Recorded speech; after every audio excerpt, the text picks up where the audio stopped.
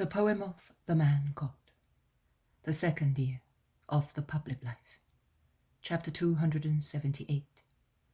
Jesus meets Lazarus at the field of the Galileans. 18th of September, 1945. The famous field of the Galileans. I think that is the meaning of the word used by Jesus to point out the meeting place with the 72 disciples sent ahead of him, is part of the Mount of Olives towards the road to Bethany, which actually passes there. And it is precisely in this place that in a vision of long ago I saw Joachim and Anne camp with Alphaeus, then a little boy, near other tents made with branches at the Feast of the Tabernacles, which preceded the conception of the Blessed Virgin. The summit of the Mount of Olives is smooth. Everything is smooth and pleasant on that mountain. The slopes, the view, the summit. It really inspires peace, clad as it is with olive trees and silence. But not now, because it is swarming with people intent on making their tents. But generally, it is a place of tranquility and meditation. On the left-hand side, with respect to those facing north, there is a light depression, and then another summit which is even smoother than the previous one. And it is on this tableland that the Galileans camp. I do not know whether it is an age-old religious custom, or whether they do so by order of the Romans to avoid conflicts with the Judeans and peoples of other regions, who are never very kind to Galileans. I do not know. I know that I can see many Galileans, amongst them Alphaeus of Sarah from Nazareth, Judas, the old landowner from Merom, Jairus, the head of the synagogue, and other people from Bethsaida, Capernaum, and other towns in Galilee, but whose names I do not know. Jesus points out the place where they should put up their tents on the eastern edge of the field of the Galileans. And the apostles, together with some disciples, among whom there is John the priest and John the scribe, Timonius, the head of the synagogue, Stephen, Ermasteus, Joseph of Emmaus, Abel of Bethlehem in Galilee, begin to make their tents with branches. While they do so, Jesus speaks to some children from Capernaum who have pressed round him, asking him dozens of questions and confiding to him as many pieces of information. When Lazarus arrives from the Bethany road with Maximinus, his inseparable companion, Jesus is facing the opposite direction and cannot see him. But the Iscariot does, and he informs the master, who leaves the children and goes towards his friend, smiling. Maximinus stops a few steps behind to leave the two completely free in their first approach, and Lazarus covers the last few yards as fast as he can, walking more painfully than ever, with a smile which trembles with pain on his lips and shines with tears in his eyes. Jesus opens his arms, and Lazarus falls onto his heart, bursting into tears. "What, my dear friend, are you still weeping?" asks Jesus, kissing his temple. He is so much taller than Lazarus, from his shoulders upwards, and looks even taller, as Lazarus is spent in his embrace of love and respect. At last, Lazarus looks up and says, "Yes, I am weeping. Last year, I gave you the pearls of my sad tears. It is therefore fair that I give you the pearls of my tears of joy. O Master, my Master, I think that there is nothing more humble and holy than good tears, and I give them to you to say thank you for my Mary, who is now a kind, happy, serene, pure, good girl, oh, much better than when she was a little girl. And I who felt that I was much above her, in my pride of an Israelite faithful to the law, now I feel I am so tiny, so nothing, as compared to her, who is no longer a woman, but a flame, a sanctifying flame. I cannot understand where she finds the wisdom, the words, the actions, which edify the whole household. I look at her as one looks at a mystery. But how could so much fire, such a jewel, be hidden under so much rottenness and be there comfortably? Neither I or Martha can ascend where she ascends. But how can she, if her wings were broken by vice? I do not understand. And there is no need for you to understand. It is enough that I understand. But I tell you that Mary has turned the powerful energy of her being towards good. She has bent her character towards perfection. And since her character is of powerful absolutism, she thrusts herself unreservedly on that way. She makes use of her experience in evil to be as powerful in good as she was in evil, and using the same method of giving herself entirely as she did in evil. She has given herself entirely to God. She has understood the law of love God with your whole being, with your body, your soul, and with all your strength. If Israel were made of Marys, if the world were made of Marys, we would have the kingdom of God on the earth, as it will be in the most high heaven. Oh, Master! And it is Mary of Magdala who deserves such words. It is Mary of Lazarus, the great friend, the sister of my great friend. How did you know that I was here, if my mother has not yet come to Bethany? The steward of the clear water has come to me by forced marches and told me that you were coming. Every day I sent a servant here. A little while ago he came, saying he has arrived and is at the field of the Galileans. I left immediately. But you are suffering so much, Master, my legs, and you came. I would have come soon.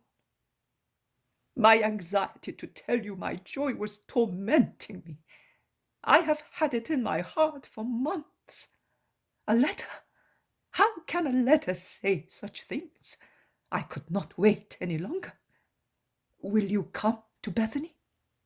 Of course, immediately after the feast. You are anxiously awaited. That Greek girl, what a mind! I speak very much with her, anxious as she is to learn about God. But she is very well educated, and I succumb, because I do not know certain things very well. It takes you. And I will come. Now let us go to Maximinus, and then I beg you to be my guest. My mother will be happy to see you, and you will be able to rest. She will soon be here with the boy. And they go to Maximinus, who kneels down, greeting him.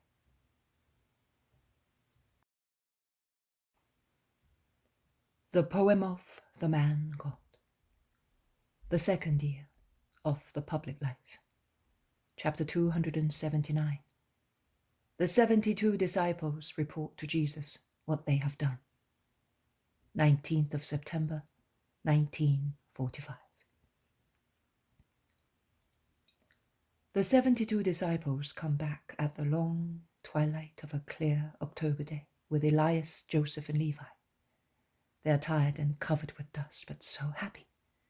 The 3 shepherds are happy that they are now free to serve the Master.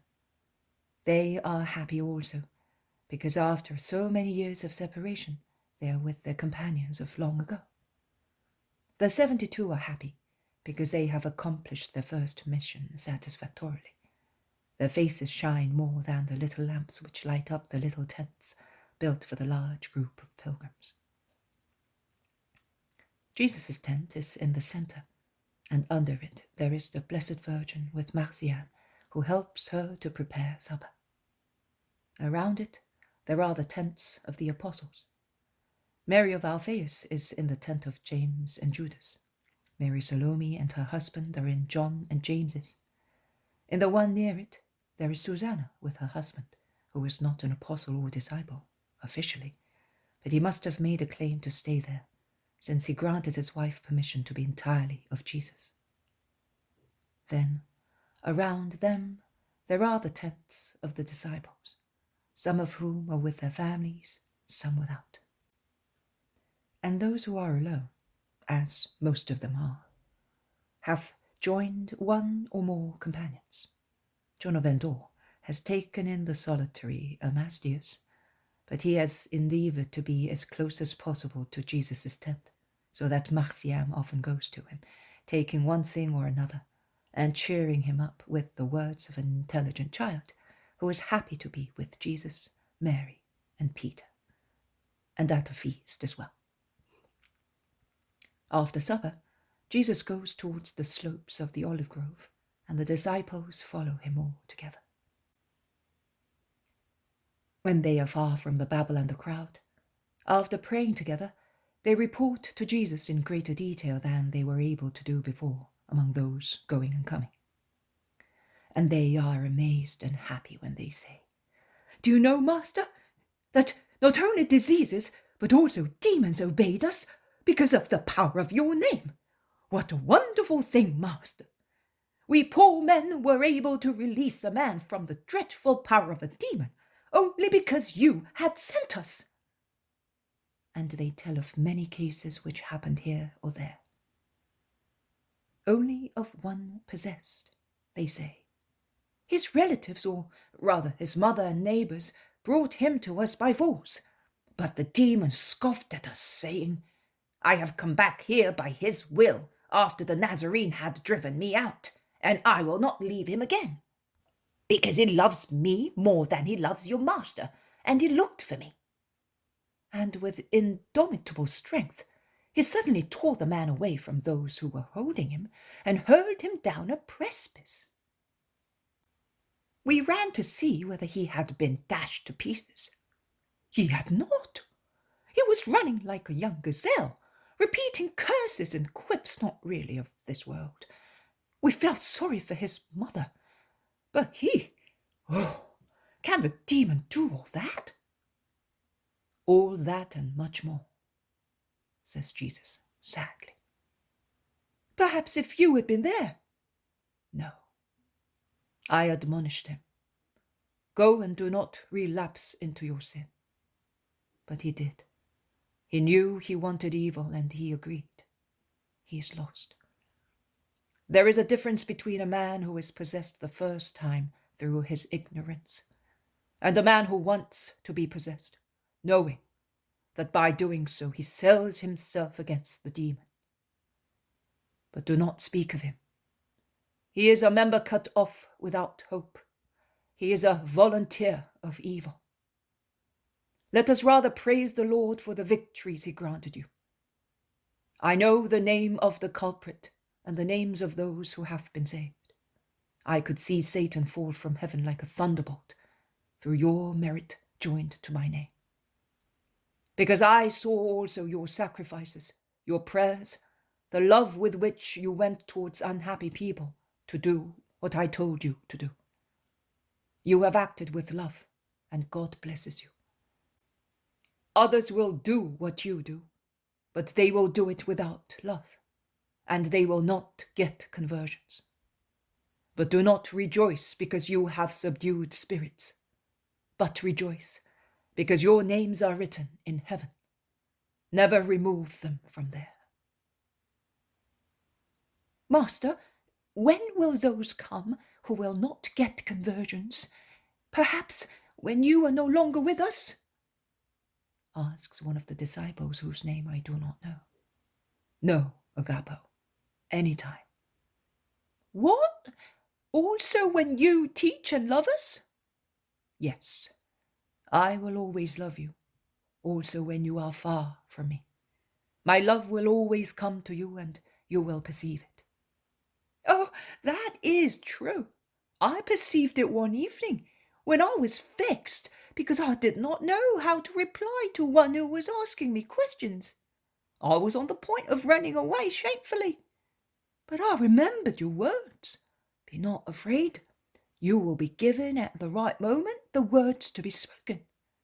And I invoked you in my spirit. I said, Jesus certainly loves me. I am calling his love to assist me. And your love came to me like a fire, a light, a strength. The man before me was watching me, sneering ironically and winking at his friends. He was sure to win the argument. I opened my mouth, and it was like a river of words which flowed out joyfully from my silly mouth. Marcy, did you really come, or was it an illusion? I do not know. I know that at the end the man, he was a young scribe, threw his arms round my neck, saying, You are blessed, and blessed is he who has led you to such wisdom. And he seemed anxious to find you. Will he come? Man's thoughts are as labile as the words written on water, and his will is as restless as the wing of a swallow flying about for its last meal of the day. But pray for him. Yes, I did come to you.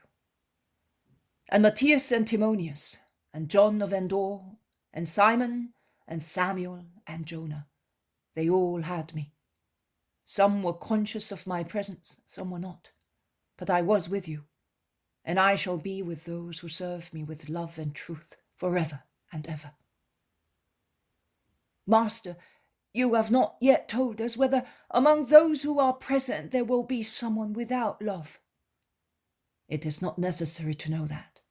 It would be lack of love on my part to instigate indignation towards a companion who is not capable of loving. But are there many? You can tell us that. Yes, there are. Love is the simplest, sweetest, and rarest thing there is. And even when it is sown, it does not always take root. But if we do not love you, who can? There is almost anger among the apostles and disciples who are upset by suspicion and sorrow. Jesus closes his eyes. He conceals them that they may give no hint. But he makes a resigned, kind, sad gesture with his hands, which he stretches out with open palms. His gesture of resigned confession and admission. And he says, That is how it should be, but it is not so. Many do not know themselves yet, but I know them, and I pity them. Oh, Master, is it I, perhaps? Asks Peter, going close to Jesus, squeezing poor Marcian between himself and the Master, and throwing his short, muscular arms towards the shoulder of Jesus, whom he grasps and shakes, looking mad with the terror of being one who does not love Jesus. Jesus opens his bright but sad eyes, and looking at Peter's inquisitive and frightened face, he says to him, No, Simon of Jonah, not you. You know how to love, and you will love more and more. You are my stone, Simon of Jonah, a good stone. I will lay on it the things dearest to me, and I am sure that you will support them without any disturbance. And I, the question is being repeated like an echo from mouth to mouth. Peace, peace. Be calm and endeavour, all of you, to possess love. But which of us knows how to love most? Jesus looks round at everyone. A smiling caress. He then lowers his eyes and looks at Marcia, still squeezed between himself and Peter, and pushing Peter aside a little. He turns the boy round with his face towards the little crowd and says, "Here is he who knows how to love most among you, the boy. But you, whose cheeks are covered with beards and whose hair is grey, must not tremble with fear. Whoever is born again in me becomes a child. Oh, go in peace. Praise God who called you, because you really see with your eyes the wonders of the Lord. Blessed are those who will also see what you see, because I assure you that many prophets and kings desired to see what you see, but they did not. And many patriarchs would have liked to know what you know, but they did not know. And many just people would have liked to hear what you hear, but they were not able to hear it. But from now on, those who love me will know everything. And after, when you have gone, as you say, afterwards, you will speak on my behalf. And later, large groups, not by number but by grace, of those who will see, know, and hear what you now see, know, and hear. Oh, large, beloved multitudes of my little big ones. Eternal eyes, eternal minds, eternal ears. How can I explain to you who are around me that this eternal living will be, rather than eternal, endless living of those who will love me, and whom I will love to the extent of abolishing time, and they will be the citizens of Israel, even if they live when Israel will be simply the remembrance of a nation, and they will be the contemporaries of Jesus living in Israel, and they will be with me and in me, until they learn what time has cancelled and pride has confused. What name shall I give them? You apostles, you disciples, the believers will be called Christians. And those, what name will they have? A name known only in heaven. What reward will they receive from the earth? My kiss, my voice, the warmth of my body, all myself. I, they, I. Utter communion. Go. I will stay to delight my spirit in the contemplation of those who in future will know and love me in an absolute manner. Peace be with you.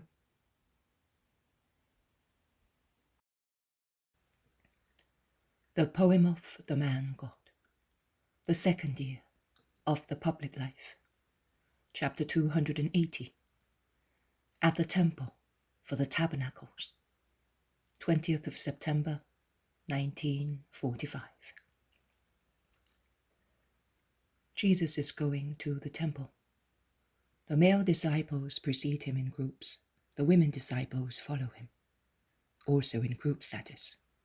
His mother, Mary of Clopas, Mary Salome, Susanna, Johanna of Cusa, Eliza of Bethzur, Annalea of Jerusalem, Martha and Marcella.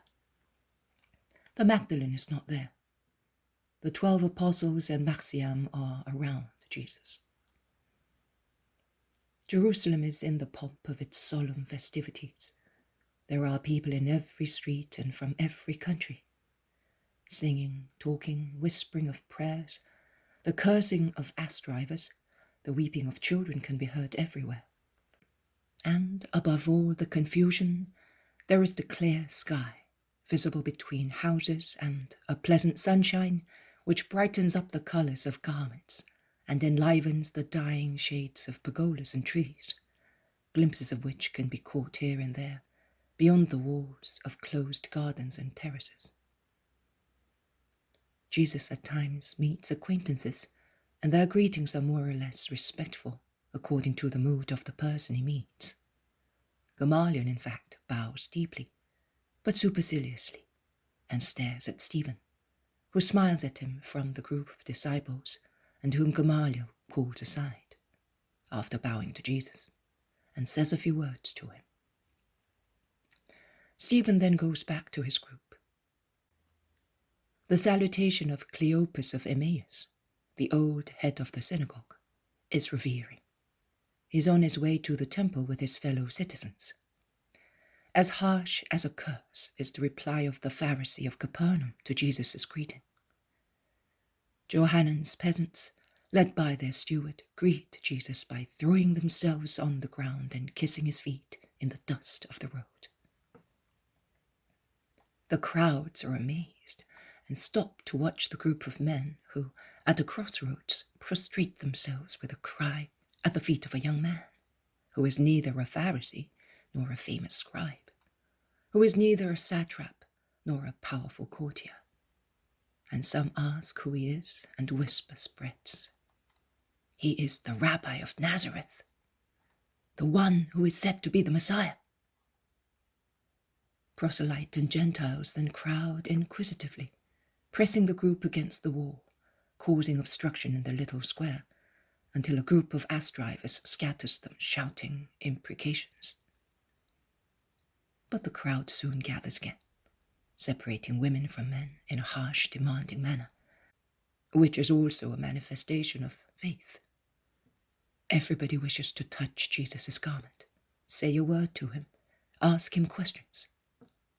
Their efforts are quite futile, because in their haste, in their anxiety and restlessness to move forward, they push one another so that no one is successful, and even questions and answers become muddled in the babble. The only one who disregards the scene is Marciam's grandfather, who replied with a shout to his grandson's shout, and immediately after revering the master, has clasped the boy to his heart, and remaining thus, sitting back on his heels, his knees on the ground, is holding him on his lap, admiring and caressing him with tears and joyful kisses, asking him questions and listening to him. The old man is already in paradise, so happy as he is. The Roman troops rush to the spot thinking there is a brawl, and they push through the crowd. But when they see Jesus, they smile and withdraw tranquilly, and merely advise the people present to clear out of the important crossroads. Jesus obeys at once, taking advantage of the space made by the Romans, who are walking a few steps ahead of him, as if they were making way for him, whereas in actual fact they are going back to their outpost. The Roman guard has, in fact, been reinforced, as if Pilate were aware of the ill feeling of the crowds and were afraid of an insurrection when Jerusalem is full of Jews from all over. And it is beautiful to see him go, preceded by the Roman squad, like a king, to whom they make way while he goes to his possessions. When passing by, he says to the boy and the old man, "Remain together and follow me." And to the steward, "Please, leave your men with me. They will be my guests until this evening." The steward replies respectfully, "Everything will be done as you wish." And he goes away after bowing deeply. The temple is now close at hand, and the swarming of the crowds, just like ants near the ant nest, is even denser, when one of Johannan's peasants shouts, "There is our master!" and falls on his knees to greet him, imitated by all the others. Jesus remains standing in the middle of a group of people prostrated, because the peasants had gathered round him.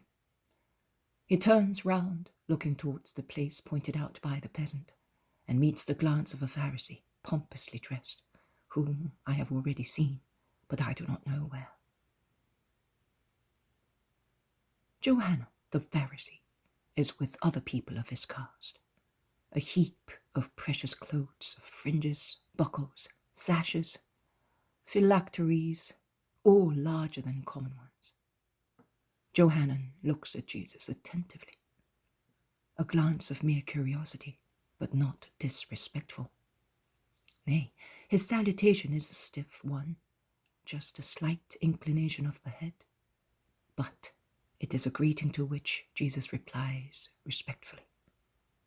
2 or 3 more Pharisees greet him, whilst others look scornfully or pretend to be looking elsewhere. Only one hurls an insult, and the people near Jesus start, and even Johanan turns round immediately, fulminating with his eyes the offender, a man younger than he is, with hard, conspicuous features. Once they have gone by, and the peasants dare to speak, one of them says, "That is Doris, master, the one who cursed you." "Never mind, I have you who bless me," replies Jesus calmly. Leaning against an archivolt, there is Manan with other people, and as soon as he sees Jesus, he raises his arms with a cry of joy. "This is surely a joyous day, as I found you!" And he moves towards Jesus, followed by those who are with him. He reveres Jesus under the shady archivolt, under which voices resound like under a dome. While Manan is greeting Jesus, his cousins, Simon and Joseph, pass near the apostolic group with other Nazarenes. But they do not even say hello. Jesus looks at them sadly, but does not say anything. Judas and James speak to each other excitedly. Judas quivers with rage and runs away, resisting restraints by his brother. But Jesus calls him with such a commanding voice, "Judas, come here!" that Alphaeus' vexed son comes back. "Leave them alone. They are like seed which has not yet felt springtime. Leave them alone. They are like seed which has not yet felt springtime. Leave them in the dark of the insensitive sod. I will penetrate it just the same, even if the sod should become jasper, closed round the seed. I will do it in due time." But the weeping of Mary of Alphaeus, who is desolate, resounds louder than the answer of Judas of Alphaeus, the long weeping of a distressed person. But Jesus does not turn round to comfort her, although her groaning is very clearly heard under the archivolt, resounding with echoes. He continues to speak with Manan, who says to him, "These are the disciples of John's, and have come with me. Like me, they want to be yours." Peace be with good disciples. Over there are Matthias, John, and Simeon, who are now with me for good. I welcome you as I welcome them, because everything that comes from the Holy Precursor is dear to me. They have now reached the enclosure of the temple. Jesus gives instructions to the Iscariot and Simon Zealot for the ritual purchases and offerings.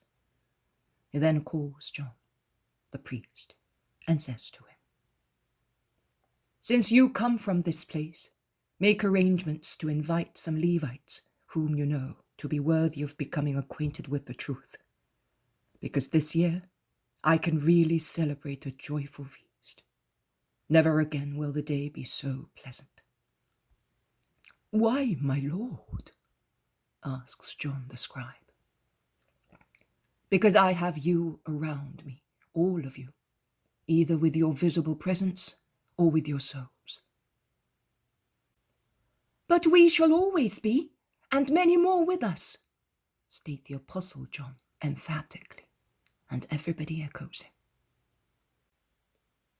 Jesus smiles, but remains silent, while John the priest goes away to the temple, together with Stephen, to carry out the order. Jesus shouts after him, "Join us at the porch of the pagans!" They enter, and almost immediately they meet Nicodemus, who bows deeply, but does not approach Jesus, but he exchanges with Jesus a meaningful smile full of peace. While the women stop where they are allowed, Jesus goes with the men to the place of Jews to pray, and after accomplishing the rite, he comes back to join those who are waiting for him at the porch of the pagans. The very large and high porches are crowded with people listening to the lessons of the rabbis. Jesus directs his steps to the spot where the 2 apostles and the 2 disciples sent ahead are standing, waiting for him. He is soon crowded with people, as many people spread in the crowded marble court join the apostles and disciples. Curiosity is such that some disciples of rabbis also approach the circle round Jesus, but I do not know whether they do so spontaneously or because their masters have sent them. Jesus asks point blank, "Why are you pressing round me? Tell me, you have well-known rabbis who are well-liked by everybody. I am the unknown and disliked one. So why do you come to me?" "Because we love you," replied some. Some say, "Because your words are different from the words of the others." Some, "To see your miracles." Or, "Because we have heard people talk about you." Or, "Because you alone have words of eternal life and deeds corresponding to your words." And finally, some say, "Because we want to join your disciples." Jesus looks at these people while they speak, as if he wanted to pierce them with his eyes and read their most hidden thoughts, and some of them, who cannot resist his glance, go away, or hide behind a column, or behind the people taller than they are. Jesus resumes, "But do you know what it means, and what it is, to follow me? I am replying to those words only, because curiosity does not deserve a reply, and because those who hunger for my words obviously love me and wish to join me.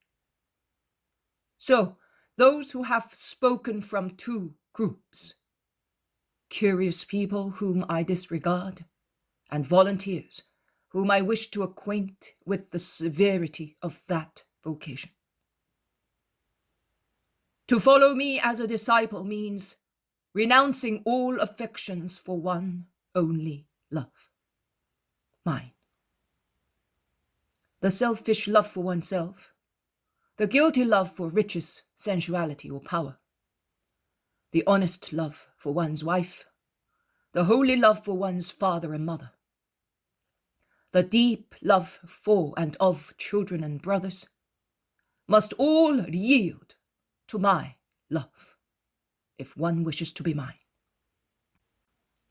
I solemnly tell you that my disciples must be more free than birds flying in the sky, more free than winds blowing across the firmament without anyone or anything holding them back.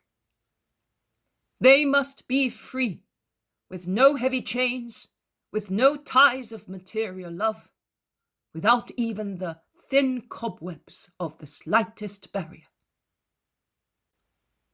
The spirit is a delicate butterfly enclosed in the heavy cocoon of the flesh, and even the iridescent, impalpable web of a spider can slow down its flight or stop it altogether. The spider of sensuality, of the lack of generosity and sacrifice. I want everything unreservedly. The spirit needs such freedom and generosity in giving, to be sure that it is not entangled in the cobwebs of affections, habits, considerations, fears, stretched out like as many threads by the monstrous spider which is Satan, the robber of souls. If one wants to come to me and does not hate in a holy manner, father, mother, wife, children, brothers and sisters, and one's very life, one cannot be my disciple. I said, hate in a holy manner. Within your hearts, you are saying, hatred, as he taught us, is never holy. So he is contradicting himself. No, I am not contradicting myself. I say that you must hate the heaviness of love, the sensual passionateness of love for your father and mother, wife and children, brothers and sisters, and for your very life. On the contrary, I order you to love relatives and life with the light freedom of spirits. Love them in God and for God, never postponing God to them, endeavoring and taking care to lead them where the disciple has already arrived, that is, to God, the truth. You will thus love God and relatives in a holy manner, safeguarding each love, so that family ties will not be a burden but wings, not a fault but justice. You must be prepared to hate even your lives in order to follow me. He hates his life who, without fear of losing it or making it sad from a human point of view, uses it to serve me. But it is only an appearance of hatred, a feeling erroneously called hatred by man, who cannot elevate himself, as he is entirely earthly, by little superior to brutes. In actual fact, such apparent hatred, which consists in denying sensual satisfaction to one's life in order to give a more and more intense life to the spirit, is love. It is love of the highest degree and the most blessed. To deny oneself base satisfactions, to reject sensual affections, to risk unfair reproaches, criticisms, and punishment, being rejected, cursed, and perhaps persecuted. All that is a sequence of grief. But it is necessary to embrace such grief and take it upon yourselves like a cross, a scaffold on which all past faults are expiated to be justified by God, from whom you can obtain every true, mighty, holy grace for those whom we love. He who does not carry his cross and does not follow me, he who cannot do that cannot be my disciple. Therefore, you who say, we have come because we want to join your disciples, must ponder on that very carefully. It is not a shame, but it is wisdom to weigh and judge oneself, and admit both to oneself and others, I am not the stuff of which disciples are made. What? The heathens have a basis of one of their doctrines, the necessity of knowing oneself. And could you Israelites not do that to gain heaven? Because remember this, blessed are those who will come to me. But rather than come to betray me and him who sent me, it is better not to come at all and remain children of the law, as you have been so far. Woe betide those who, after saying, I will come, cause damage to the Christ by being the betrayers of the Christian idea, the scandalizers of little ones and of good people. Woe betide them! And yet there will always be some of them. You ought therefore to imitate him who wants to build a tower. First, he carefully works out the necessary expenses and counts his money to ensure that he has enough to complete the work, lest, after laying the foundations, he may have to stop building through lack of money, in which case he would lose what he had previously and would be left without tower and without talents, and over and above he would be scoffed at by people, saying, he began to build, but was not able to finish the job. He can now stuff his stomach with the ruins of his unfinished building. Imitate the kings of the earth also by letting the poor events of the world be useful for supernatural teaching. When they want to go to war with another king, they calmly and carefully examine everything, the pros and cons. They consider whether the benefit of the conquest is worth the lives of the subjects. They study whether it is possible to conquer the place, whether their forces, which are half those of their enemy, but more pugnacious, can win. And as they rightly think that it is unlikely that 10,000 can beat 20,000 soldiers, before clashing with the enemy, they send ambassadors with rich gifts for the other king, and thus soothe him, as his suspicions had already been aroused by the military movements of the other. They disarm him with some proof of friendship. They dispel his doubts and fears and make a treaty of peace with him, which is always more advantageous than a war, both from the human and spiritual point of view. That is what you must do before beginning a new life and fighting the world.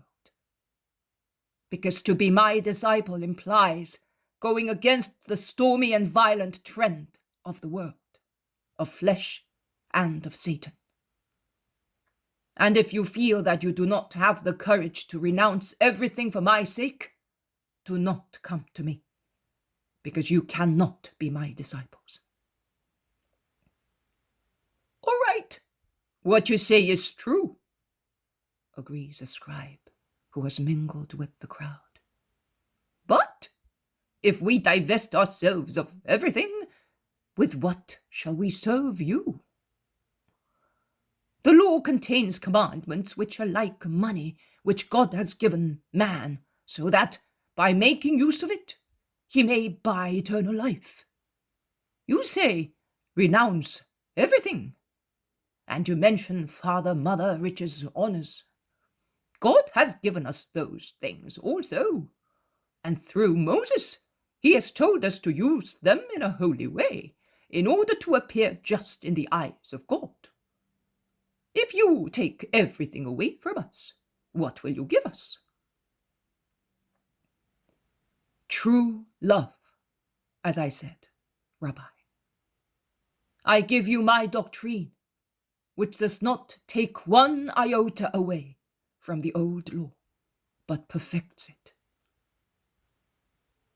So we are all disciples alike, because we all have the same things.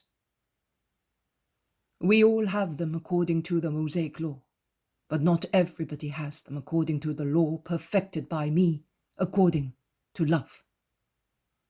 Not everyone achieves it in the same amount of merits. Even among my disciples, not everybody will have the same amount of merits. And some not only will not have an amount, but will lose also the one coin they have, their souls. What? Who was given more will be left with more.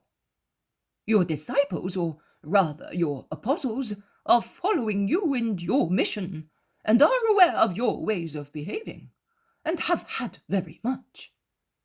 Your real disciples have received much. Those who are disciples only by name have received less, and those who, like me, listen to you only by accident, receive nothing. It is obvious that your apostles will have very much in heaven. Your real disciples, much. Your disciples by name, less. Those like me, nothing. It is obvious from a human point of view. But even from a human point of view, it is wrong. Because not everybody is capable of making the goods received yield a profit.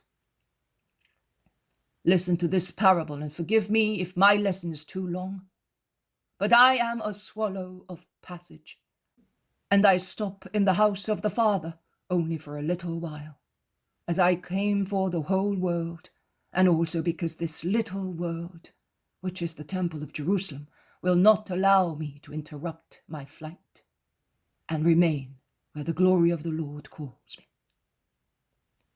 Why do you say that? Because it is the truth. The scribe looks round and lowers his head. He can see that it is the truth, as it is written on the faces of many members of the Sanhedrin, of rabbis and Pharisees who have been enlarging the crowd around Jesus. Faces green with bile or purple with wrath, looks equivalent to words of curse and spittle of poison. Ill feeling fermenting everywhere, desire to ill-treat the Christ, which remains a mere desire only because of fear of the many people surrounding the Master with affection, and who are ready for anything in order to defend him. And perhaps because of fear of punishment by Rome, benign towards the meek Galilean Master. Jesus calmly resumes clarifying his thoughts by means of a parable. A man who was about to set out on a long journey, and thus be away for a long time, called all his servants and committed all his wealth to them. He gave some of them 5 silver talents, some 2 silver talents, some only 1 gold talent, each according to his position and capability. And then he left. Now the servant who had received 5 silver talents negotiated them diligently, and after some time they brought him 5 more. The servant who had received 2 silver talents did the same and doubled the amount received. But the servant to whom the master had given most, 1 talent of pure gold, was seized with fear that he might not be successful, with the fear of thieves and of many fanciful conceptions, and above all with laziness. And he dug a deep hole in the ground and hid his master's money in it. Many months went by, and the master came back.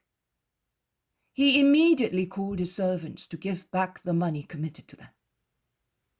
The one who had received 5 silver talents came and said, "Here, my lord, you gave me 5, as I thought it was wrong not to make what you have given me yield some profit. I did my best, and I gained 5 more talents.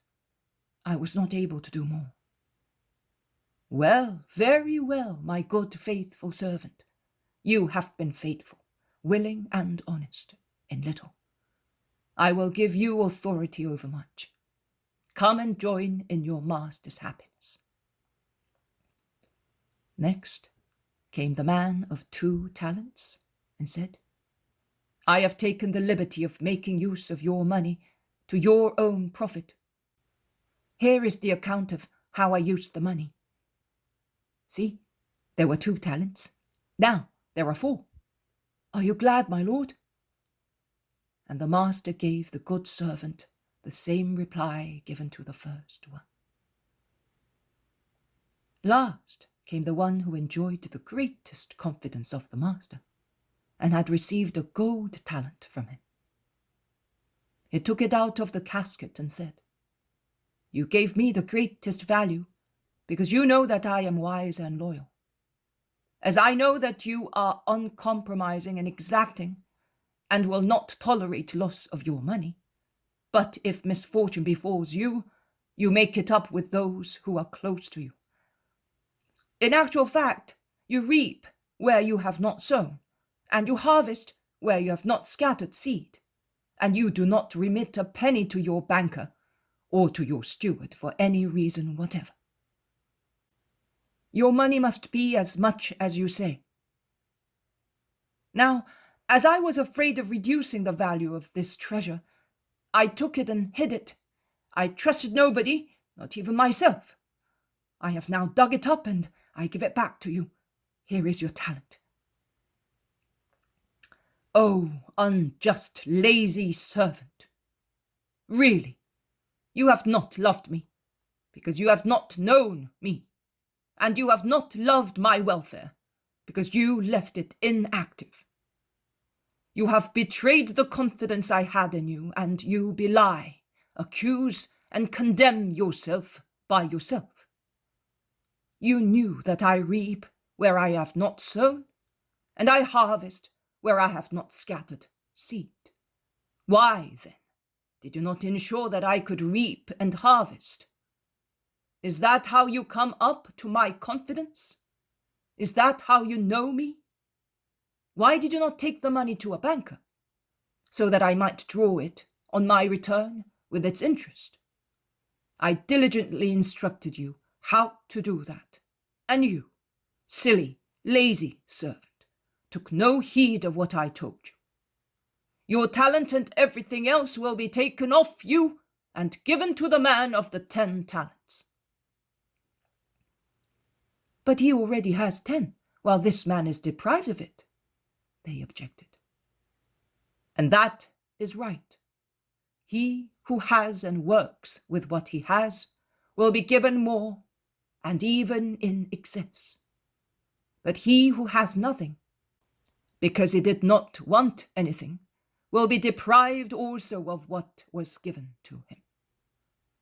With regard to the useless servant who betrayed my confidence and left inactive the gifts I had given him, throw him out of my property and let him go and weep and eat his heart out.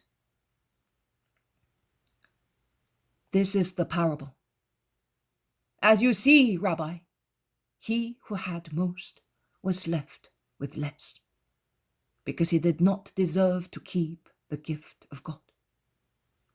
And it is not necessarily true that one of those whom you call a disciple only by name, having thus little to negotiate, or even one of those who listen to me only by accident, as you say, and have only their souls as money, cannot be successful in getting the gold talent and the interest of it, which will be taken from one who had been given the most. The surprises of the Lord are endless, because the reactions of man are endless. You will see Gentiles reaching eternal life and Samaritans possessing heaven. And you will see pure Israelites and followers of mine losing heaven and eternal life. Jesus becomes silent as if he wished to put an end to the debate, and he turns towards the enclosure of the temple.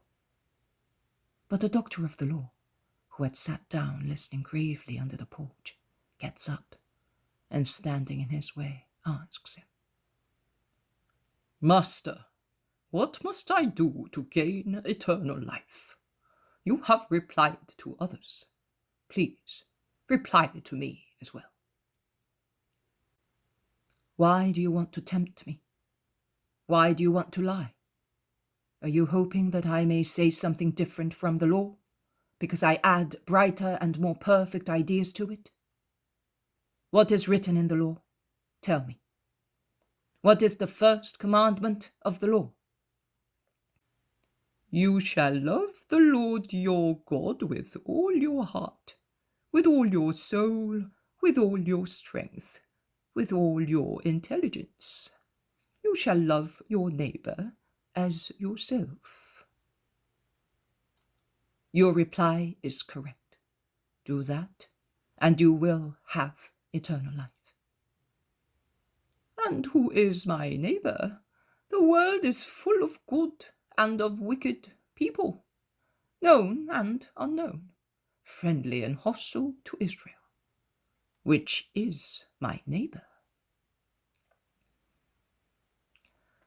A man going from Jerusalem down to Jericho through the mountain gorges ran into a highwayman, who after wounding him severely despoiled him of all his belongings and his very clothes, and left him more dead than alive on the edge of the road. A priest, who had finished his turn at the temple, travelled down the same road. Oh, he was still smelling of the incense of the holy, and his soul should have been scented with supernatural kindness and love, after being in the house of God, almost in touch with the Most High. The priest was in a hurry to get back home, so he looked at the wounded man, but did not stop. He passed by hurriedly, leaving the poor man on the edge of the road. A Levite passed by. Should he become contaminated who must serve in the temple? Never. He gathered his tunic so that it might not get stained with blood. He cast a glance over the man moaning in his blood and quickened his pace towards Jerusalem, towards the temple. Third came a Samaritan, who was traveling from Samaria towards the ford. He noticed the blood. He stopped, saw the wounded man in the deepening twilight. He dismounted and approached the wounded man, whom he gave a sip of strong and generous wine. He then tore his mantle to make bandages and gently dressed the man's wounds after bathing them with vinegar and applying oil to them. He mounted the man on his horse and carefully led the animal, supporting the man at the same time, comforting him with kind words, without worrying about all the trouble or being annoyed, because the man was of Jewish nationality. When he arrived in town, he took him to an inn, watched over during the night, and at dawn, seeing that he was better, he entrusted him to the innkeeper, paying him in advance with some denarii, and saying, "Look after him as you would look after me. On my way back, I will make good any extra expense you have, with a good measure, if you do everything well." And he went away. Tell me now, doctor of the law, which of these three was a neighbor for the man who had run into highwaymen? The priest, perhaps? Or the Levite, perhaps? Or was it not the Samaritan who did not ask who the wounded man was, why he was wounded, whether he was doing the wrong thing by assisting him, wasting time and money and running the risk of being taken for his wounder? The doctor of the law replies, "The last one who took pity on him was his neighbor." Do the same yourself, and you will love your neighbor and God in your neighbor, and you will deserve eternal life.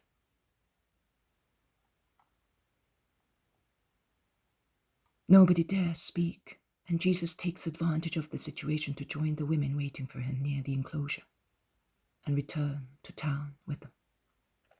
A couple of priests have now joined the disciples, or rather, a priest and a Levite, a venerable old man, the former, a very young one, the latter.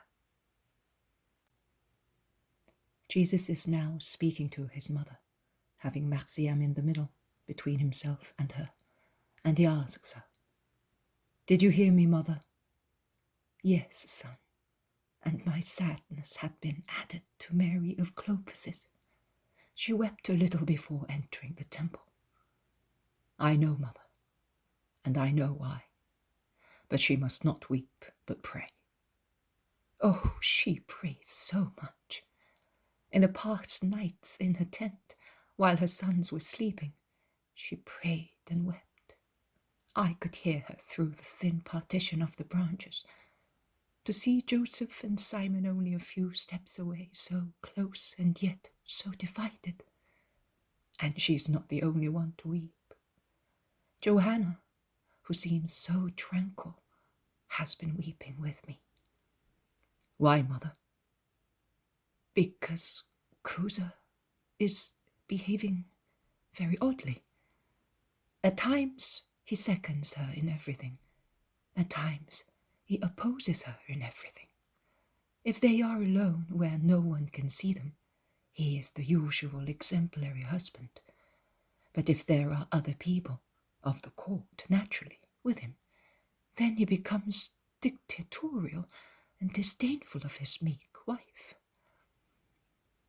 She does not understand why.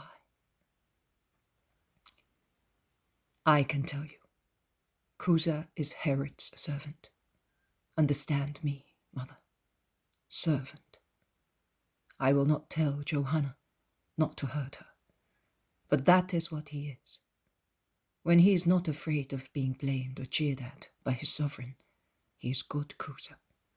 But when he fears that, he is no longer so. Is it because Herod is very angry because of Manahen and... It is because Herod is mad with tardy remorse for yielding to Herodias. But Johanna already has so much happiness in life. Under her coronet, she must wear her chalice. Annalea also weeps. Why? Because her fiancé is going astray, against you. Tell her not to weep. It is a solution, a grace of God. Her sacrifice will bring Samuel back to good. For the time being, she will be left free from any pressure for marriage. I promised her to take her with me. She will precede me in death. Son. Mary presses Jesus' hand, while her face becomes deadly pale. Dear Mother, it is for the sake of men. You know. It is for the love of men. Let us drink our chalice with goodwill. Is that right? Mary stifles her tears and replies, yes. A tortured, heart-rending yes. Marciam looks up and says to Jesus,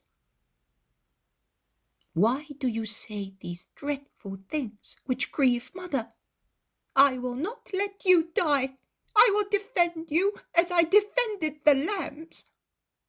Jesus caresses him, and to raise the spirits of the two distressed ones, he asks the boy, what will your little sheep be doing now? Do you not miss them? Oh, I am with you, but I always think of them, and I wonder, will Porphyria have led them to the pasture? And will she watch that Foam does not go to the lake? Foam is so lively, you know. Her mother calls her repeatedly, without avail. She does what she likes. And Snow, she's so greedy that she eats until she's sick. Do you know, Master? I know what it is to be a priest in your name. I understand better than the others. They, and he points at the apostles who are coming behind, they say so many big words. They make so many plans for the future. I say, I will be a shepherd for men, as I am for sheep, and that will be enough. My mummy and yours told me yesterday such a lovely passage of the prophets, and she said to me, our Jesus is just like that. And in my heart I said, I will be like that too. Then I said to our mother, for the time being I am a lamb. Later I will be a shepherd. Jesus instead is at present the shepherd, and he is also the lamb. But you are always a ewe lamb, our dear, white, beautiful ewe lamb, whose words are sweeter than milk. That is why Jesus is such a lamb, because he was born of you, the little lamb of the Lord. Jesus stoops and kisses him fondly. He then asks him, So you really want to be a priest? Of course, my lord. That is why I try to become good and learn so much. I always go to John of Endor. He treats me as a man so kindly. I want to be the shepherd of the sheep, both misled and not misled, and the doctor-shepherd of those which are wounded or suffer from fractures, as the prophet says. Oh, how lovely! And the boy takes a jump, clapping his hands. What has this black cap got that he is so happy? Asks Peter, coming forward. He sees his way very clearly until the end, and I consecrate his vision with my approval. They stop before a high building, which, if I'm not mistaken, is near the offal district, but in a more refined spot. Are we stopping here? This is the house which Lazarus offered me for our joyful banquet. Mary is already here. Why does she not come with us? For fear of being jeered at? Oh no, I told her. Why, Lord? Because the temple is more sensitive than a pregnant wife. As long as I can, and not out of cowardice, I do not want to collide with it. It will be of no use to you, master. If I were you, I would not only collide with it, but I would hurl it down from Moriah with all those who are in it. You are a sinner, Simon. One must pray for one's fellow creatures, not kill them. I am a sinner, but you are not, and you ought to do it. There is who will do it, after the measure of sin has been filled. Which measure? A measure that will fill the whole temple, overflowing in Jerusalem. You cannot understand. Oh, Martha, open your house to the pilgrim. Martha makes herself known and opens the door. They all go into a long hall, ending in a paved yard with a single tree in each of the four corners. There is a large hall above the ground floor, and from its open windows it is possible to see the whole town with its hills and slopes. I thus realize that the house is in the south or southeast side of the town. The table has been laid for many guests. Many tables are set in parallel rows. About 100 people can comfortably have a meal. Mary Magdalene, who was busy in the storeroom, arrives and prostrates herself before Jesus. Then Lazarus comes in with a happy smile on his drawn face. The guests enter little by little. Some seem rather embarrassed. Some are more sure of themselves. But the kindness of the women soon makes them all feel at home. John, the priest, introduces to Jesus the two he has brought from the temple. Master, my good friend Jonathan and my young friend Zacharias, they are true Israelites without malice or ill will. Peace be with you. I am happy to have you. The right must be kept also in these pleasant customs, and it is lovely that the ancient faith gives a friendly hand to the new faith, which has come from the same origin. Sit beside me while we wait for dinner time. The patriarchal Jonathan speaks, while the young Levite looks around curiously and seems amazed and somewhat shy. I think he wants to give himself easy manners, but in actual fact is like a fish out of water. Fortunately, Stephen comes to his aid and brings him, one after the other, the apostles and the main disciples. The old priest says, caressing his white beard, When John came to me, his master, to show me that he had been cured, I wanted to meet you. But, master, I hardly ever leave my enclosure. I am old, but I was hoping to see you before dying. and Jehovah has heard me. May he be praised. Today I heard you in the temple. You excel the old wise Hillel. I do not want to doubt, nay, I cannot doubt that you are what my heart is expecting. But do you know what it is to have imbibed for almost 80 years the faith of Israel as it has become through centuries of human handling? It has become our blood. And I am so old. To hear you is like hearing the water that gushes out of a cool spring. Oh, yes, a virgin water. But I am full of the tired water, which comes from so far away and has been made heavy by so many things. How can I get rid of that saturation and enjoy you? By believing and loving me. Nothing else is required for just Jonathan. But I will die soon. Shall I have time to believe everything you say? I shall not even be able to follow all your words or learn them from other people.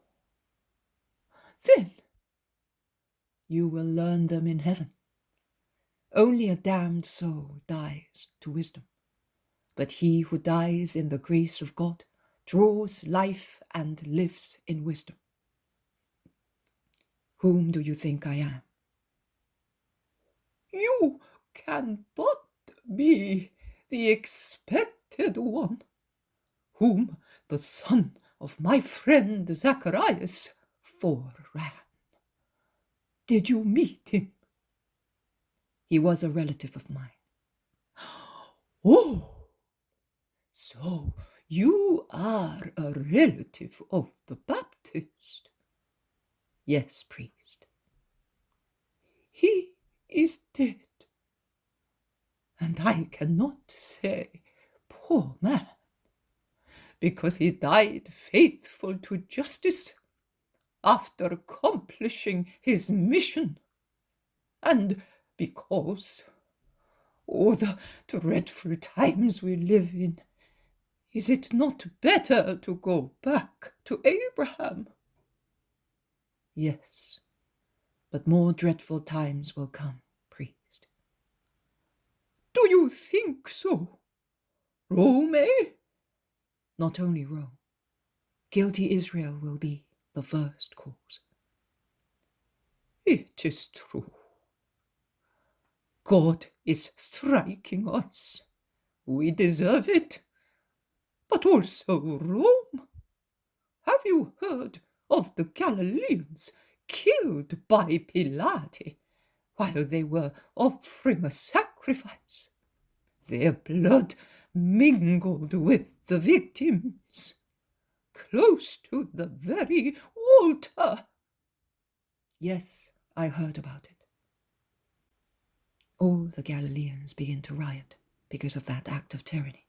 They shout, "It is true that he was a false Messiah, but why kill his followers after striking him? And why at that moment?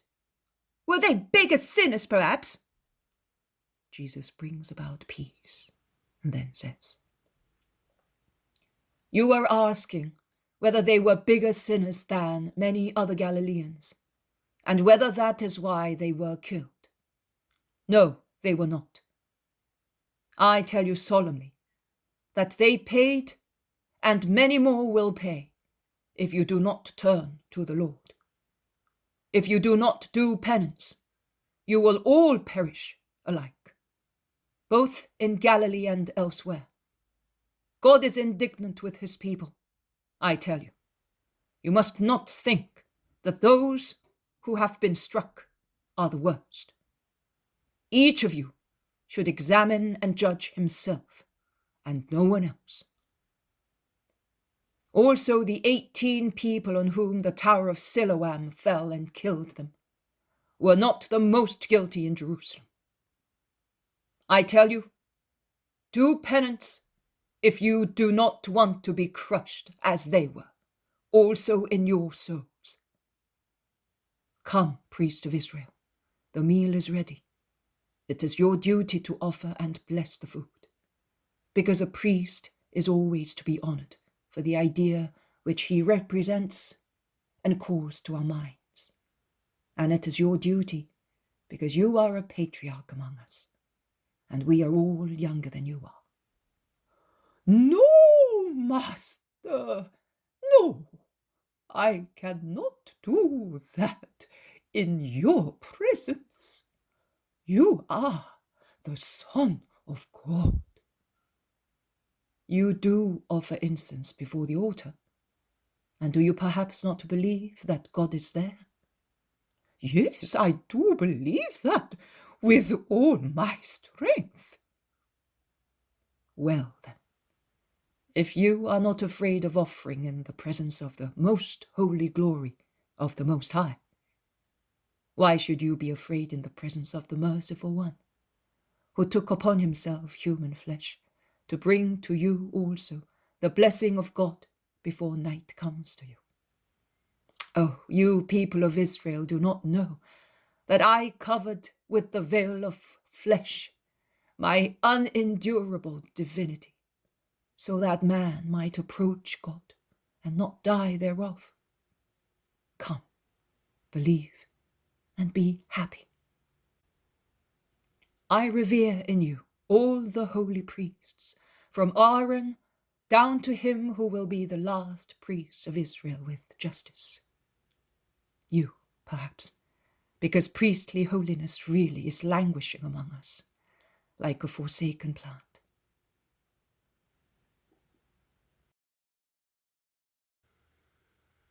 The poem of the man God, the second year of the public life. Chapter 281. At the temple, they are aware of Ermasteus, of John of Endor, and of Syntyche. 21st of September, 1945. Jesus is on his way to Bethany with the apostles and disciples, and is speaking to the disciples whom he orders to part, so that the Judeans will go through Judea and the Galileans up Transjordan, announcing the Messiah. The instruction raises some objections. I get the impression that Transjordan did not enjoy a very good reputation among Israelites. They talk of it as if it were a pagan region, and that offends the disciples from that area, among whom the most influential is the head of the synagogue of the Clear Water, and then a young man, whose name I do not know, and both vigorously defend their towns and their fellow citizens. Timonius says, Come, my lord, to Aera, and you will see how they respect you there. You will not find as much faith in Judea as there is there. Nay, I do not want to go there. Let me stay with you, and send a Judean and a Galilean to my town. They will see how they believed in you, on my words only. And the young man says, I believed without even seeing you, and I looked for you after my mother had forgiven me. But I am happy to go back there, although that means being mocked by wicked citizens as I was once, and being reproached by good people for my behaviour in the past. But it does not matter. I will preach you through my example. You are right. You will do as you said, and then I will come. And you, Timonius, are right too. So Hermas will go with Abel of Bethlehem in Galilee, to announce me at Aera, while you, Timonius, will stay with me. But I do not want such disputes. You no longer are Judeans or Galileans. You are disciples. That is enough.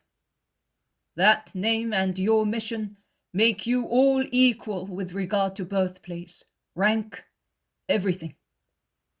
In one thing only you may differ, in holiness. That will be individual, and in the measure which each of you will be able to attain. But I would like you all to have the same measure, the perfect one.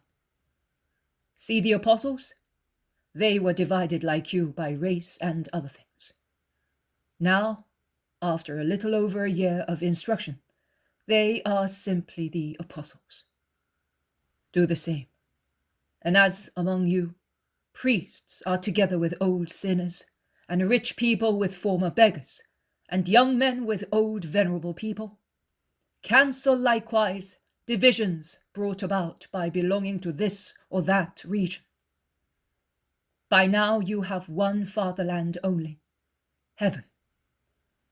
Because you have set off in the way to heaven, each of his own free will. Never give my enemies the impression that you are hostile to one another. Sin is your enemy, nothing else. They proceed in silence for some time. Then Stephen approaches the master and says, I have something to tell you. I was hoping that you would ask me, but you did not.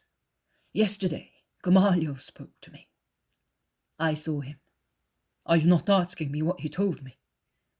I am waiting for you to tell me, because a good disciple has no secrets from his master. Gamaliel, master, come a little ahead with me. Well, let us go.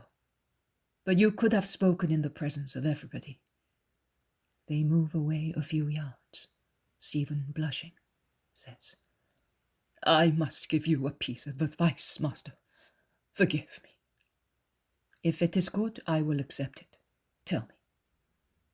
In the Sanhedrin, they know everything sooner or later. It is an institution with 1,000 eyes and 100 ramifications. They penetrate everywhere, see everything, and hear everything. It has more informers than there are bricks in the walls of the temple. Many live thus. Spying, you may say so. It is the truth, and I know. So what has been said, more or less true, at the Sanhedrin? Everything has been said. I do not know how they can find out certain things. Neither do I know whether they are true. But I will tell you literally what Gamaliel told me. Tell the master to have Ermasteus circumcised, or to send him away for good. It is not necessary to say anything else. In fact, it is not necessary to say anything else. First of all, because I am going to Bethany just for that, and I will remain there until Ermasteus is fit to travel again. Secondly, because no justification could demolish the prejudice and standoffishness of Gamaliel, who is scandalized because I have with me a man who is not circumcised in a member of his body. Oh, if he looked around and within himself, how many uncircumcised people in Israel. But Gamaliel, he is the perfect representative of old Israel. He is not wicked. But look at this pebble. I could split it, but I could not make it malleable. He is like that. He will have to be crushed in order to be recomposed, and I will do that. Do you want to oppose Gamaliel? Be careful, he's powerful. Oppose, as if he were an enemy? No. Instead of fighting against him, I will love him, satisfying one of his desires for his mummified brains and spreading on him a balm which will dissolve him, to recompose him. I will pray also that that may happen, because I am fond of him. Am I wrong? No. You must love him by praying for him, and you will do that. I am sure you will. Nay, you will help me to prepare the balm. However, you will tell Gamaliel to calm him, that I had already provided for Ermasteus, and that I am grateful to him for his service. Here we are at Bethany. Let us stop so that I may bless you all, because this is where we part. And after joining the large group of apostles mingled with disciples, he blesses and dismisses them all, with the exception of Ermasteus, John of Endor, and Timonius. Then, with the disciples left, Jesus walks at a good pace the short distance to Lazarus' gate, which is already wide open to receive him. He enters the garden, raising his hand to bless the hospitable house, in the large park of which are the owners of the house and the pious women who are laughing at Marciam, running along the paths adorned with last roses. And with the owners and the women, also Joseph of Arimathea and Nicodemus come out of a path, when they hear the women shout. They also are guests of Lazarus, to be in peace with the Master. And they all make haste towards the Master, Mary with her kind smile, and Mary of Magdala with her cry of love. Rabboni! And Lazarus, limping, the two grave members of the Sanhedrin, and last, the pious women of Jerusalem and of Galilee. Wrinkle-furrowed faces and smooth faces of young women, and as gentle as the face of an angel, the virginal face of Annalea, who blushes in greeting the Master. Is Syntyche not here? Asks Jesus after the first greeting. She is with Sarah, Marcella, and Naomi laying the tables, but here they are coming. And they come. In fact, with old Esther of Johanna, two faces marked by age and by sorrow, between two serene faces and the grave yet bright, peaceful face of the Greek girl, different by race and by something which distinguishes her. And I could not say that she is a real and true beauty, and yet her dark eyes, softened by a nuance of very deep indigo, under a high and very noble forehead, are more impressive than her body, which is definitely more beautiful than her face. A slender but not meagre body, which is well proportioned and has a graceful gait and carriage. But it is her expression that strikes one, an intelligent, frank, deep look, which seems to inhale the whole world, selecting it, keeping what is useful, holy, good, and rejecting what is evil. A look which allows its very depth to be searched, and from which her soul looks out to scan those approaching her. If it is true that it is possible to know an individual through his eyes, I say that Syntyche is a woman with unerring judgment and firm, honest thoughts. She kneels also with the other women and waits to stand up until the Master tells her. Jesus proceeds along the green garden as far as the porch before the house, and then enters a hall where the servants are ready to serve refreshments and assist guests in the ablution before meals. While all the women withdraw, Jesus remains with the apostles in the hall, and John of Endor and Ermasteus go to the house of Simon Zealot to leave the bags they are carrying. Is the young fellow who has gone with John, the one-eyed man, the Philistine whom you have accepted? Asks Joseph. Yes, Joseph, he is. How do you know?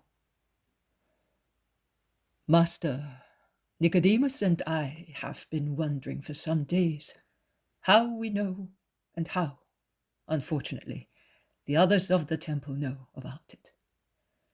The fact is that we do know. Before the Tabernacles, in the meeting which is always held before such festivities, some Pharisees said that they knew for certain that among your disciples, beside, forgive me, Lazarus, known and unknown prostitutes and publicans, forgive me, Matthew of Alphaeus, and former galley slaves, there were an uncircumcised Philistine and a heathen girl. With regard to the heathen girl, who is certainly Syntyche, one can understand how it became known, or at least guess so. The Roman made a great fuss about her, and he became the laughingstock of his people and of the Jews, also because he searched for his runaway everywhere, complaining and threatening. And he even troubled Herod, saying that she was hiding in Johanna's house, and that the tetrarch should order his steward to hand her back to her master. But it is strange, very strange, that it should be known that among the many men who follow you, there is an uncircumcised Philistine and a former galley slave. Do you not think so? It is and it is not strange. I will provide for Syntyche and the former galley slave. Yes, do. Above all, you ought to send John away. Your group of apostles is not a place for him. Joseph, have you perhaps become a Pharisee? Asks Jesus severely. No, but... And should I humiliate a soul which has been regenerated because of the silly scruple of the worst Pharisaism? No, I will not. I will provide for his tranquility, his, not mine. I will watch over his perfecting, as I watch over innocent Marcians. Really, there is no difference in their spiritual ignorance. One speaks for the first time words of wisdom, because God has forgiven him, because he is reborn in God, because God has embraced the sinner.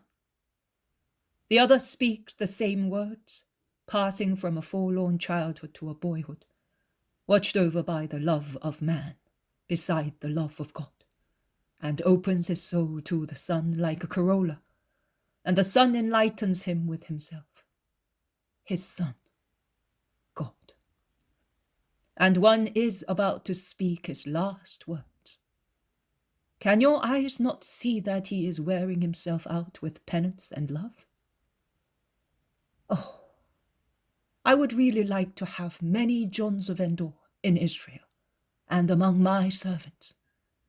I would like you, too, Joseph, and you, Nicodemus, to have hearts like his. And above all, I wish his informer had it, the vile snake that hides under the appearance of a friend and is acting as a spy before becoming an assassin. The snake that envies the bird its wings and lays snares for it to tear them off and enthrall it. No, the bird is about to change into an angel, and if it could tear them off, which it will never be able to do, once they were put onto its slimy body, they would change into wings of a devil. Every spy is already a devil. But where can such a rogue be? Tell me so that I may go at once and tear his tongue out, exclaims Peter. You had better pull his poisonous teeth out, says Judas of Alphaeus. No, it's better to strangle him, so he will not be able to hurt in any way. Such people can always be harmful, remarks the Iscariot firmly. Jesus stares at him and concludes, and can always lie. But no one must do anything against him. It is not worthwhile letting the bird perish to deal with the snake. With regard to Ermasteus, I am staying here in Lazarus's house just for the circumcision of Ermasteus himself, who is embracing the holy religion of our people for my sake, and to avoid the persecution of narrow-minded Jews. It is the passage from dark to light. But it is not necessary to make light come to a heart. But I have agreed to calm down the susceptibility of Israel and to show the true will of the Philistine to come to God. But I will tell you, in the times of Christ, that is not necessary to belong to God. Will, love, and a righteous conscience are sufficient. And how can we circumcise the Greek woman? In which part of her spirit? If she was able to perceive God better than many people in Israel. It is true that among the people present, many are in darkness as compared to those who are despised by you for being in darkness. In any case, both the informer and you, members of the Sanhedrin, can tell the people concerned that the scandal has been removed as from today. With regard to whom? To all three? No, Judas of Simon. With regard to Ermasteus. I will see to the other two. Have you nothing else to ask me? No, master. Neither have I anything to tell you. But I ask you to tell me, if you know, what has happened to Syntyche's master? Pilates shipped him back to Italy by the first boat available, to avoid having trouble with Herod and the Jews in general. Pilates is in a tight corner at present, and has enough worries, says Nicodemus. Is the news certain? I can check on it if you wish so, master, says Lazarus. Yes, do so, and then let me know the true situation. But in my house, Syntyche is safe just the same. I know. Israel also protects a slave who has run away from a foreign cruel master. But I want to know. And I would like to know who the spy, the informer, the pretty spy of the Pharisees. And I want to know, and this can be found out, who are the denouncing Pharisees. Let us have the names of the Pharisees and of the towns. I mean of the Pharisees who have done the lovely work of informing, following the betrayal of one of us, because we, old and new disciples, are the only ones to know things. A fine piece of work it was indeed, to inform the Sanhedrin of the deeds of the Master, which are thoroughly honest, and who says or thinks the contrary is a devil, and that is enough, Simon of Jonah. It is an order, and I obey, even if the veins of my heart should burst because of the effort. In the meantime, the beauty of the day is gone. No. Why? Has anything changed among us? So. Oh, my Simon, come here beside me, and let us talk of what is good. They have come to tell us that dinner is ready, master, says Lazarus. Let us go then.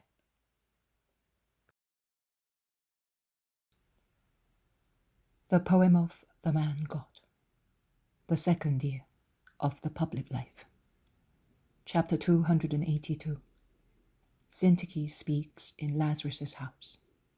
22nd of September, 1945.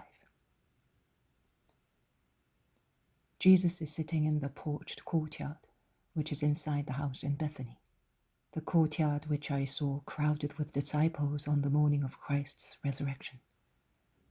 Sitting on a marble seat covered with cushions, leaning with his back against the wall of the house, surrounded by the owners of the house, by the apostles and the disciples John and Timonius, together with Joseph and Nicodemus, and by the pious women, he is listening to Syntyche, who is standing in front of him, seems to be replying to a question of his.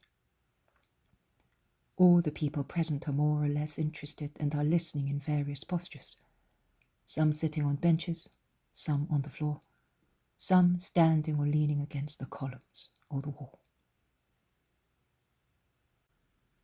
it was necessary, in order not to feel all the burden of my situation. It was necessary not to be convinced, to refuse to be convinced that I was all alone. A slave banished from my fatherland.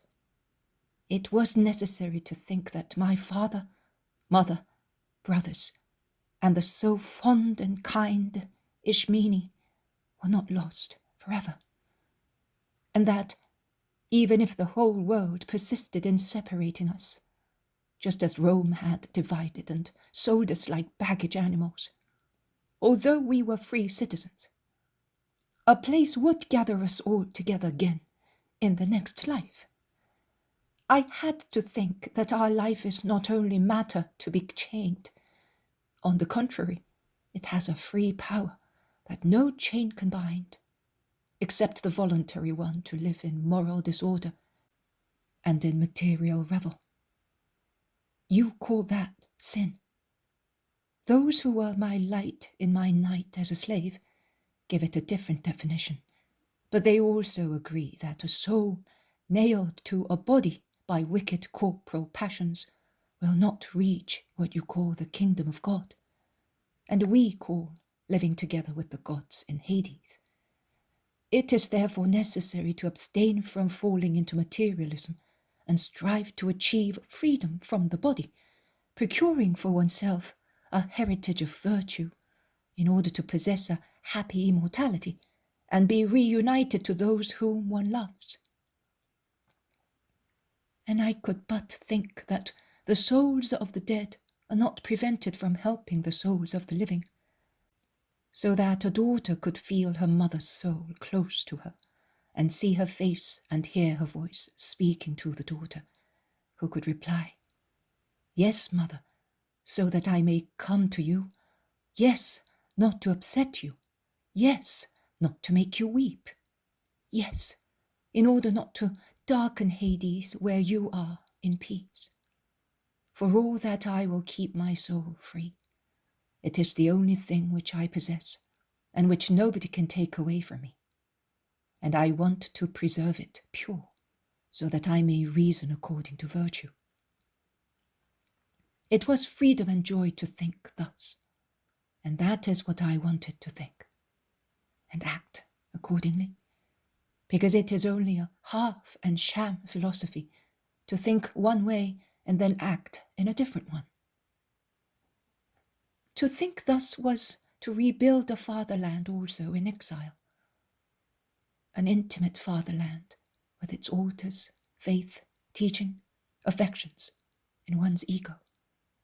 A great mysterious fatherland, yet not even so, because of the mystery of the soul which is consciously aware of the next world, even if at present it knows it only as a sailor at sea can see the details of the sea-coast in a misty morning, vaguely, in a rough draught, with only a few spots clearly outlined, and which are enough for the tired seaman, tortured by storms, to say, "There is the harbour.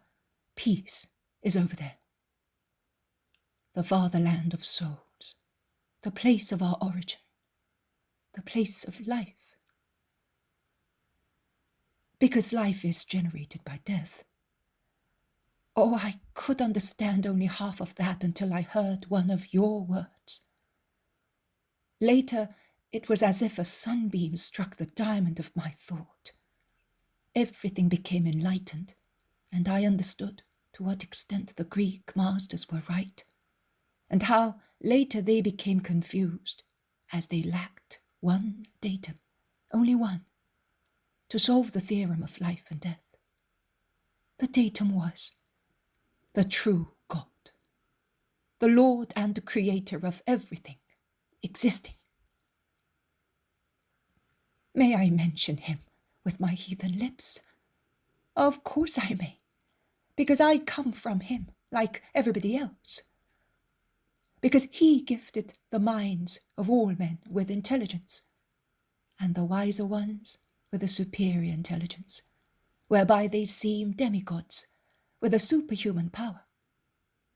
Because he made them write the truths, which are already religion, if not a divine religion like yours, a moral one, capable of keeping souls alive, not only for the period of time we remain here on the earth, but forever. Later I understood the meaning of life is generated by death.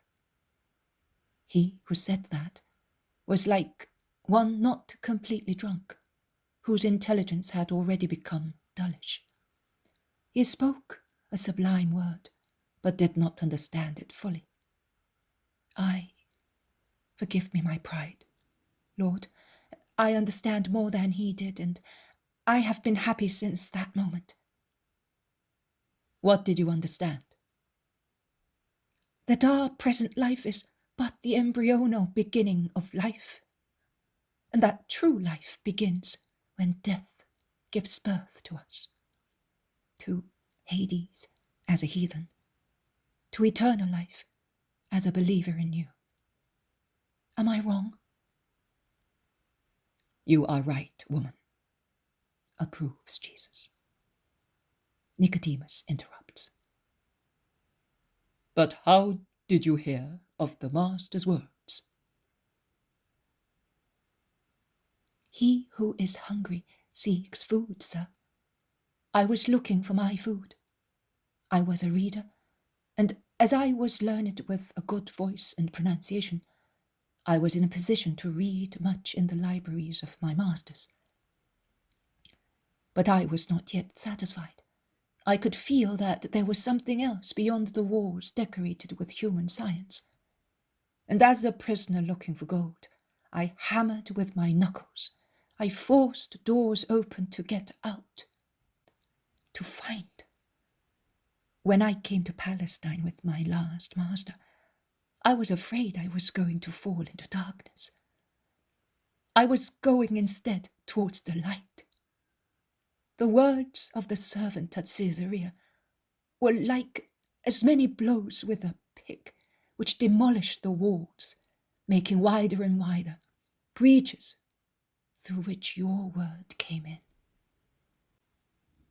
And I picked up those words and the news, and like a child stringing beads, I lined them up and adorned myself with them, drawing strength to become more and more purified in order to receive the truth.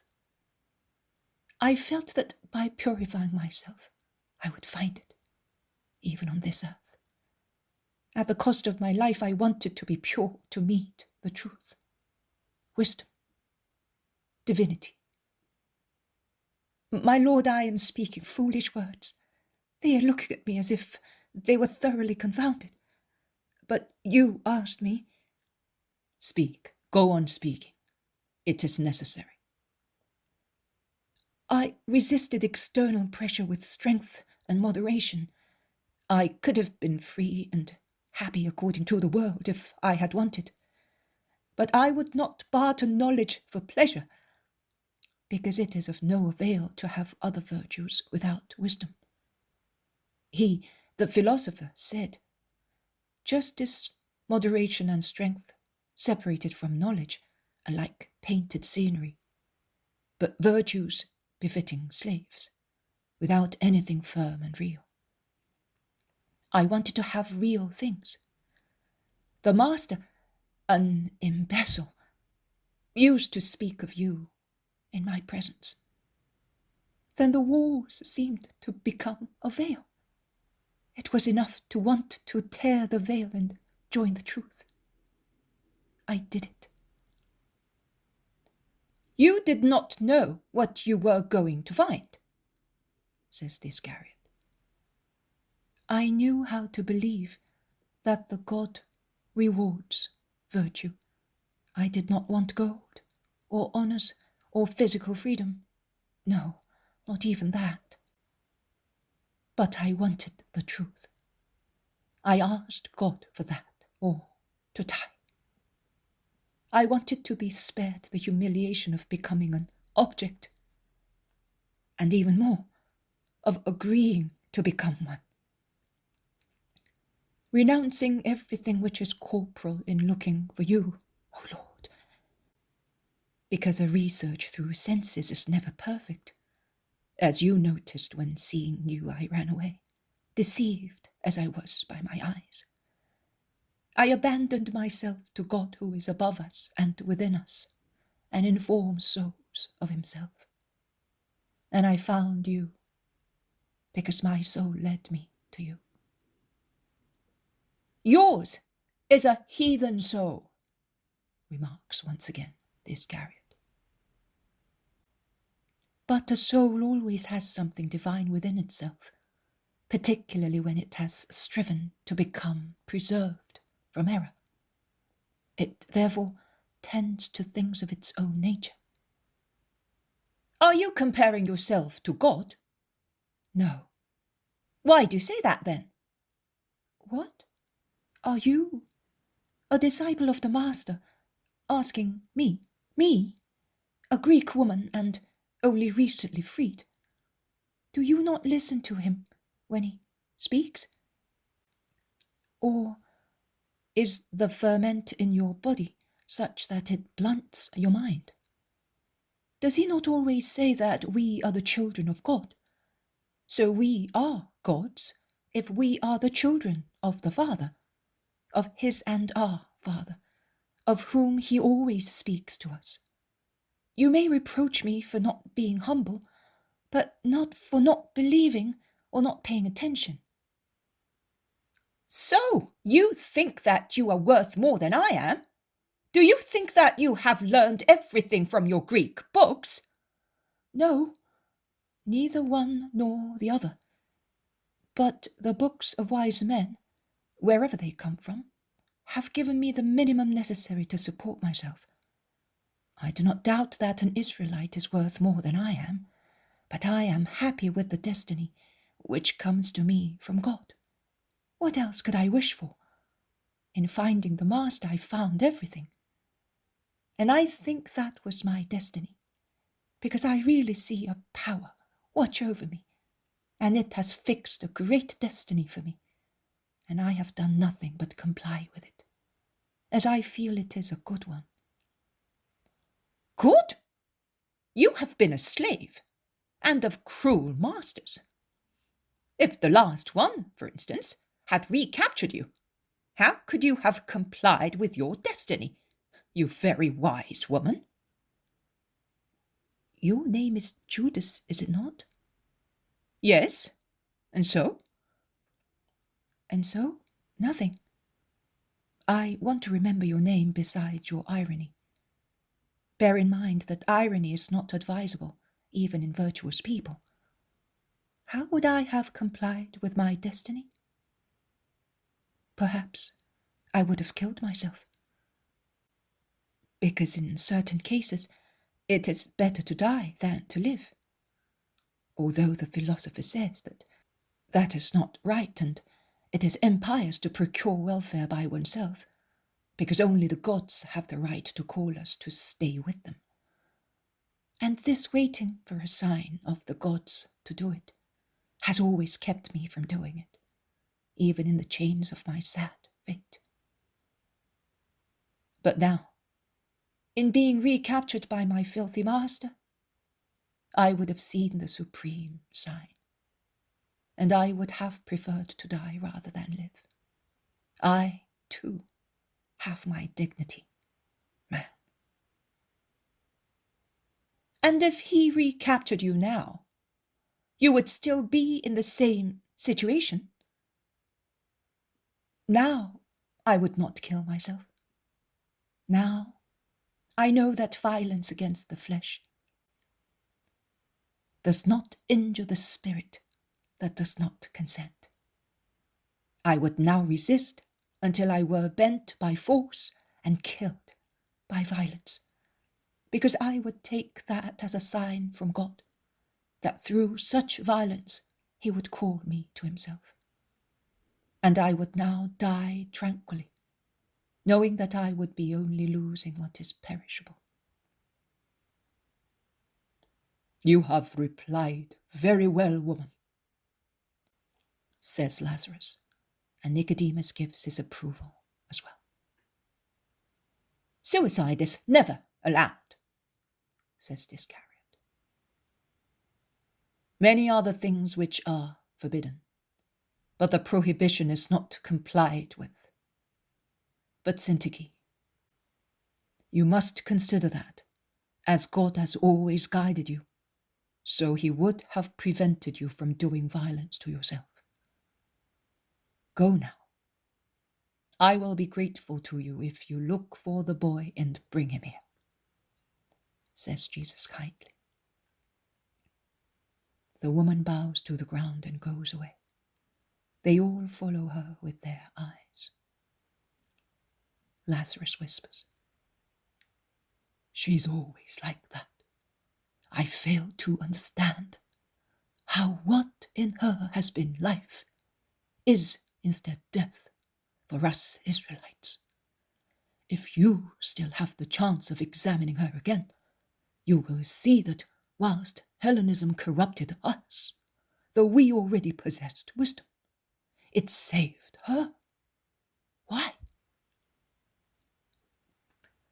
Because the ways of the Lord are wonderful, and he opens them to whoever deserves it. And now, my friends, I will dismiss you because night is falling. I am happy that you all have heard the Greek woman speak.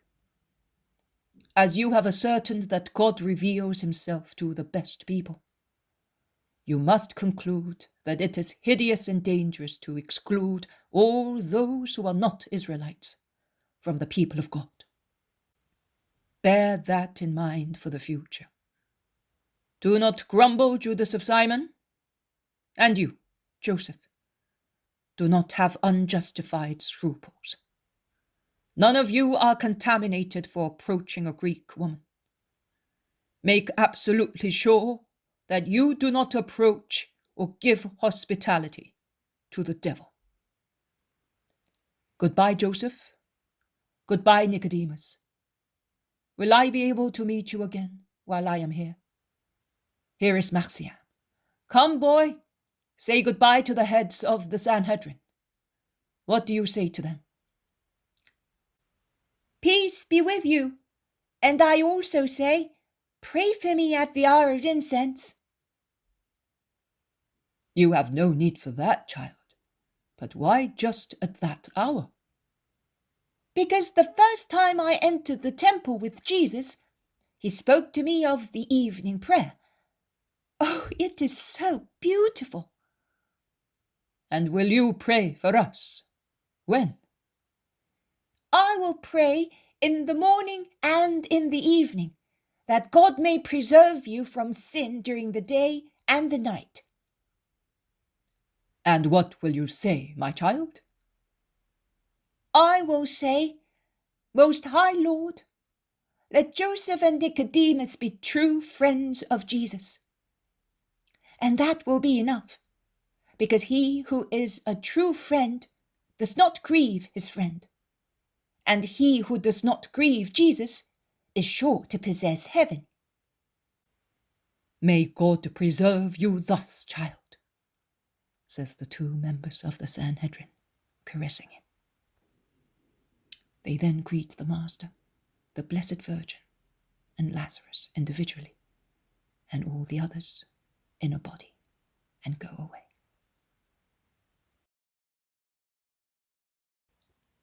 The poem of the Man God, the second year of the public life.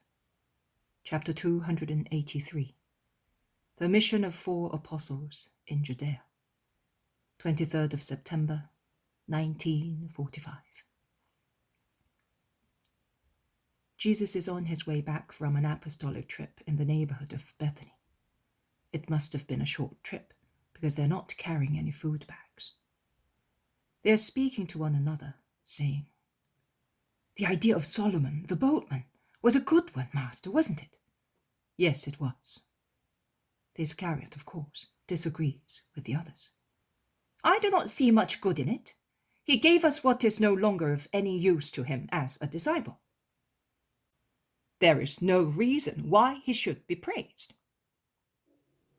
"A house is always useful," says the zealot gravely. "Yes, if it were like yours. But what is his house? An unhealthy shanty." "It is all Solomon has," retorts the zealot. "And as he grew old in it without aches and pains, we shall be able to stay there now and again. What do you expect? All the houses to be like Lazarus's?" adds Peter. "I do not expect anything. I cannot see the necessity of that gift. Once you are there, you can be in Jericho just as well. There are only a few stadia between the two places. And what are a few stadia for the like of us, who are compelled to wander about all the time, like persecuted people?" Jesus intervenes before the others lose all patience, as clear signs indicate is about to happen. "Solomon, in proportion to his riches, has given more than anybody else, because he has given everything. He gave it out of love. He gave it to let us have a shelter in case we are caught in the rain or in a flood, in that not very hospitable area, and above all, in case the Judean ill will should come so strong as to advise us to stay on the other side of the river. And that is with regard to the gift. That a humble, coarse, but so faithful and willing disciple has been able to be so generous, which is clear evidence of his firm will to be a disciple of mine for good, fills me with great joy. I can truly see that many disciples, with the few lessons which they have received from me, have excelled you, who have received so many. You cannot sacrifice, particularly you, Judas, even what costs nothing, your personal opinions. You maintain yours stubbornly, unyieldingly. You said that the struggle against oneself is the hardest. And thus, you want to tell me that I am wrong when I say that it costs nothing. Is that right? But you have understood perfectly well what I mean. According to men, and you really are a true and proper man, only what is marketable is valuable. One's ego cannot be sold for money, except when a man sells himself to someone hoping to make a profit. An illicit trade like the one stipulated by a soul with Satan, even worse, because it involves not only the soul but also man's thoughts or judgment or freedom. You may call it as you like. There are some wretched people like that. But for the time being, let us forget about them. I praised Solomon because I see how good his deed is, and that is enough. There is silence. Then Jesus resumes speaking. In a few days' time, Ermasteus will be able to walk without any trouble, and I will go back to Galilee. But you will not all come with me. Some will remain in Judea, and will come up later with the Judean disciples, so that we shall all be reunited for the feast of the dedication. Such a long time! Oh dear, whose turn will it be? The apostles ask one another. Jesus hears their whispering and replies, "It will be the turn of Judas of Simon, of Thomas, Bartholomew, and Philip. But I did not say that you will have to be in Judea until the feast of the dedication. On the contrary, I want you to gather the disciples and inform them to be there for the feast of the dedication. So you will now go and look for them, gather them together, and tell them. In the meantime, you will watch over them and assist them, and later you will come up after me, bringing with you those you have found, and leaving instructions for the others to come. We have now friends in the main places in Judea, and they will do us the favor of informing the disciples.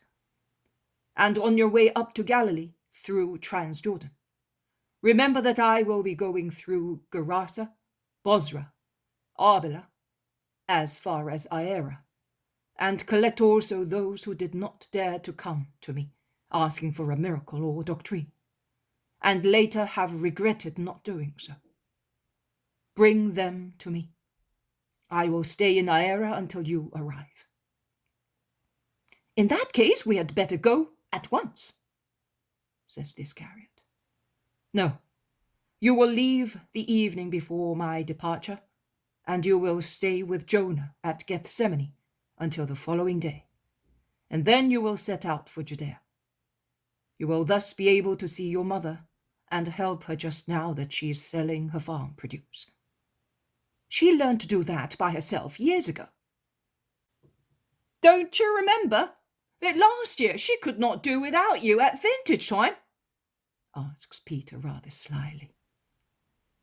Judas becomes as red as a poppy and looks ugly in his anger and shame. But Jesus provides against any possible reply by saying, "A son is always of help and comfort to his mother. She will not see you again until Passover and after Passover. So go and do as I tell you." Judas does not reply to Peter, but he gives vent to his anger against Jesus. "Master, do you know what I must tell you? That I am under the impression that you want to get rid of me, or at least keep me away from you, because you suspect me and you wrongly think that I am guilty of something, because you lack charity towards me, because—" "Judas, that is enough. I could tell you many words, but I say only, obey." Jesus is majestic in saying so. Tall as he is, with shining eyes and severe countenance, he strikes everybody with fear. And Judas trembles. He goes behind all the apostles, while Jesus, all alone, walks ahead of them. The speechless apostolic group is thus between them.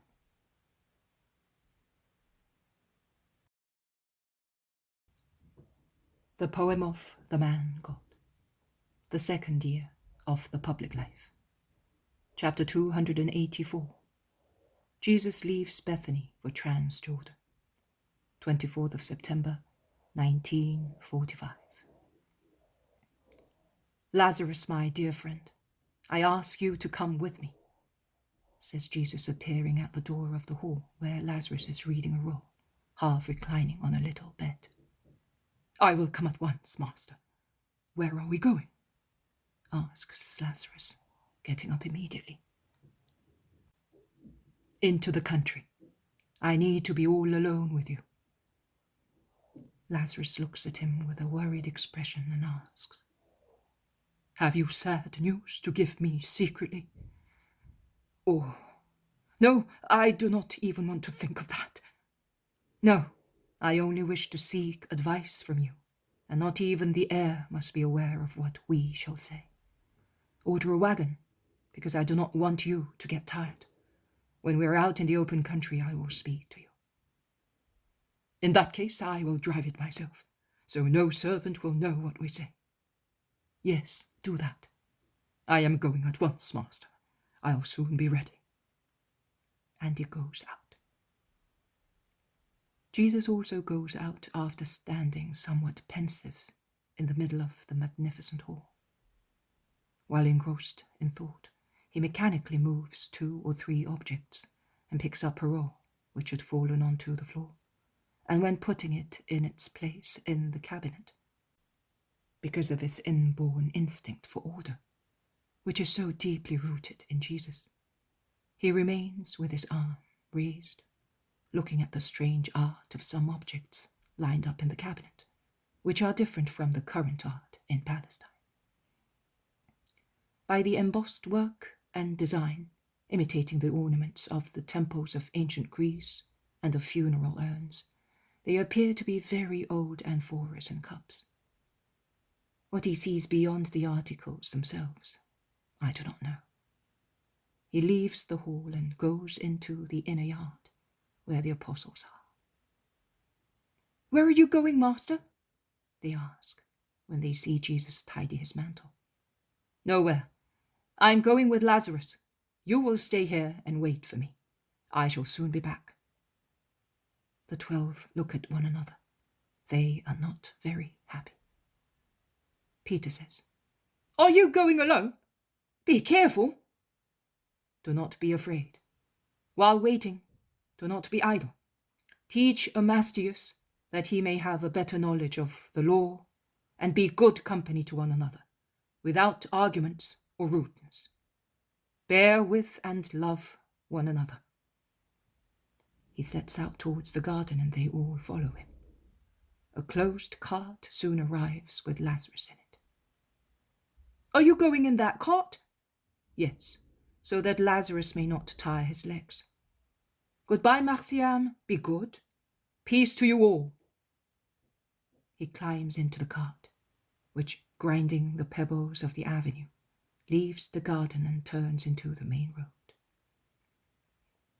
"Are you going to the clear water, master?" Thomas shouts after him.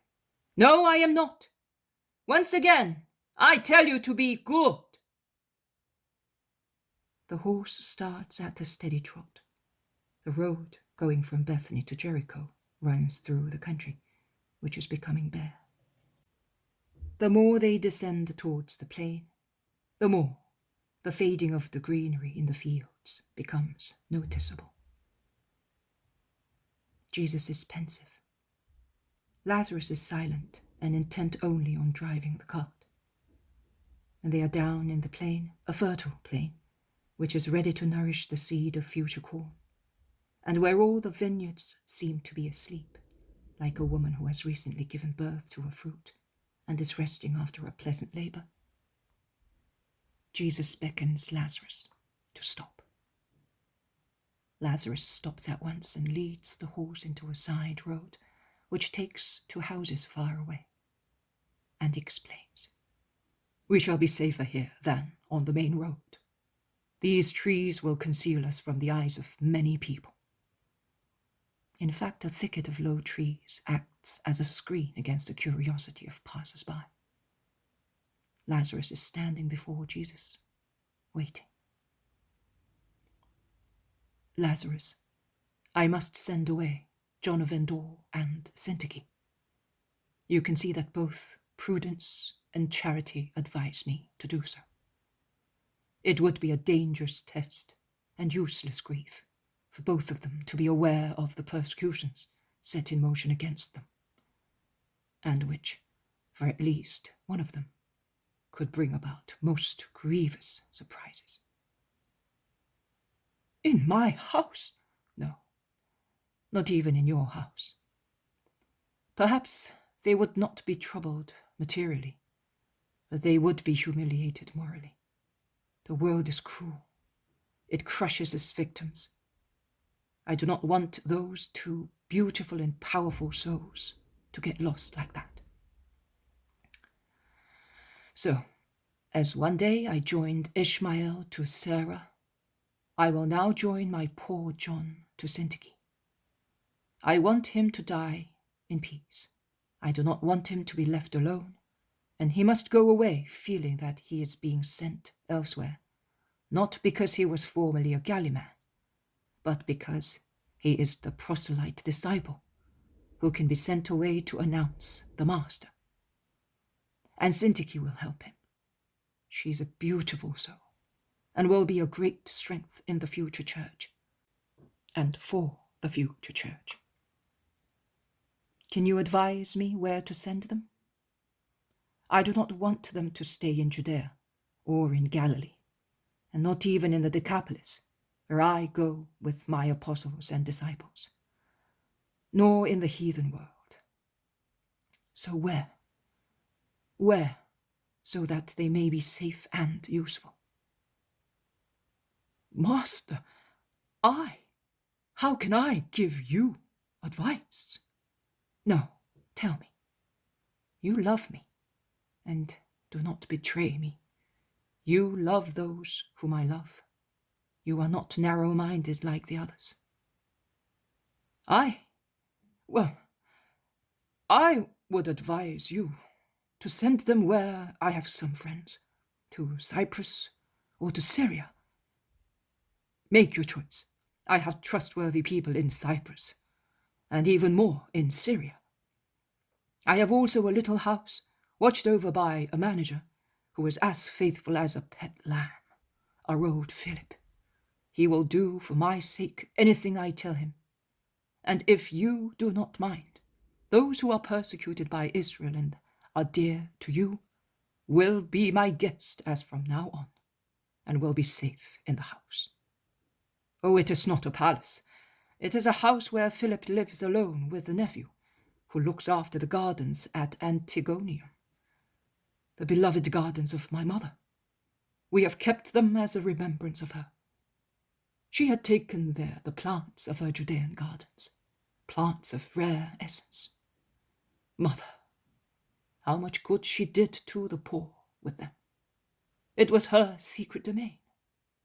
My mother, master, I will soon be going to say to her, Rejoice, my good mother, the Saviour is on the earth. She was expecting you. Tears stream down Lazarus' drawn face. Jesus looks at him and smiles. Lazarus recovers his strength. But let us speak of you. Do you think it's a good place? I think it is, and I thank you once again, also on their behalf. You have relieved me of a heavy burden. When will they leave? I am asking so that I may prepare a letter for Philip.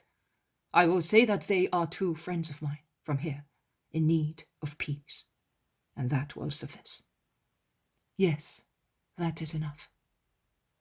But I beg you, not even the heir is to be aware of this. You can see that yourself. They are spying upon me. I know, I will not mention it even to my sisters.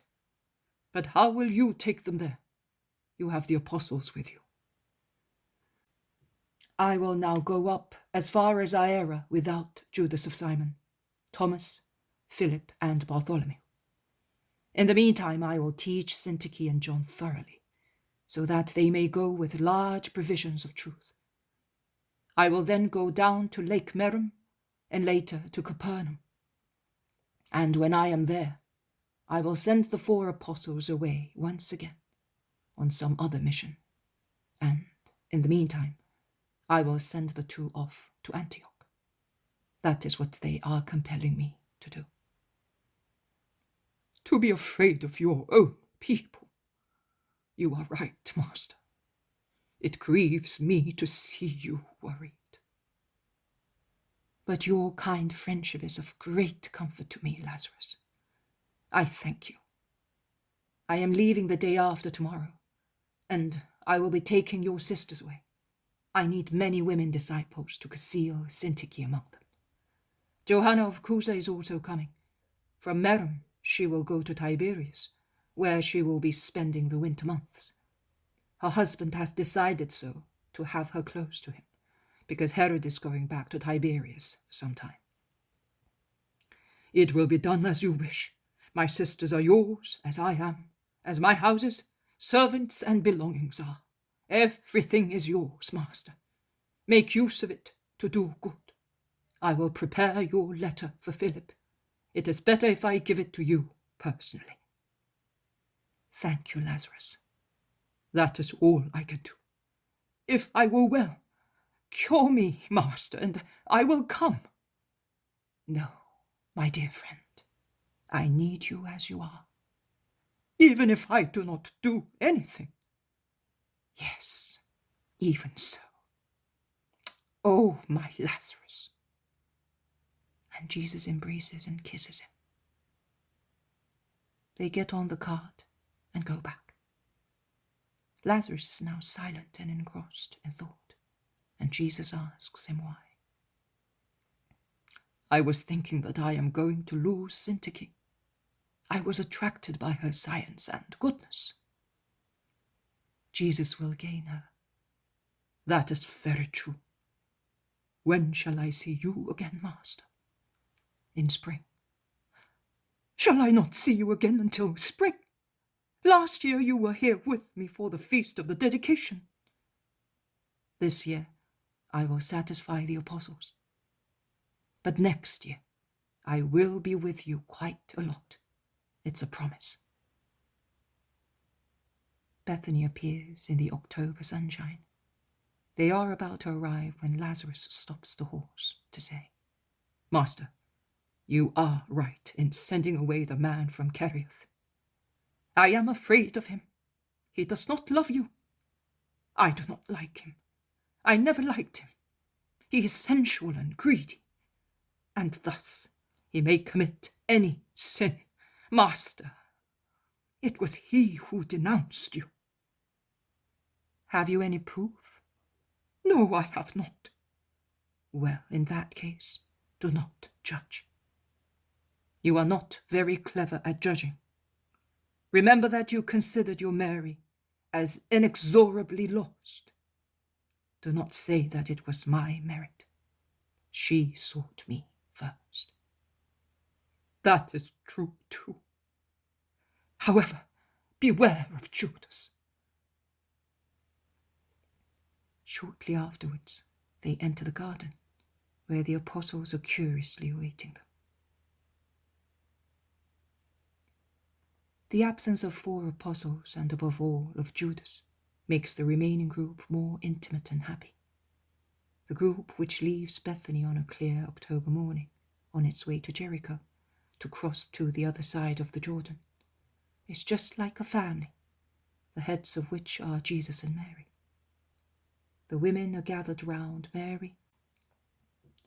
Only Annalea is absent from the group of the women disciples, which comprises the 3 Marys, Johanna, Susanna, Eliza, Marcella, Sarah, and Syntyche.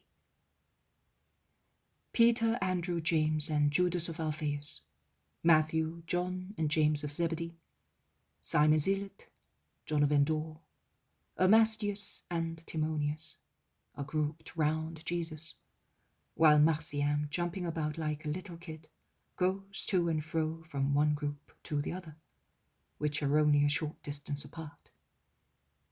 Although laden with heavy bags, they proceed joyfully in the mild sunshine, through the country so solemn in its rest. John of Endor proceeds with some difficulty under the weight hanging from his shoulders. Peter notices it and says, "Give your useless load to me, since you have decided to carry it round. Were you missing it?" "The master told me to bring it." "Did he? How lovely. Why?" "I don't know. Yesterday evening he said to me, 'Pack your books again and follow me with them.'" "Lovely indeed. But if he told you, it must be for a good reason. Perhaps it is for that woman. How accomplished she is. Are you as learned?" "Almost as much as she is. She is very clever." "But you are not going to follow us with this load all the time, eh?" I don't think so. I don't know, but I can carry it myself." "No, my dear friend, I don't want you to be taken ill. You're looking very poorly, you know." "I know. I feel as if I were dying." "Don't be silly. At least wait until we arrive in Capernaum. It is so lovely now that we are by ourselves without that... Curse my tongue. I have failed once again in my promise to the master. Master! Master!" "What do you want, Simon?" "I have spoken ill of Judas, and I had promised you that I would not do it any more. Forgive me." "Yes, I do. But try not to do it again." "I still have 489 times to be forgiven by you." "What are you thinking about, brother?" asks Andrew, who is obviously utterly amazed. And Peter, whose placid countenance is humorously bright, twists his neck under the weight of John of Endor's bag, exclaims, "Don't you remember that he said that we have to forgive 70 times 7? So I am still to be forgiven 489 times, and I must keep an accurate account of them." They all laugh. Jesus cannot help smiling either, but he replies, "You had better keep count of all the times you are capable of being good, you big boy." Peter approaches him and, embracing with his right arm Jesus' waist, he says, "My dear master, how happy I am to be with you with that. Oh, come on, admit it. You were happy too. And you know what I mean. We're all friendly here. Your mother's here. There's also the boy. We're going towards Capernaum. The season is beautiful.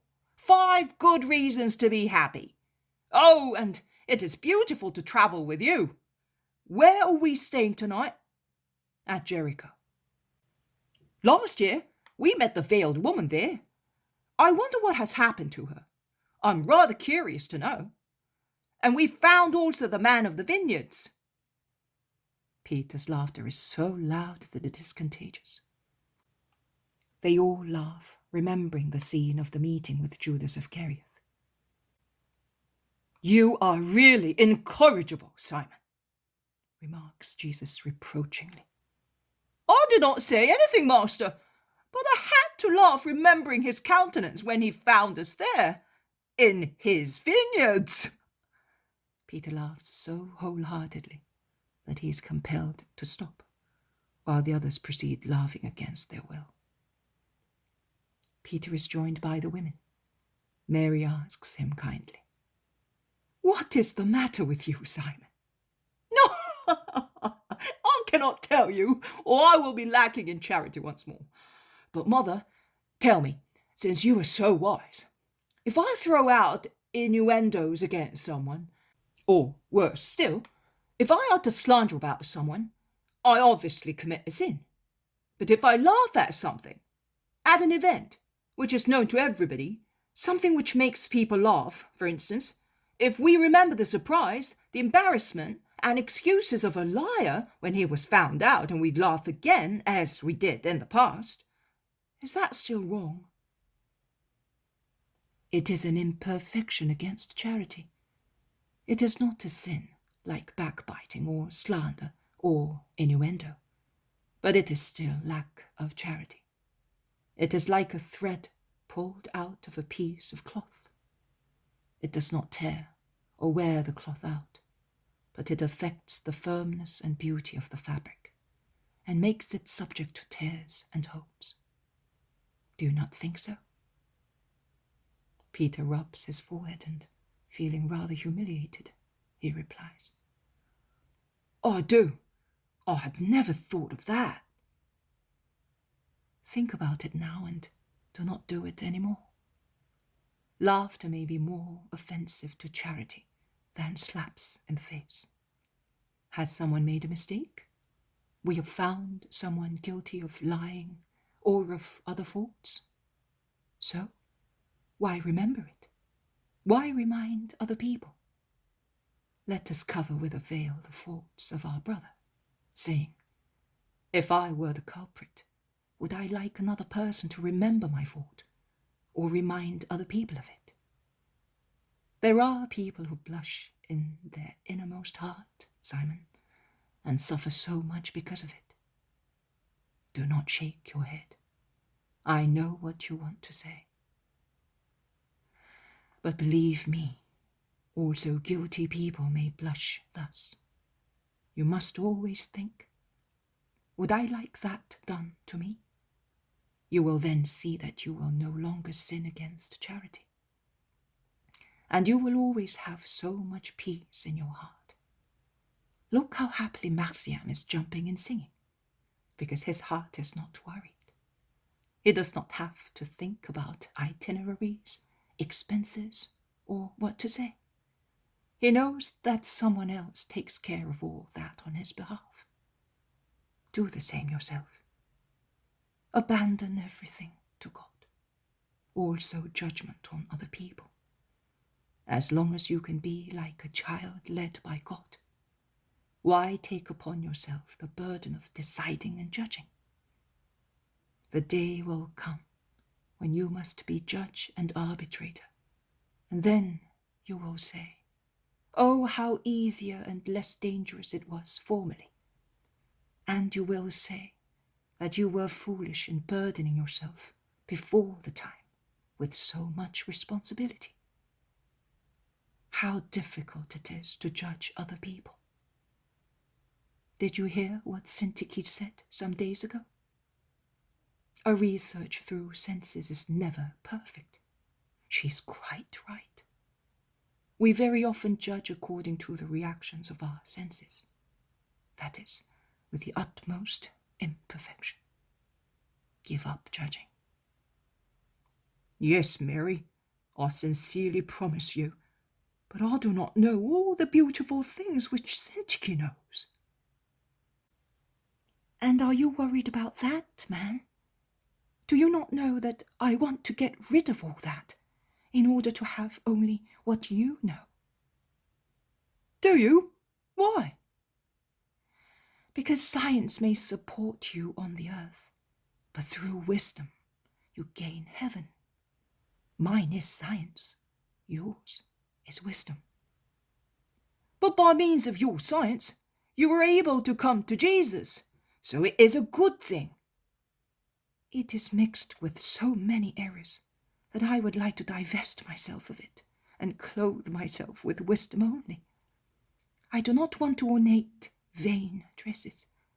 Let the severe, inconspicuous dress of wisdom be mine, as it clothes, like an everlasting garment, not what is corruptible, but what is immortal. The flame of science flickers and quivers. The flame of wisdom shines unvaryingly and steadily, and is like the divinity from which it originates. Jesus has slackened his pace in order to hear. He turns round and says to the Greek woman, "You must not yearn to divest yourself of everything you know, but you must select from your knowledge what is a particle of eternal intelligence, conquered by minds of undeniable value. Have, therefore, those minds repeated within themselves the myth of the fire stolen from the gods? Yes, woman, but it was not stolen in this case. They were able to pick it when the divinity grazed them with its fire, caressing them as specimens spread among decayed mankind, of what man is, gifted with reason. Master, you should tell me what I must keep and what I must leave. I would not be a good judge, and then you ought to fill me with the light of your wisdom, the spaces left empty. That is what I intend doing. I shall point out to you to what extent is wise in what you know, and I will develop it from that point to the end of the true idea, so that you may know for certain, and that will be useful also to those who are destined to have many contacts with the Gentiles in the future." "We shall not understand anything, my lord," moans James of Zebedee. "You will understand little for the time being, but one day you will understand both the present lessons and their necessity. And you, Syntyche, will expound to me those points which are most obscure to you, and I will clarify them when we stop to rest." "Yes, my lord, it is the desire of my soul which merges with your desire. I am the disciple of the truth, you the master. It is the dream of all my life to possess the truth."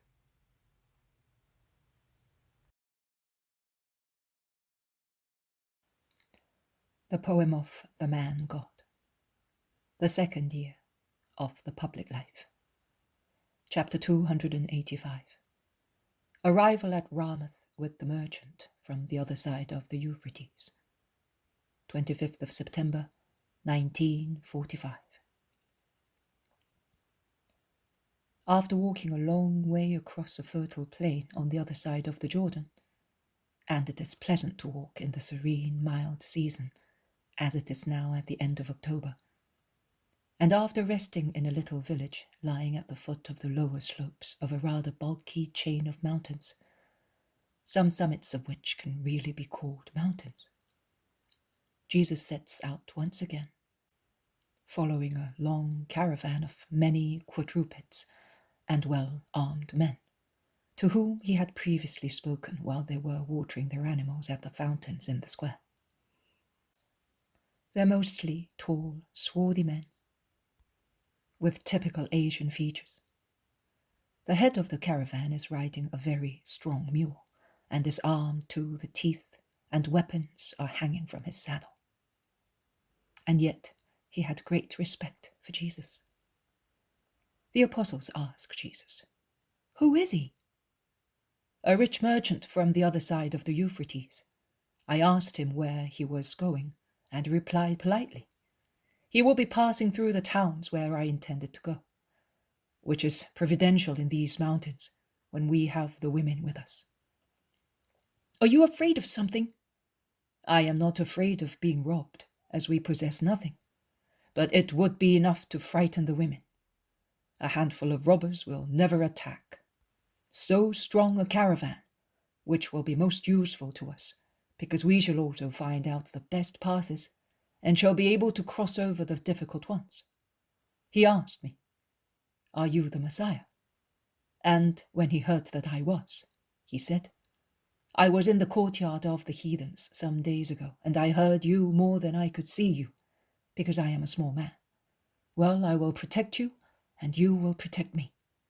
I have a very valuable load." "Is he a proselyte?" "I do not think so, but perhaps he is of our extraction." The caravan proceeds slowly, as if they did not want to exhaust the strength of the quadrupeds by going too far. It is therefore easy to follow them, and sometimes it is necessary to stop, as the drivers let the laden animals pass one by one, holding them by their halters in the most difficult spots. Although a true and proper mountainous area, it is fertile and well cultivated. Perhaps the high mountains to the north act as a protection against the cold northern winds, or the harmful eastern ones, and that helps cultivation. The caravan marches along a stream which flows into the Jordan and is rich in water, which comes down from I wonder which top. The view is beautiful, and becomes more and more beautiful as one climbs up, stretching westwards across the plain of the Jordan, and reaching beyond it the graceful hills and mountains of northern Judea, while to the east and north the view changes continuously, stretching far out and wide, or showing overlapping rounded hills and green or rocky mountain tops, which seem to obstruct the road like the sudden wall of a labyrinth. The sun is about to set behind the mountains of Judea, colouring sky and slopes with deep red, when the rich merchant, who had stopped to let the caravan pass, says to Jesus, "We must reach the village before night, but many of your people look tired. This is a long, hard leg. Let them mount the spare mules. They are quiet animals. In any case, they will be resting all night, and the weight of a woman is no burden to them." Jesus agrees, and the man orders the caravan to stop to let the women mount the mules. Jesus makes John of Endor get on horseback as well, and those on foot, including Jesus, hold the reins to make the women feel safer. Marciam wants to be a man, and although he's exhausted, he refuses to go on horseback with anyone, and he takes one of the reins of the Blessed Virgin's mule, who is thus between Jesus and the boy, and he walks bravely. The merchant has remained near Jesus, and he says to Mary, "See that village, Donna? That is Ramoth. We will stop there. I am well known at the hotel because I come this way twice a year, and I go along the coast also twice a year to purchase and sell. My life is a hard one, but I have 12 children and they are all young. I got married late. The last one was 9 days old when I left him, and he will have cut his first teeth when I see him." "A lovely family," comments Mary, and she adds, "May heaven preserve it for you." As a matter of fact, I cannot complain of its help, although I do not really deserve it. Jesus asks him, "Are you at least a proselyte?" I should be. My ancestors were true Israelites. Then we became acclimatized there. A soul becomes acclimatized in one atmosphere only, in heavens. You are right. But my great-grandfather married a woman who was not an Israelite. His children became less faithful. The sons of his children once again married a woman who were not from Israel, and their children were respectful only of their Jewish names, because we are of Jewish extraction. Now, I, a grandson of grandsons, I am nothing. Being in touch with everybody, I have taken after everybody, with the result that I belong to no one. That is not a good reason, and I can prove it to you. If going along this road, which you know to be a good one, you should meet 5 or 6 people who said to you, "No, don't go this way. Go back. Stop. Go eastwards. Turn westwards." What would you do? I would say, I know that this is the right road and the shortest, and I am not going to leave it. Likewise, if you are negotiating some business, and you know the best way to do it, would you listen to those who either, through boasts or interested cunning, advised you to act differently?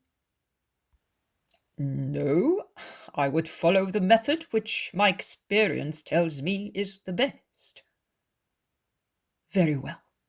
Millennia of faith are behind you, a descendant of Israel. You are neither stupid nor uneducated. So why are you influenced by contacts with everybody in matters of faith, whereas you reject them when money or road safety is concerned? Do you not think it is dishonorable, also from a human point of view, to place God after money and the road? I do not postpone God, but I have lost sight of him. Because business, money, your life are your gods. But it is still God who allows you to have such things. Then why did you go to the temple? Out of curiosity. Coming out of a house where I had negotiated some goods, I saw a group of men pay their respects to you, and I remembered the words I had heard at Ashkelon from a woman who made carpets. I asked who you were, as I suspected you might be the one of whom the woman had spoken to me. And when I found out that it was you, I followed you. I had done my business for that day. Then I lost sight of you. I saw you once again at Jericho, but only for a moment. Now I have found you again. That's it. So, God has joined and interlaced our ways. I have no gifts to offer you to thank you for your kindness, but before leaving you, I hope to be able to give you a present, unless you leave me beforehand. No, I will not. Alexander Zacchie does not take back what he offers. Here we are. The village begins after that turn. I will go ahead. We will meet at the hotel. And he spurs his mule, leaving almost at the gallop on the edge of the road. He is an honest, unhappy man, son, says Mary. And you would like him to be happy according to wisdom, would you not?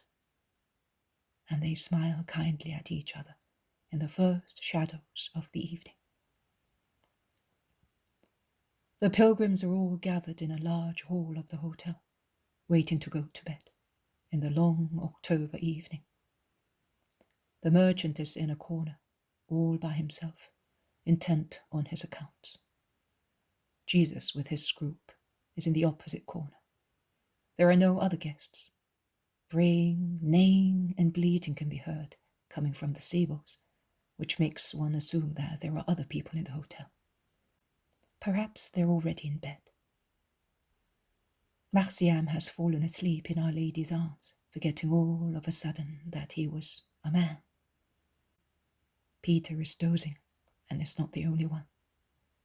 Also the whispering elderly women are half asleep and are silent. Jesus, Mary, Lazarus' sisters, Syntyche, Simon Zealot, John, and Judas are well awake. Syntyche is searching John of Endor's bag, looking for something. But she prefers to come close to the others and listen to Judas of Alphaeus, who is speaking to the consequences of the exile in Babylon, and concludes, "And perhaps that man is still a consequence of that. Every exile is a ruin." Syntyche nods unintentionally, but does not say anything, and Judas of Alphaeus concludes, "However, it is strange that one can so easily divest oneself of what has been a treasure for centuries to become entirely new, particularly in matters of religion, and a religion like ours." Jesus replies, "You must not be surprised if you see Samaria in the lap of Israel." There is silence. Syntyche's dark eyes are staring at Jesus' serene profile. She looks at him intensely, but does not speak. Jesus perceives her glance and turns round to look at her. "Have you not found anything to your liking?" "No, my lord. I have got to the point that I am no longer able to reconcile the past with the present, former ideas with present ones. And I feel as if it were a defection, because my former ideas have helped me to have the present ones. Your apostle spoke the truth, but my ruin is a happy one." "What is your ruin?" "All my faith in heathen Olympus, my lord. But I am somewhat upset, because on reading your scriptures, John gave me them and I read them, because there is no possession without knowledge. I found out that also in your history, of the beginning, shall I say, there are events which do not differ much from ours. Now, I would like to know." "I have already told you. Ask me, and I will answer your questions." "Is everything wrong in the religion of the gods?" "Yes, woman. There is but one God, who does not originate from anybody else, and is not subject to human passions and needs. One only, eternal, perfect God, the creator of everything." "I believe that, but I want to be able to reply to the questions which other heathens may ask me, not in a way which does not admit any discussion, but by discussing in order to be convinced. I, by myself and by virtue of beneficent paternal God, have given myself informal answers, but sufficient to give peace to my spirit. But I was willing to reach the truth. Others may be less anxious than I am in that respect, but everybody ought to be keen in such research. I do not want to be inactive with souls. I would like to give what I have received, but I must know in order to be able to give. Grant me knowledge, and I will serve you in the name of love." Today, on the way, while I was watching the mountains, and certain views reminded me of the chains of Hellas and of the history of my country, by association of ideas, the myths of Prometheus and Deucalion crossed my mind. You have something similar in the fulmination of Lucifer, in the infusion of life into clay, in the flood of Noah. Light concomitances, yet they are a remembrance. Now tell me, how could we be aware of them if there was no contact between you and us? If you certainly had them before we did, and although we had them, we do not know how we got them. We still ignore one another in many things. So how could we, thousands of years ago, have legends which are remembrances of your truth? Woman, you ought to be the last one to ask me, because you have read works which could answer your questions by themselves. Today, by association of ideas from the remembrance of your native mountains, you have gone on to the remembrance of native myths and comparisons. Is that right? Why? Because my awakened thought remembered. Very well. Also, the souls of the very ancient people who have a religion to your land remembered, vaguely, as someone who is imperfect can do, someone separated from the revealed religion. But they have always remembered. There are many religions in the world. Now, if we had here, in a clear picture, all their details, we would see that there is something like a golden thread, lost in much mud, a thread with many knots in which fragments of the real truth are enclosed. But do we not all come of the same stock? You say so. So why were the very ancient ones, who came of the original stock, why were they not able to bring the truth with them? Was it not unjust to deprive them of it? You have read Genesis, have you not? What have you found? A complex sin at the beginning. A sin embracing the three states of man: matter, thought, spirit. Then a fratricide. Then a double homicide to counterbalance the work of Enoch, to keep light in hearts. Then corruption, when the sons of God, out of lust, married the daughters of man. And notwithstanding the purification by the deluge, and the remaking of the race from good seed, not from stones as your myths state, likewise the first clay modelled by God to his image, and in the shape of man, was endowed with life through the work of God, by the infusion of vital fire, and not through the theft of vital fire by man. There was a fresh outburst of pride, an insult to God. Let us touch the sky, and the divine curse. Let them be scattered, and let them no longer understand one another. And the only stock became divided, like water clashing against a rock is divided into little streams, and does not come together again. And the race was divided into races. Mankind, driven away by its sin and by divine punishment, was scattered and never came together again, carrying with itself the confusion created by pride. But souls remember. There is always something left within them, and the most virtuous and wise see a light indistinctly, a feeble light in the dark of myths, the light of truth. It is the remembrance of the light seen before life, which inspires them with some truth, in which are fragments of the revealed truth. Is that clear to you? Only partly, but I will think about it.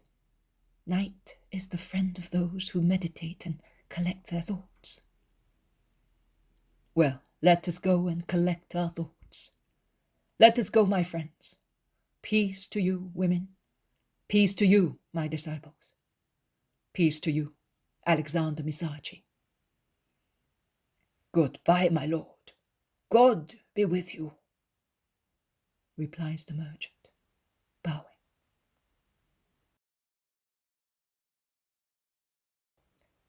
The poem of the man God, the second year of the public life. Chapter 286, from Ramoth to Gerasa, 26th of September, 1945. The peculiarity of this village, lying on a raised rocky platform in the middle of a crown of mountain tops, some of which are higher, some lower than it, appears in all its typical beauty in the rather hard light of somewhat windy morning. It looks like a huge granite tray with buildings, little houses, bridges, fountains lying on it, for the amusement of a gigantic child. The houses seem to be engraved in calcareous rock, which is the basic matter in the area. They are square-shaped and built with blocks laid upon one another. Some are not plastered. The blocks of some are still in their rough, natural state. They really look like the little houses decorating a Christmas crib built with cubes by a big, clever boy. And around the little village, one can contemplate its fertile country, covered with trees, variously cultivated, so that from above it looks like a carpet of squares, trapezia, triangles, some of which are brown owing to the recently hoed earth, some emerald green, because of the grass grown after autumn rain, some reddish, because of the last leaves of vineyards and orchards, some grey-green, because of poplars or willows, or emerald green, because of oaks and carobs, or bronze green, owing to cypresses and conifers. Beautiful, really beautiful. And one can see roads which, like ribbons parting from a knot, run from the village to the remote plain, or towards the high mountains, and dive under woods, or divide with a grey line the green meadows or brown ploughed fields. And there is a pleasant stream of water, which is silvery beyond the village towards its spring, and blue fading to jade on the other side, where it flows down to the valley between gorges and slopes, and it appears and disappears playfully, and it grows stronger and stronger, and bluer, as its water increases, thus preventing the reeds and grass, which have grown in its bed during the draughty months, from tinging its green, and it thus reflects the sky, after burying the stalks in its deep water. The sky is unreal blue, a precious scale of deep enamel blue, without the least impure flaw in its wonderful texture. And the caravan sets off again, with the women still on horseback, because, as the merchant says, the road is very difficult after the village, and it is necessary to walk fast in order to get to Gerasa before night. They are all muffled up, and they proceed swiftly, as they are well rested, along a road which climbs up through wonderful woods, skimming the highest slopes of a solitary mountain, which rises like a huge block, resting on the shoulders of the other mountains under it. A real giant, as one can see in the highest parts of our Apennines. Galad, says the merchant, pointing at it. He has remained near Jesus, who is leading the Virgin's little mule, holding its reins. And the merchant adds, after this, the road is much better. Have you ever been here? No, never. I wanted to come here in springtime, but I was rejected at Galgala. You rejected? How dreadful! Jesus looks at him and is silent.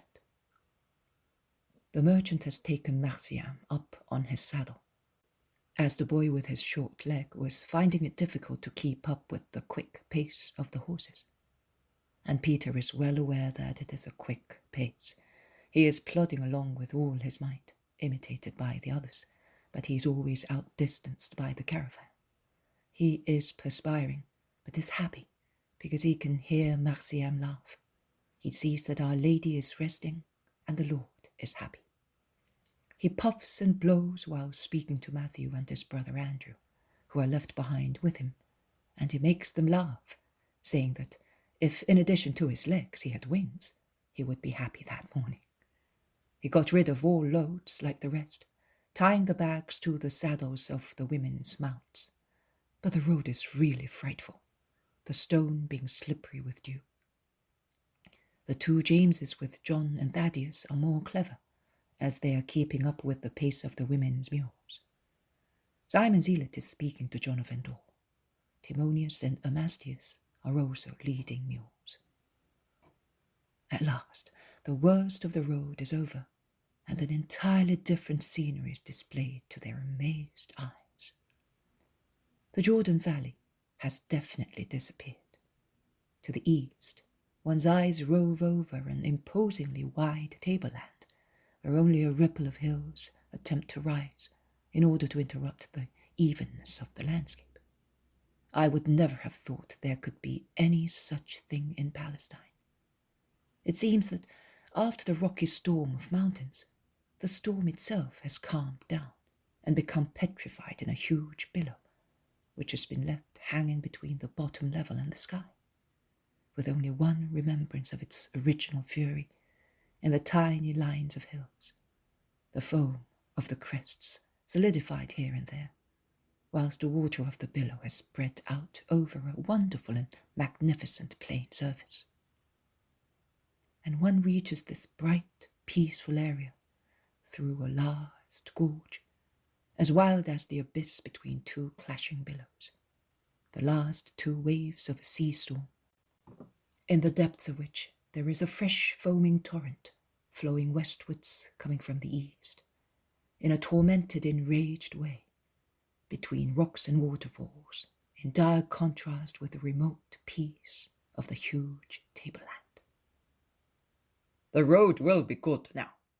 If you don't mind, I will give the order to stop, says the merchant. I am being guided by you, man. You know that. They all dismount and spread out along the slopes in search of wood to cook the food, and of water for their tired feet and parched throats. The animals, once relieved of their loads, graze the thick grass or go down to the limpid torrent to water. The smell of resins and roast meat rises from the little fires lit to cook some lambs. The apostles have lit a fire of their own on which they heat some salt fish after washing it in the cool water from the torrent. But the merchant sees them, and he comes, bringing a little skinned lamb, or a little kid, whichever it may be, and makes them accept it. And Peter gets ready to roast it after stuffing it with fresh mint. The meal is soon prepared and is soon over, and under the perpendicular midday sunshine, they resume marching along a better road, which follows the torrent northeastwards in a wonderfully fertile and well-cultivated area, rich in sheep and swineherds, which run away grunting before the caravan. That walled town is Gerasa, my lord. A town with a great future.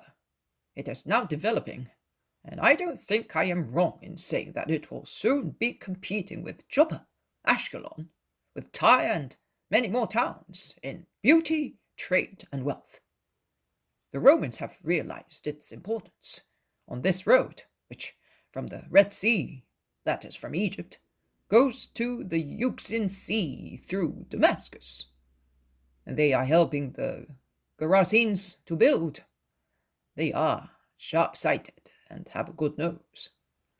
For the time being, it only has a very good trade. But later, it will be beautiful and rich. A little Rome, with temples, piscinae, circuses, thermal baths. I only traded with them, but now I have bought much ground to build emporia, which I will sell later at a high price, and perhaps I will build a real gentleman's house there, where I can stay in my old days, when Balthazar, Nabor, Felix, and Sidmia will be able to look after and manage respectively the emporia at Sinope, Tyre, Joppa, and Alexandria, on the mouth of the Nile.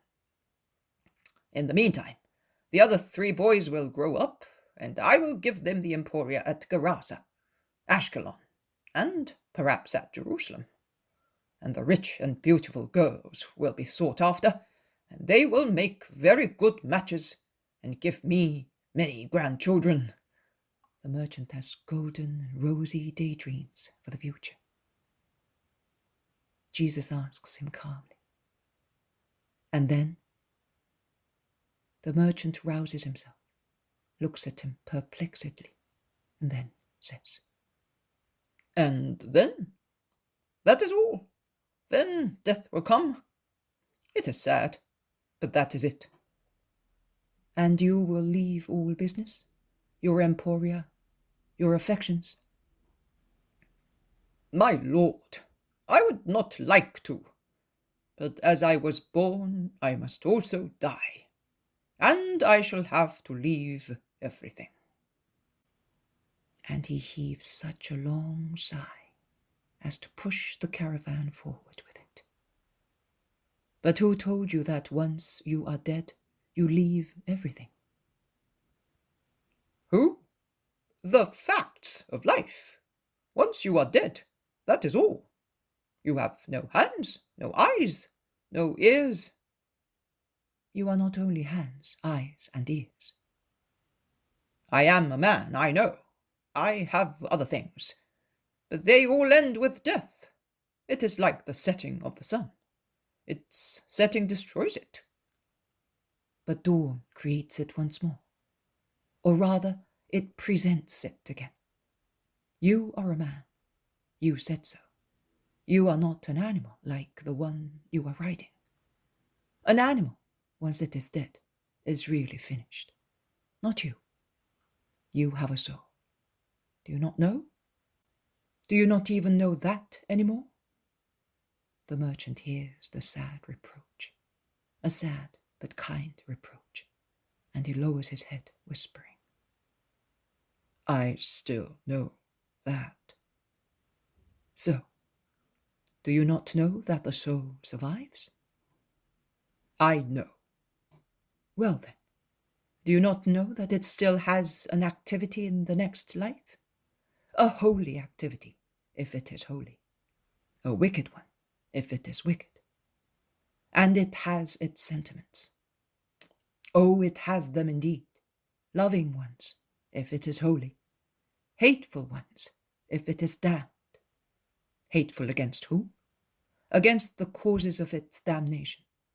In your case, your business, the emporia, your exclusively human affections. Loving affections for whom? For the same things. And what blessings can a soul bring upon its children and their activity when it is in the peace of the Lord? The man is pensive. He says, It is late. I am old now. And he stops his mule. Jesus smiles and replies, I will not force you. I advise you. And he turns round to look at the apostles, who, in the halt before entering the town, are helping the women to dismount and are picking up their bags. The caravan sets out again and soon enters the busy town through the gate, watched over by towers. The merchant goes back to Jesus.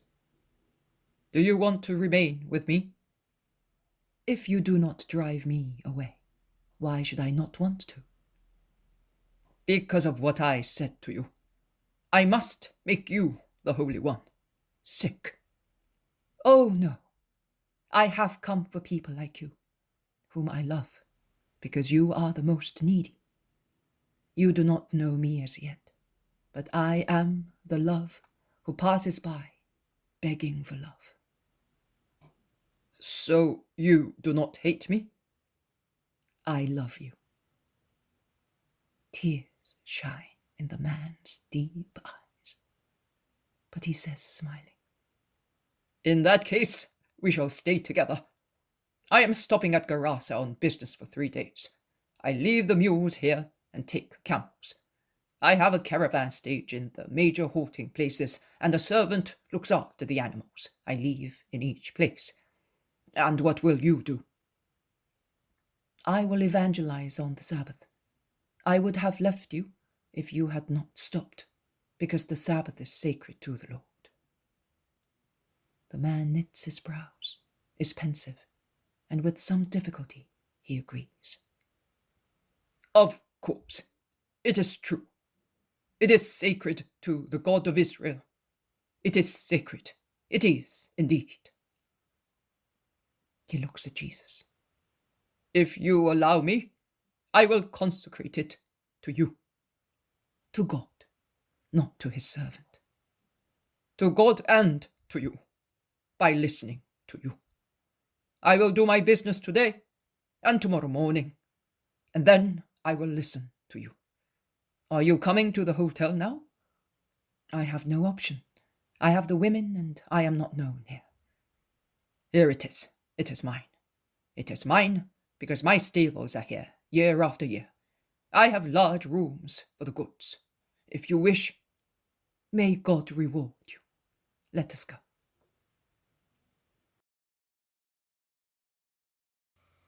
The poem of the man God. The second year of the public life. Chapter 287. Preaching at Gerasa. 27th of September, 1945. He thought he was unknown. When he set foot outside Alexander's building the following morning, he finds people already waiting for him. Jesus is with the apostles only. The women and disciples are still in the house, resting. The people greet him, gathering round him, and they say that they know him, because a man he had freed from demons has spoken to them about him. The man is not there now, because he has gone on with 2 disciples who passed by some days ago. Jesus listens kindly to what they say, and at the same time he walks through the town in some areas of which the noise of building yards is dreadfully loud. Masons, diggers, stone cutters, blacksmiths, carpenters are working, building, levelling, filling gaps, chiseling stones for walls, working iron for various purposes, sawing, planing, making poles out of strong trunks. Jesus passes by watching. He crosses a bridge on a babbling torrent flowing in the middle of the town, with a row of houses on each side, pretending to form a riverside. He goes up to the higher part of the town, which is built on a rising ground, so that the southeast side is higher than the northern one.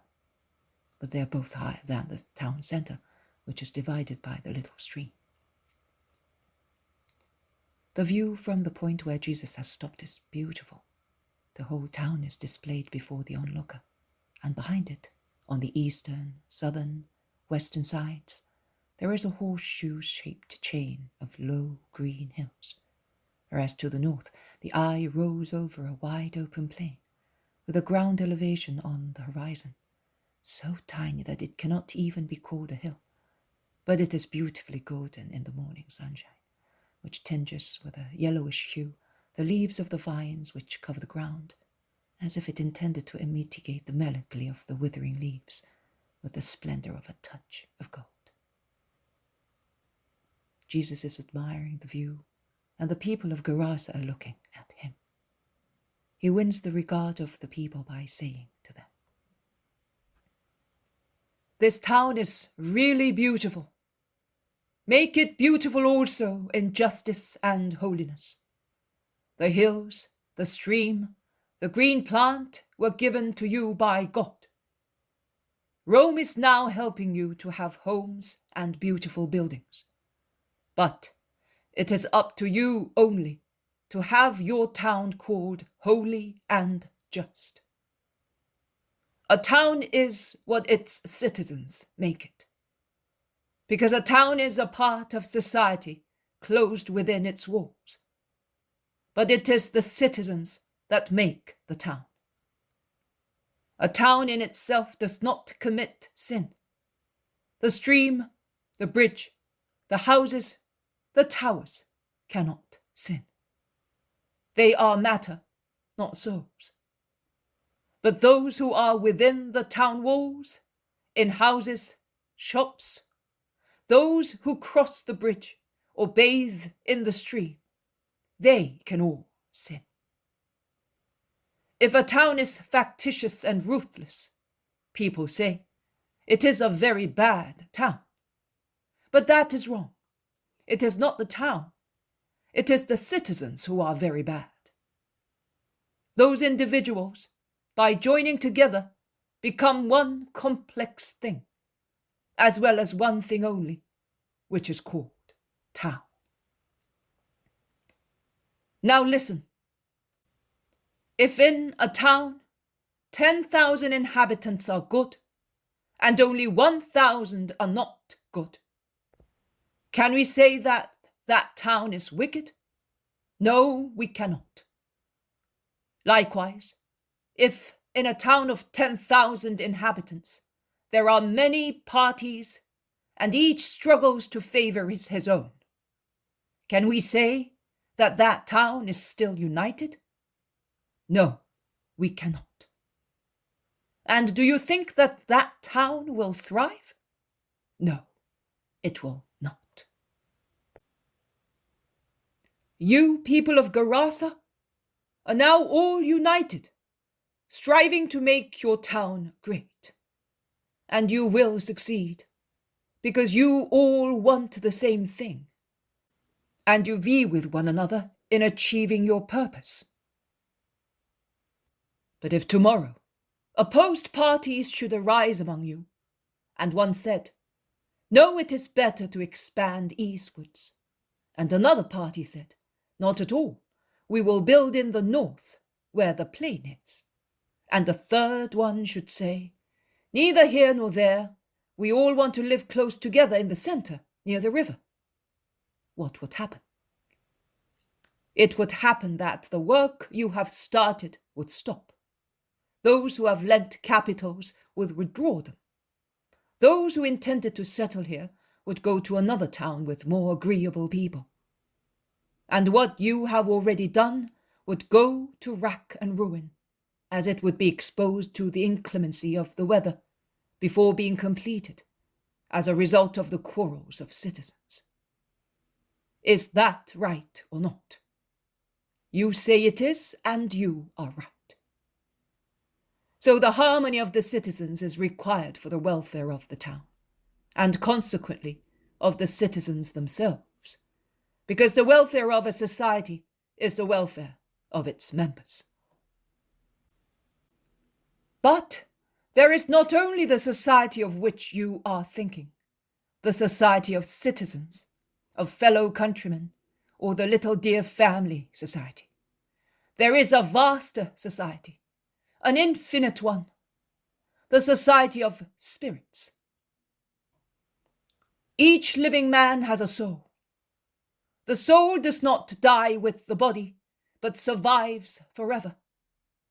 The idea of God, the Creator, who gave each man his soul, was that all the souls of men should be gathered in one place only, in heaven, forming the kingdom of heaven, whose monarch is God, and whose blissful subjects were to be all men, after a holy life and a placid limbo of expectancy.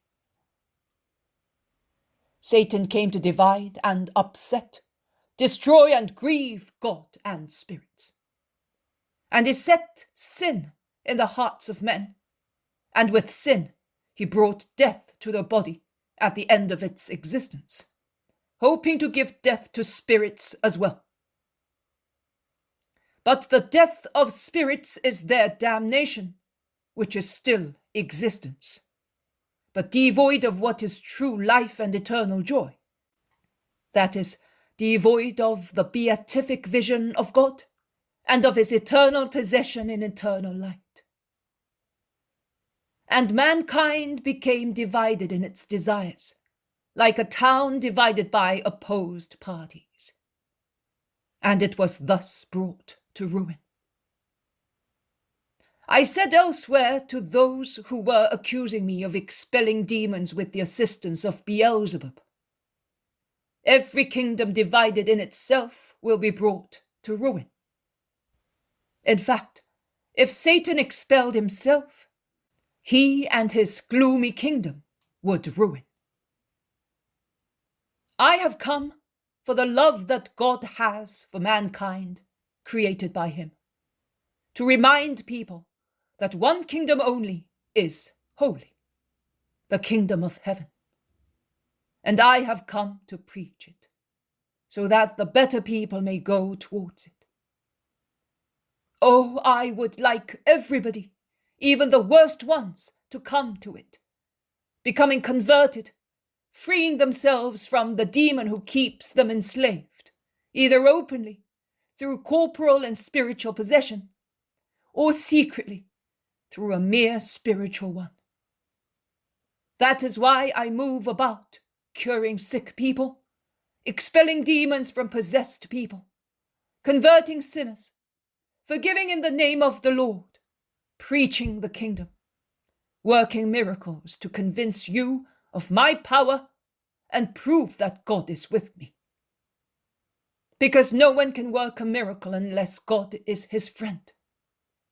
So, if I expel demons with the power of God, and I cure sick people, I cleanse lepers, convert sinners, announce and preach the kingdom, and I call people to it in the name of God. And God's compliance with me is clear and indisputable, so that only disloyal enemies may assert the contrary. It is a sign that the kingdom of God is among you and must be established, because the hour of its foundation has come. How is the kingdom of God established in the world and in hearts? By going back to Mosaic law, or by becoming acquainted with it if one is ignorant of it. And above all, by abiding by it absolutely in every event and moment of our lives. Which is that law? Something so severe as to be impracticable? No. It is a set of 10 holy, easy precepts, which even a really morally good man feels he must respect, even if he lives in the most impervious forest of mysterious Africa. It says, I am the Lord your God. You shall have no gods except me. You shall not utter the name of God in vain. You shall keep the Sabbath according to the commandment of God and to the needs of the human body. Honor your father and mother, so that you may have a long life and be blessed both on the earth and in heaven. You shall not kill. You shall not steal. You shall not commit adultery. You shall not bear false witness against your neighbor. You shall not covet your neighbor's wife. You shall not covet your neighbor's goods. Which good-natured soul, contemplating what is around him, even if he is a savage, will not say, all this was not formed by itself, therefore there must be one more powerful than nature and than man himself who made this. And he worships the powerful one, whose most holy name he may or may not know, but he feels he must exist. And he has such reverence before him, that when he utters the name which he has given him, or has been taught to utter, to name him. He trembles with respect, and he feels that he prays when uttering it reverently. In fact, it is a prayer to utter the name of God with the intention of worshipping him, or making him known to those who do not know him. Likewise, out of moral prudence alone, every man feels that he must grant some rest to his limbs, so that they may resist as long as his life lasts. By deeper reason, a man who knows the God of Israel, the Creator and Lord of the universe, feels that he must consecrate his bodily rest to the Lord, so that he may not be like a beast of burden, which rests when tired on litter, crushing fodder with its strong teeth. Blood also calls for love for those from whom we originate, as we can see in that colt that is now running braying towards its mother, which is coming from the market. It was playing in the herd. It saw its mother. It remembers it was fed by her and licked with loving care, defended and warmed by its mother. And see, it rubs her neck with its tender nostrils and jumps joyfully, rubbing its young crupper against the sides that carried it. It is a duty and a pleasure to love one's parents, and there is no animal which does not love the mother which gave birth to it. What will man be more vile than worms living in mud? A morally good man does not kill. He has a strong dislike of violence. He feels that it is not lawful to take anybody's life, and that God only, who gave it, has the right to take it. He abhors homicide. Likewise, he who is morally sound does not take advantage of other people's property. He prefers to eat plain bread with a clear conscience near a silvery fountain, rather than have a rich roast, which is the fruit of a theft. He prefers to sleep on the ground with his head on a stone and friendly stars above him, pouring peace and comfort on his honest conscience, rather than toss about in a stolen bed. And if he is morally sound, he is not eager for more women, which are not his, and he will not cowardly disgrace the nuptial bed of his neighbour, and he will consider his friend's wife as a sister, and will not cast lustful glances at her, as no one does at a sister. A man with a righteous soul, even if only naturally righteous, with no other knowledge of good but what comes to him from his honest conscience, will never take the liberty of giving false witness, as he would consider that the same as homicide and theft, which it is. But his lips are as honest as his heart, and his glances are honest, so he does not desire his neighbour's wife. He does not crave for anything, as he knows that that is the first incentive to sin. And he is not envious, because he is good. A good man is never envious. He is happy in his lot. Do you think that this law is so exacting as to be impracticable? Do not wrong yourselves. I am sure that you will not do that. And if you do not, you will establish the kingdom of God within yourselves and in your town. And you will be happily joined one day to those whom you loved, and who, like you, have gained the eternal kingdom in the everlasting joy of heaven. But we have within us passions, which are like citizens closed within the circle of town walls. It is necessary for all the passions of men to want the same thing, that is, holiness.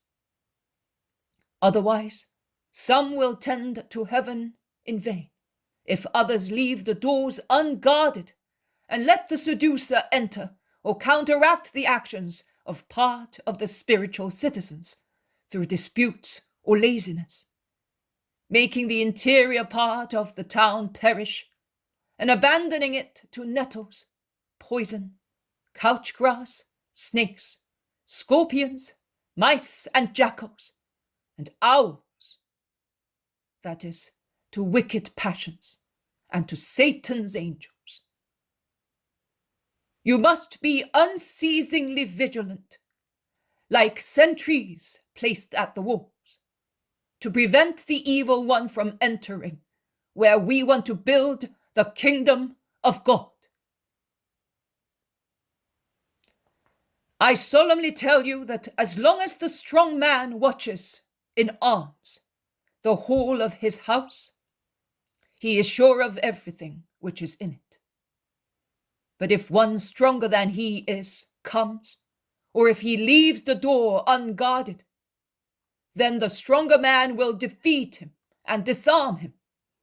And when he is deprived of the weapons on which he relied, he loses heart and surrenders, and the stronger man makes him a prisoner and takes his spoils. But if man lives in God, through loyalty to the law and justice practiced holily, God is with him. I am with him, and no harm can befall him. Union with God is the weapon which no strong man can overcome. Union with me is certainty of victory and of abundance of eternal virtues, through which he will be given an eternal seat in the kingdom of God. But he who turns his back on me, or becomes my enemy, rejects thereby the weapon and certainty of my word. He who rejects the word rejects God. He who rejects God invokes Satan. He who invokes Satan destroys what he had to conquer the kingdom. Therefore, he who is not with me is against me, and he who does not cultivate what I have sown will reap what the enemy has sown. He who does not harvest with me dissipates and will be poor and nude when he comes to the supreme judge, who will send him to the master, to whom he sold himself by preferring Beelzebub to Christ. Citizens of Gerasa, build the kingdom of God within yourselves and in your town. The trilling voice of a woman is clearly heard, like the song of a skylark, above the whispering of the admiring crowd. And it sings a new beatitude, that is the glory of Mary. Blessed be the womb that bore you, and the breast that suckled you. Jesus turns towards the woman who extolled his mother, admiring her son. He smiles, because he is pleased with the praise for his mother. But he then says, more blessed are those who listen to the word of God and practice it. Do that, woman.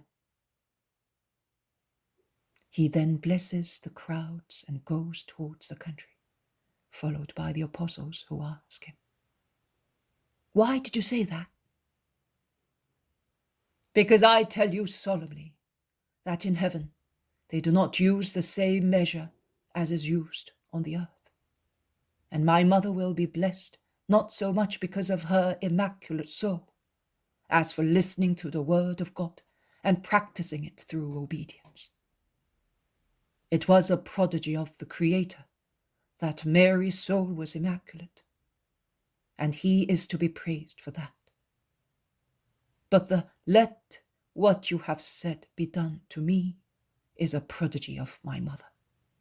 Her merit, therefore, is great, so great that the Saviour of the world came only because of her capability of listening to God, speaking through Gabriel's lips, and because of her will to practice the word of God, without weighing the difficulties and the immediate and future sorrows connected with her ascent.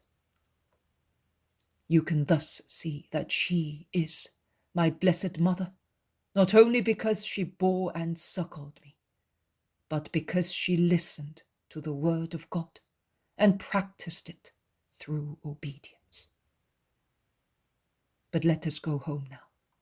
My mother knew that I was going to be out for a short while, and she may be worried because of my delay. We're in a half-pagan country, but in actual fact, it is better than others. But let us go, and let us go round the walls to avoid the crowds which would keep me back. Come down quick behind this thicket. The poem of the Man God. The second year of the public life. Chapter 288. The Sabbath at Gerasa. 28th of September, 1945.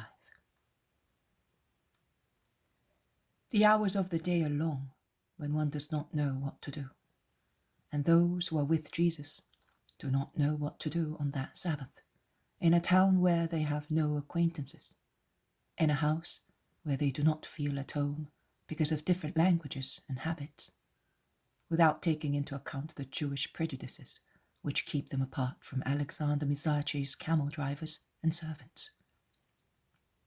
Many, therefore, have stayed in bed or are dozing in the sun that makes the large square yard of the house comfortably warm. It is a yard suited to receive caravans, as it is fitted with basins and rings fixed to the walls or columns of a rustic porch, which runs along the four sides, with many stables and lofts for hay and straw on three sides. The women are in their rooms. I do not see even one of them. Marciam amuses himself also in the closed yard, watching the work of the stablemen, who curry mules, change litters, examine hoofs, fasten loose horseshoes, or, what is of greater interest to him because it is something entirely new, he is spellbound watching how the Cameleers deal with the camels, preparing in advance the load for each animal in proportion to each of them, balancing it, and how they make a camel kneel down and rise in order to load and unload it, rewarding each one with a handful of dry legumes, which I think are broad beans, and at the end they gave them carobs, which the men also chew with relish. Marciam is utterly amazed, and he looks round to find someone with whom he may share his amazement. But he is disappointed, because adults are not interested in camels. They are either speaking to one another or dozing. He goes to Peter, who is sleeping blissfully with his head resting on soft hay, and shakes his arm. Peter half opens his eyes and asks, "What is it? Who wants me?" "I do. Come and see the camels." "Let me sleep. I've seen so many of them. Ugly animals." The boy then goes to Matthew, who is checking his accounts, as he's the treasurer during this trip. "You know, I have been to see the camels. They eat like sheep, did you know? And they kneel down like men, and they look like boats moving up and down. Have you seen them?" Matthew, who has lost his count owing to the interruption, replies sharply, "Yes," and resumes counting his money. Another disappointment. Marciam looks round. There is Simon Zealot, speaking to Judas Thaddeus. "How lovely camels are, and how good. They loaded and unloaded them, and they lay down on the ground so that the Cameleer should not have to work too hard. And they eat carobs. The men also were eating them. I would like, but I cannot make myself understood. Come with me. And he takes Simon by the hand. Simon, who is engrossed in peaceful conversation with Thaddeus, replies absent-mindedly. Yes, dear. Go, and watch that you do not hurt yourself. Marciam is astonished. Simon has not replied to the point. The boy is almost weeping. He goes away downheartedly and leans against a column. Jesus comes out of a room and sees that he is sulky and alone. He goes toward the boy and lays a hand on his head. What are you doing all alone and so sad? No one will listen to me. What did you want from them? Nothing. I was speaking of the camels. They're lovely. I like them. It must be like being on a boat to be up there. And they eat carobs. The men also eat them. And you want to go up there and eat carobs? Come, let us go to the camels. And Jesus takes him by the hand and goes to the end of the yard with the child, who has become cheerful once again. He goes straight to a Cameleer and greets him with a smile. The man bows to him and continues examining his animal, adjusting its halter and reins. Man, do you understand me? Yes, Lord, I have known your people for 20 years. This boy has a big desire, to climb upon a camel, and a little one, to eat a carob. And Jesus smiles once again more lively. Your son? No, I have no children. I am not married. You, so handsome, so strong. You have not found a woman. I have not looked for one. You have never felt the desire of a woman? No, never. The man looks at him and is spellbound. He then says, I have 9 children at Ishiloh. I go, 1 son. I go, another son, always. Do you love your children? They are of my blood, but my work is hard. I am here, my children are there. We are far apart, but I do it for their bread. Do you understand? I do. So you can understand the boy who would like to mount a camel and eat carobs. Yes. Come. Are you afraid? No? Good. Lovely boy. I have one too, like you. Dark, like you. Here, take and hold it tight. And he puts into Marciam's hand the strange handle, which is in the front part of the saddle. Hold it. I will come on now, and the camel will stand up. You're not afraid, eh? And the man climbs up on the high saddle. He makes himself comfortable and spurs the camel, which stands up obediently with a heavy pitch. Marciam laughs happily, and he is all the more happy because the Cameleer has put a delicious carob into his mouth. The camel ambles along the yard, then the driver puts it into a trot.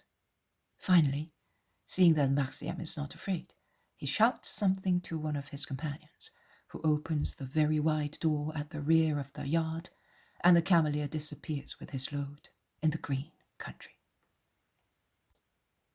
Jesus goes back towards the house and enters a large room where the women are. He smiles so happily that Mary asks him, "What has happened, son, that you are so happy?" "I am as happy as Marciam, who is galloping on a camel. Come out so that we may see him coming back." They all go out into the yard and sit on the low wall near the basins. The apostles who are not sleeping approach them. Those who are at the windows in the room upstairs look down. They see the group and go down to join them. Their shrill, youthful voices, they are in fact the voices of John and of the 2 Jameses, awake also Peter and Andrew, and arouse Matthew. They are now all together because of John of Endor, and the 2 disciples have also joined the group. But where's Moxiam? I do not see him, asks Peter. He has gone for a run on a camel. None of you would listen to him. I saw that he was so sad, and I took care of him. Peter, Simon, and Matthew remember. Of course, he was talking about camels and caribs, but I was sleepy. I had to check my accounts, as I wanted to inform you of what I had received from the Galileans and what I had given to the poor. And I was speaking of faith with your brother. It does not matter. I saw to it. But incidentally, I tell you that to take care of children's games is also love. But now, let us talk of something else. The town is full of merriment. The only remembrance of our Sabbath is general mirth. So it is better to stay indoors. So much so because if they want, they can find us as they know where we are. There is Alexander inspecting his camels. I will now tell him that one is missing through my fault. And Jesus hastens towards the merchant and speaks to him. They come back together. The merchant says, Very well. He will enjoy himself, and a run out in the sun will do him good. You may rest assured that the man will treat him well. Calipius is a clever man. In exchange for the run, I ask you to tell me something. Last night, I was thinking of your words. Those I heard at Ramoth, which you exchanged with the woman, and those you spoke yesterday. And I thought I was climbing up a high mountain, like those where I live, the tops of which reach up to the clouds. You were carrying me higher and higher. I was under the impression of being caught by an eagle, one of those eagles of our highest mountain, the first to emerge from the deluge. I saw entirely new things, of which I had never thought before, all made of a light, and I understood them. Then I became confused. Tell me more. What shall I tell you? I don't know. Everything was so beautiful. What you said about meeting again in heaven. I understood that we will love there in a different way, and yet it will be the same. For instance, we shall not be worried as we are now. It will be as if we were one family only, one for all and all for one. Am I wrong? No. On the contrary, we shall all be one family also with the living. Souls are not separated by death. I am speaking of the just. They form one large family. Just imagine a large temple in which some worship and pray, and some work. The former pray also for those who are working. The latter work for those who are praying. The same applies to souls. We work on the earth. They help us with their prayers. But we must offer our sufferings for their peace. It is a chain which does not break. It is love that ties those who were to those who are. And those who are must be good to be able to join those who were and want us to be with them. Syntyche makes an involuntary gesture, which she soon checks. But Jesus notices it and invites her to come out of her habitual self-restraint. I have been thinking about it for some days, and If I must tell the truth, I am worried, because I feel that if I believe in your paradise, I will lose my mother and sister forever. A sob breaks the voice of Syntyche, who stops to stifle tears. What thought worries you so much? I now believe in you. I can only think of my mother as a heathen. She was good, oh, very good, and my sisters too. Little Ishmini was the best daughter there ever on the earth, but they were heathens. Now, when I was like them, I thought of Hades, and I used to say, we will meet there again. Now, Hades no longer exists. There is your paradise, the kingdom of heaven, for those who have served the true God in justice. And what about those poor souls? It is no fault of theirs if they were born in Greece. None of the priests in Israel ever came to say, our God is the true God. So, are their virtues and sufferings worth nothing? Will they be in eternal darkness and separated from me forever? I tell you, it is a torture. I seem to have almost disowned them. Forgive me, my lord, I am weeping. And she falls on her knees, weeping disconsolately. Alexander Missace says, There you are.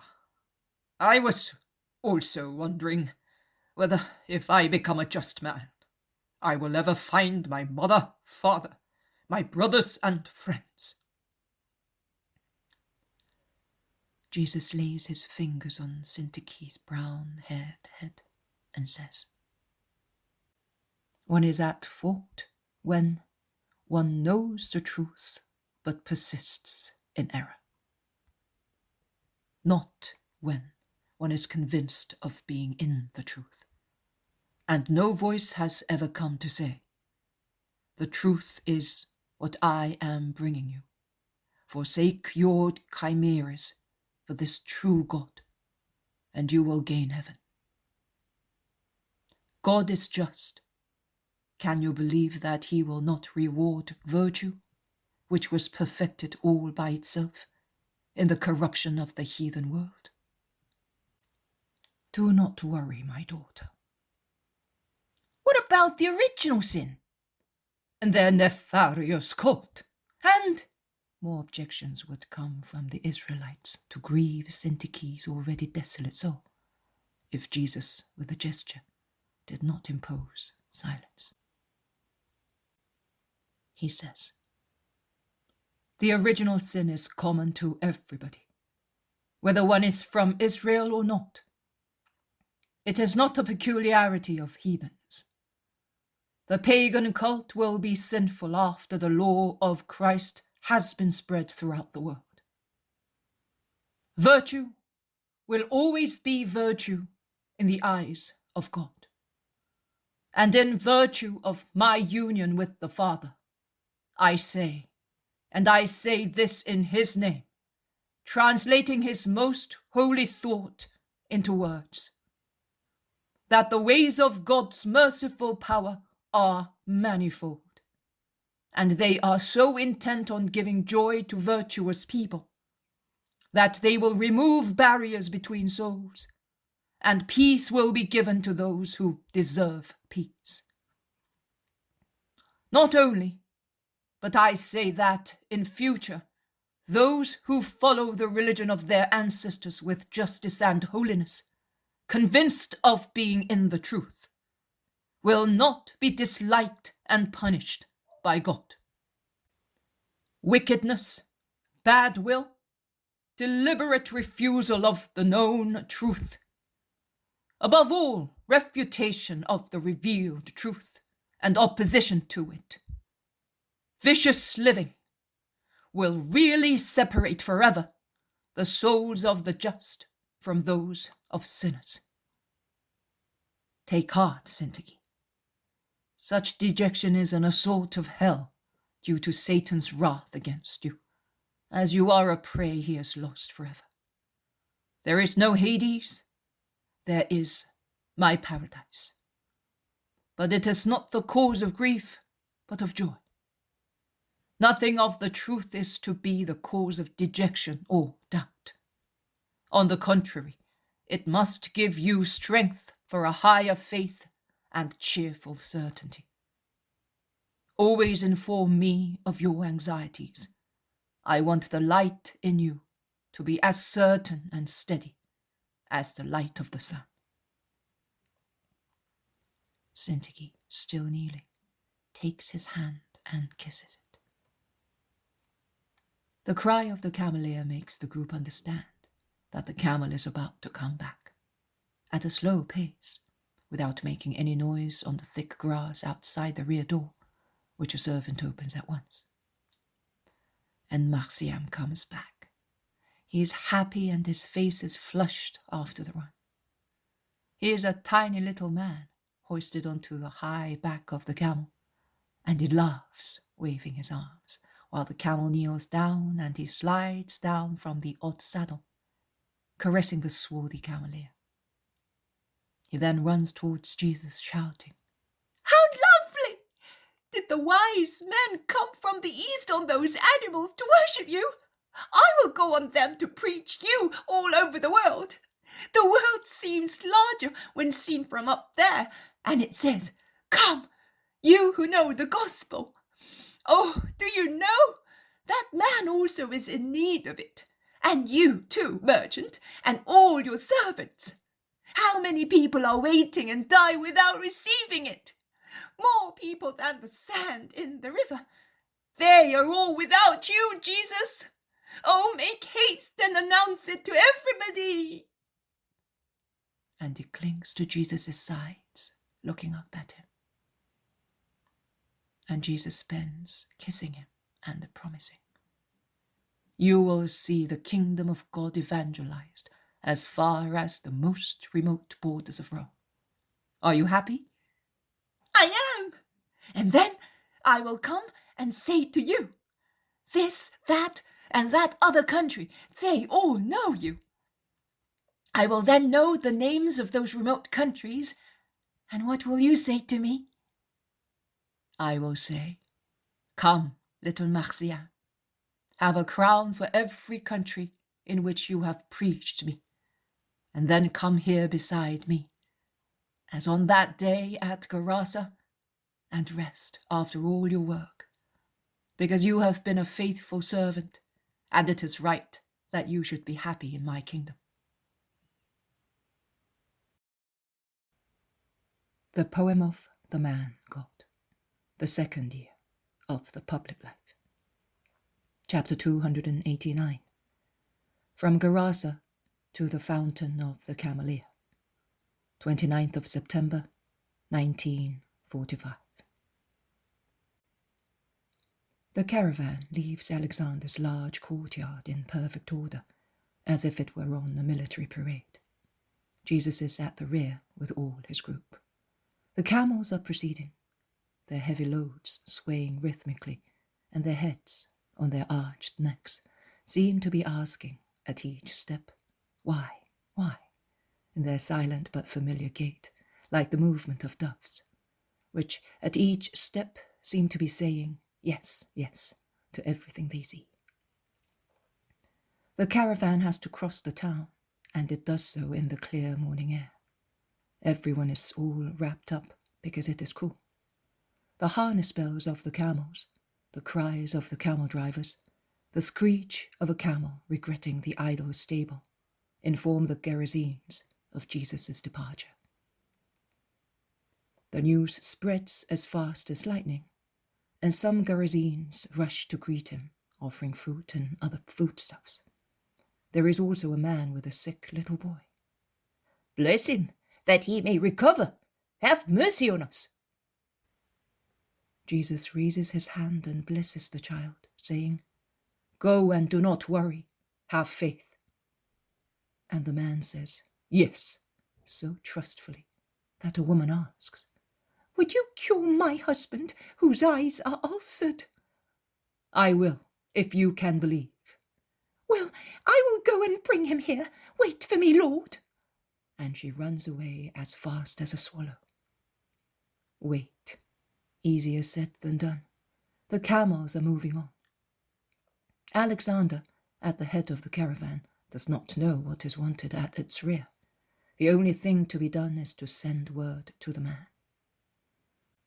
Run, Marciam. Go and tell the merchant to stop before going out of the walls, says Jesus, and Marciam dashes away to fulfill his mission. The caravan stops, and the merchant comes towards Jesus. What is the matter? Stay here and you will see. The woman of Gerasa is soon back with her husband, whose eyes are diseased. It is much worse than ulcers. His eyes are 2 holes full of suppuration. They look dimmed, reddened, half blind in the centre of the holes, among repulsive, dripping tears. As soon as the man lifts the dark bandage, dimming the light, tears flow more copiously. As the light increases the pain of the diseased eyes. The man moans. Have mercy! I suffer so much. You have also sinned very much. Are you not complaining of that?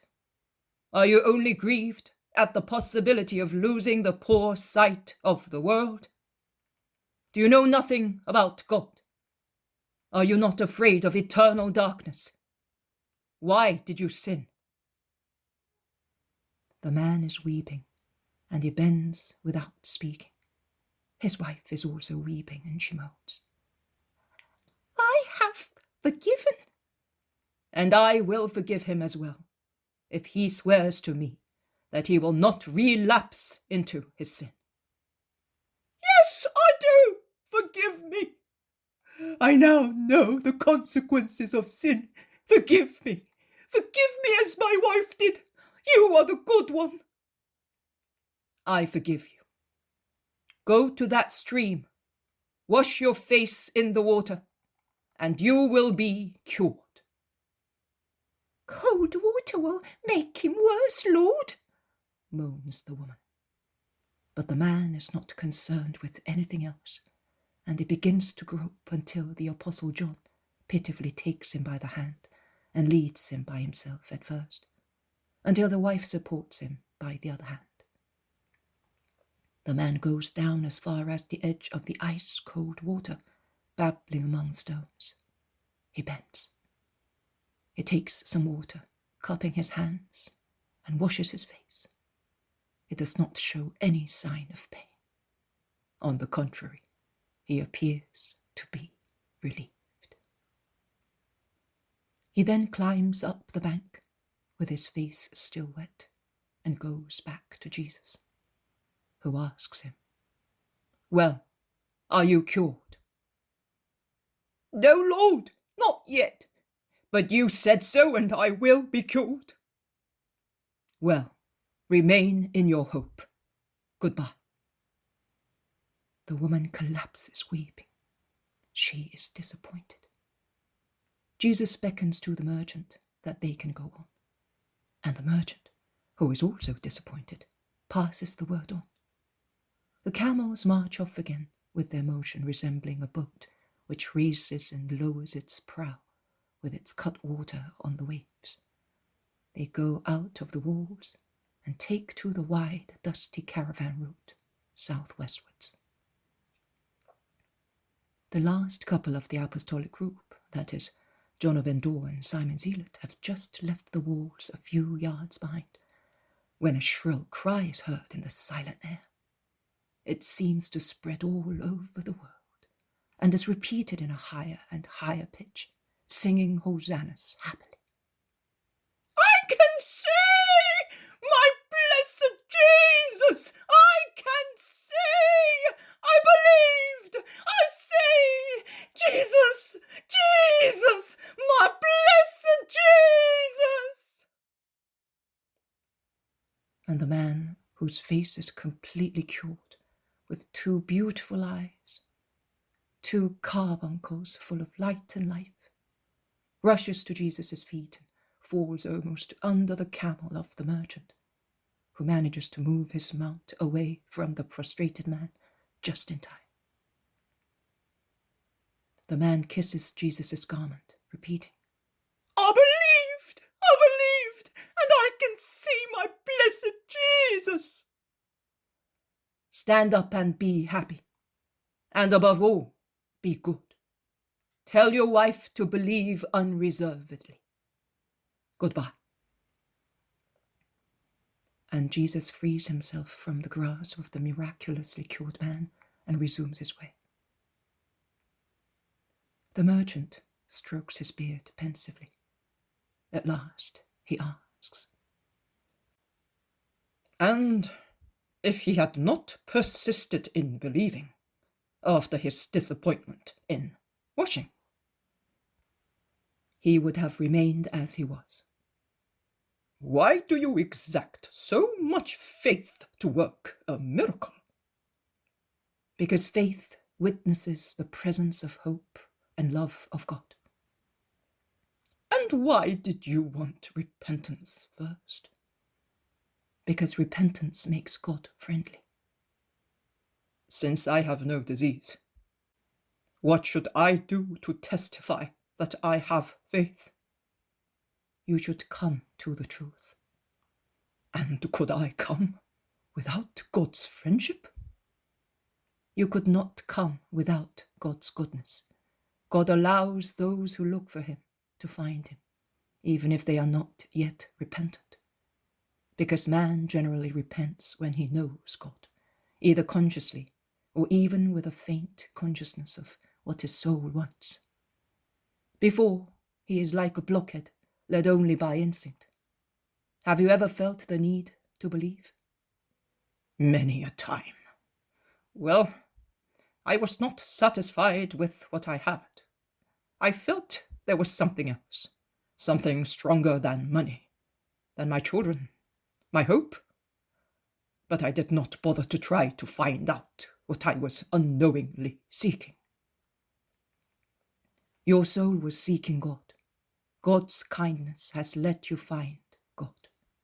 Repentance for your remote, idle past will give you the friendship of God. So, in order to have the miracle of seeing the truth with my soul, I should repent of my past? Certainly. You ought to repent and decide to change your life completely. The man begins to stroke his beard once again, and he stares so intently that he seems to be studying and counting the hairs on his camel's neck. He unintentionally strikes with his heel the camel, which takes the stroke as a spur to quicken its step, and it obeys, taking the merchant towards the head of the caravan. Jesus does not keep him back. On the contrary, he stops thus, allowing the women and apostles to overtake him, until Simon Zealot and John of Endor reach him. Jesus joins them. Of what are you speaking?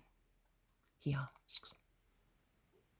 We were speaking of the depression that those must feel who do not believe in anything or have lost the faith they had.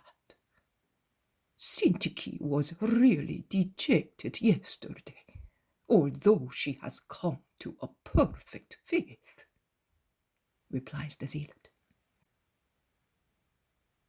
I was saying to Simon that if it is grievous to pass from good to evil, it is also disconcerting to pass from evil to good. In the former case, one is tortured by one's reproaching conscience. In the latter case, one is tormented, like one who is taken to a completely unknown foreign country. Or it is the dismay of a man who, being a poor unlearned wretch, should find himself at a king's court, among learned people and gentlemen. It is a pain, I know, such a long suffering. One cannot believe that it is true, that it can last, that one can deserve it, particularly when one's soul is stained, as mine was. And now, John? Asks Jesus. And John of Endor's worn-out, sad face brightens with a smile, which makes it look less emaciated. He says, Now, it is no longer so. Only gratitude to the Lord remains. Nay, it increases. This the Lord wanted. There is still the memory of the past to keep me humble, but there is certainty. I feel acclimatized. I am no longer a foreigner in this kind world of forgiveness and love which is yours, and I am serene, happy, and in peace. Do you consider your experience a good one? Yes, I do. If I were not sorry for having sinned, because I grieved God through my sin, I would say that I feel that my past was a good thing. It can help me considerably to support willing but misled souls in the first stages of their new belief.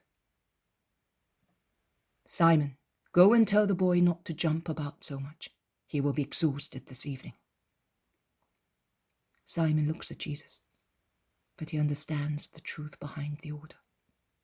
He smiles intelligently and goes away, leaving the two all alone. Now that we are alone, John, listen to this desire of mine. For a number of reasons, none of my followers have the breadth of judgment and thought which you have, and your culture is wider than the average learning of Israelites. So I ask you to help me. Am I to help you? How? On behalf of Syntyche, you are such a clever teacher. Marciam learns quickly and well with you, so much so that I am thinking of leaving you together for some months, because I want Marciam to have a wider knowledge than that of the little world of Israel, and it gives you pleasure to take care of him. And I rejoice seeing you together, you teaching, him learning, you growing young again, him maturing in learning. But you should take care of Syntyche as well, as if she were a lost sister. You said it yourself. One feels lost. Help her to become acclimatized in my atmosphere. Will you do me this favor? It is a grace for me to do it, my lord. I did not approach her because I considered myself superfluous. But if you wish so, she reads my rules. There are some which are sacred, some are only cultural. Rose from Rome and Athens. I see that she goes through them and meditates, but I never intervened in order to assist her. If you want, yes, I do. I want you to be friends. Like Marciam and you, she will be staying in Nazareth for some time. It will be lovely. My mother and you, the teachers of two souls, opening to God. My mother, the angelical teacher of the science of God. You, the experienced master of human knowledge, which you can now explain with supernatural references. It will be lovely and useful. Yes, my blessed Lord, too beautiful for poor John.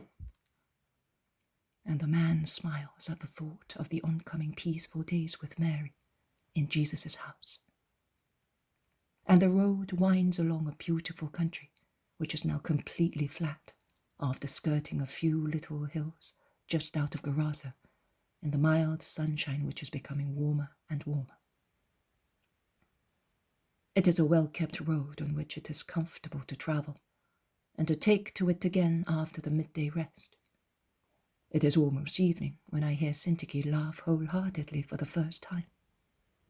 Marciam, in fact, has said something to her which makes all the women laugh. I see the Greek woman bend to caress the boy and kiss him lightly on his forehead. The boy then resumes jumping about as if he did not feel at all tired. But all the others are tired and are glad for the decision to spend the night at the fountain of the Cameleer. The merchant says, I always stop here overnight. The leg from Gerasa to Bozrah is too long, both for men and animals. The merchant is humane, remarks the apostles, comparing him to Taurus. The fountain of the Cameleer is only a handful of houses around several wells. It is a kind of oasis, not in the arid desert, because there is no aridity here, but an oasis in the vast uninhabited fields and orchards, which follow one another for miles, and which, as the October evening draws on, give the same sad sensation as the sea at twilight. Thus, the sight of houses, the noise of voices, of crying children, the smell of smoking chimneys, and the first lights to be lit are as pleasant as one's arrival at home. While the Cameleers stop to water the camels for the first time, the apostles and the women follow Jesus and the merchant who enter the rather prehistoric inn, which will shelter them during the night. They are all gathered near a very large fireplace, which takes up the whole of the narrow wall of a large smoky room, where they have taken their meal, and where the men will sleep, and servants are already preparing straw beds on mats.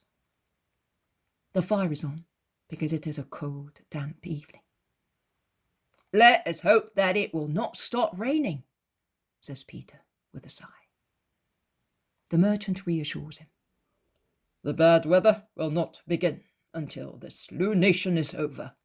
It is always like this in the evening here. But it will be sunshine tomorrow. It's for the women, you know, not for me. I'm a fisherman and I live in water, and I can assure you that I prefer water to mountains and dust. Jesus is speaking to the women and his two cousins. John of Endor and the zealot are also listening to him. Instead, Timonius and Ermasteus are reading one of John's robes, and the two Israelites are explaining to Ermasteus the Bible passages which are more obscure to him. Marciam is listening spellbound, but he looks sleepy. Mary of Alphaeus notices it and says, That child is tired. Come, dear, let us go to bed. Come, Eliza. Come, Salome. Old people and children are better in bed. And you had all better go as well. You are tired. But besides the elder ones, with the exception of Marcella and Johanna of Cusa, no one moves. After they have gone, after being blessed, Matthew whispers, Who would have told those women only a short while ago that they were to sleep on straw beds so far from their homes?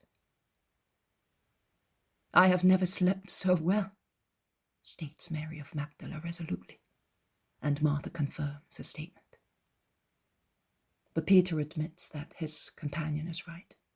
Matthew is right, and I wonder why the master has brought you here. Something I fail to understand. Because we are his disciples. Well, if he went where lions are, would you go? Of course, Simon Peter. What an effort to go for a little walk, and with him. Well, in actual fact, it is a long walk, and for women who are not used to it. But the women protest, and Peter shrugs his shoulders and becomes silent. James of Alphaeus, on looking up, sees such a bright smile on Jesus' face that he asks him, Will you tell us privately the real purpose of this journey with the women, and with so little fruit as compared to its fatigue? Can you expect to see now the fruit of the seed buried in the fields which we have crossed? I could not. I will see it in springtime. I also say to you, you will see it in due time. The apostles do not reply. The silvery voice of Mary is heard. Son, we were talking today of what you said at Ramoth, and each of us had different impressions and reflections. Would you tell us your thought? I said that it was better to call you at once, but you were speaking to John of Endor. In actual fact, I raised the question because I am a poor heathen and I do not have the splendid light of your faith. You must sympathize with me. I would like to have your soul, my dear sister, says the Magdalene impulsively. And exuberant as she is, she embraces Syntyche, clasping her with one arm. Her wonderful beauty seems to give light by itself to the miserable dwelling, and to decorate it with the wealth of her sumptuous house. The Greek woman, who is entirely different, and yet has such a singular personality, while embraced by the Magdalene, adds a meditative note to the cry of love, which seems to be always bursting forth from passionate Mary. Meanwhile, the Blessed Virgin, sitting with her gentle face raised towards her Son, her hands clasped as if she were praying, her most pure profile outstanding against the black wall, is the perpetual adorer.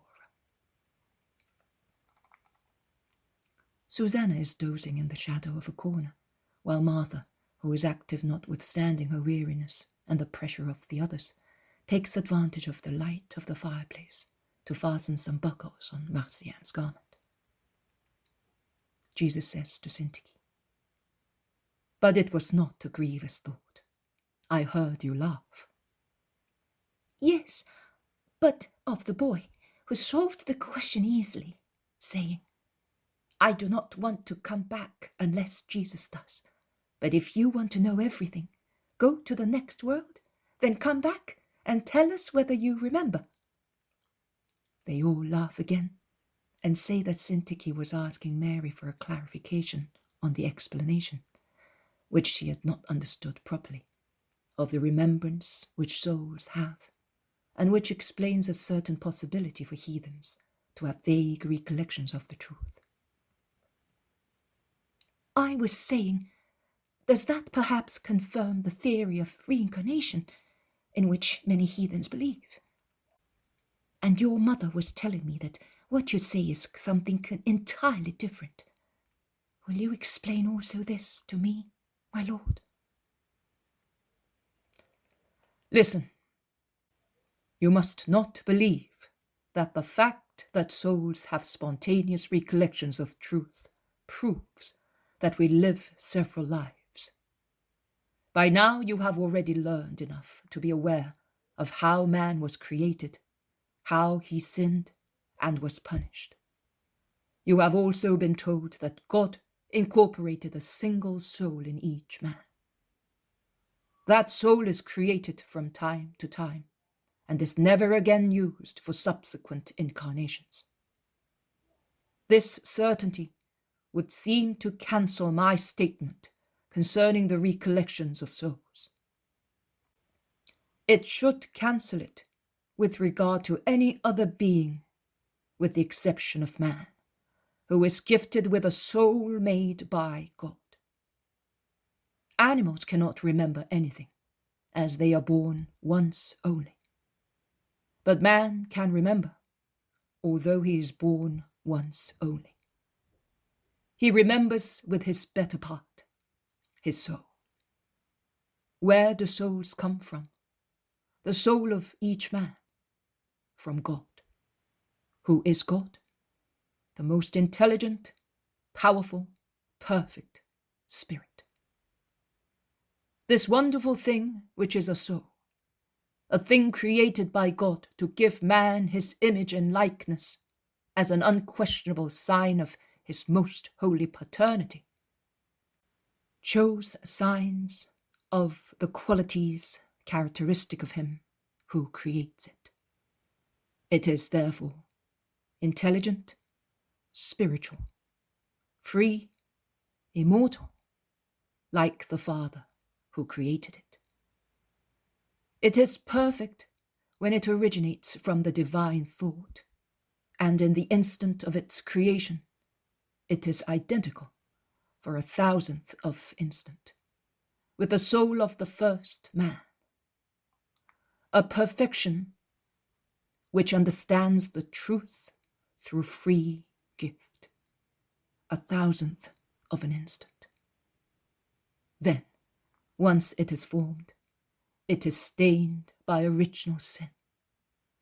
To make it clearer for you, I will say that it is as if God were pregnant with the soul which he creates, and the creature, in being born, were wounded by an indelible mark.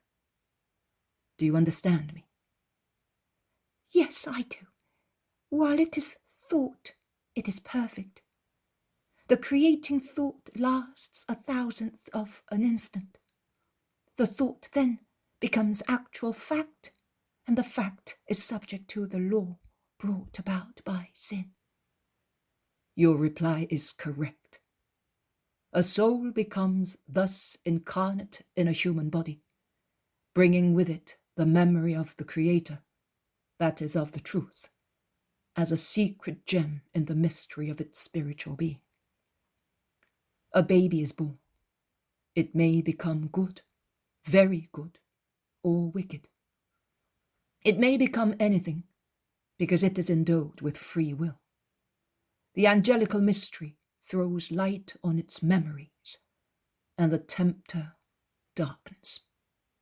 If man craves after light, and thus for a greater and greater virtue, making his soul the master of his being, the faculty of remembering increases in the soul, as if virtue made the wall interposed between soul and God thinner and thinner.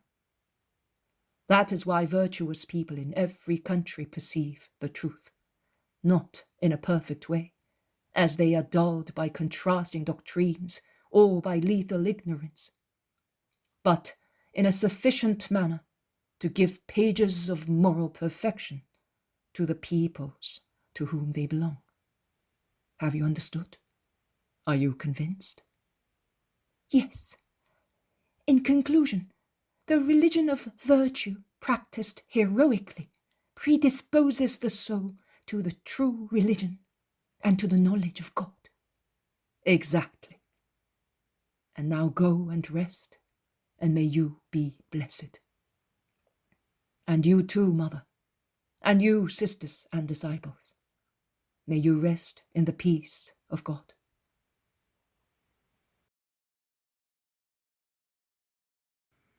The poem of the man called, the second year of the public life, chapter 290, going to Bozrah, 30th of September, 1945. The merchant was right. October could not have granted the pilgrims a lovelier day. After the sun had dispelled the haze which veiled the country, as if nature had laid a veil over the sleeping plants at night, the country appears in its solemn stretch of cultivated fields, warmed by the sun. The fog seems to have gathered together on remote mountain tops, decorating them with a transparent foam, thus softening them even more against the serene sky. What are those? Mountains we have to climb? Asks Peter anxiously. No, they are Hauran Mountains. We shall be on the plain, on this side of the mountains. Before evening we shall be at Bozrah in Hauran. A beautiful, good town, much trade, says the merchant, encouraging Peter, and praising the town, considering, as usual, commercial prosperity as the basis of the beauty of a place. Jesus is all alone in the rear, as he is wont to do at times when he so wishes. Marziam turns round several times looking at him. When he can resist no longer, he leaves Peter and James of Zebedee. He sits on the edge of the road, on a stone, which must be a Roman military landmark, and waits.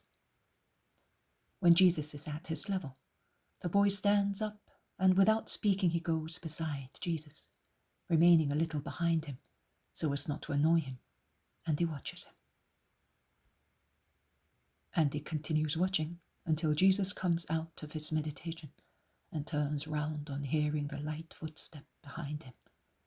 And he smiles, stretching his hand out to the boy and saying, "Oh, Marcia, what are you doing here all alone?" I was looking at you. I have been looking at you for days. Everybody has eyes, but not everyone sees the same things. I have noticed that now and again you want to remain all alone. On the first days, I thought you were hurt by something.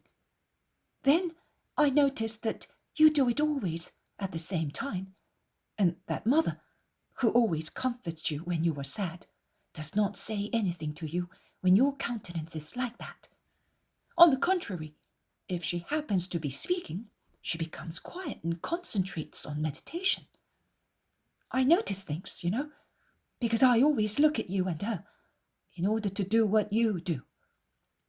I asked the apostles what you do, because you certainly do something. They said to me, he prays. And I asked them, what does he say? No one replied, because they do not know. They have been with you for years, and they do not know. Today I followed you every time I noticed that countenance, and I watched you while you were praying. But your countenance is not always the same. This morning at dawn, you looked like a bright angel. You looked at things with such bright eyes that I'd think they dispelled darkness more than the sun did. And you looked at things and people like that. And then you looked at the sky, and your face was the same as when you offer the bread at table.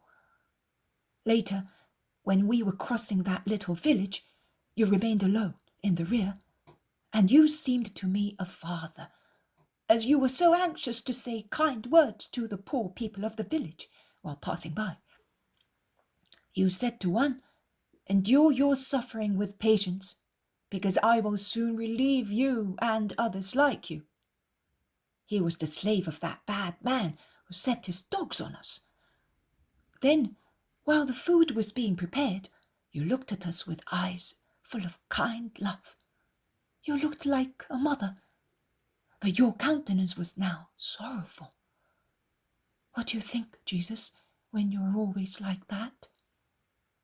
But also in the evening, at times, if I am not asleep, I see that you are very serious. Will you tell me how you pray? Why you pray?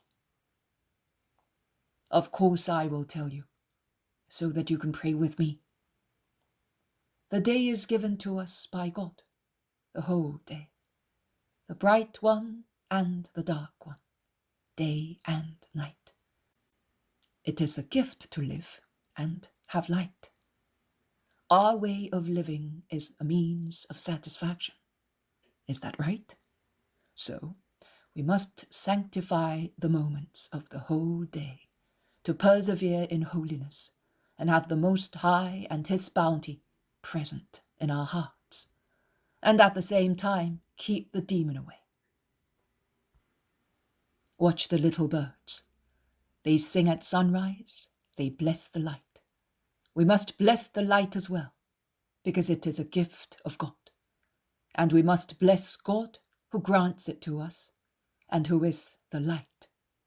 We must crave for God, as from daybreak, to put a seal, a note of light, on the whole oncoming day, that it may be entirely bright and holy. And we must join the whole creation in praising the Creator. Then, as the hours go by, and going by they make us aware of how much sorrow and ignorance there is in the world, we must pray again, that sorrow may be relieved and ignorance may vanish, and God may be known, loved and prayed to by all men, who, if they knew God, would be comforted in their sufferings. And at the 6th hour, we must pray out of love for our family, to enjoy the gift of being united to those who love us. That is also a gift of God. And we must pray that our eating, instead of being useful, may not become an occasion of sin. And at sunset, we pray, remembering that death is the inevitable end waiting for all of us. And we must pray that our end, be it today or later, may take place with our souls in grace. And when the lights are lit, we must pray to thank for the day which is over, and to ask for protection and forgiveness, so that we may go to sleep without any fear of a sudden judgment or assault of the demon. And finally, we must pray at night, because this applies only to adults, to make amends for the sins of the night, to keep Satan away from weak people, and that culprits may ponder, repent, and make good resolutions which will become facts at sunrise.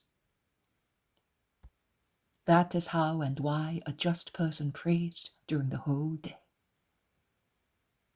But you have not told me why you are so absorbed, so grave and imposing at the 9th hour.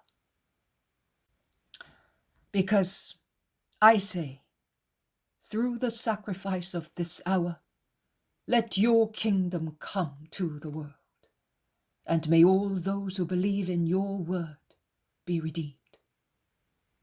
Say the same yourself. What sacrifice is it? You said that incense is offered in the morning and evening, and the victims at the same hour, every day, on the altar of the temple, and that the victims for vows and expiation are offered at any hour. There is no indication of a special rite for the 9th hour. Jesus stops and takes the boy with both hands. He lifts him, holding him in front of himself, and as if he were saying a psalm, with his face raised, he says,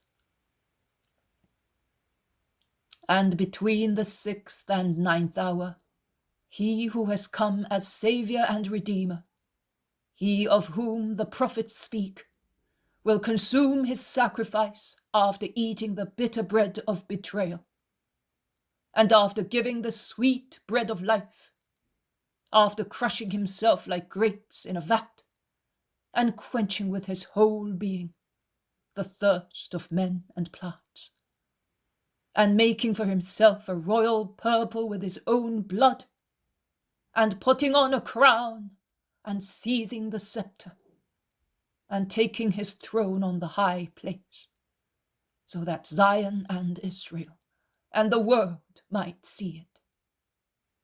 Lifted up in the purple garment of his numberless wounds, in the dark, to give light, in death, to give life.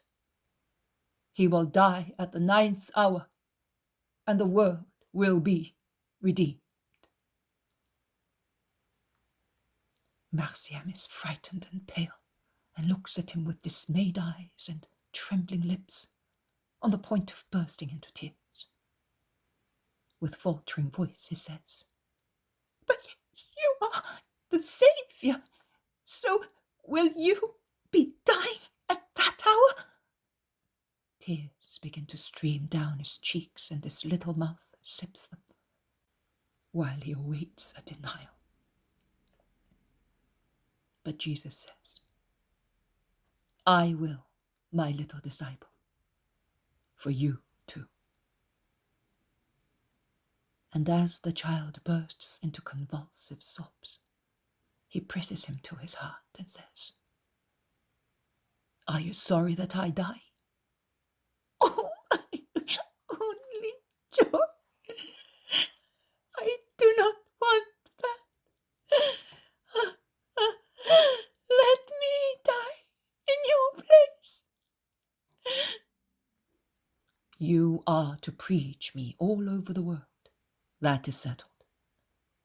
But listen, I will die happily, because I know that you love me. Then I will rise from the dead. Do you remember Jonah? He was more handsome when he came out of the belly of the whale well rested and strong. So will I. And I will come to you at once, and I will say to you, Little Marciam, your tears quenched my thirst. Your love kept me company in the sepulchre. I have now come to say to you, be my priest, and I will kiss you with the scent of paradise still on me. But where will I be? Will I not be with Peter or Mother? I will save you from the evil waves of those days. I will save the most weak and innocent ones, except one. Marciam, little apostle, will you help me to pray for that hour? Oh, yes, I will, Lord. And the others? That is a secret between you and me, a great secret, because God loves to be revealed to the little ones. Do not weep any more. Smile at the thought that afterwards I will suffer no more, and I will only remember all the love of men, and yours first. Come, look how far the others are. Let us run and join them. And he puts him down, and holding him by the hand, they start running until they reach the group. Master, what have you done? I was explaining the hour of the day to Marciam. And the boy is whipped. He must have been naughty, and you are excusing him out of kindness, says Peter. No, Simon, he watched me praying. You have not done that. He asked me why. I told him. The boy was moved by my words. Now leave him alone. Go to my mother, Marciam, and you all listen to me. The lesson will do no harm to you either. And Jesus explains once again the usefulness of prayer at the main hours of the day, leaving out the explanation of the 9th hour and concluding. Union to God is to have him present every moment, to praise and invoke him. Do so, and you will make progress in the life of the Spirit. Bozrah is now close at hand. Stretched out on the plain, it looks a large, beautiful town with walls and towers. The evening which is drawing on tones down the shades of houses and country into a greyish, languid lilac, in which all contours become vague, while grunting pigs and bleating sheep in the enclosures outside the walls break the silence of the country.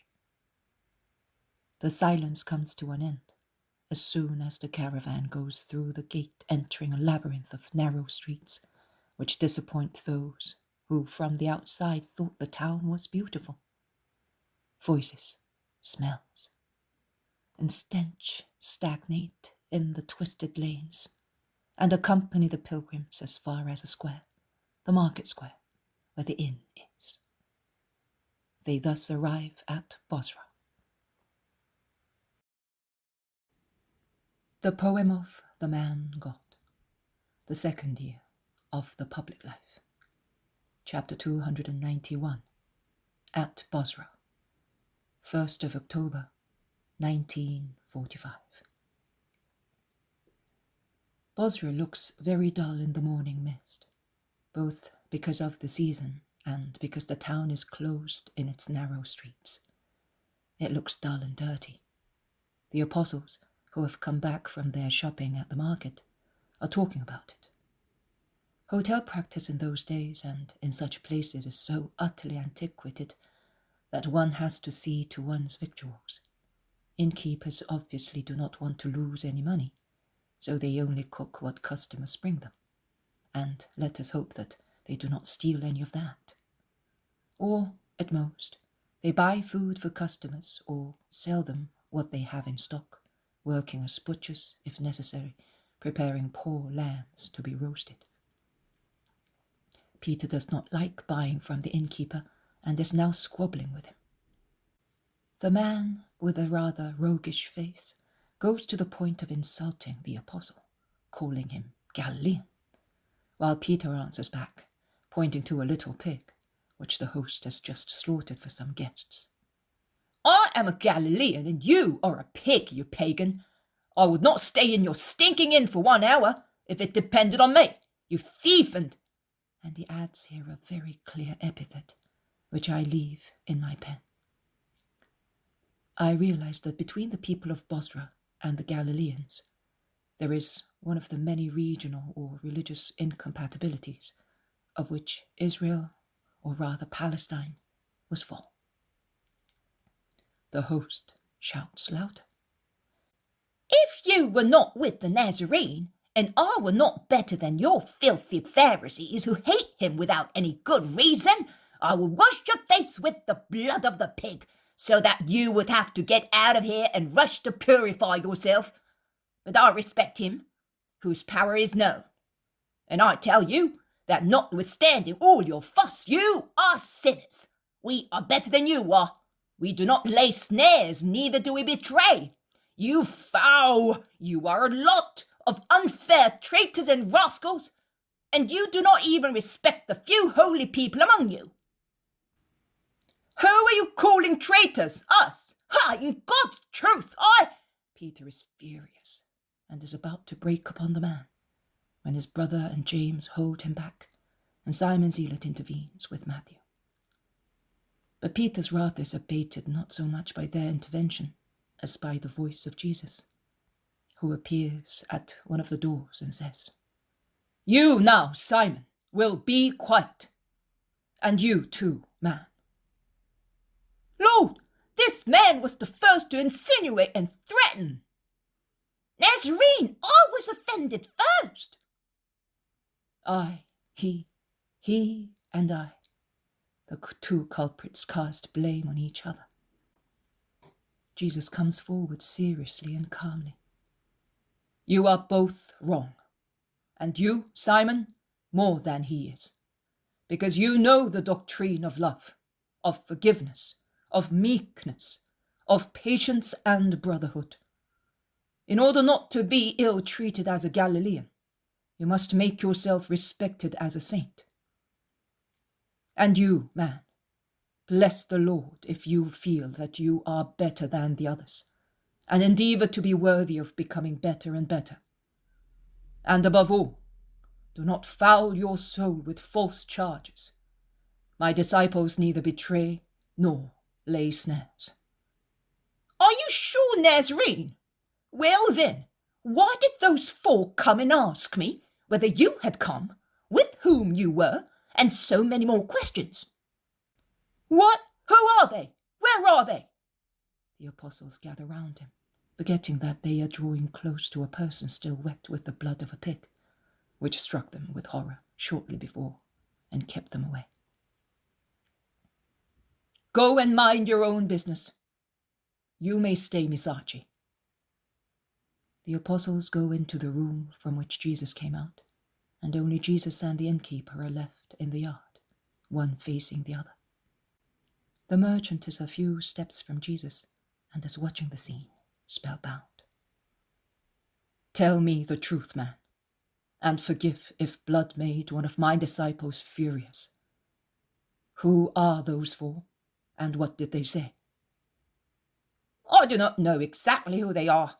They are certainly scribes and Pharisees from the other side. I do not know who brought them here. I have never seen them. But they are well informed of you. They know from where you have come, where you are going, with whom you are. But they wanted confirmation from me.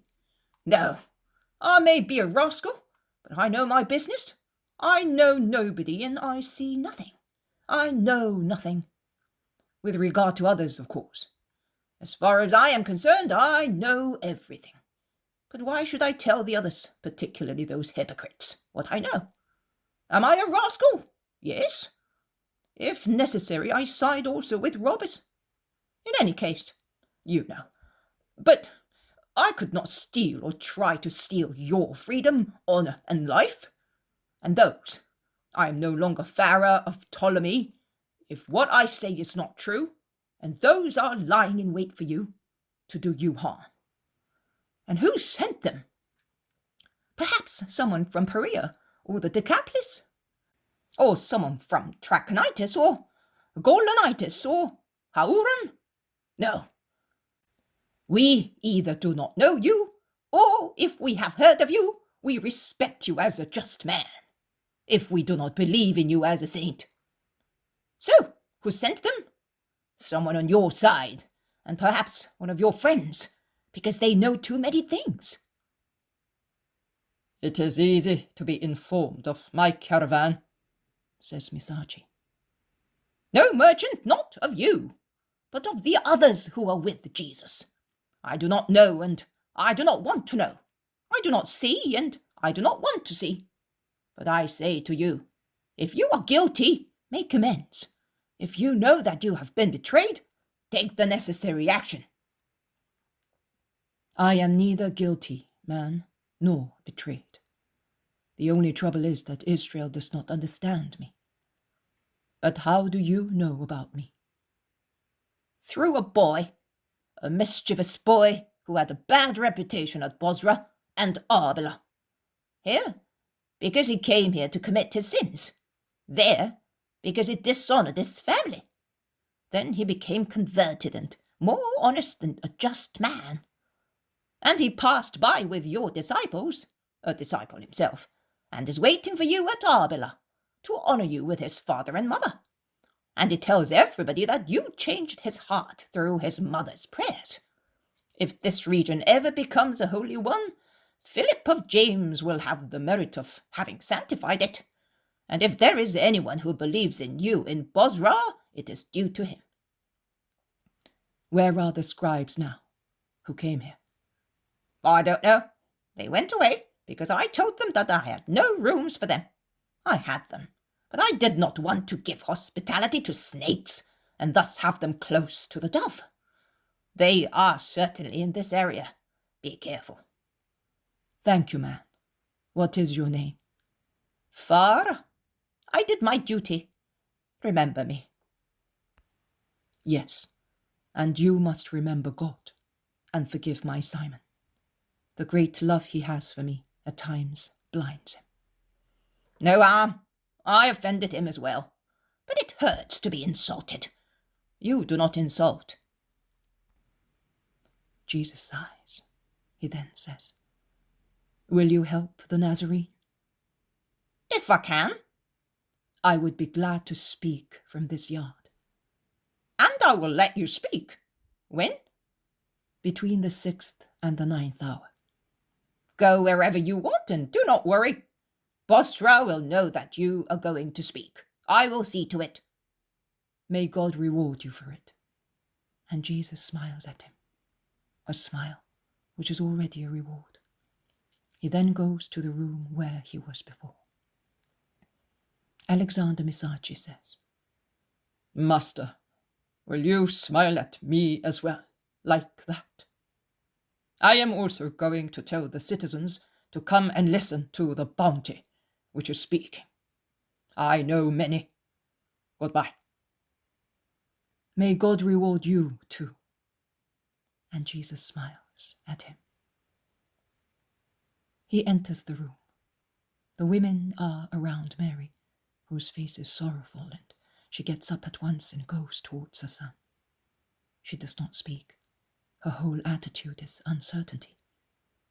Jesus smiles at her and replies to her, saying to everybody, Be free by the 6th hour. I will speak here to many people. In the meantime, go, everybody, with the exception of Simon Peter, John, and Ermasteus. Go and announce me and give plentiful alms. The apostles go away. Peter slowly approaches Jesus, who is near the women, and asks, Why did you not send me as well? When one is too impulsive, one stays at home, Simon. Simon, when will you learn to be charitable to your neighbour? For the time being it is a burning flame, but only for me. It is a straight and stiff blade, but only for me. Be mild, Simon of Jonah. You are right, master. Your mother has already reproached me, as she knows how to, but without hurting. But it penetrated right into me. But reproach me as well, but do not look at me so sadly. Be good. Syntyche, I would like to speak to you privately. Come up to the terrace. Will you come as well, mother? And on the rustic terrace, which covers one wing of the building, in the sunshine which warms the air, walking slowly between Mary and the Greek woman, Jesus says, "Tomorrow we will part for a little while. When near Arbela, you women with John of Endor will go towards the Sea of Galilee and will continue together as far as Nazareth. But as I do not want to send you by yourselves with an almost disabled man, I will get my brothers and Simon Peter to accompany you. I can foresee that there will be some reluctance to separate, but obedience is the virtue of the just. When you go through the country over which Chusa watches in Herod's name, Johanna can find some more people to escort you on the rest of the way. You will then send back Alphaeus' sons and Simon Peter. But the reason why I asked you to come up here is as follows. I want to tell you, Syntyche, that I have decided for you to stay for some time in my mother's house. She already knows. John of Endor and Marciam will be staying with you. Stay there willingly, perfecting yourself more and more in wisdom. I want you to take great care of poor John. I am not saying this to my mother, because she does not need any advice. You can understand John and sympathize with him, and he can do you much good, because he is an experienced master. I will come later, quite soon, and we will often meet. I hope to find you wiser and wiser in the truth. I bless you particularly, Syntyche. This is my farewell from you for this time. You will find love and hatred in Nazareth as anywhere else. But in my house, you will find peace, always. Nazareth will ignore me, and I will ignore Nazareth. I will live nourishing myself with the truth, and the world will be nothing to me, Lord. Very well. You may go, Syntyche, and do not mention it to anybody for the time being. Mother, you know, I trust these dearest pearls of mine to you. While we are in peace among ourselves, Mother, let your Jesus refresh himself in your caresses. How much hatred, son! How much love! How much bitterness, my dear Jesus! How much sweetness! How much incomprehension, my son! How much comprehension, Mother! Oh, my darling, my dear son! Mother, joy of God and mine, Mother. They kiss each other and remain together on the stone bench against the low terrace wall. Jesus embracing his mother, a loving protector. Mary reclining her head on her son's shoulder, her hands in his. Happy. The world is so distant, buried in the waves of love and faithfulness. The poem of the Man God, the second year of the public life, chapter 292. The Sermon and Miracles at Bozrah, 2nd of October, 1945. And the world is so close with its waves of hatred, betrayal, sorrow, need, and curiosity. And the waves come, like those of the sea in a harbour, to die here, in the yard of the inn at Bozrah, which the respectful host, whose heart is better than his face makes one suppose, has cleaned of excrement and dirt. There is a large crowd of people, both local and strangers, but of the same region. And there are people whose conversation gives me to understand that they come from very far, from the lake area or beyond the lake. I catch the names of villages and parts of sorrowful stories in the conversation of the people awaiting Jesus. Gadara, Hippo, Gerasa, Gamala, Aphek, Nain, Endor, Jezreel, Magdala, and Chorazim are mentioned by many people, together with the stories of the reasons why they have come from so far. When I heard that he had come through Transjordan, I was discouraged. But some disciples came when I was about to go back to Jezreel, and they said to us, who were waiting at Capernaum, "He is certainly beyond Gerasa by now. Waste no time. Go to Bozrah or Arbela." And I came with these people. I instead saw some Pharisees pass through Gadara. They were asking where was Jesus of Nazareth, whom they knew to be in the area. My wife is ill. I joined them. Then yesterday at Arbela, I heard that he was coming to Bozrah first, so I came here. I have come from Gadara for this boy. He was gored by a furious cow. He has been left in that state.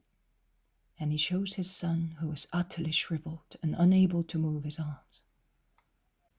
I could not bring mine. I come from Megiddo. What do you think? Will he kill him from here also? Moans a woman whose face is red with weeping. No, the sick person must be present. No, it is enough to have faith. No, unless he imposes his hands, one is not cured. His disciples also do that. You have come a long way for nothing, woman. The woman begins to weep, saying, "Oh, poor me. I left him when he was almost dying, hoping he will not cure him, and I will not comfort him in his death." Another woman consoles her. "Don't believe that, woman. I have come to thank him because he worked a great miracle for me without leaving the mountain on which he was speaking." "What was the matter with your son?" "It was not my son. It was my husband who had become mad." And the two women continue speaking in low voices. It is true. Also a mother at Arbela had her son redeemed without the master seeing him, says a man from Arbela, and he goes on speaking to some people near him. "Make way! For pity's sake, make way!"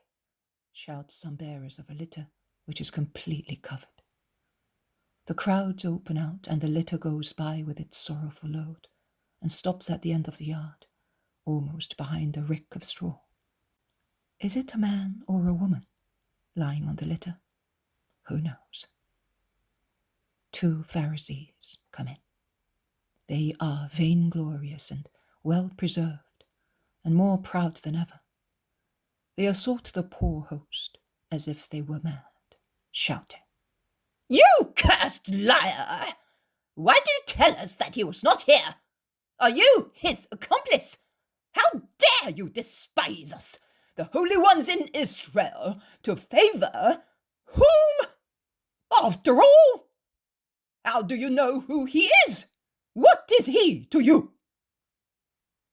"What is he? What you or not? But I did not lie. He came a few hours after you had left. He did not hide himself, neither do I hide him. But as I am the boss here, I tell you at once, get out of my house. You do not insult the Nazarene here. Do you understand? And if you do not understand my words, I can speak to you in a more factual way, you jackals." The robust innkeeper seems so decided to come to blows that the two Pharisees change tone and become like creeping pups menaced by lash. "But we are looking for him to revere him. What are you thinking of? The thought that we might not see him through your fault made us furious. We know who he is, the holy and blessed Messiah, to whom we are not worthy to raise our eyes. We are dust. He is the glory of Israel. Take us to him. Our souls are yearning to hear his words." The host imitates their voices and gestures in a wonderful way. "Oh, of course. And how could I ever suspect it was not so, since I am so well aware of the fame of Pharisees' justice? Of course, you have come to worship him. You are yearning for that. I will go and tell him. I am going." "No, by Satan, you shall not follow me. Neither will you, or I will strike you so much, you poisonous mummies, that I will make one knock into the other. Stay here. You, stay here, where I am putting you. And you, here. And I am sorry I cannot knock you into the ground up to your necks, and use you as pegs to tie the pigs to be slaughtered." And he passes from words to deeds by seizing the leaner Pharisee by his armpits, lifting him up and dropping him so violently on the ground that if it were not very hard, the poor fellow would have sunk into it up to his ankles. But the ground is hard, and the Pharisee remains standing like a puppet after being tossed about so much. Then the host gets hold of the other man, and although he is rather fat, the innkeeper raises and drops him with the same fury. And as the Pharisee reacts wriggling, he knocks him down and makes him sit, a bundle of flesh and clothes. He then goes away uttering a nasty word which is lost among the moans of the two and the laughter of many more. He goes through a corridor into a small yard. He climbs a little staircase, reaches a porched gallery, and enters a large room in which Jesus and his group are about to finish their meal with the merchant. "2 of the 4 Pharisees have come. You had better see what you must do. For the time being, I have seen to them. They wanted to come with me, but I did not want them. They are now down in the yard with many sick people and many others." "I will come at once. Thank you, Father. You may go." They all get up. Jesus orders his disciples and the women to stay where they are, with the exception of his mother, Mary Clopas, Susanna, and Salome. But seeing the sad countenance of those who have been excluded, he says, "Go up to the terrace. You will hear me just the same." He goes out with the apostles and the 4 women. He goes back the same way as the host came and enters the large yard. The crowds crane their necks to see, and those who are sly climb up onto straw stacks on carts standing on one side or on the edge of reservoirs.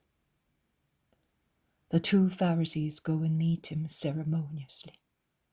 Jesus greets them with his usual salutation as if they were his most faithful friends. But he does not stop to reply to their unctuous questions. "Are you so few, and without disciples? So they have left you?" Jesus, continuing to walk, replies gravely, "No one left me. You have come from Arbela, where you met those who precede me, and in Judea you met Judas of Simon, Thomas, Nathanael, and Philip." The stout Pharisee no longer dare follow him, and he stops all of a sudden, blushing.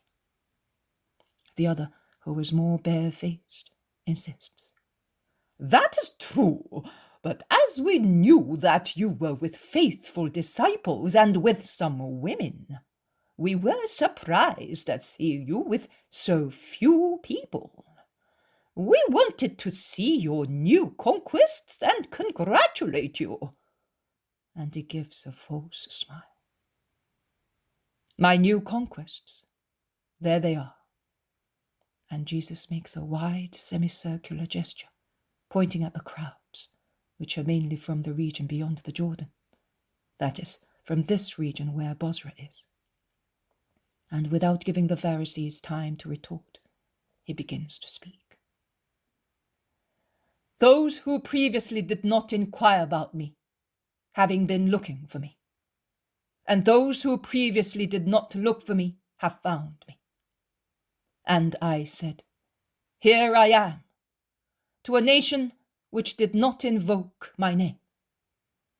Glory be to the Lord who speaks the truth through the lips of the prophets. Looking at this crowd which has gathered round me, I really rejoice in the Lord, because I see that the promises which the Eternal Father made to me when he sent me to the world have been fulfilled.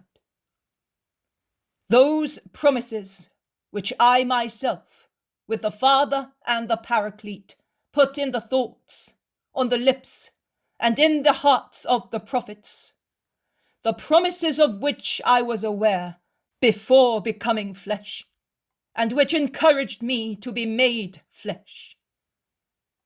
And they encourage me, yes, they encourage me against hatred, malice, mistrust, and falsehood.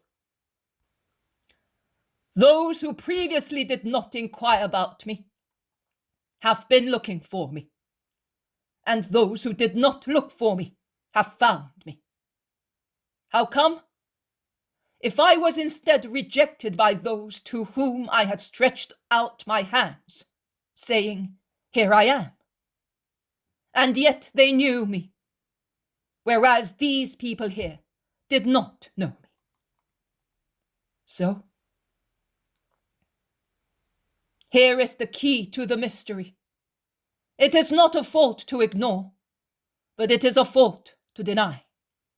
And too many of those who know me and to whom I stretched my hands have denied me, as if I were illegitimate or a thief, a corrupting demon, because their pride has extinguished their faith, and they have gone astray along bad, twisted, sinful ways, leaving the way which my voice points out to them. Sin is in the heart, on the table, in the beds, in the hearts, in the minds of this people, which rejects me, and which, seeing its own filth reflected everywhere, sees it on me also, and its bitterness piles it up more and more. And it says to me, Go away, because you are unclean. So what will he say, who is coming with his robe dyed red, handsome in its garment, and is walking in the power of his strength? Will he accomplish already what Isaiah says? And will he not be quiet, but will he pour on their laps what they deserve? No, he will not. First, he has to tread the winepress alone, abandoned by everybody, to make the wine of redemption, the wine that exhilarates the just and makes them blessed, the wine that exhilarates the guilty of the great sin, to crush their sacrilegious power into crumbs. Yes, my wine, which is maturing hour by hour in the sun of eternal love, will be the ruin and salvation of many, as it is stated in the prophecy not yet written, but deposited in the unsplit rock from which the vine giving the wine of eternal life sprang up. Do you understand? No, you doctors of Israel do not understand. But it does not matter whether you understand. The darkness of which Isaiah speaks is descending upon you. They have eyes and do not see. They have ears and do not hear. You shield the light with your hatred, so that one can say that the light was repelled by darkness, and the world refuses to know it.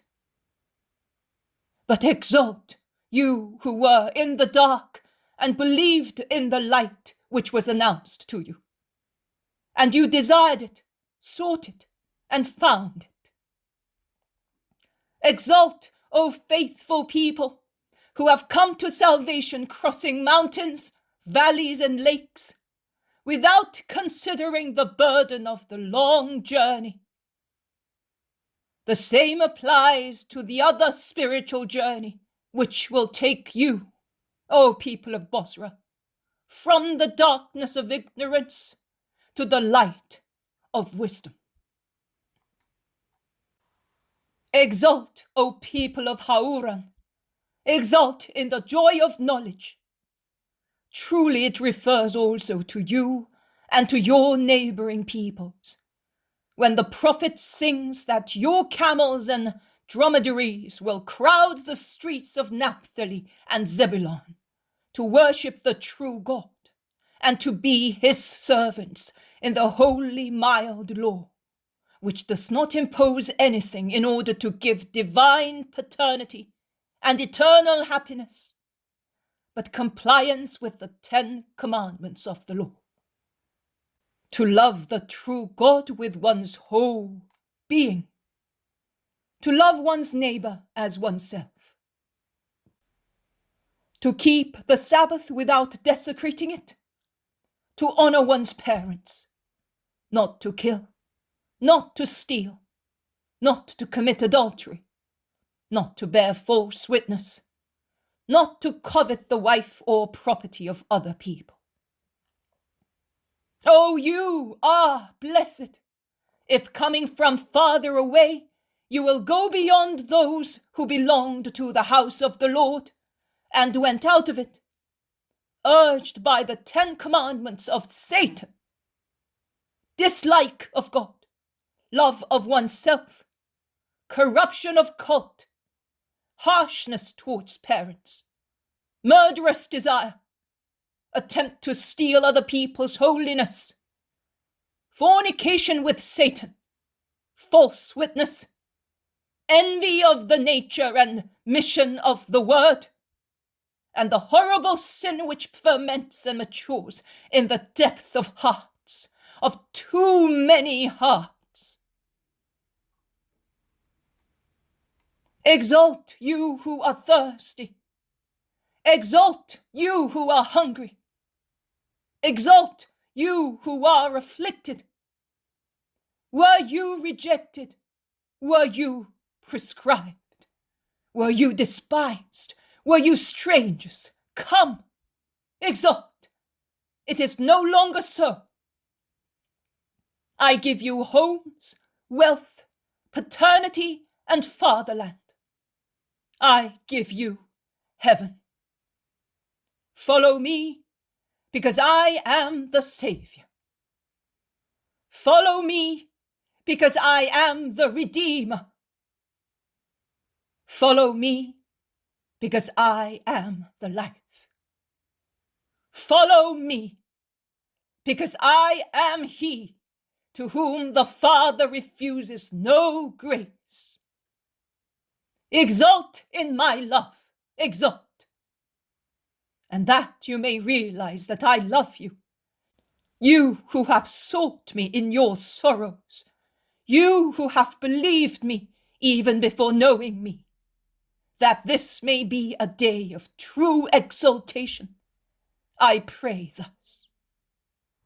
Father, Holy Father, on all the wounds, diseases, sores of bodies, on the grief, tortures, remorse of hearts, on all the faithful who are springing up, on those who are vacillating, on those who are strengthening. Let health, grace, peace descend. Peace in my name, grace in your name. health through our reciprocal love. Bless them, O most holy Father. Gather and form one fold with these lost children of yours and mine. Let them be where I will be, one with you, Holy Father, with you, with me, and with the most divine Spirit. Jesus, with his arms stretched out crosswise, his palms upwards towards the sky, his face raised, his voice blaring like a silver tuba, is overwhelming in his speech. He remains thus, silent for some moments. Then his sapphire eyes stop looking at the sky to look at the large yard crowded with people who are sighing deeply moved or are quivering with hope. He joins his hands, moving them forward, and with a smile which transfigures him, he utters a final cry. Exalt, you who believe and hope! People of sufferers, rise and love the Lord your God! The healing of the diseased is simultaneous and general. Trilling voices and roaring shouts praise the Saviour. A woman squeezes through the crowd from the far end of the yard, dragging the sheet that had covered her, and collapses at the feet of the Lord. This time the terrified crowds utter a different shout. Mary, the leprous wife of Joachim! And they run in all directions. Be not afraid, she is cured. Contact with her can do you no harm, says Jesus, reassuring them. And he says to the prostrated female, Stand up, woman. You have been rewarded for your great hope, and you are forgiven for neglecting prudence towards your brothers. Go back home after the salutary ablutions.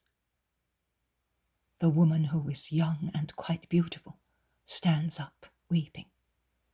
Jesus shows her to the crowds who have come back and admire the miracle, shouting out of astonishment.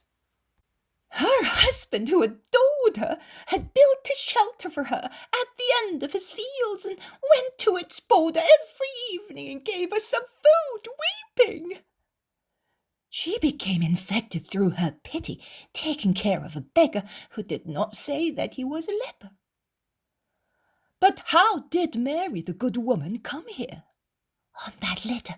How did we not notice Joachim's 2 servants? They ran the risk of being stoned for that. Their mistress, they loved her. She's so kind that they love her more than themselves. Jesus makes a gesture and they all become silent. You can see that love and goodness brings miracles and joy. So be good. Go, woman. No one will do you any harm. Peace be with you and with your household. The woman, followed by the servants who have burnt the litter in the middle of the yard, goes out, and many people follow her. Jesus dismisses the crowd after listening to some people, and he retires to the house, followed by those who were with him. What words, Master! How transfigured you were! What a voice, and what miracles! Did you see the Pharisees flee? They went away like 2 creeping lizards immediately after the first words. The people of Bozrah and of all the villages here have a wonderful recollection of you. Mother, what do you say? I bless you, son, on their behalf and mine. Well, your blessing will follow me until we meet again. Why do you say that, Lord? Are the women leaving us? Yes, Simon. Tomorrow at daybreak, Alexander is leaving for Aera. We will go with him as far as the road to Arbela, and we will then leave him. And with regret, believe me, Alexander, because you have been a kind guide for the pilgrim. I will always remember you, Alexander. The old man is moved. He is standing with his arms folded on his chest, in the deep Eastern salutation, bending a little in front of Jesus. But when he hears his words, he says, Above all, remember me when you are in your kingdom. Do you wish that, Zacchie? Yes, my lord. I also wish something of you. Which, Lord? If I can, I will give it to you, even if it were the most precious thing I possess. It is the most precious. I want your soul. Come to me. I told you at the beginning of our journey that I hoped to give you a gift at the end of it. My gift is faith. Do you believe in me, Zacchie? I do believe, Lord. Then sanctify your soul, so that faith may not be for you not only an inert, but also a harmful gift. My soul is old, but I will endeavor to make it new, my Lord. I am an old sinner. Absolve me and bless me, because as from this moment I am beginning a new life. I will take your blessing with me as the best escort in my journey toward your kingdom. Shall we ever meet again, Lord? Not on this earth, but you will hear me, and you will believe even more, because I will not leave you without evangelization. Goodbye, Zacchie. We shall not have much time tomorrow to say goodbye to each other. Let us do so now, before taking our food together for the last time. He embraces and kisses him. The apostles and disciples also do so. The women greet him all together. But Zacchie kneels down almost in front of Mary, saying, May your light of a pure morning star shine in my mind until my death. Until life, Alexander. Love my son, and you will love me, and I will love you. Simon Peter asks, But shall we be going from Arbela to Aera? I am afraid we may be caught in bad weather. There is so much fog. We have had it for 3 days at dawn and sunset. That is because we have been coming down here. Do you not think that we have come down a good deal? It is so. Tomorrow you will be climbing towards the mountains of the Decapolis, and there will be no more fog there, explains Zacchie. Come down? When? It was a flat road.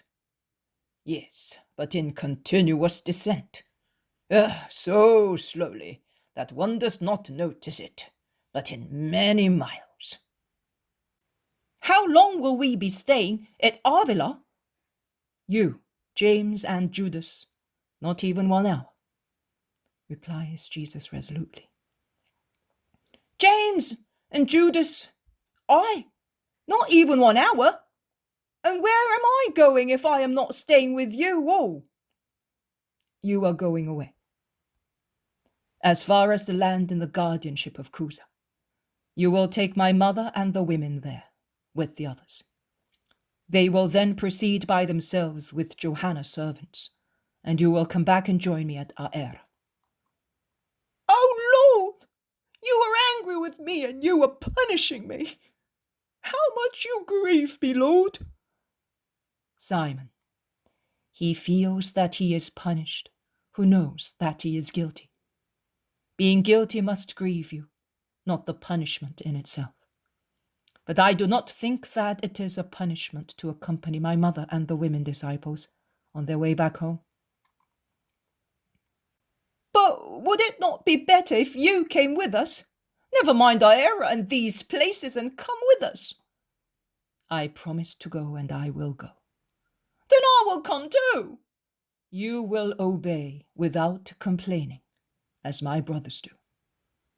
And if you meet some Pharisees? You are certainly not the most suitable to convert them. It is just because I will meet some that I want you, James and Judas, to go away with the women and with John of Endor and Marciam before Arbela. Oh, I see. All right. Jesus turns round to the women and blesses them one by one, giving each of them suitable advice.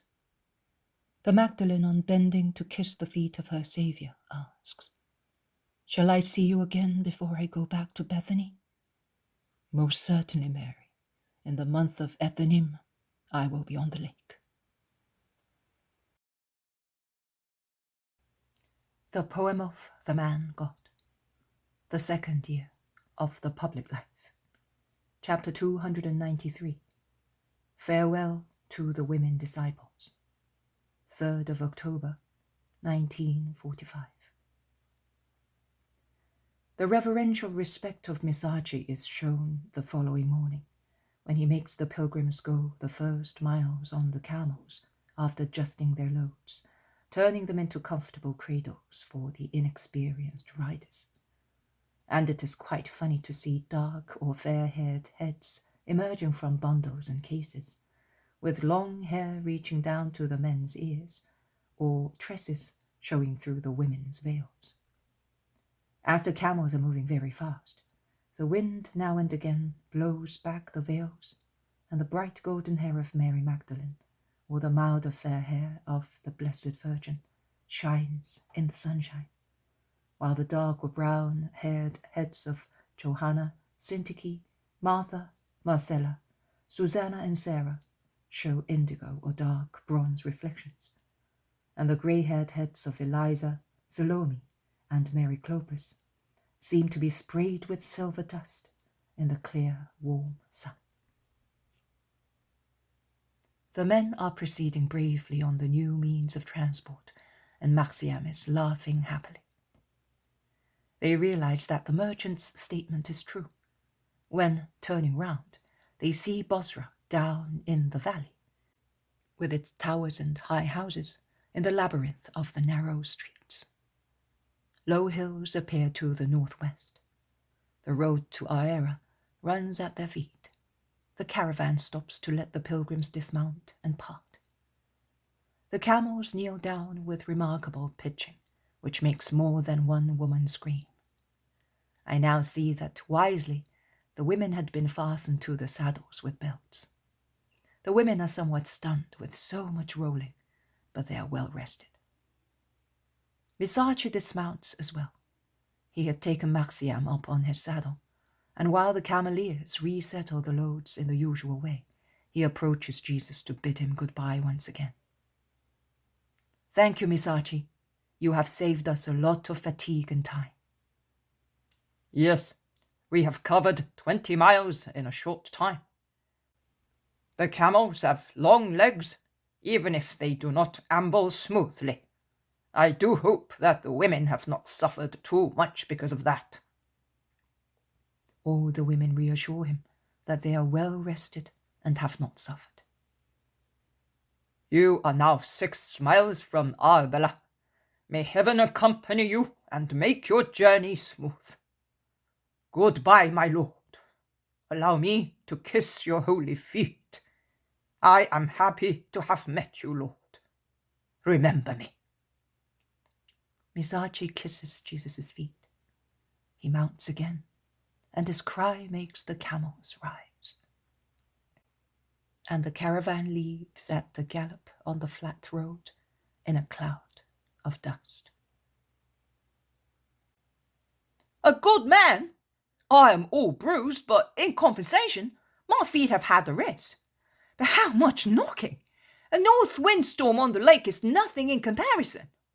Are you laughing? But I did not have the cushions the women had. Long live my boat! It is still the cleanest and safest thing. And now let us pick up our bags and move on." They compete with one another in loading themselves. The winners are those who will be staying with Jesus. That is, Matthew, the Zealot, James and John, Ermasteus and Timonius, who take everything to spare the 3 who will be going with the women, or rather the 4, because there is also John of Endor, whose help must be very relative, owing to the poorly state he is in. They walk fast for a few miles. When they reach the top of a low hill, which acted as a screen to the west, a fertile plain appears, surrounded by a ring of hills, which are higher than the one they met previously, and in the middle of the plain there is a long, isolated hill. There is the town in the plain, Arbela. They descend and are soon in the plain. They proceed for a little while. Then Jesus stops, saying, "This is where we part. Let us take our food together, and then we shall part. This is the crossroad to Gadara. You will take that road. It is the shortest one, and before evening you will be in the territory watched over by Cusa." There is not much enthusiasm, but they obey.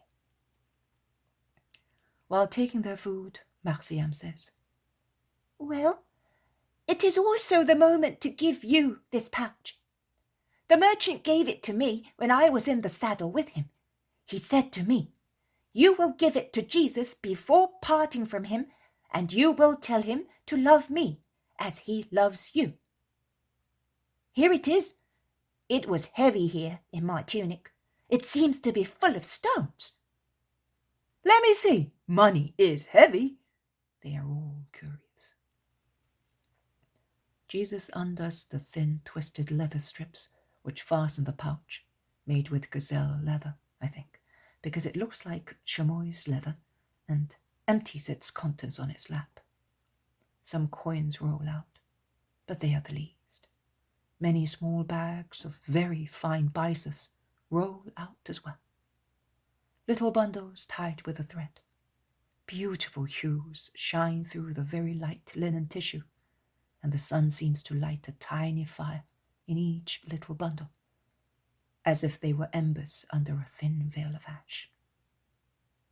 "What is it? Undo them, master." They are all bending over Jesus, who calmly unties the knot of a little bundle, shining with golden reflections. Topazes of various sizes, still unrefined, sparkle freely in the sun.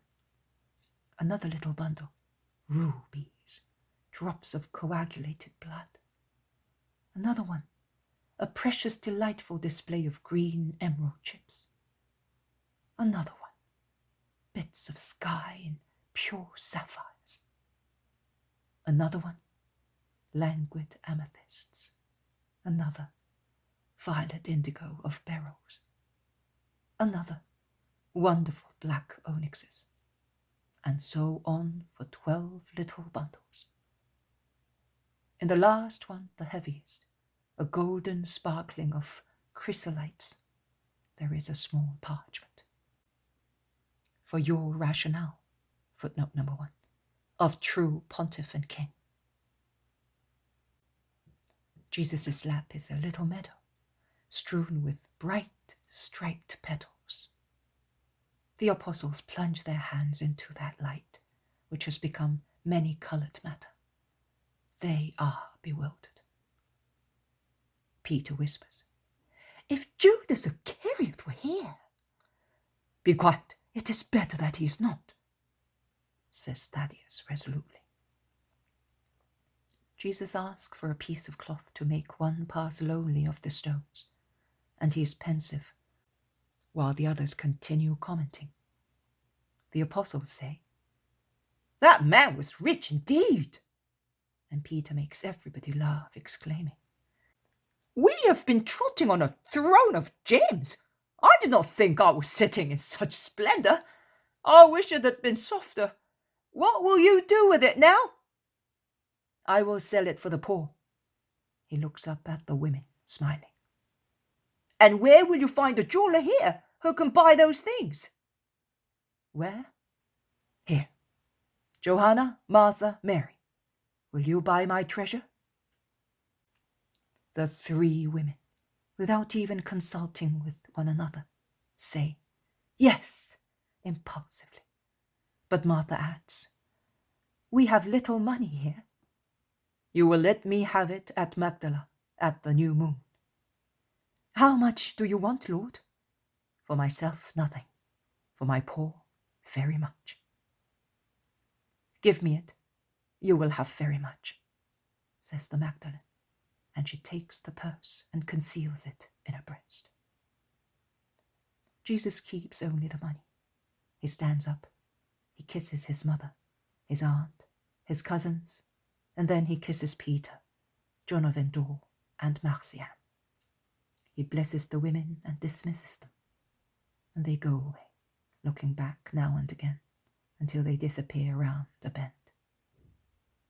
Jesus goes with the rest towards Arbela. It is only a small group now, only 8 people in all. They walk fast, without speaking, towards the town which is becoming closer and closer. Footnote number 1. The rationale was the precious pectoral of judgment worn by the high priest when he went into the presence of Yahweh. See Exodus chapter 28, verse 15 to 30. The poem of the man God, the second year of the public life, chapter 294, at Arbela, 4th of October, 1945. The very first person they approach when inquiring about Philip of Jacob makes them realize how much work the young disciple has done. The person they asked is a little old, wrinkled woman who is carrying with difficulty a jug full of water. Gazing with her little deep-set eyes at the handsome face of John, who asked her the question, after greeting her, "Peace be with you," so gently as to enrapture her, she said, "Are you the Messiah?" "No, but I am his disciple. He's coming. He's over there." The old woman puts her jug on the ground and hobbles in the direction pointed out to her, and kneels down in front of Jesus. John, who has remained with Simon near the pitcher, which is turned over, spilling half of its contents, says to his companion, smiling, "We had better pick up this jug and join the old woman." He does so while his companion adds, "We can use it to drink. We're all thirsty." When they reach the old woman, who, not knowing what to say exactly, continues to repeat, "Lovely, holy Son of the most holy Mother," still on her knees and drinking in with her eyes the figure of Jesus, who smiles at her, repeating in his turn, "Stand up, mother." When they reach for her, John says to her, "We have taken your jug, but it turned over and there is little water left in it. If you give it to us, we will drink this water, and then we will fill the jug for you." "Yes, my sons, of course, and I am sorry that I have but water for you. I wish I had milk in my breast, as when I fed my Judas, in order to give you the sweetest thing there is on the earth, the milk of a mother. I would like to have wine, choice wine to strengthen you. But Marianne of Elijah is old and poor." "Your water is wine and milk to me, mother, because it is given with love," replies Jesus, and he is the first to drink out of the jug handed to him by John. Then the others drink. The old woman, who has at last stood up, looks at them as if she were looking at paradise. And when, after they have all drunk, she sees that they are ready to throw away the water left in the jug, to fill it at the fountain gurgling at the end of the street, she rushes forward, defending her jug and saying, "No, don't!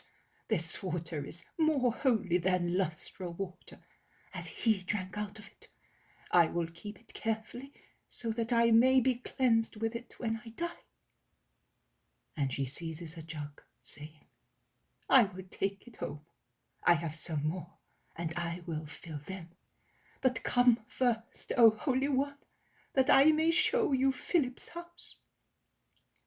And she trots along swiftly, all bent, with a smile on her wrinkled face and her little eyes shining with joy.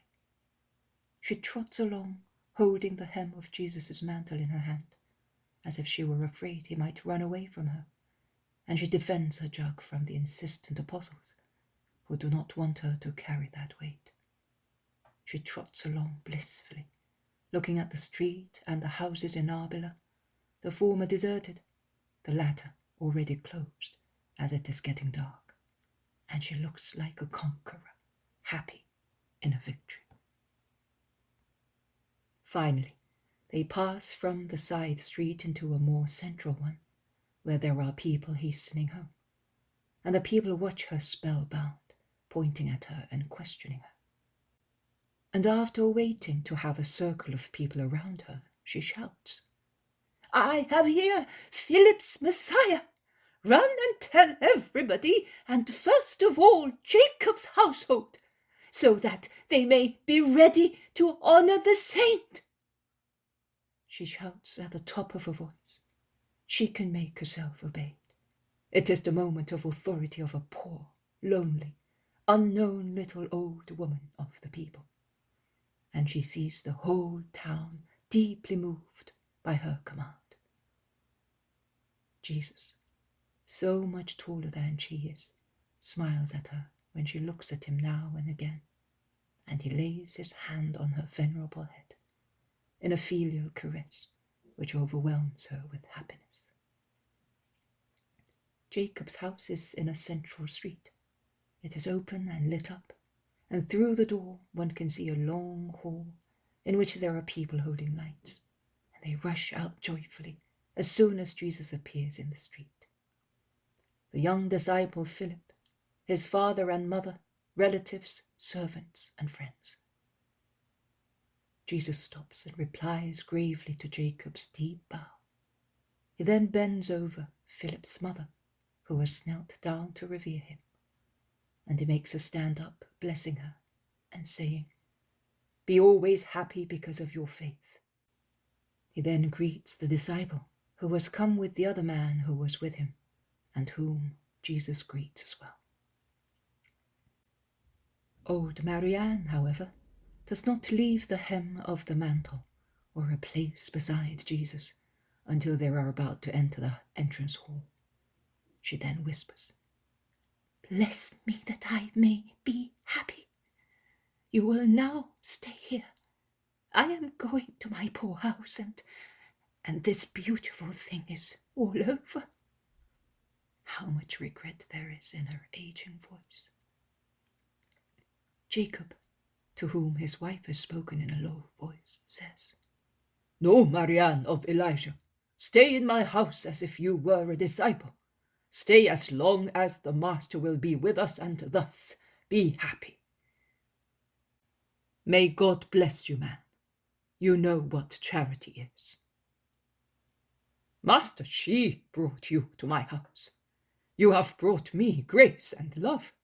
I am only giving back, and in a poor way, what I have received from you and from her so abundantly. Come in, and let my house welcome you." The crowds outside in the street see them go in and shout, And what about us? We want to hear his word. Jesus turns round. "It is night and you are tired. Prepare your souls through a holy rest, and tomorrow you will hear the voice of God.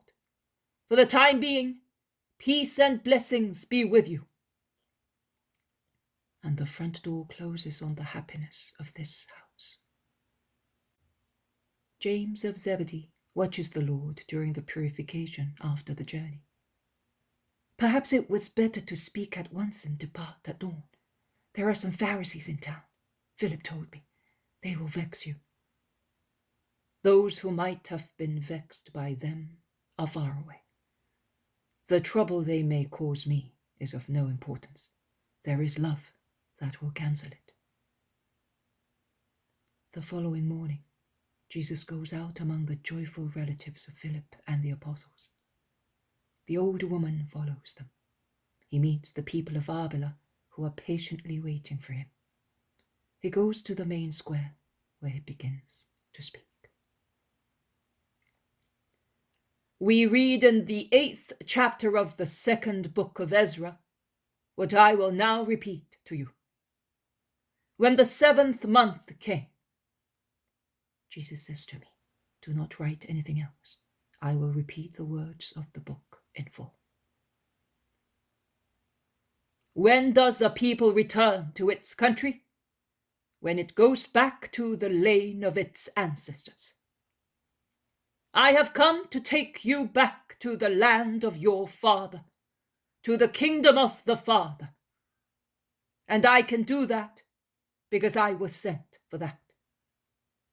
So I have come to take you to the kingdom of God.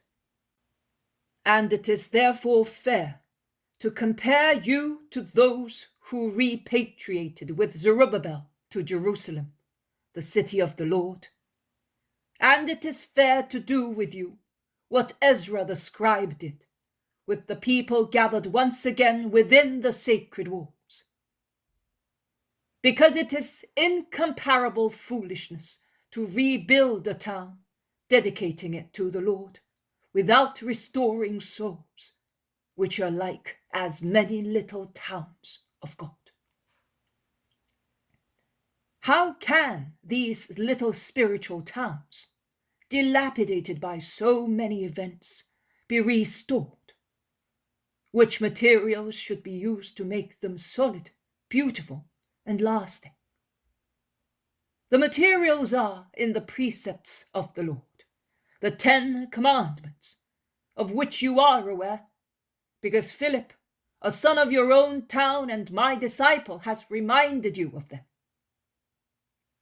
The 2 most holy of the holy precepts are: love God with your whole being, love your neighbor as yourself.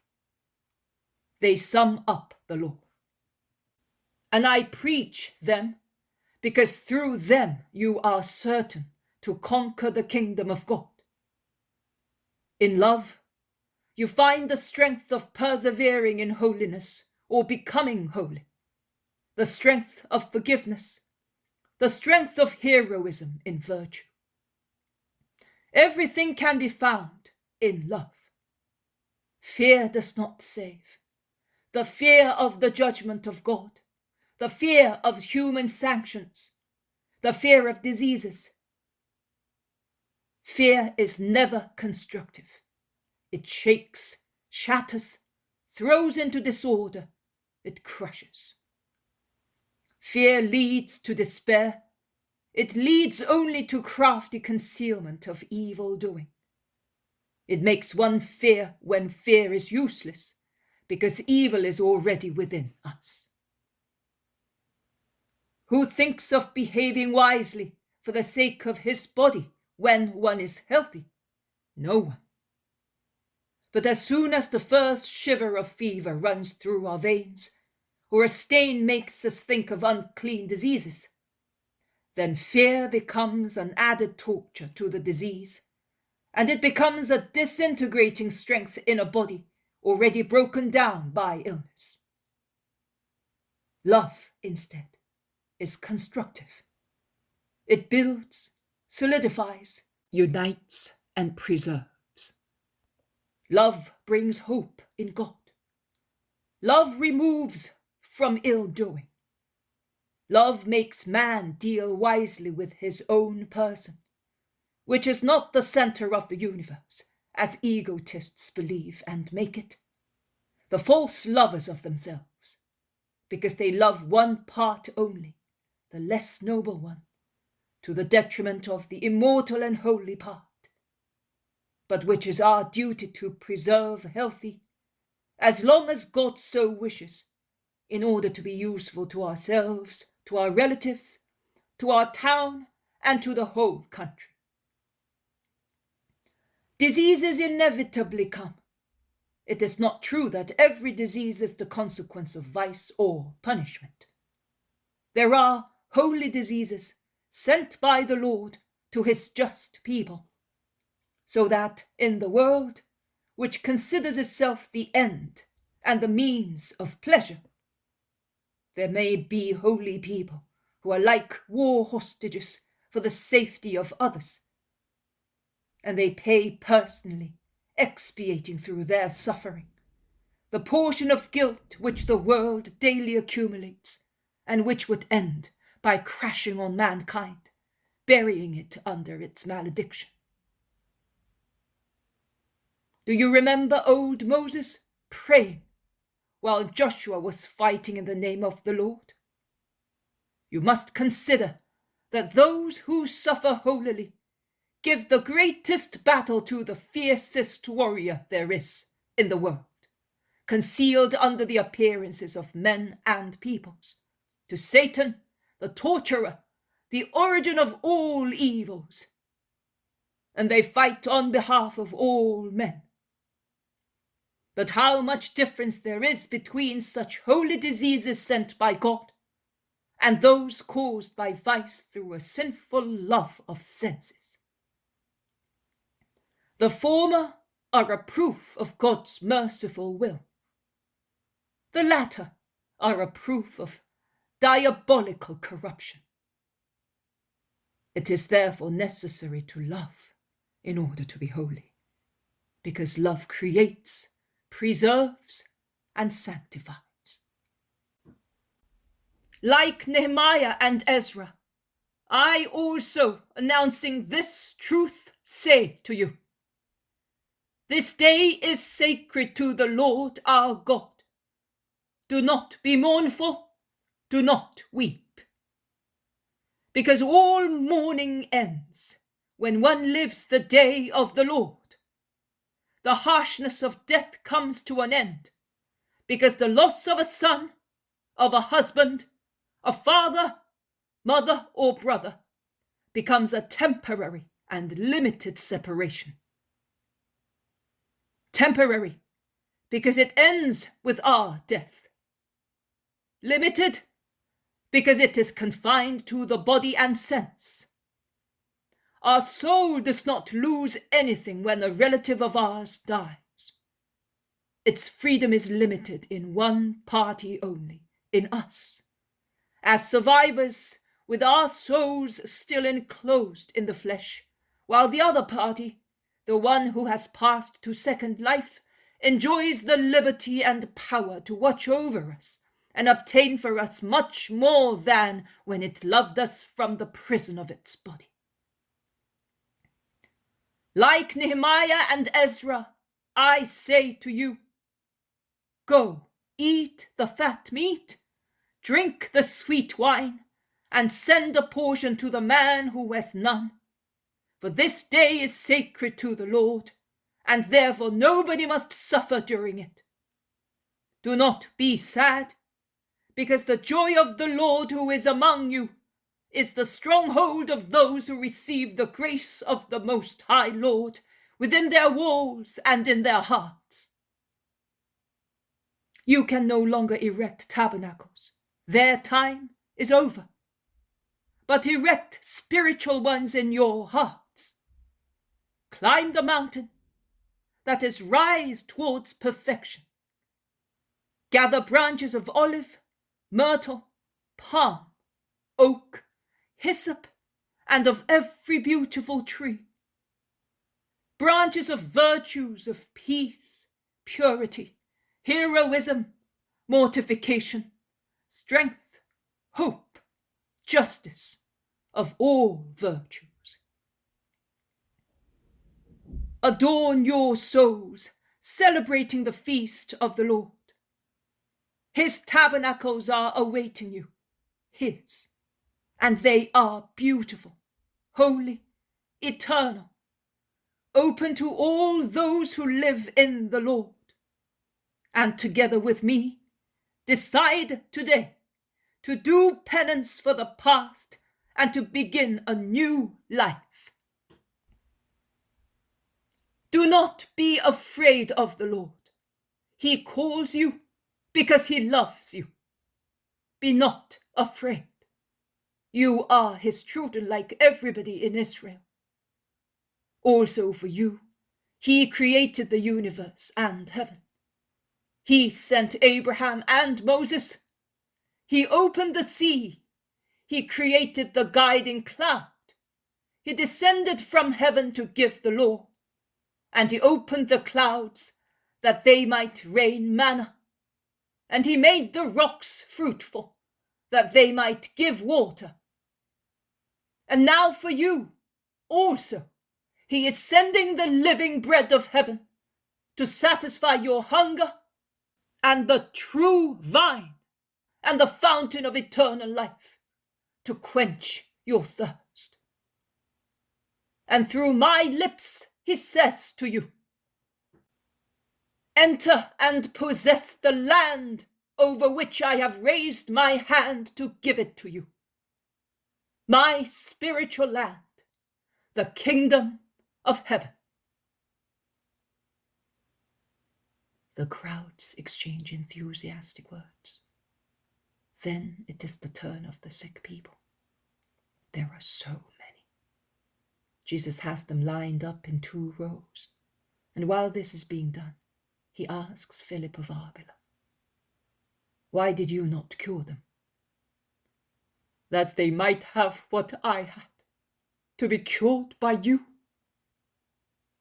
Jesus passes, blessing the sick people one by one, and the usual prodigy is repeated. The blind see, the deaf hear, the dumb speak, cripples stand straight, fever and weakness cease. The healing is over. At the end, after the last sick person, there are the 2 Pharisees who went to Bozrah together with 2 more. Peace to you, Master. Are you not saying anything to us? I spoke to everybody. But we do not need those words. We are the saints of Israel. To you who are masters, I say, comment upon the subsequent chapter, the 9th of the 2nd book of Ezra, remembering how many times so far God has had mercy on you, and repeat the end of the chapter as if it were a prayer, beating your chests. Quite right, Master, quite right. And do your disciples do it? They do. It is the first thing that I exact of them. All of them? Also the murderers who are in your group? Does blood smell bad to you? It is a voice crying to heaven. Then do not imitate those who shed it. We are not assassins. Jesus gazes at them, piercing them with his eyes. They dare not add 1 word for some time, but they follow the group which goes back to the house of Philip, who feels bound to invite them to enter and join in the banquet. With great pleasure. We will stay long with the Master, they say, bowing very low. But once in the house, they behave like bloodhounds. They watch, they peek, they ask the servants astute questions, and they approach even the old woman, who seems to be attracted by Jesus as iron is by a magnet. But she replies promptly, "Yesterday I saw these only. You must be dreaming. I brought them here, and there was only one, John, that fair-haired boy who is as good as an angel." They fulminate against the old woman and turn elsewhere. But the servant, without replying to them directly, bends over Jesus, who is sitting speaking to the landlord, and asks him, "Where is John of Endor? This gentleman is looking for him." The Pharisee casts a withering glance at the servant and stigmatizes him as a fool. But Jesus is now aware of their intentions, and it is necessary to remedy in the best possible manner. The Pharisee says, "It was to congratulate you, Master, on this wonder of your doctrine, and honour you through the convert. John is far away for good, and he will be farther and farther away. Has he relapsed into sin? No, he is ascending towards heaven. Imitate him, and you will find him in the next life. The four do not know what to say, and they wisely change the subject. The servants announce that the meal is ready, and they all go into the dining room. The poem of the man God. The second year of the public life. Chapter 295. Going to Aera. 6th of October, 1945. Arbela also is now far away. In the group there are also Philip of Arbela and the other disciple whose name I hear is Mark. The road is muddy because of the heavy rain. The sky is overcast. A little river, but quite worthy of this name, crosses the road to Aera. Swollen with the rain which has stormed in this area, it is certainly not sky blue. It is reddish yellow, as if the water had been flowing through ferrous ground. The weather is now bad. You did the right thing in sending the women away. It is no longer the season for them to be on the road, states James sententiously. And Simon the Zealot, who is always calm in his devotion to the Master, proclaims, "Everything he does, the Master does well. He is not dull like us. He sees and arranges everything for the best, and more to our behalf than to his own." John, who is happy to be beside him, looks up at him with a smiling face and exclaims, "You are the dearest and best master the earth ever had, has or will have, besides being the most holy." Those Pharisees? What a disappointment! Also, the bad weather has helped them convince them that John of Endor was not there. But why are they so hostile to him? Asks Ermasteus, who is very fond of John of Endor. Jesus replies, "Their hatred is not against him or because of him. He is an implement which they maneuver against me."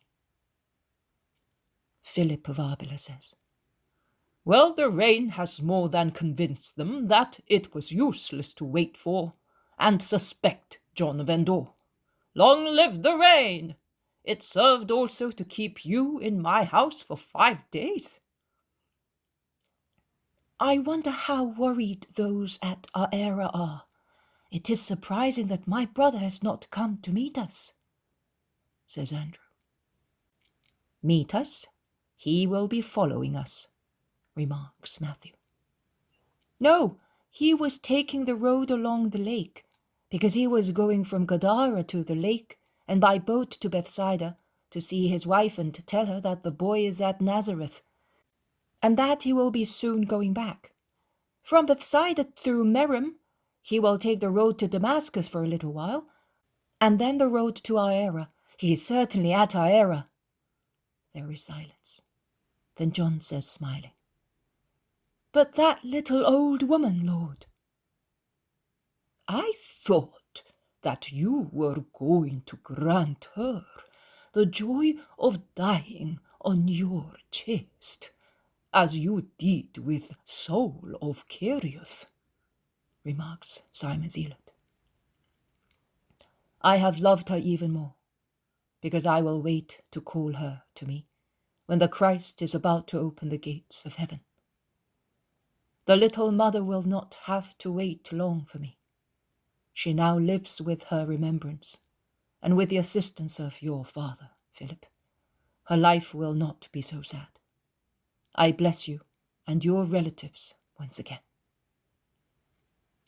John's joy is darkened by a cloud thicker than the ones in the sky. Jesus notices it and asks, Are you not glad that the old woman will soon be coming to paradise? Yes, but I am not, as it means that you will be going. Why die, Lord? Those who are born of woman die. Will you have her only? Oh no! How joyfully will those proceed whom I save as God, and whom I loved as man. They cross 2 more little rivers, one close to the other. It is beginning to rain on the flat region which stretches in front of the pilgrims after they have climbed the hills at the junction with the road, which follows a valley and runs northwards. A mighty mountain chain appears to the north, or rather to the northwest, but more north than west, with many clouds piling on the mountain tops, forming almost unreal new tops on the real ones, covered with the woods on the sides and with snow on the peaks. But the chain is very far away. There is water down here and snow up there. That is the chain of the Hermon. It has covered its summit with a large white blanket. If there is sunshine at Oera, you will see how beautiful it looks when the sun tinges the high peak with pink, says Timonius, who is urged by the love for his fatherland to praise the beauty of the country. But it is raining now. Is Oera still far? Asks Matthew. Yes, very. We shall not be there until this evening. In that case, may God save us from aches and pains, concludes Matthew, who is not very keen on walking in such weather. They are all wrapped up in their mantles, under which they hold their travelling sacks to protect them from dampness, so that they may change their clothes on arrival, as the ones they are wearing are dripping wet, and the bottom parts are heavy with mud. Jesus is ahead of them, engrossed in thought. The others are nibbling at their pieces of bread, and John says jokingly, There is no need to look for mountains to quench our thirst.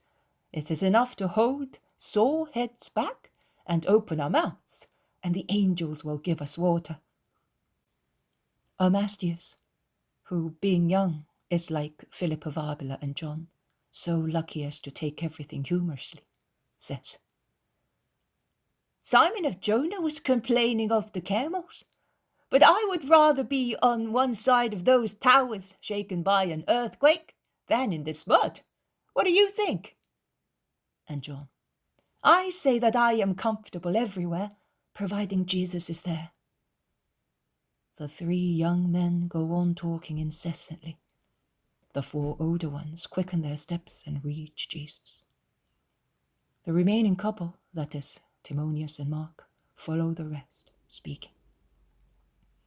Master, Judas of Simon will be at Oera, says Andrew. Of course, and Thomas, Nathanael, and Philip will be with him. Master, I will regret these peaceful days, says James with a sigh. You must not say that, James. I know, but I cannot help it. And he draws another deep sigh. There will also be Simon Peter with my brothers. Does that not make you happy? It does, very much. Master, why is Judas of Simon so different from us? Why do rain and sunshine, warm and cold, light and darkness alternate? Because it is not possible to have the same situation all the time. Life would come to an end on the earth. Quite right, James. Yes, but that has got nothing to do with Judas.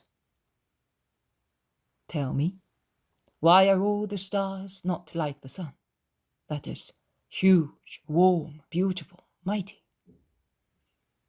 Because the earth would go on fire with so much heat. Why are the trees not all like those walnut trees? By trees, I mean all vegetables. Because animals would not be able to eat of them. Well, why are they not all like grass? Because we would have no wood to light fires, to build houses, to make tools, carts, boats, and furniture. Why are the birds not all eagles, and the animals are not all elephants or camels? We would be in a mess if we were so. So, do you think that such varieties are a good thing? Undoubtedly. So you think, why, according to you, did God make them? To give us all possible help. So for a good purpose. Are you sure? As I am sure that I am now alive. Well, if you consider that it is right that there should be different kinds of animals, vegetables, and stars, why do you expect all men to be alike? Each man has his mission and his temperament. Do you think that the infinite variety of species is a sign of the power or powerlessness of the Creator? Of his power. One species enhances the other. Very well. Judas also serves the same purpose as you do with your companions, and your companions with you. You have 32 teeth in your mouth, and if you examine them carefully, you will see that one is quite different from another. Not only in their 3 basic groups, but each individuality in its group. And consider their task when you eat. You will see that also those which seem of little use and to be doing little work are instead the ones which fulfill the first task of breaking the bread and conveying it to others, which crunch it and then pass it to others, which turn it into soft pulp. Is it not so? You think that Judas does nothing or does wrong. I remind you that he evangelized southern Judea very well, and as you said yourself, he is very tactful with Pharisees. That is true, Matthew remarks. He is also very clever in collecting money for the poor. He can ask for it better than I can, probably because money disgusts me now. Simon Zealot bends his head, and he blushes so much that his face turns crimson. Andrew notices it and asks him, "Are you not feeling well?" "No. Fatigue, I don't know." Jesus gazes at him, and he blushes more and more. But Jesus does not say anything. Timonius comes forward running. "Master, over there you can see the village before our era. We can stop there or get some donkeys." The rain is ceasing now. It is better to go on. "As you wish, master, but if you allow me, I will go ahead." You may go. Timonius runs away with Mark, and Jesus remarks, smiling, he wants us to have a triumphal entrance. They are all together in a group once again. Jesus lets them get excited, talking about the difference of regions, and he then withdraws to the rear of the group, taking the zealot with him. As soon as they are alone, he asks, "Why did you blush, Simon?" The apostle turns crimson again, but does not reply. Jesus repeats his question. Simon blushes more and more, but remains silent. Jesus asks him once again, "My Lord, you already know. Why do you want me to tell you?" shouts the zealot sorrowfully as if he were tortured. "Are you certain?"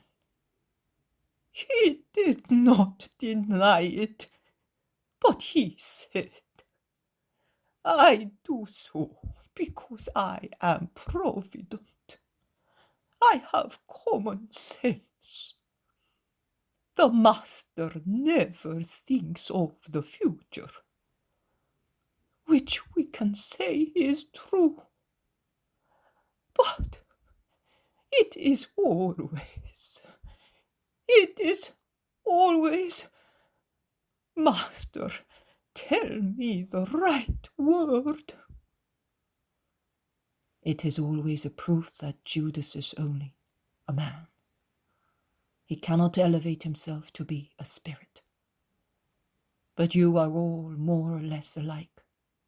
You are afraid of silly things. You worry about useless providence. You cannot believe that providence is powerful and always present. Well, let us keep that to ourselves, all right? Yes, Master. There is silence. Then Jesus says, we shall soon be going back to the lake. A little concentration after so much traveling will be lovely. You and I will be going to Nazareth for some time, towards the feast of the dedication. You are alone. The others will be with their families. You will stay with me. My Lord, Judas, Thomas, and Matthew are also alone. Do not worry about that. Everyone will celebrate the festivity in his own family. Matthew has a sister. You are alone. Unless you want to go to Lazarus. No, Lord, exclaims Simon. no, I love Lazarus, but to be with you is to be in paradise. Thank you, Lord. And he kisses Jesus' hand. They have just left the little village behind when, in another heavy shower, Timonius and Mark appear on the flooded road, shouting, Stop! Simon of Peter is coming with some donkeys. I met him on the way. He has been coming for 3 days to this place with the donkeys, always in the rain. They stop under a thicket of oak trees, which shelter them somewhat from the downpour. And then Peter appears, riding a donkey and leading a line of donkeys. He looks like a friar under the blanket which covers his head and shoulders. May God bless you, master. I said that he would be drenched like one who has fallen into the lake. Come on, quick, all of you, mount the donkeys, because Iaira has been on fire for 3 days as the people have kept the fireplaces lit to dry you. Quick, look what a state he is in. But you, could you not keep him back? Oh, if I am not there. But I say, just look at that. His hair is hanging as if he were drowned. You must be frozen in all this rain. How thoughtless. And what about you all, you reckless ones? And you, first of all, my stupid brother, and all the rest of you. How pretty you all look. You were like sacks soaked in a pond. Come on, quick. I will never trust him to you again. I'm almost dying with horror.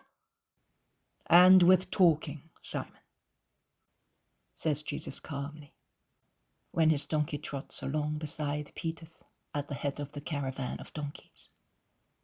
Jesus repeats, and with talking uselessly. You have not told me whether the others have arrived, whether the women left, whether your wife is well. You have told me nothing. I will tell you everything. But why did you leave in all this rain? And why did you come? Because I was anxious to see you, my master. Because I was anxious to join you, my Simon. Oh, my dear master, how much I love you. Wife, boy, house, they are nothing. Nothing is beautiful without you. Do you believe that I love you so much? I do. I know who you are, Simon. Who? A big boy full of little vaults, under which so many lovely qualities are buried. But one is not buried, and that is your honesty in everything. Well, who was there at Iaira? Your brothers, Judas and James. Judas of Iscariot with the others. Judas seems to have done a lot of good. Everybody praises him. Did he ask you any questions? Oh, so many. I did not reply to any of them. I said that I did not know anything. In fact, what do I know, except that I took the women as far as Gadara? You know, I did not tell him anything about John of Endor. He thinks that John is with you. You ought to tell the others. No, like you, they do not know where John is. There is no point in saying anything else. But all these donkeys, for 3 days, what an expense. And the poor? The poor? Judas had loads of money and he seized to them. The donkeys cost me nothing. The people of our era would have given us 1,000 for you without any charge. I had to raise my voice against them to avoid coming here with an army of donkeys. Timonius is right. Everybody believes in you here. They are better than we are. And he sighs. Simon, Simon, in Transjordan they honoured us. A galley slave, some heathen women, prostitutes. Women gave you a lesson in perfection. Remember that, Simon of Jonah, always. I will try, Lord. Here are the first people from our era. Look how many. There is the mother of Timonius. There are your brothers among the crowds. There are the disciples whom you sent ahead of those who came with Judas Iscariot. And there is the richest man in our era with his servants. He wanted you to stay in his house. But Timonius' mother asserted her rights and you will be staying with her. Look, they are irritated because the rain is putting out the torches. There are many sick people, you know. They remained in town near the gates to see you at once. A man who owns a timber store sheltered them under the sheds. The poor people have been there for 3 days since we arrived, and we were surprised that you were not here. The shouts of the crowds prevent Peter from going on speaking. So he becomes quiet, riding beside Jesus like an equerry. The crowds, whom they have now reached, part, and Jesus passes through them on his little donkey, blessing them unceasingly. They enter the town. To the sick people at once, says Jesus, who pays no attention to the protestation of those who would like to take him into their houses to give him food and warmth, lest he might suffer too much. They suffer more than I do, he replies. They turn right, and there is the rustic enclosure of the timber store. The door is wide open, and complaining lamentations can be heard through it. Jesus, Son of David, have mercy on us! It is an imploring chorus as unchanging as a litany. Voices of children, of women, of men, of old people. They are as sad as the bleating of suffering lambs, as melancholy as the voices of dying mothers, as dejected as the voices of those who have but one hope left, as trembling as the voices of those who can but weep. Jesus enters the enclosure. He stands up as much as he can in the stirrups, and with his right hand up, he says with his powerful voice, "To all those who believe in me, health and blessing." He sits in the saddle once again and is about to go back to the road. But the crowds press him and the cured people throng round him. And in the light of the torches which burn in the shelter of the sheds and illuminate the twilight, the crowds can be seen acclaiming the Lord in a frenzy of joy. And the Lord disappears in a flowery collection of cured children, whom mothers have put on his arms, on his lap, and even on the neck of the little donkey, holding them so that they might not fall. Jesus' arms are full of them, as if they were flowers, and he smiles happily, kissing them as he cannot bless them.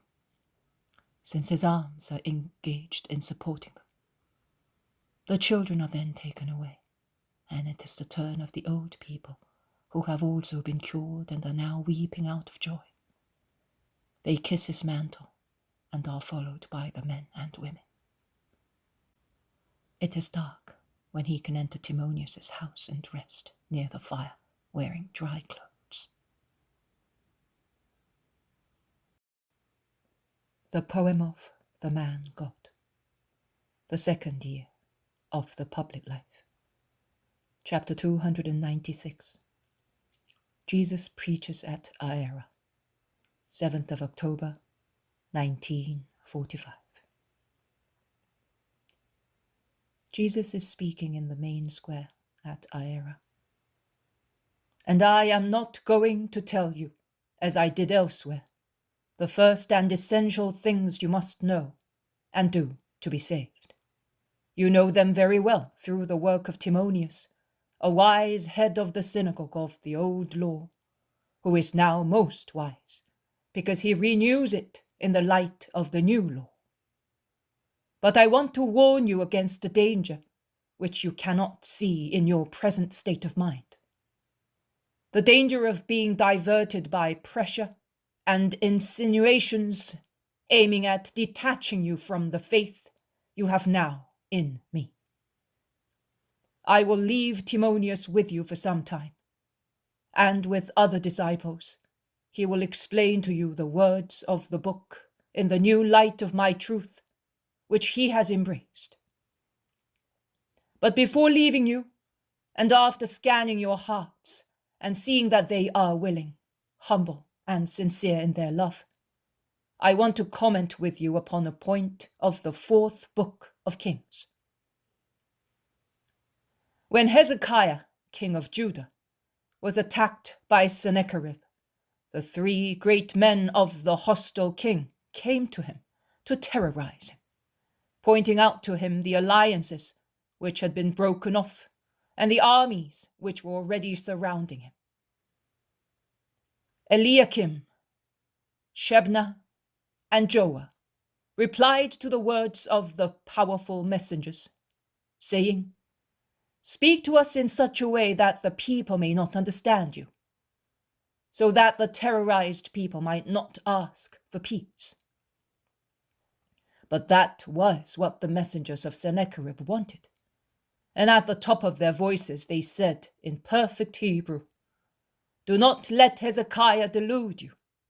Do with us what is useful to you, and surrender, and every one of you will eat the fruit of his own vine and of his own fig tree, and drink the water of his own cistern, until we come and deport you to a country like your own, a land of corn and good wine, a land abounding in bread and vineyards, a land of olive trees, of oil and of honey, and you will live and you will not die."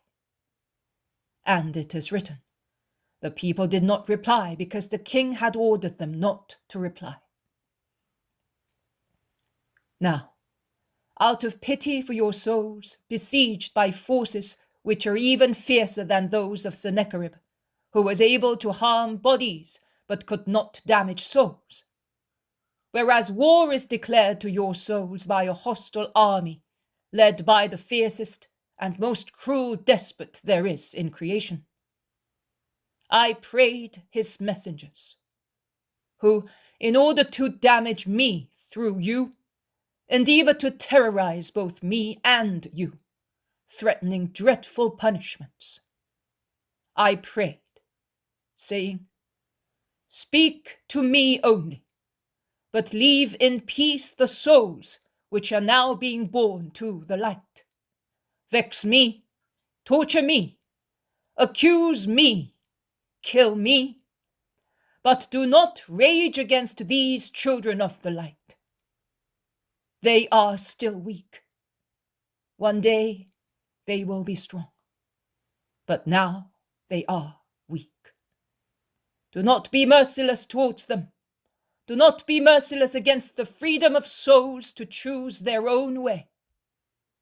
Do not be pitiless towards the right of God of calling to himself those who seek him in their simple love.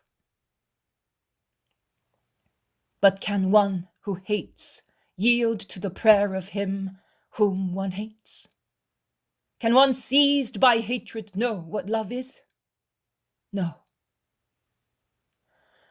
So with fiercer harshness and cruelty, they will come and say to you, do not let the Christ delude you.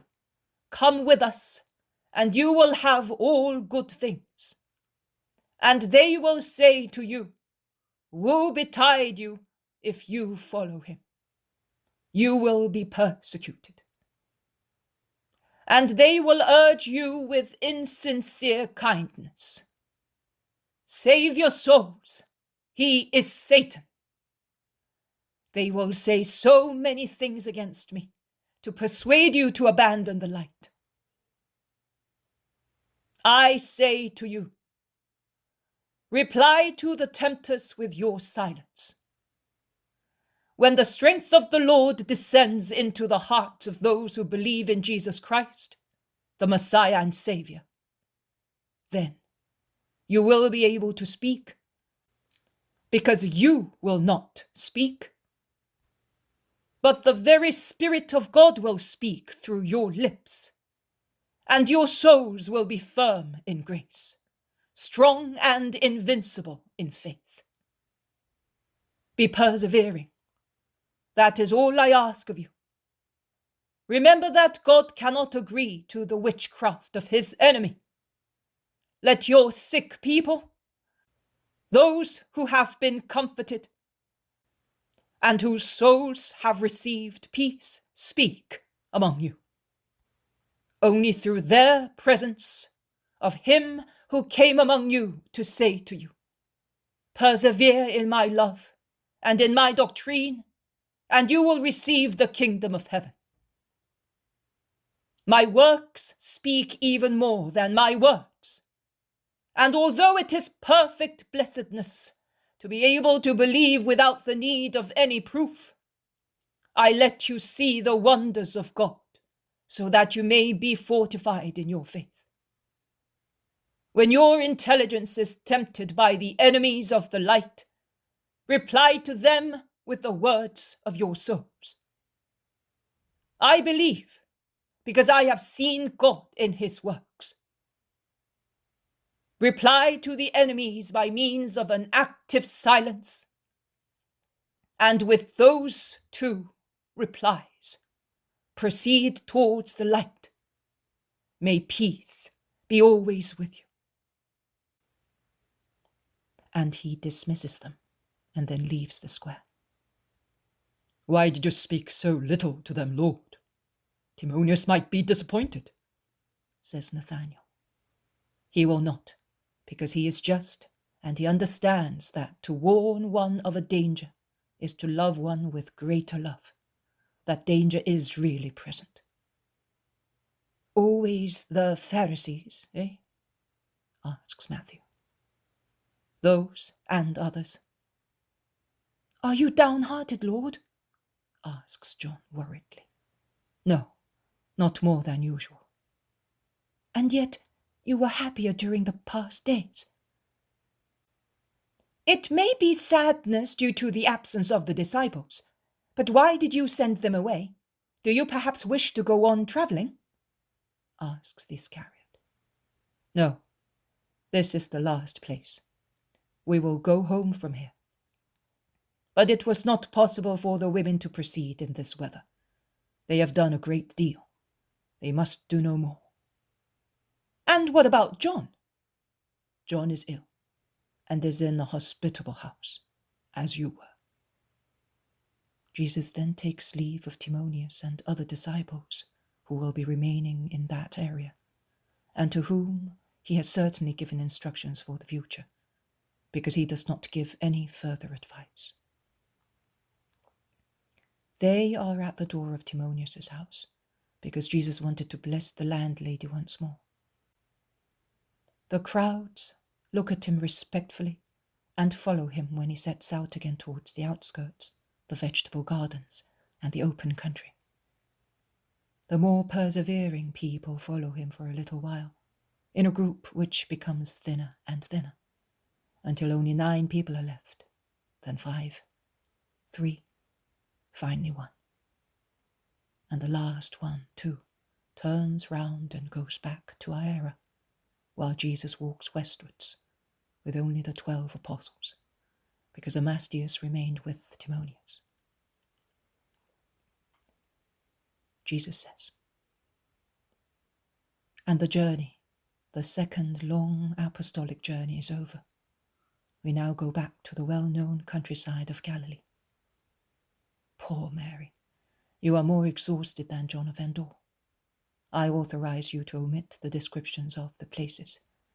We have given so much to curious searchers, and they will always be curious searchers, nothing else. That is enough now.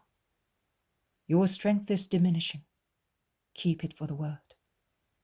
I notice the uselessness of so much labor of yours, with the same spirit with which I notice the uselessness of so much of my toil.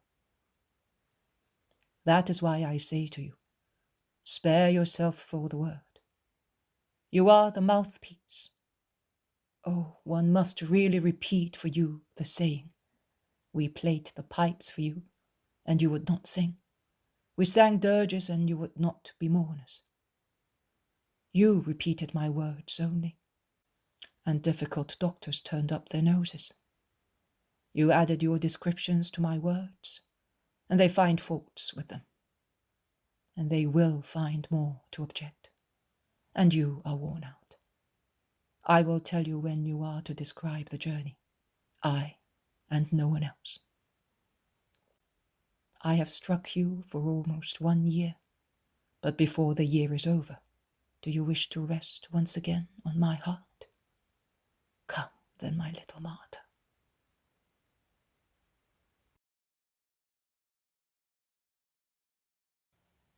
The poem of the man God, the second year of the public life. Chapter 297. The little orphans, Mary and Matthias, 8th of October, 1945.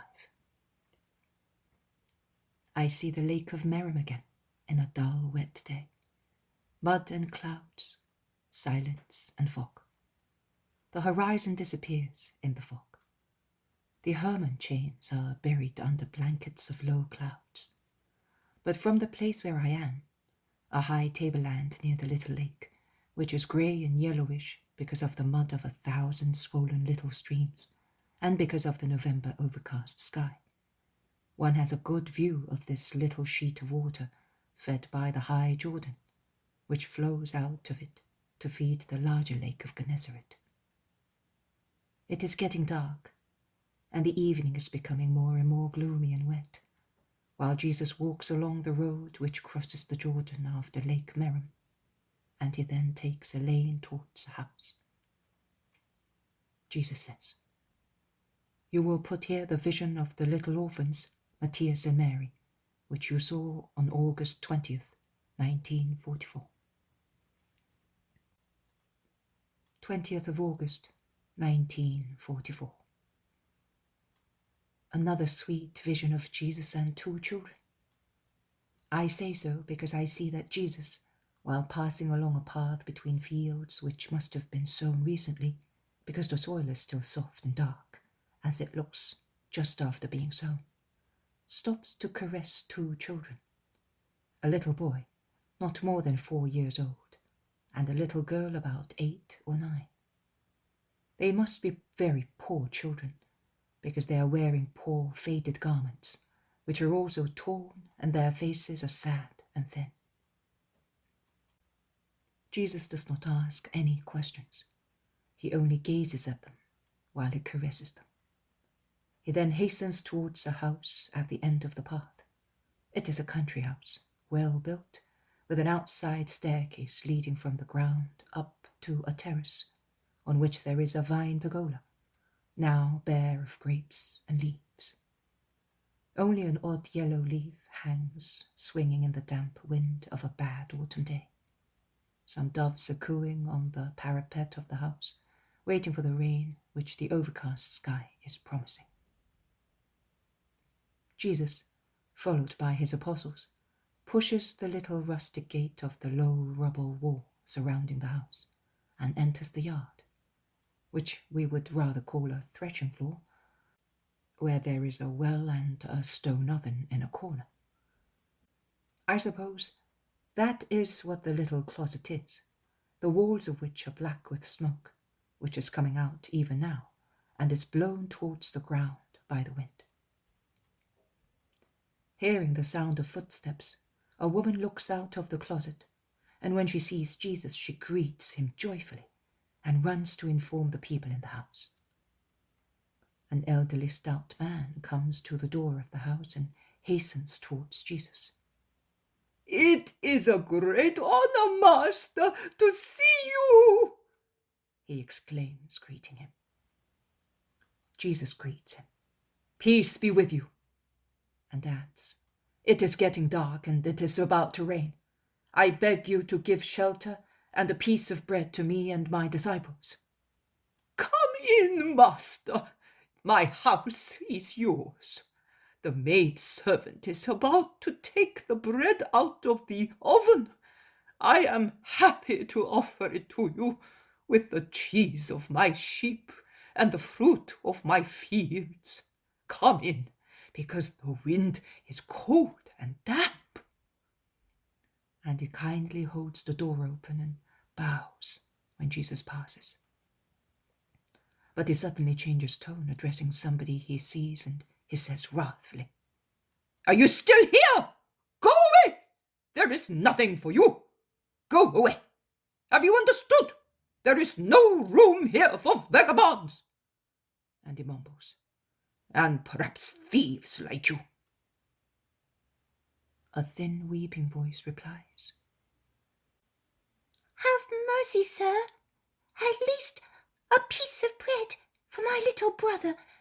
We are hungry." Jesus, who had gone into the large kitchen, which is cozy because of the big fire which serves also as a light, comes to the threshold. His countenance has already changed. With a severe and sad expression he asks, not the host, but in general. He seems to be asking the silent yard, the bare fig tree, the dark well. "Who is it that is hungry?" "I, sir. I and my brother. Just a piece of bread and we shall go away." Jesus is by now outside, where it is getting darker and darker because of the twilight and the impending rain. "Come here," he says. "I am afraid, sir." "Come, I tell you. Do not be afraid of me." The poor girl appears from behind the corner of the house. Her little brother is holding on to her shabby little tunic.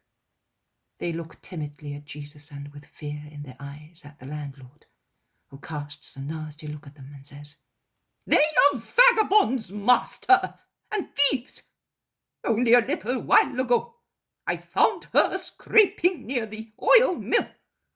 She certainly wanted to go and steal something. I wonder where they come from. They do not belong to this area." Jesus pays little or no attention to him. He gazes at the little girl's emaciated face and untidy plaits, 2 pigtails beside her ears, tied at the end with strips of rag. But Jesus' countenance is not severe while he looks at the poor wretch. He is sad, but he smiles to encourage her. "Is it true that you wanted to steal? Tell me the truth." "No, sir. I asked for a little bread because I am hungry. They did not give me any. I saw an oily crust over there on the ground near the oil mill, and I went there to pick it up. I am hungry, sir. I was given only 1 piece of bread yesterday, and I kept it for Matthias. Why did they not put it into the grave with our mother. The little girl weeps desolately, and the little brother imitates her. Do not weep. Jesus comforts her, caressing her, and drawing her close to himself. Tell me, where are you from? From the plain of Israel. And have you come so far? Yes, sir. Has your mother been dead long? Have you no father? My father died, killed by sunstroke at harvest time.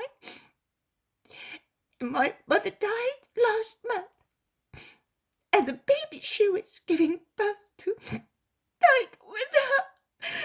She weeps more and more. Have you no relative? We come from so far. We were not poor. Then my father had to work as a servant. But he is now dead, and mother with him. Who was his master? Ishmael the Pharisee. Ishmael the Pharisee. It is not possible to describe how Jesus repeats that name. Did you come away from your own will, or did he send you away? He sent me away, sir. He said, the street is the place for starving dogs. And you, Jacob, why did you not give some bread to these children? Some bread, a little milk, and a handful of hay, on which they might rest their tired bodies. But, Master, I have just enough bread for myself, and there is only little milk in the house. They are like stray animals. If you treat them kindly, they will not go away any more. And you have no room and food for these two unhappy children? Can you truthfully say that? The rich crops, the plenty wine, the much oil and fruit which made your estate famous this year.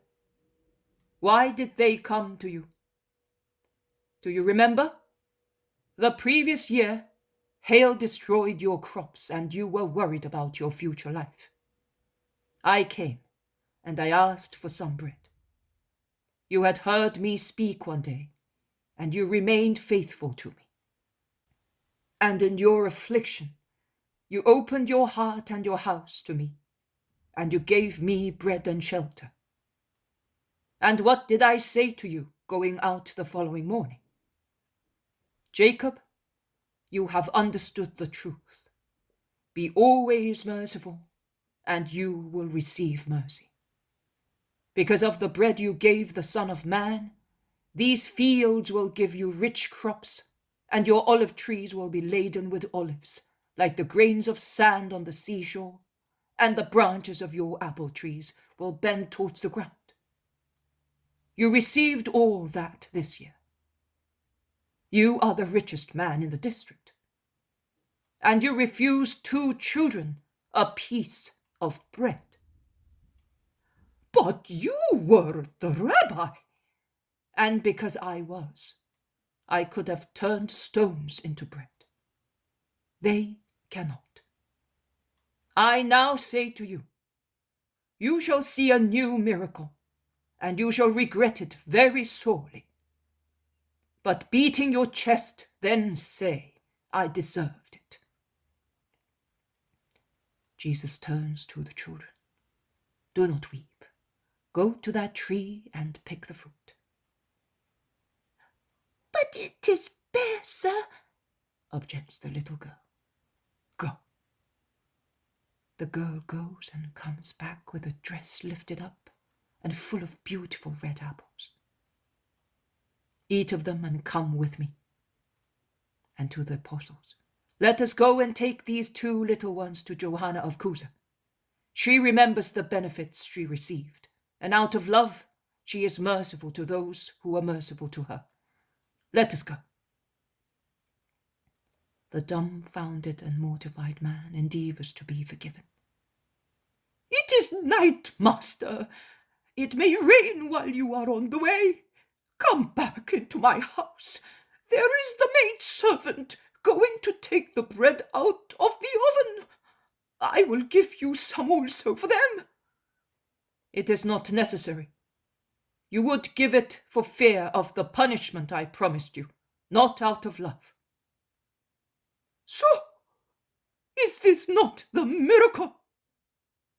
And he points at the apples picked on the bare tree, and which the 2 starving children are eating greedily.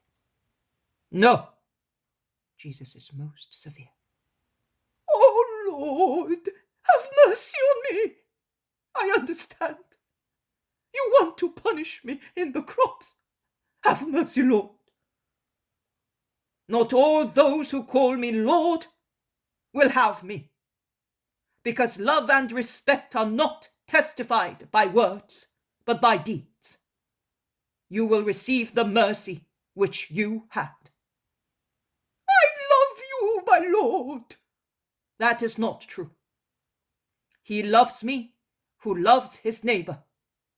That is what I taught. You love but yourself. When you love me as I taught, the Lord will come back. I am now going. My abode is to do good, to comfort the afflicted, to wipe the tears of orphans. As a mother hen stretches its wings over the helpless chicks, so I spread my power over those who suffer and are tormented. Come, children, you will soon have a home and bread. Goodbye, Jacob." And not satisfied with going away, he orders the apostles to take up the tired girl. Andrew takes her up in his arms and envelops her in his mantle, while Jesus takes the little boy, and they thus proceed along the path which is now dark, with their pitiful loads which no longer weep. Peter says, "Master, these children were very lucky that you arrived. But for Jacob, what will you do, Master?" "Justice. He will not starve, because his granaries are well stocked for a long time. But he will suffer shortage, because the seed he sows will yield no corn, and his olive and apple trees will be covered with leaves only. These innocent children have received bread and shelter from the Father, not from me, because my Father is the Father of orphans also, and he gives nests and food to the birds of forests. These children and all poor wretches with them, the poor wretches who are his innocent and loving children, can say that God put food in their little hands and leads them with fatherly love to a hospitable home." The vision ends thus, and I am left with a great peace. Jesus says, "This is just for you, O soul which weeps looking at the crosses of the past and at the clouds of the future. The Father will always have bread to put in your hand, and a nest to shelter his weeping dove. The lesson that I am the just Lord applies to everybody, and I am not deceived or adulated by false homage. He who closes his heart to his brother closes it to God, and God to him. Men, it is the first commandment, love and love. He who does not love lies in professing to be a Christian. It is useless to frequent the sacraments and rites. It is useless to pray if one lacks charity. They become formulae and even sacrilegious.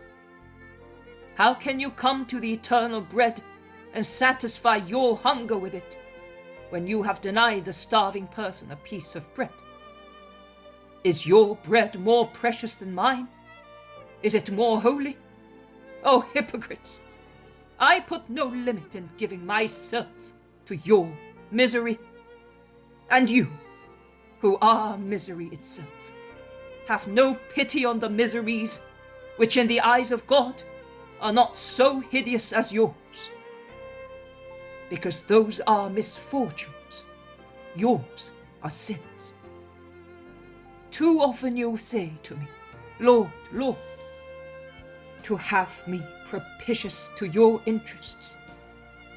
But you do not say so for your neighbor's sake. You do nothing for your neighbor in the name of the Lord.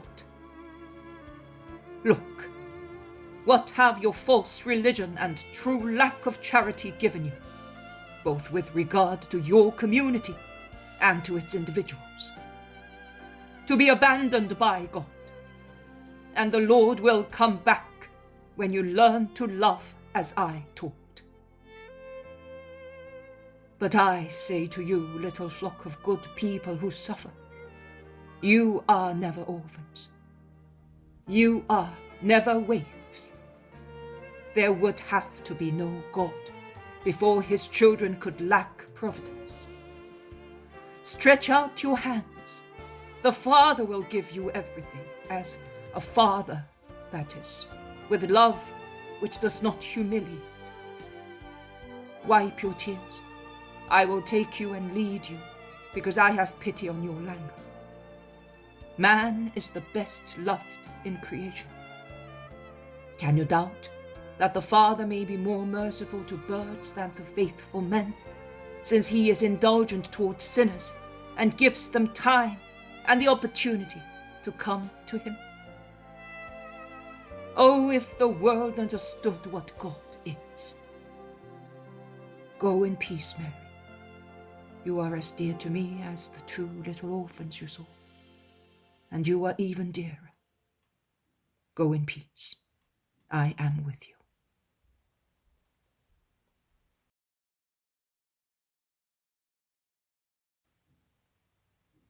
"21st of August, 1944.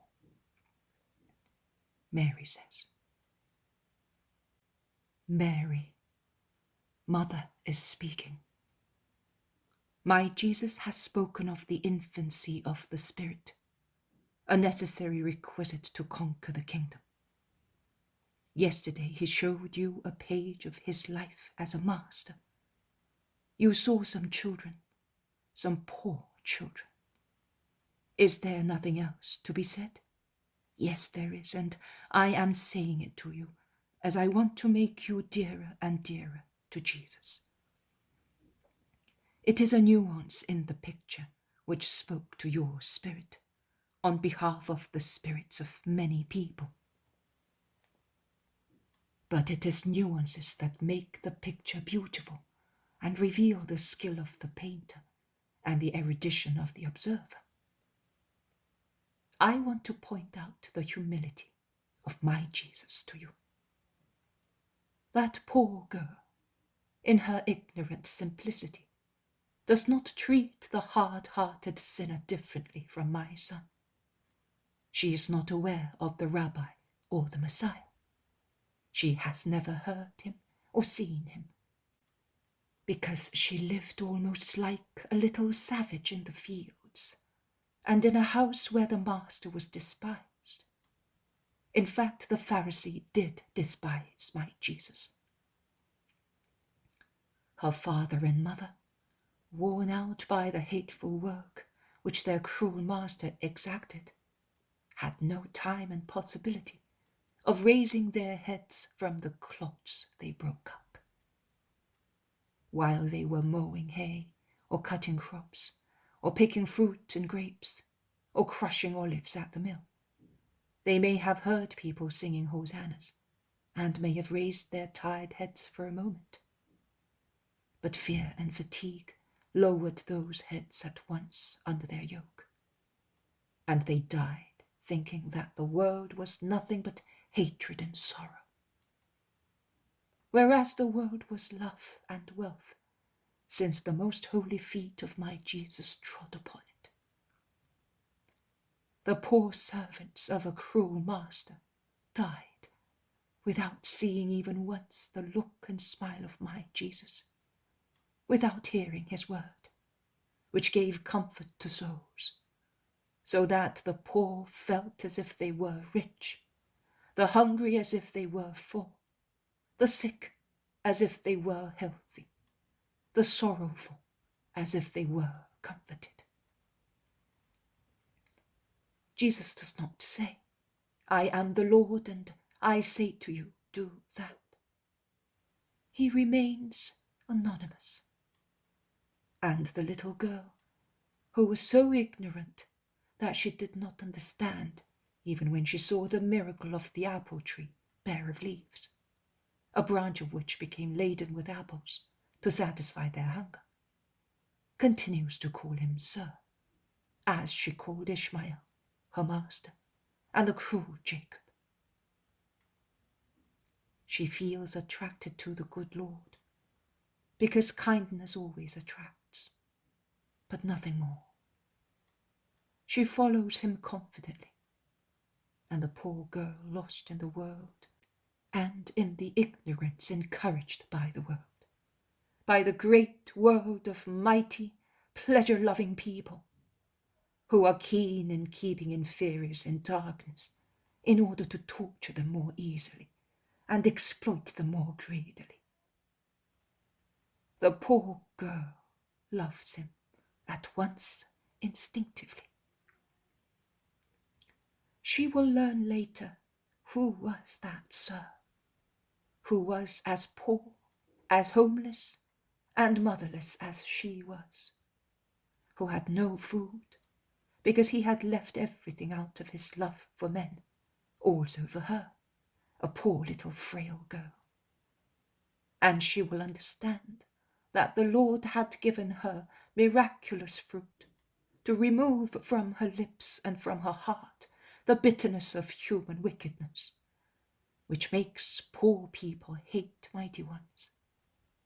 And he had done so by means of a fruit of the Father, and not by means of a crust of bread, which was offered too late, and in any case would have savoured of hardship and tears.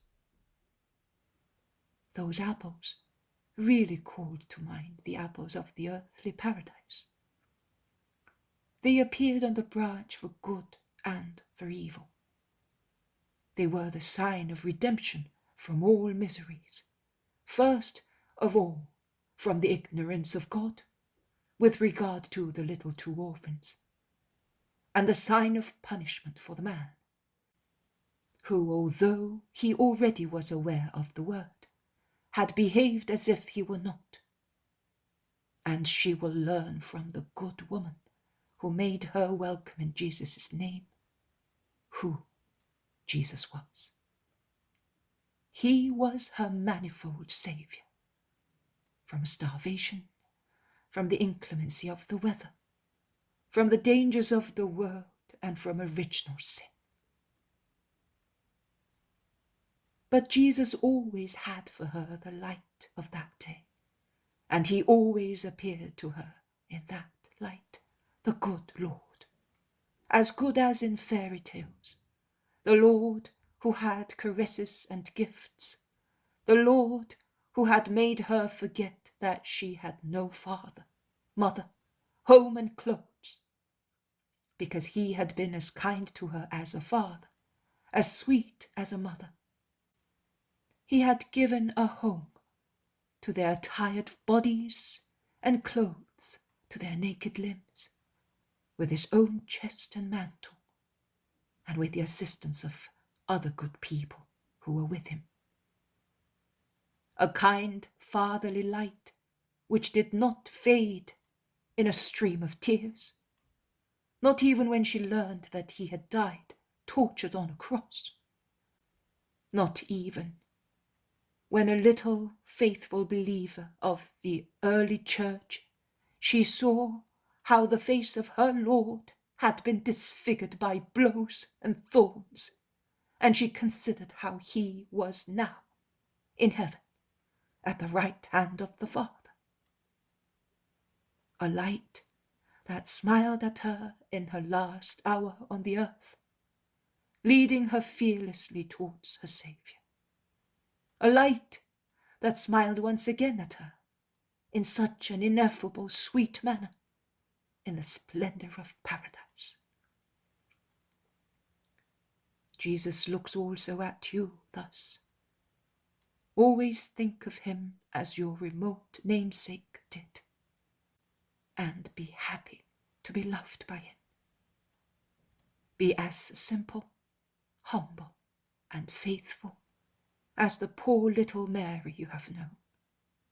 See how far she arrived, notwithstanding that she was a poor little ignorant girl of Israel, at the heart of God. Love revealed himself to her, as he did to you, and she became learned in the true wisdom. Have faith. Be at peace. There is no misery which my Son cannot turn into riches, and there is no solitude which he cannot replenish, as there is no fault which he cannot cancel. The past no longer exists. Once love has cancelled it, not even a dreadful past. Are you going to be afraid when this mother robber was not? Love, and be afraid of nothing. Mother leaves you with her blessing. The poem of the man God, the second year of the public life. Chapter 298. Mary and Matthias are entrusted to Johanna of Cusa. 11th of October, 1945. The lake of Tiberias is a grey sheet of water. It looks like tarnished mercury. So heavy it is in the dead calm, which allows just the resemblance of tired waves, which are not successful in making foam, and stop and calm down after making a slight movement, mingling with the dull water under a dull sky. Peter and Andrew, James and John around their respective boats on the little beach of Bethsaida are preparing to sail. There is a smell of grass and wet earth, and a light mist on the green stretch towards Chorazin. November gloominess lies heavy on everything. Jesus comes out of Peter's house, holding by the hands Matthias and Mary, whom Porphyria has tidied up with motherly care, replacing Mary's little dress with one of Marciam's.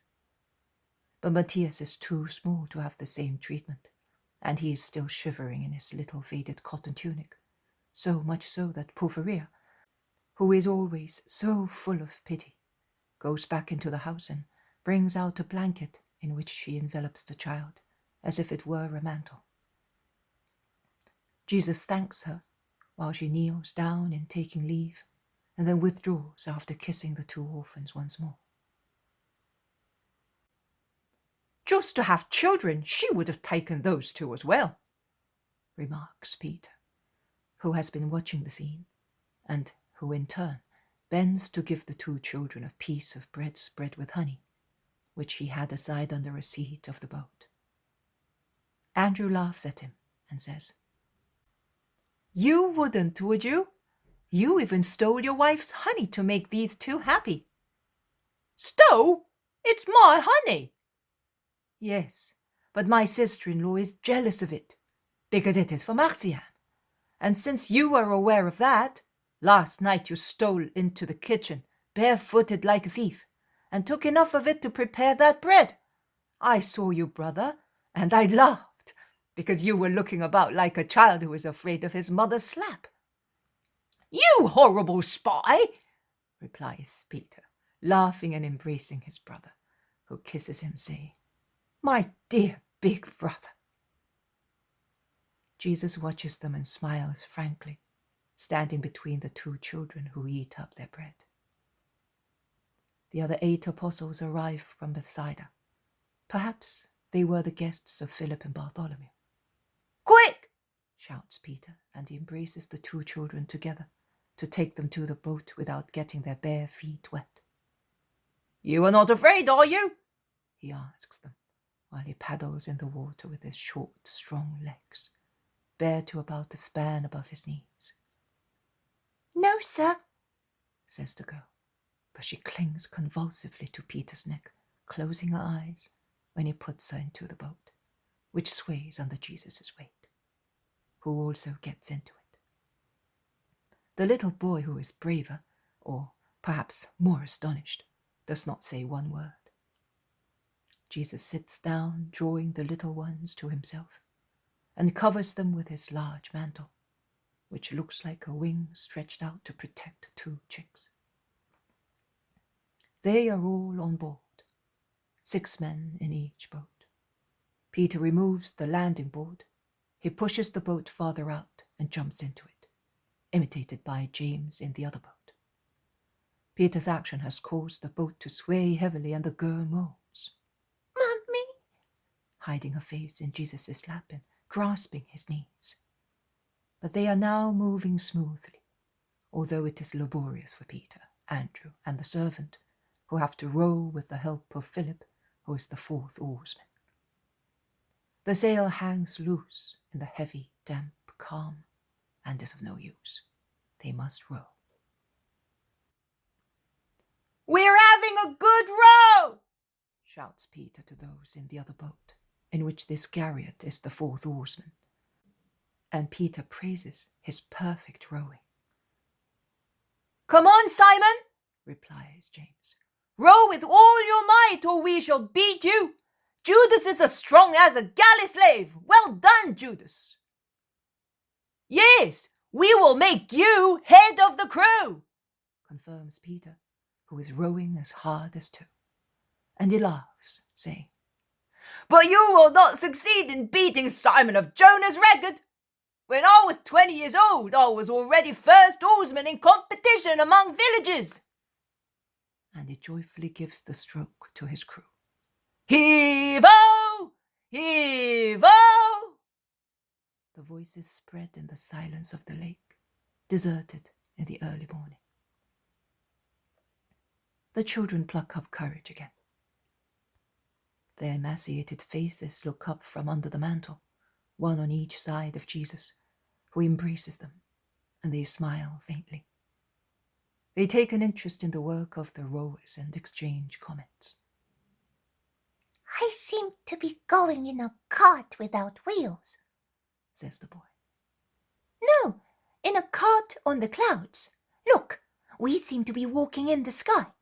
Look, we are climbing on a cloud, says Mary when she sees the prow of the boat plunge into a spot which mirrors a huge woolly cloud, and she laughs faintly. But the sun dissipates the mist, and although it is a wan autumn sun, the clouds become golden and the lake mirrors them shining. Oh, how beautiful! We are now going to a fire! How lovely! Exclaims the boy, clapping his hands. But the little girl becomes silent and bursts into tears. They all ask her why she is weeping. She explains, sobbing. Mother used to say a poem, a psalm, I don't know, to keep us quiet, that we might be able to pray, even with so much grief. And the poem mentioned a paradise, which will be like a lake of light, of a gentle fire, where there will be nothing but God and joy, and where all those who are good will go, after the Saviour has come. This golden lake reminded me of it. My mummy! Matthias also is weeping, and everyone pities them. But Jesus' sweet voice rises above the murmur of the various voices and the moans of the little orphans. Do not weep. Your mother brought you to me, and she is here now with us, while I am taking you to a mother who has no children. She will be happy to have 2 good children in place of her own baby, who is now where your mummy is. because she wept too, you know. Her baby died, as your mother did. Oh, so we are now going to her, and her baby will go to our mother, says Mary. That's right, and you will all be happy. What is this woman like? What is she? A peasant? Has she a good master? The little ones are anxious to know. She's not a peasant, but she has a garden full of roses, and she is as good as an angel. She has a good husband. He will love you as well. Do you think so, master? Asks Matthew, who is somewhat incredulous. I am certain, and you will be convinced. Some time ago, Cusa wanted Marcian to make a knight of him. Most certainly not, shouts Peter. Marcian will be a knight of Christ. That is all, Simon. Be quiet. The lake turns grey again. The wind rises and ripples the lake. The sail is filled, and the boat sails swiftly along, vibrating. But the children are dreaming of their new mother, and are not afraid. Magdala passes by with its white houses among the green vegetation, and the countryside between Magdala and Tiberias passes by. The first houses of Tiberias appear. Where, master? To Cusa's little harbour. Peter veers and gives instructions to the servant. The sail drops when the boat goes near the little harbour, and then enters it, stopping near the little pier, followed by the other boat. They are one beside the other like two tired ducks. They all land, and John runs ahead to inform the gardens. The little ones press timorously against Jesus and Mary, pulling his tunic, asks with a big sigh, But is she really good? John comes back. Master, a servant is opening the gate. Johanna is already up. Very well. Wait here. I will go ahead. And Jesus goes away alone. The others watch him, commenting on his action more or less favourably. There is considerable doubt and criticism. But from the place where they are, they can only see Cusa hastening towards Jesus. He bows almost to the ground at the gate, and then enters the garden on Jesus' left. Then nothing else can be seen. But I can see. I can see Jesus proceeding slowly beside Cusa, who shows how happy he is to have the master as his guest. My Johanna will be delighted, and I am too. She's feeling better and better. She told me about the journey. What a triumph, my lord. Did you mind? Johanna is happy, and I am happy to see her thus. I might have lost her months ago, my lord. Yes, you might have. And I gave her back to you. Be grateful to God for that. Cusa looks at him perplexedly. He then whispers, A reproach, lord? No, an advice. Be good, Cusa. Master, I am Herod's servant. I know. But your soul is the servant of no one but God, if you wish so. That is true, Lord. I will amend my way of living. Sometimes I am seized by the fear of public opinion. Would you have minded last year, when you wanted to save Johanna? Oh no! At the cost of losing all respect I would have applied to anyone who could save her. Do likewise for your soul. It is even more precious than Johanna. Here she is coming. They quicken their steps toward Johanna, who is running along the avenue to meet them. My master! I did not hope to see you so soon. What kindness of yours has brought you to your disciple? A favour, Johanna. A favour which, tell us, and if we can, we will help you. They both reply together. Yesterday evening on a deserted road, I found 2 poor children, a little girl and a little boy. They were barefooted, ragged, starving, all alone. And I saw them being driven away, as if they were wolves, by a hard-hearted man. They were dying of starvation. Last year, I gave so much wealth to that man, and he denied 2 orphans a piece of bread, because they are orphans. Orphans wandering in the road of a cruel world. That man will receive his punishment. Do you want to receive my blessing? I am stretching my hand out to you, a beggar of love, for those orphans who have no home, no clothes, no food, no love. Will you help me? But, Master, why ask? Tell me what you want, how much you want. Tell us everything, says Cusa impulsively. Johanna does not speak, but with her hands pressed on her heart, tears on her long eyelashes, a smile of desire on her red lips, she waits, and her silence is more eloquent than words. Jesus looks at her and smiles. I would like those to have a mother, a father, a home, and the mother's name to be Johanna. He has no time to finish because Johanna's cry is like that of one freed from prison, while she prostrates herself to kiss the feet of her Lord. And what do you say, Cusa? Will you receive in my name my beloved ones, who are much dearer to my heart than jewels? Master, where are they? Take me to them, and upon my honour I swear to you that from the moment I lay my hands on their innocent heads, I will love them in your name, as if I were the real father. Come then. I knew that I was not coming for nothing. Come.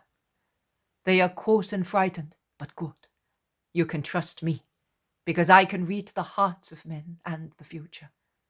They will give peace and strength to your union, not so much now as in the future. You will find yourselves again in their love. Their innocent embraces will be the best lime for your home of a married couple. And heaven will always be benign and merciful towards you because of your charity. They are outside the gate. We came from Bethsaida. Johanna does not listen anymore.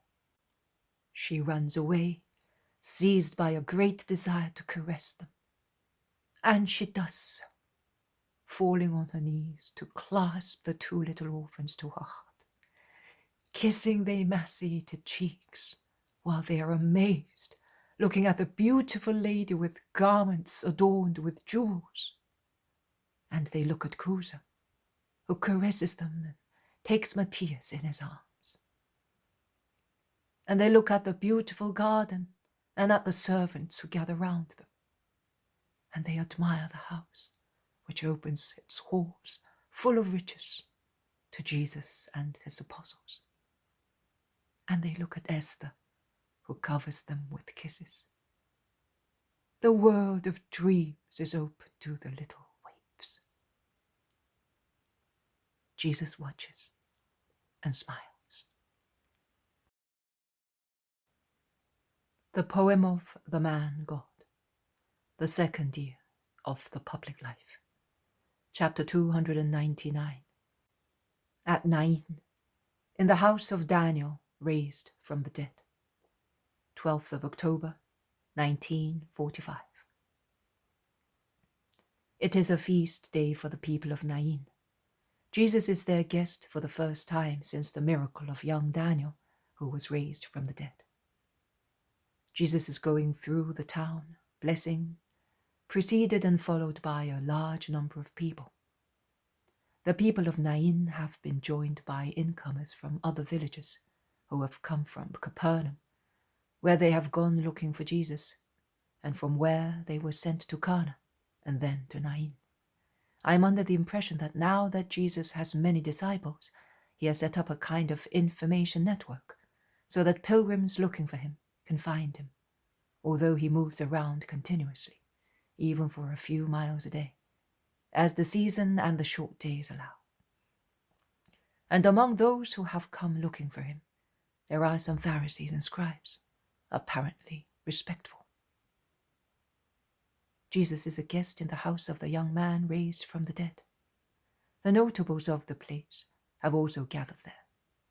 And Daniel's mother, when she sees the scribes and Pharisees, 7 of them, like the deadly sins, humbly invites them, apologizing for not being able to offer them a worthy abode. There is the master, woman, and that attaches great importance even to a cave. But your house is much more than a cave, and we enter it, saying, Peace to you and to your house.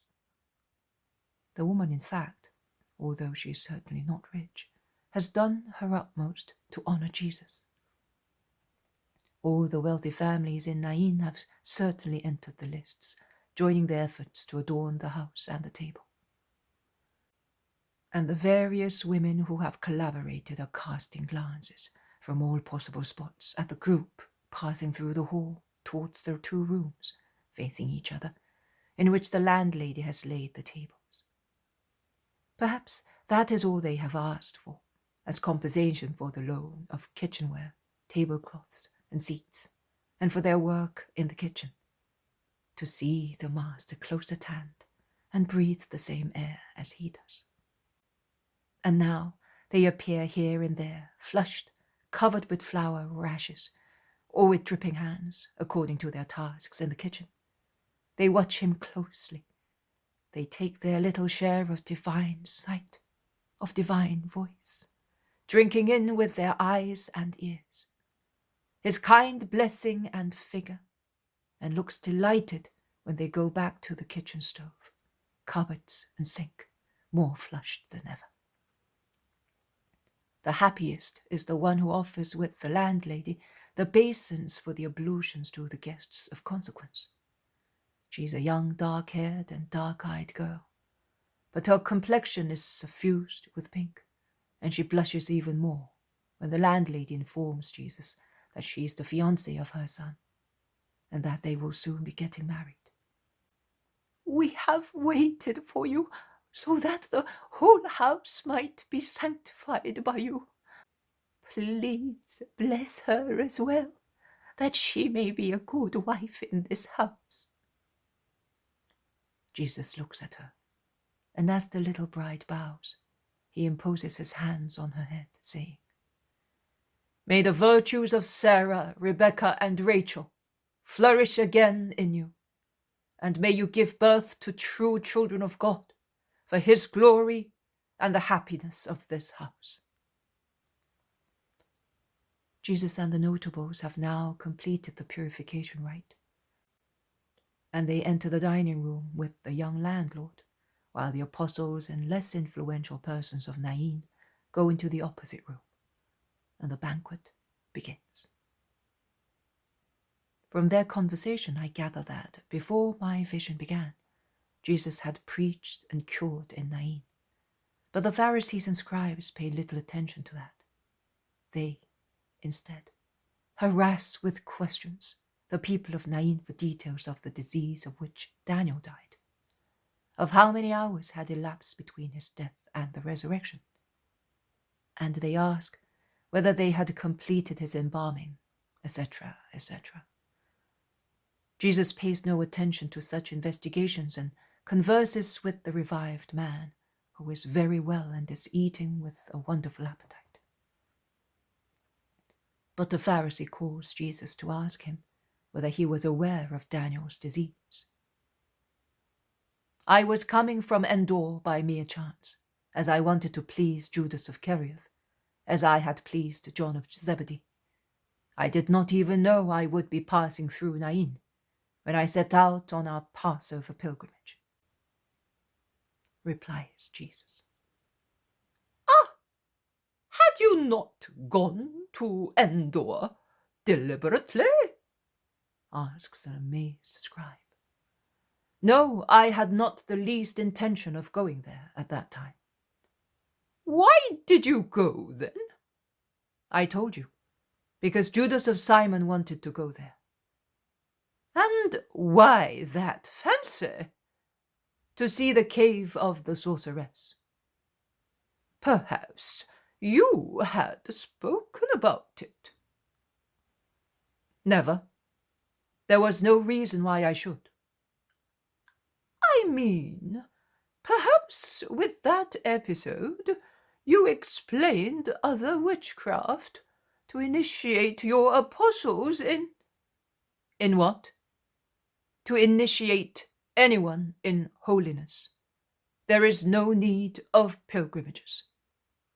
A cell or a desert barren land, a mountaintop or a solitary house serve the same purpose, providing there is austerity and holiness in the teacher, and the will to become holy in the disciple. That is what I teach, and nothing else. But the miracles your apostles now work, what are they, if not wonders, and the will of God? That is all. And the more holy they become, the more miracles they will work, through prayer, sacrifices, and obedience to God, by no other means. Are you sure of that? Asks the scribe, holding his chin in his hand and looking Jesus up and down. His tone is rather ironical and pitiful. I gave them those weapons and that doctrine. If among them, and they are many, there should be anyone who becomes corrupted through base practices, out of pride or for other reasons, he will not have received such advice from me. I can pray to see the culprit redeemed. I can undertake hard penance in expiation, imploring God to help him particularly with the light of his wisdom, so that he may see his error. I can throw myself at his feet to entreat him with all my love of brother, master, and friend, to abandon his sin. And I would not consider that a humiliation, because the price of a soul is such that it is worth suffering any humiliation to save that soul. But I can do no more. And if, after all, he perseveres in his fault, the eyes and heart of the betrayed and misunderstood master and friend will shed tears and blood. How much kindness and sadness there is in Jesus' voice and expression. The scribes and Pharisees look at one another. They exchange meaningful glances, but say no more on the subject. They instead ask young Daniel questions. Does he remember what death is? What did he feel when he came back to life? And what did he see in the gap between death and life? I know that I was suffering from a mortal disease, and I suffered agony. Oh, what a dreadful thing! Don't make me remember it. And yet the day will come when I will have to suffer it once again. Oh, Master! He looks at him and is so terrified that he goes pale at the idea of having to die once again. Jesus kindly comforts him, saying, Death is in itself expiation. By dying twice, you will be completely cleansed of faults, and you will rejoice at once in heaven. Let this thought make you live a holy life, so that you may have only involuntary and venial faults. But the Pharisees return to the attack. But what did you feel when you came back to life? Nothing. I was alive and healthy, as if I had awakened from a long, sound sleep. But did you remember that you had died. I remember that I was very ill, in agony, and that is all.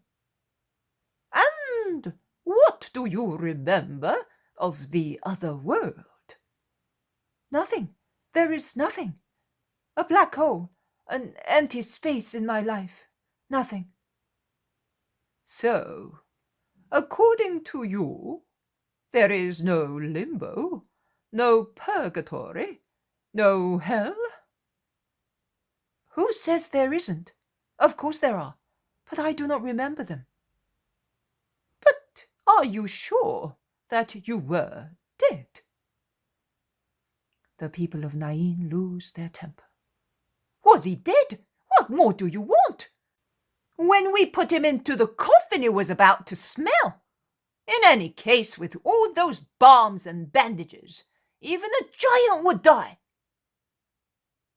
But do you not remember that you were dead? I have told you that I don't. The young man is losing his patience, and he adds, but what are you getting at with all these questions? That the whole village was pretending that I was dead, including my mother and my fiancé, who was dying with grief in her bed, including myself, all bandaged up and embalmed, while it was not true? What are you saying? That in Nain we were all children or idiots, in a jesting mood? My mother's hair turned white in a few hours. My fiancé had to be treated because sorrow and joy had almost driven her mad. And you doubt it? And why should we have done all that? Why, that's true. Why should we have done it? Exclaimed those of Nain. Jesus does not speak. He toys with the tablecloth as if he were absent. The Pharisees do not know what to say. But Jesus begins to speak all of a sudden, when the conversation on the subject seemed to have come to an end. And he says, I will tell you why. They, and he points at the Pharisees and scribes, want to prove that your resurrection from the dead was a cleverly contrived game to increase my reputation with the crowds. I, the inventor, you, the accomplices, to deceive God and our neighbor. No, I leave fraud to worthless people. I do not need witchcraft or tricks or accomplices to be what I am. Why do you want to deny God the power of giving a soul back to a body? If he creates a soul and gives it when the body is being formed, will he not be able to give it back to the body when the soul being restored to the body through the prayer of his Messiah is an incentive for many people to come to the truth? Can you deny God the power of miracle? Why do you want to deny it? Are you God? I am who I am. My miracles and my doctrine testify who I am. But why does he not remember, while the spirits invoked can tell what the next world is? Because this soul speaks the truth, sanctified as it is by the penance of a first death. Instead, what is spoken by the lips of necromancers is not the truth. But Samuel came by the order of God, not of the sorceress, to bring to the traitor of the law the verdict of the Lord, who is not to be derided in his commandments. Then why do your disciples do it? The arrogant voice of a Pharisee, who stung to the quick raises his voice, draws the attention of the apostles, who are in the opposite room, separated by a corridor a little more than a yard wide, but not isolated by doors or heavy curtains. When they hear themselves being referred to, they stand up and come noiselessly into the corridor to listen.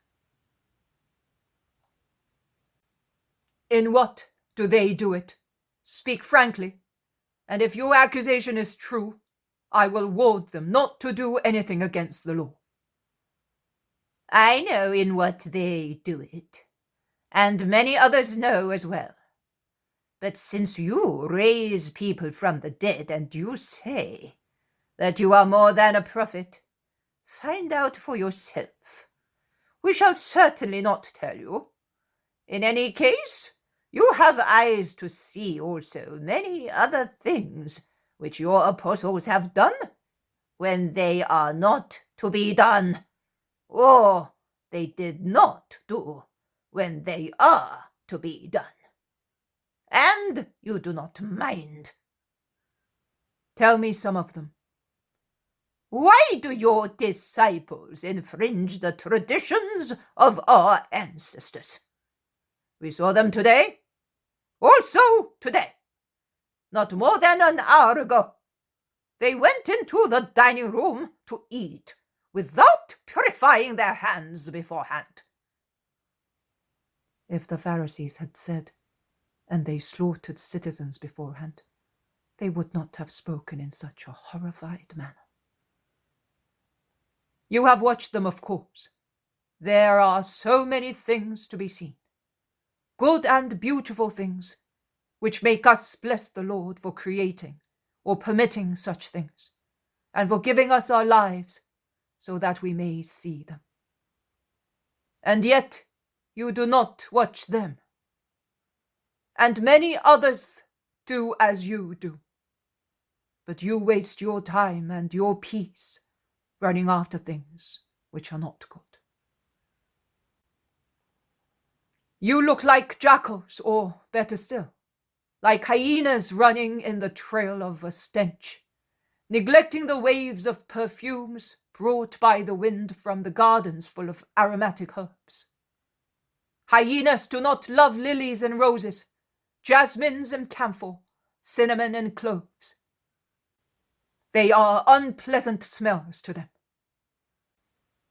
But the stench of a decomposing corpse in the bottom of a ravine, or on a cart road, or buried under bramble where a murderer threw it, or washed ashore by stormy waves, swollen, fallacious, burst, horrible. Oh, that is a delightful smell for hyenas. And as the evening wind condenses and carries all the smells which the sun has distilled from the things it has warmed, they sniff at it to smell that vague, inviting smell. And once they discover it and find where it comes from, they run away with their snouts in the air, showing their uncovered teeth in their quivering jaws, like a hysterical laugh, to go where there is putrefaction.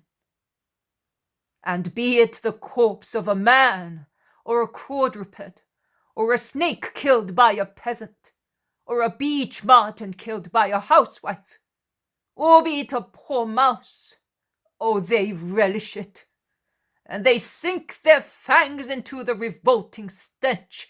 They feast and lick their lips. But it is a matter of no interest if some men improve in holiness day by day. But if one only does wrong, or more, omit not a divine commandment, but a human practice, you may call it tradition, precept, as you wish, but it is always a human thing. Then it is noticed, and one runs after even a suspicion to rejoice, if the suspicion is true. You who have come here not out of love or faith or honesty, but for a wicked purpose, tell me, why do you infringe the commandment of God for the sake of your tradition? And are you going to tell me that a tradition is more than a commandment? And yet God said, honor your father and your mother. Anyone who curses father or mother must die. You instead say, anyone who says to his father and mother, what you should have from me is korban, is no longer obliged to give it to his father and mother. So with your tradition you have cancelled the commandment of God. Hypocrites! Isaiah rightly said of you when he prophesied, "This people honors me only with lip service, while its heart is far from me. Therefore they honor me in vain as they teach human doctrine and commandments."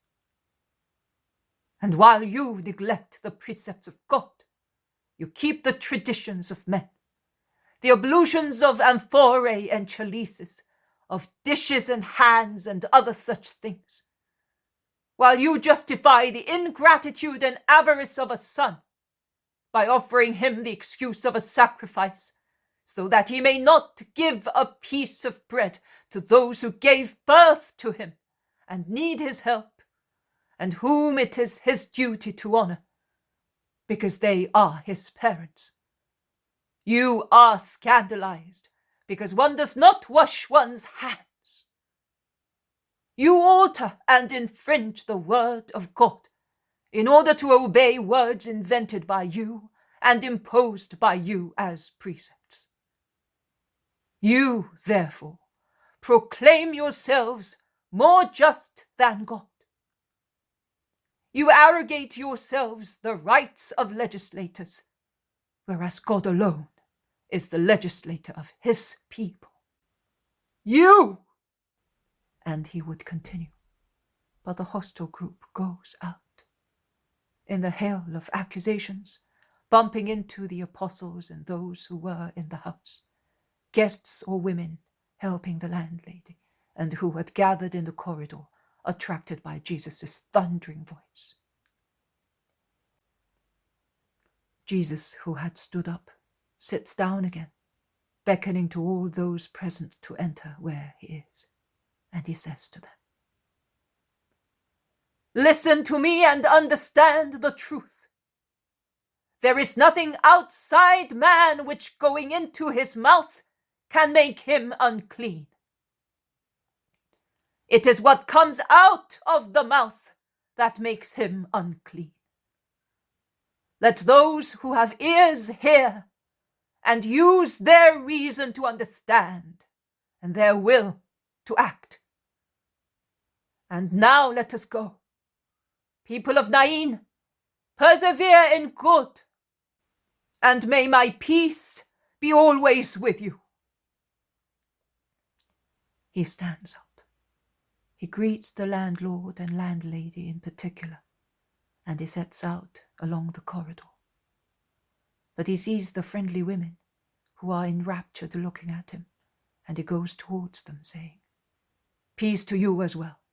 May heaven reward you for assisting me with such love that I did not regret my mother's table. I perceived your motherly love in every crumb of bread, in every sauce and bit of roast, in the sweet honey and in the cool scented wine. Love me always thus. O good women of Nain, but do not work so hard for me the next time. A piece of bread and a handful of olives, dressed with your motherly smiles and your honest good looks, are quite enough for me. Be happy in your homes, because the gratitude of the persecuted one is upon you, and he is leaving comforted by your love." The women weeping in their happiness are all on their knees, and in passing by he lightly touches their white or dark-haired heads, one by one, blessing them. He then goes out and sets out again.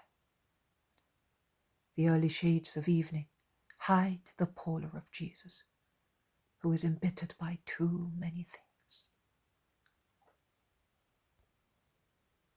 Footnote number 1. Korban, offering to God, especially one made in fulfillment of a vow. The poem of the man God, the second year of the public life. Chapter 300, in the sheepfold at Endor, 13th of October, 1945. Jesus goes back to Endor only. He stops at the first house of the village, which is a sheepfold rather than a house. But just because it is such, with low closed stables full of hay, it can shelter the 13 pilgrims. The landlord, a coarse but good man, hastens to bring a lamp and a small pail of frothy milk, with some small loaves of very dark bread.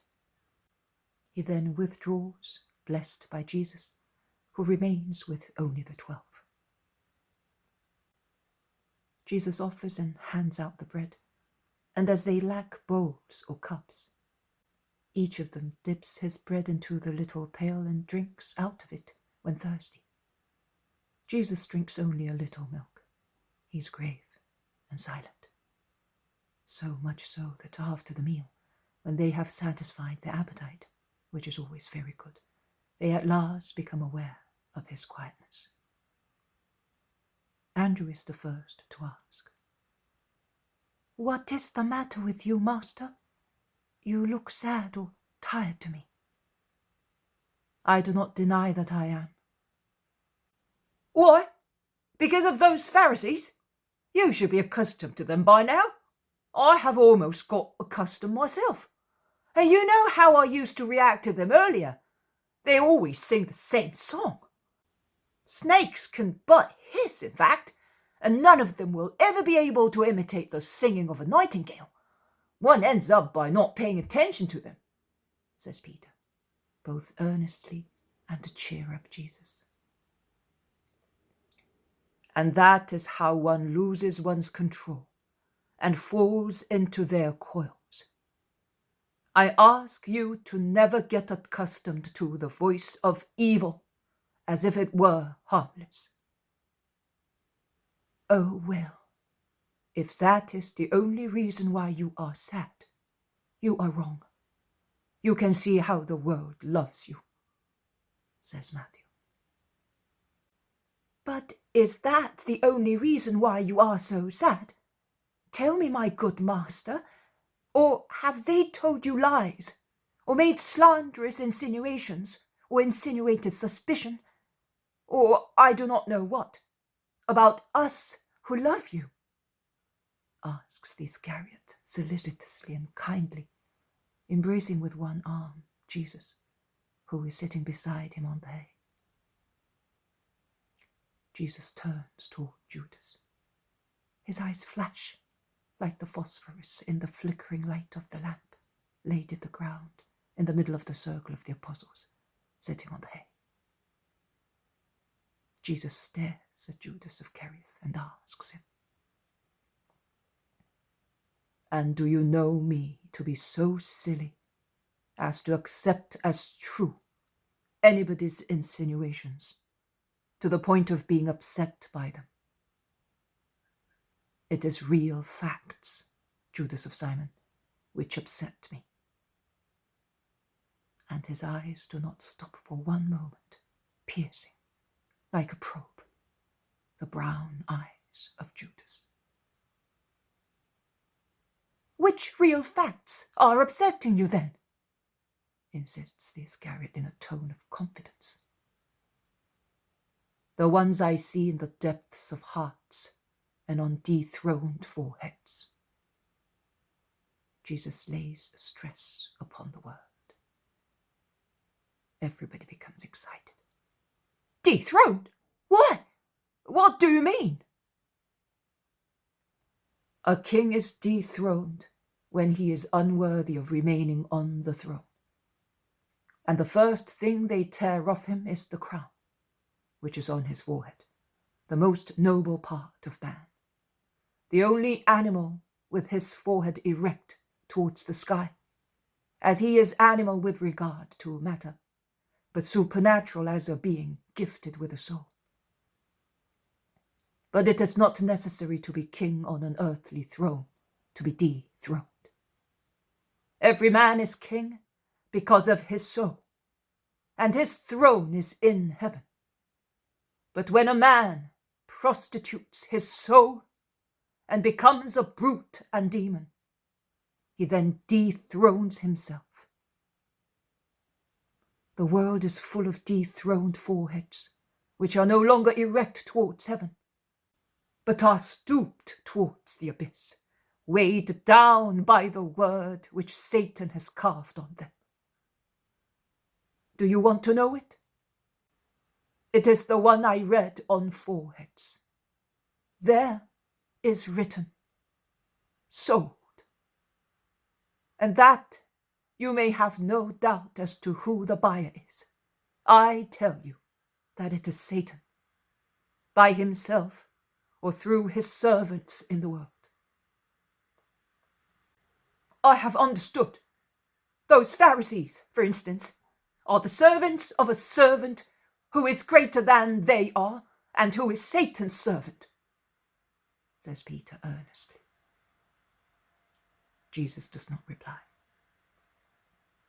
But do you know, Master, that those Pharisees, after hearing your words, were scandalized when they went away?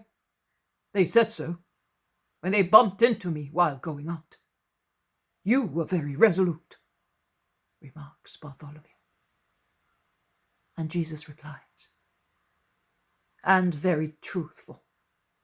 It is not my fault, but theirs, if certain things must be said, and it was charitable of me to say them. Any plant which was not planted by my heavenly Father is to be uprooted, and the useless moorland of parasitic, suffocating, thorny herbs, which destroy the seed of holy truth, was not planted by him. It is charitable to uproot traditions and precepts which suffocate the Decalogue, misinterpreting it and making it inert and impossible to abide by. It is charitable to do so for the sake of honest souls, as far as those insolent, obstinate persons are concerned, who are deaf to every advice and action of love. Leave them alone and let them be followed by those whose souls and inclinations are like theirs. They are blind men leading blind men. If one blind man leads another, both can but fall into a pit.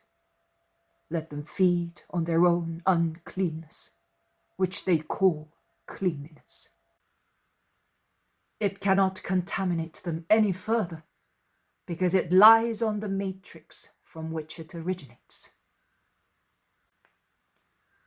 What you are saying now is connected with what you said in Daniel's house, is it not?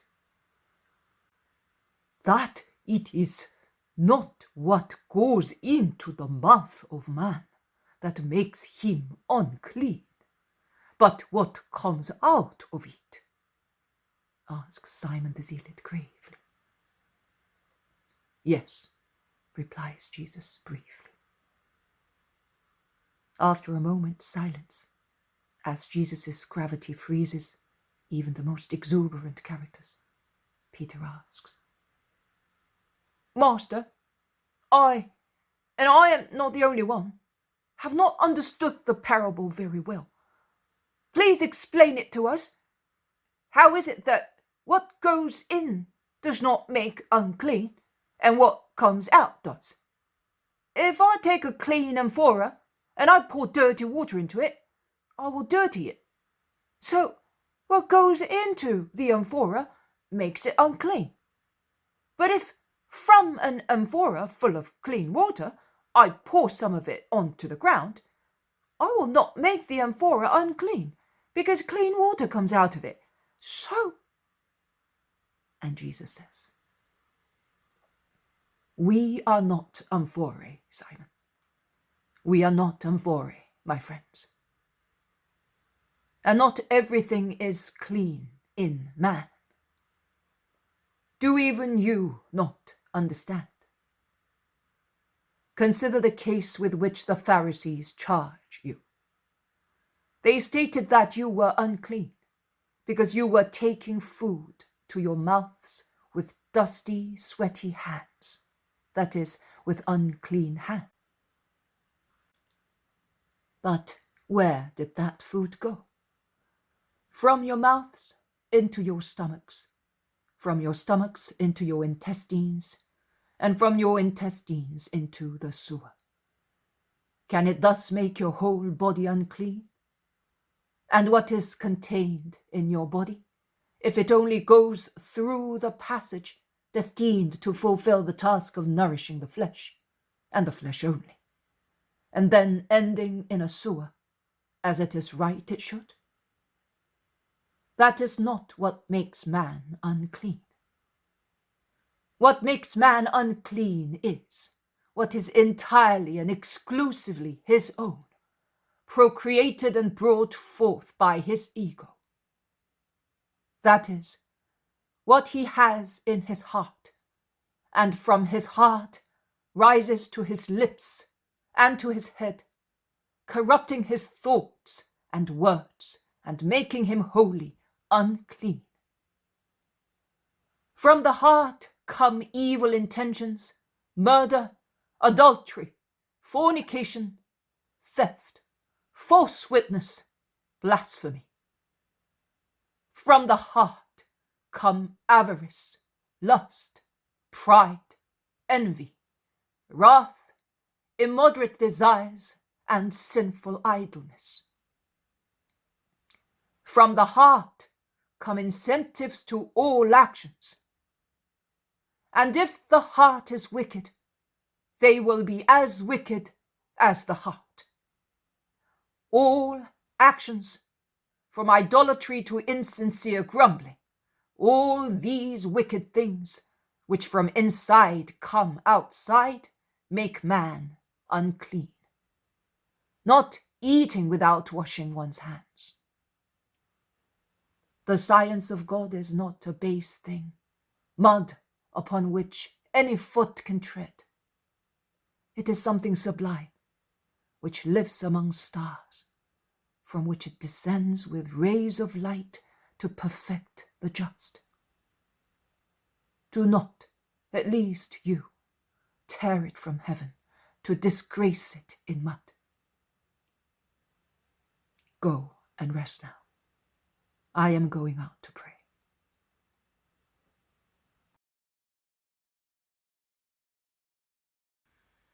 The poem of the man God.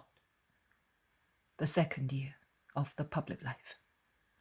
Chapter 301. From Endor to Magdala. 14th of October, 1945. Rain, rain, rain. The apostles, who are not very happy to walk in the rain, suggest to Jesus that it might be better to take shelter at Nazareth, which is not far. And Peter says, "And then I could leave with the boy." Jesus is so resolute that no one dare insist. Jesus is walking ahead of them all alone. The others are following him in two sullen groups. But Peter cannot resist any longer, and he approaches Jesus. "Master, can I stay with you?" he asks in a rather mortified tone. "You are always dear to me, Simon. Come." Peter cheers up. He trots along beside Jesus, who goes a long way with his strides without any effort. After a little while he says, "Master, it would have been lovely to have the boy for the feast." Jesus does not reply. "Master, why do you not make me happy?" "Simon, you are running the risk of having the boy taken away from you." "No, Lord, why?" Peter is frightened by the threat and looks desolate. "Because I do not want you to be tied to anything. I told you when I gave you Martien. You, instead, are getting stranded in your affection." "It is not a sin to love, and to love Martien. You love him too." "But my love does not prevent me from devoting myself entirely to my mission. Do you not remember my words on human affections and my advice, which was as clear as an order, concerning those who want to put their hands to the plough? Are you getting tired Simon of Jonah, of being my disciple heroically? Peter's voice is broken by sobs when he replies, No, Lord, I remember everything, and I am not tired, but I am under the impression that it is the other way round. You are tired of me, of poor Simon, who left everything to follow you. You mean, who found everything in following me? No, yes, Master, I am a poor man. I know, and that is exactly why I am working on you. To make of the poor man, a saint, my apostle, my stone. I am hard to make you hard. I do not want you to be as soft as this mud. I want you to be a perfectly squared block, the foundation stone. Do you not understand that that is love? Do you not remember the wise man? He says that he who loves is severe. But understand me, at least you.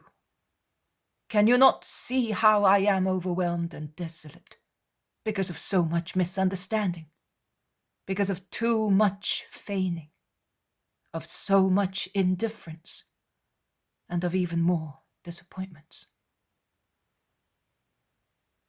Is that how you feel, Master? Ah, divine mercy! And I never realised it. What a blockhead I am! But for how long? By whom? Tell me. It is of no avail. You would not be able to do anything. I can do nothing myself. Could I not do anything to relieve you? I told you. You should understand that my sternness is love, and see love in every act of mine concerning you. Yes, of course. I will not speak any more. My dear master, I will say no more. Forgive this blockhead. Give me a sign that you really forgive me. A sign? My yes should really be enough for you, but I will give you it. Listen, I cannot go to Nazareth because, besides Marciam, John of Endor and Syntyche are there, and that is not to be known. Not even to us? Why? Oh, master, are you afraid of any of us? Prudence teaches that when something is to be kept secret, 2 people who are aware of it are too many. Even a careless word can be detrimental, and men are not all and always thoughtful. Really? I am not thoughtful either, but when I want, I can be silent, and I will indeed. I will no longer be Simon of Jonah if I do not hold my tongue. Thank you, master, for your esteem. It is indeed a great sign of love. So we are now going to Tarakia? Yes. Then we will go to Magdala by boat. I must collect the gold of the jewels. You can now see that I am able to hold my tongue. I never said anything to Judas, you know. Jesus makes no comment on the interruption. He goes on. Once I have received the gold, I will leave you all free until the day after the dedication. If I should want any of you, I will call you to Nazareth. The apostles from Judaea, with the exception of Simon Zealot, will take Lazarus' sisters and their handmaids and Eliza of Bethzur to their house in Bethany. They will then go to their homes for the dedication. It will be quite all right if they come back by the end of Shabbat, when we shall start going round again. You are the only one to know. Is that right, Simon Peter? Yes, I am the only one. But you will have to tell the others. I will tell them at the right moment. Go now to your companions and be sure of my love. Peter obeys and is happy, and Jesus becomes absorbed in thought once again. The waves are breaking against the little beach of Magdala when the 2 boats land there in a late November afternoon. They are not big waves, but they are annoying for those landing, as their clothes get wet. But the prospect of getting sheltered at once in the house of Mary of Magdala makes them put up with the undesired bath without any grumbling. "Put the boats away, and then join us," says Jesus to the servants, and he sets out at once along the shore, because they landed in a cove a little outside the town, where there are other boats of fishermen from Magdala. "Judas of Simon and Thomas, come here with me," says Jesus, calling them. They run up to him. "I have decided to entrust you with a confidential task, and a pleasant one at the same time. This is the task. You will take Lazarus' sisters to Bethany, and Eliza will go with them.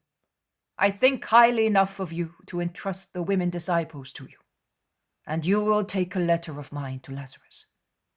Then, when you have fulfilled your task, you will go home for the dedication. Do not interrupt me, Judas.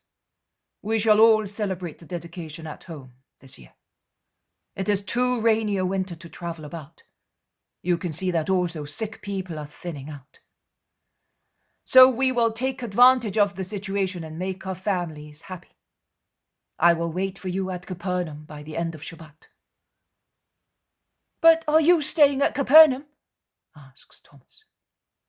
"I am not yet sure where I will be staying. Here or there, it is the same to me, providing my mother is with me." "I would have preferred to celebrate the dedication with you," says the Iscariot. "I believe you, but if you love me, please obey. All the more because your obedience will give you the possibility of helping the disciples, who are once again spread out everywhere. You must help me with them. In a family, it is the elder sons who help the parents to bring up the younger ones. You are the elder brothers of the disciples, and they the younger ones, and you ought to be happy that I rely on you. It proves that I am satisfied with your recent work." Thomas simply says, "It's too kind of you, Master. As far as I am concerned, I will endeavour to do even better now. But I am sorry to leave you. But time flies, and my old father will be happy to have me for the feast, and my sisters too. My twin sister above all. She must have had, or is about to have a baby. My first nephew. If it is a boy, and is born when I am there, what name shall I give him?" "Joseph." "And if it is a girl?" "Mary. There are no sweeter names." But Judas, proud of the appointment, is already strutting about and making plans. He has completely forgotten that he will be leaving Jesus, and that shortly before, about the time of the Tabernacles, if I remember rightly, he had protested, like an unbroken horse, against Jesus' order to part from him for a little while. He forgets also how at the time he suspected that it was Jesus' desire to send him away. He has forgotten everything and is happy to be considered one who may be entrusted with delicate tasks. He promises, "I will bring you much money for the poor." And he takes out his purse and says, "Here, take this. It is all we have. I have nothing else. Give me provisions for our journey from Bethany home."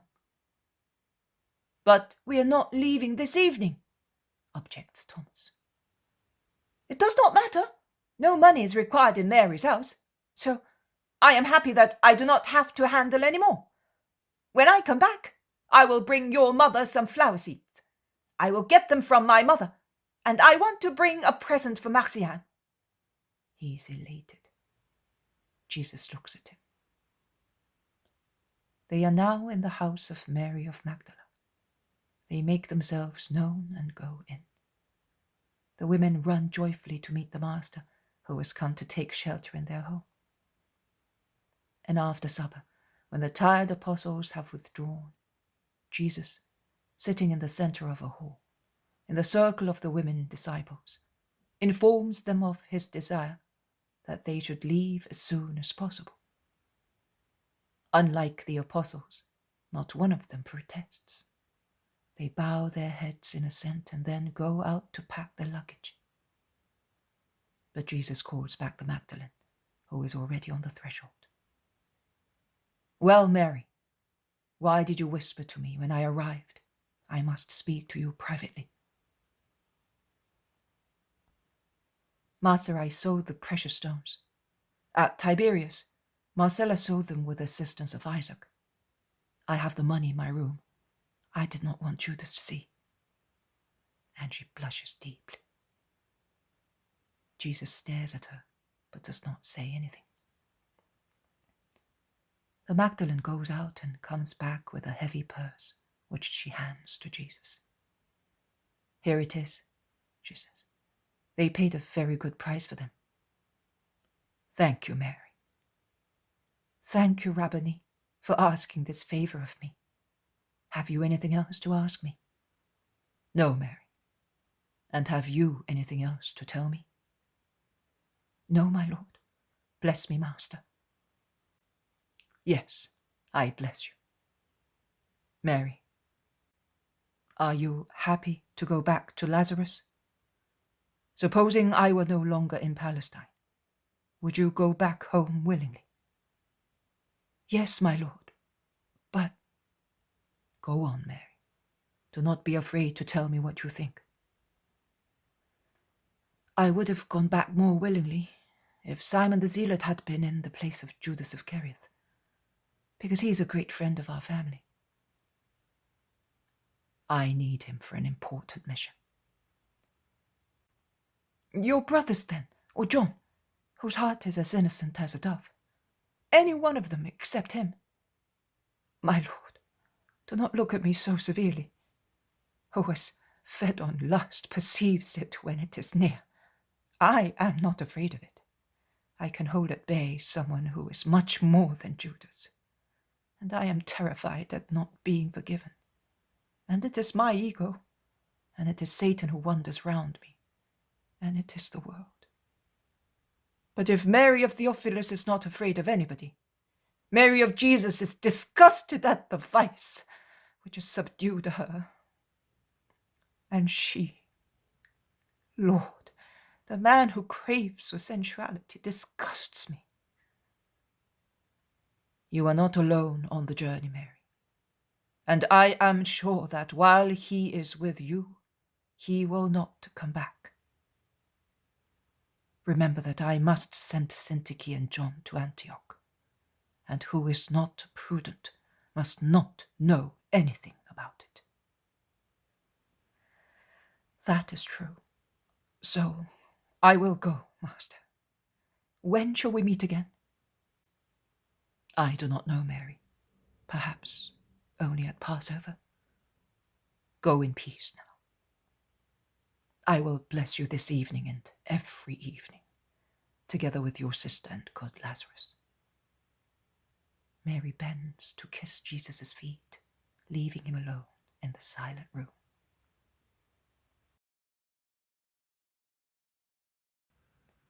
The poem of the Man God, the second year of the public life. Chapter 302. Jesus at Nazareth for the dedication. 15th of October, 1945. It is a cold, dark, windy December evening. Apart from the leaves torn off from trees, which still have a few, and which rustle blown by a whistling wind, there is no other noise in the streets of Nazareth, which is as dark as a dead city. No light or noise filters through the bolted doors. It is really a horrible evening. And yet, the Lamb of God is walking through the deserted streets of Nazareth on his way home. A tall, dark shadow in a dark tunic. He almost vanishes in the dark, starless night. And his step is just a rustling noise when he treads on a heap of dry leaves, which the wind has laid on the ground. after whirling them around, and is ready to pick them up again and blow elsewhere. He arrives near the house of Mary Clopas. He stands for a moment undecided as to whether he should enter the garden and knock at the kitchen door or proceed. He proceeds without stopping.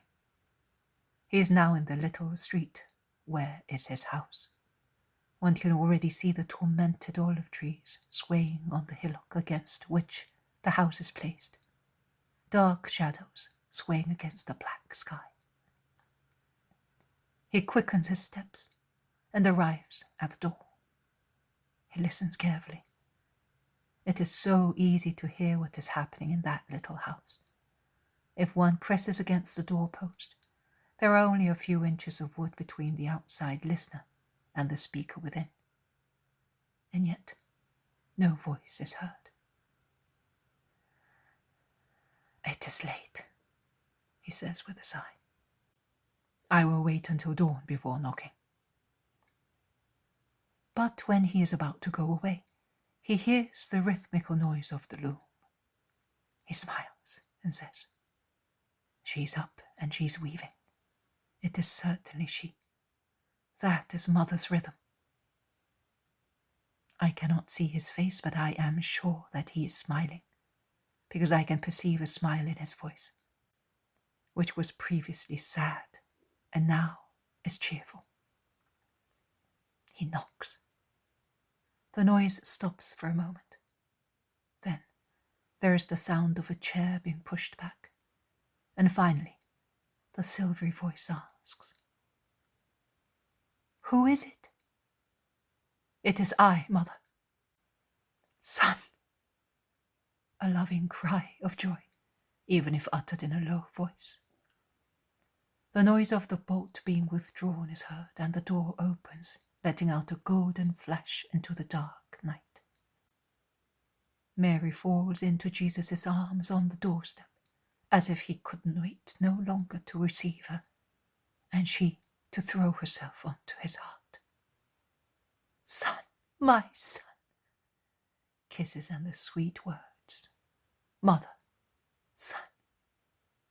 They go in, and the door is closed silently. Mary explains in a low voice, "They are all sleeping. I was awake, since Judas and James came back, saying that you were following them. I have been staying up until late. Are you cold, Jesus? Of course you are. You are frozen. Come, I kept the fire lit. I will put a faggot on it, and you will warm yourself." And she leads him by the hand as if he were still the child Jesus. The flame shines brightly and crackles in the stirred hearth. Mary looks at Jesus, who holds his hands out to warm them. "How pale you are. You were not like that when we parted. You are becoming thinner and paler, my child. Once your complexion was like milk and roses, but now you look like old ivory. What has happened to you recently, son? Still the Pharisees?" "Yes, and other worries. But now I am happy here with you, and I will be all right at once. This year we are celebrating the dedication here, Mother. I will reach the perfect age here, beside you. Are you glad?" "Yes, but your perfect age, my darling, is still remote. You are young, and with regard to me, you were always my little child. Here, the milk is warm. Will you drink it here, or in the other room?" "In the other room, Mother. I am warm now. I will drink it while you cover your loom." They go back into the little room, and Jesus sits on the chest near the table and drinks his milk. Mary looks at him and smiles. She smiles even more when she takes Jesus' bag and puts it on a shelf. She smiles so much that Jesus asks, "What are you thinking of?" "I was thinking that you have just come on the anniversary of our departure to Bethlehem. Also then, there were bags and cases, open or full of clothes, and particularly of swaddling clothes, for a little one who might be born. I used to say to Joseph, who was to be born, I said to myself, in Bethlehem of Judah. I had hidden them in the bottom, because Joseph was afraid of that. He did not yet know that the birth of the Son of God would not be subject, both for himself and for his mother, to the common miseries of childbirth. He did not know. And he was afraid of being away from Nazareth with me in that state. I was sure that I would be a mother there. You exulted too much in my womb for the joy of your oncoming birthday, and of the birthday of redemption, so I could not be deceived. Angels whirled round the lady who carried you. My God!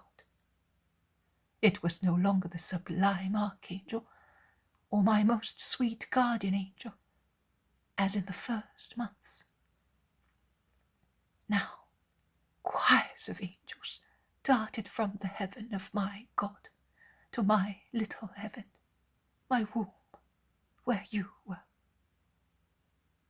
And I heard them sing and exchange brilliant words, words of anxiety to see you, God incarnate. I heard them when, driven by love, they fled from paradise to come and worship you. Love of the Father, concealed in my womb. And I endeavoured to learn their words, their songs, their ardour. But no human creature can repeat or have heavenly things. Jesus listens to her. He's sitting. She is standing near the table, dreaming as much as he is blissful. With one hand resting on the dark wood, and the other pressed against her heart. And Jesus lays his long, darker hand on the little, white, gentle, holy hand, and presses it in his own. And when she becomes silent, almost regretting that she had not been able to learn the words, songs, and ardour of the angels, Jesus says, all the words of the angels, all their songs, all their ardour, could not have made me happy on the earth if I had not had yours, Mother. You said and gave me what they could not give me. You did not learn from them, but they learned from you.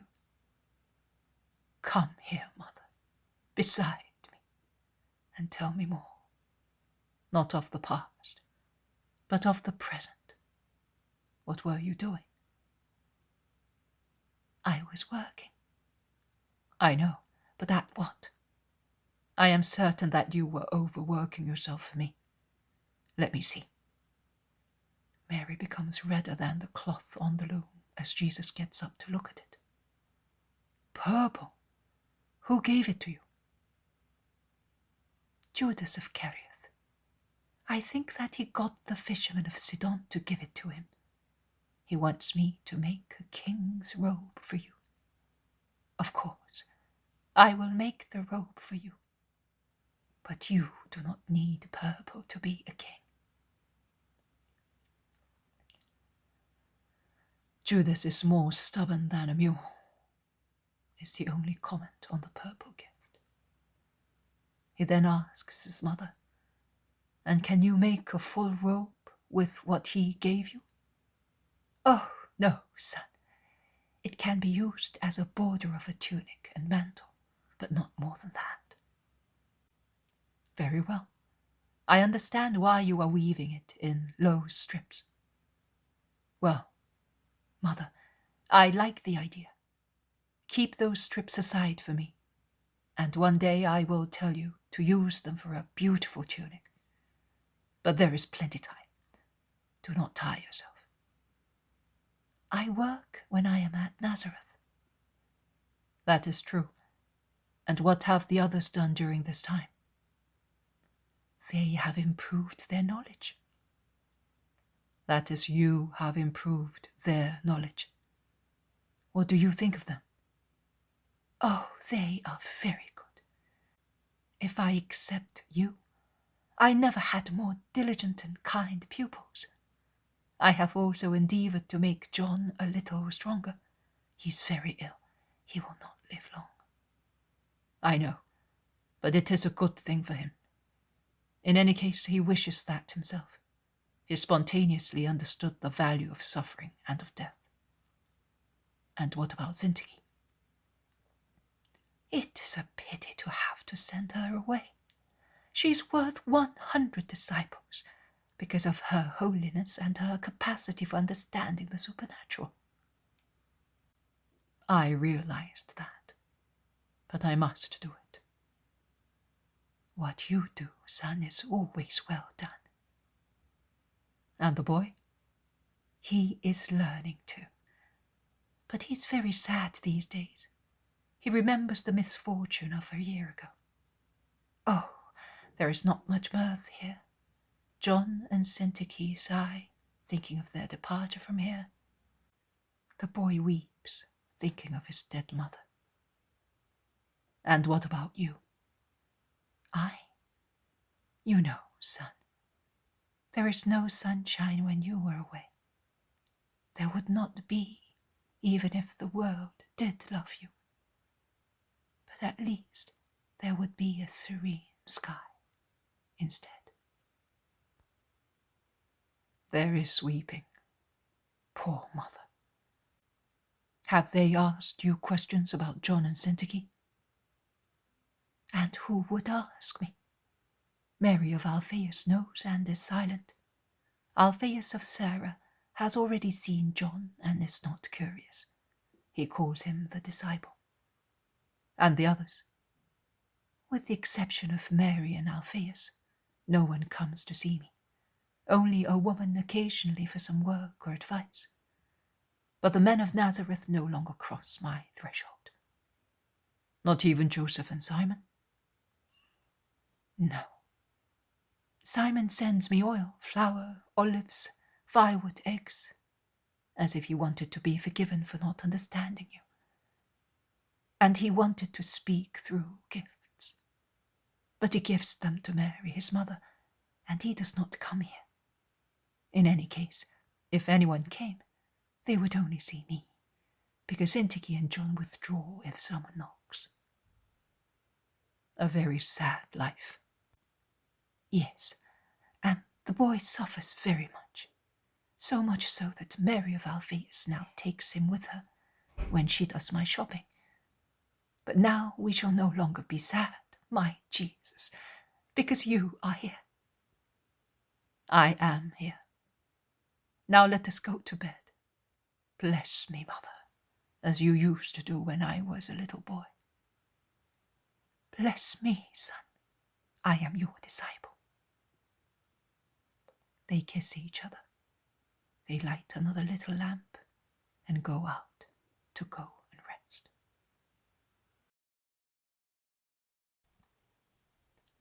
The poem of the man God, the second year of the public life. Chapter 303. Jesus with John of Endor and Syntyche at Nazareth. 16th of October, 1945. Master! Master! Master! The three shouts of John of Endor, who, coming out of his little room to go to the fountain and wash himself, meets Jesus coming from it. Awake, Marziam, who runs out of Mary's room wearing only a short sleeveless tunic, still barefooted, with eyes and mouth wide open to see and shout, "Jesus is here!" and runs at full speed to climb up to Jesus' arms. The shouts awake also Syntyche, who sleeps in Joseph's old workshop, and who comes out after a few moments, already dressed, but with a dark plait only half done and hanging loose on her shoulders. Jesus, with the boy still in his arms, greets John and Syntyche and urges them to go back into the house, because the north wind is very strong.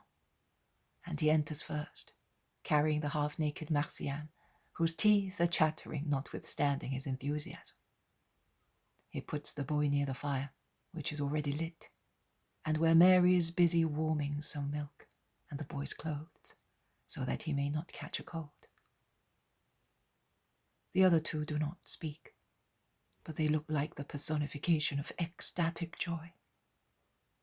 Jesus, who is sitting with the boy in his lap while the Blessed Virgin wraps him up quickly in the warmed garments, looks up and, smiling, says to them,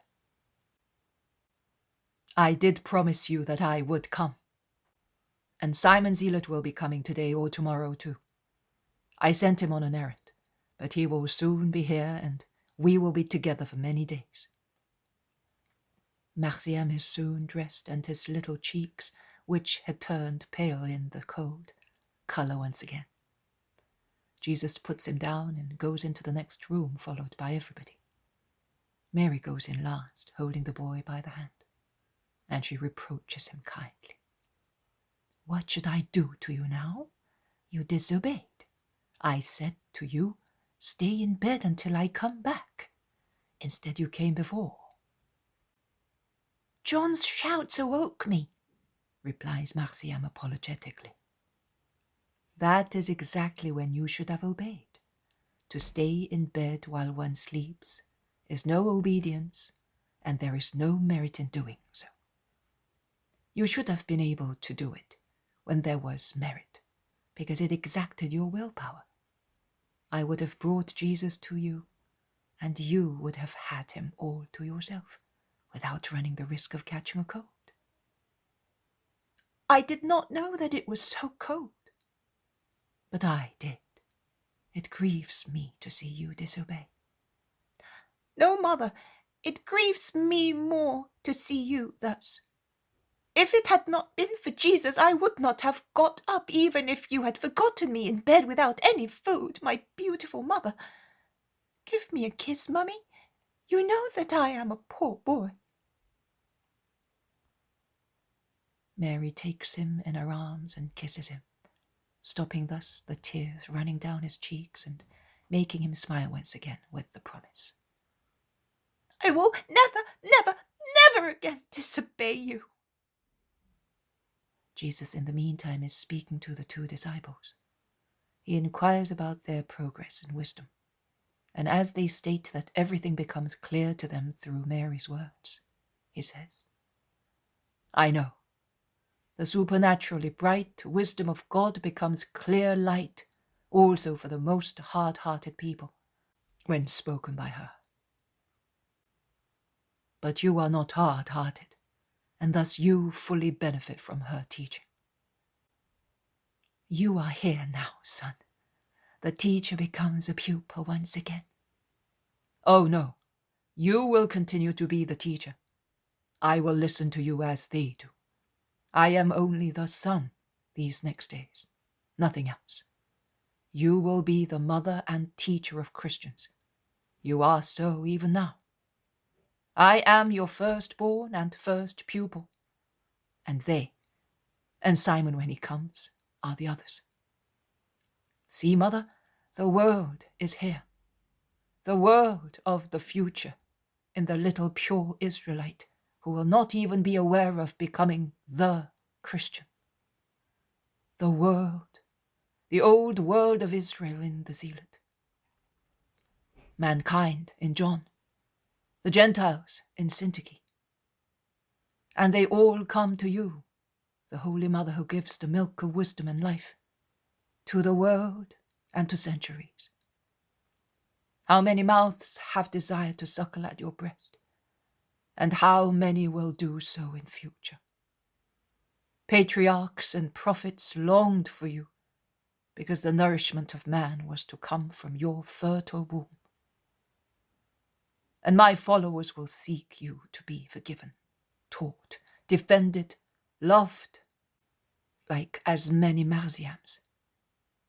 And blessed are those who will do so, because it will not be possible to persevere in Christ unless grace is fortified by your help, Mother, full of grace. Mary looks like a rose in her dark dress, as she blushes so much at her son's praise. A splendid rose in a very humble dress of coarse dark brown wool. They knock, and Mary of Alphaeus, James and Judas come in together, the latter laden with pitchers of water and faggots.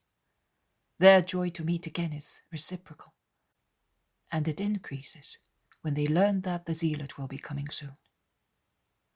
That Alphaeus' sons are fond of him is obvious, even without the words spoken by Judas in reply to his mother's remark, commenting their joy. Mother, just in this house, and one very sad evening for us, he showed us the love of a father, and still has that love for us. We cannot forget it. He is for us the Father. We are for him his sons. Which sons do not rejoice in seeing a good father? Mary of Alphaeus is pensive and sighs. Then, being very practical even in her grief, she asks, "And where will you let him sleep? You have no room. Send him to my house." No, Mary. He will live under my roof. But it is soon settled. Syntyche will sleep with my mother, I with Marziam, Simon in the workshop. Nay, we had better prepare it at once. Let us go.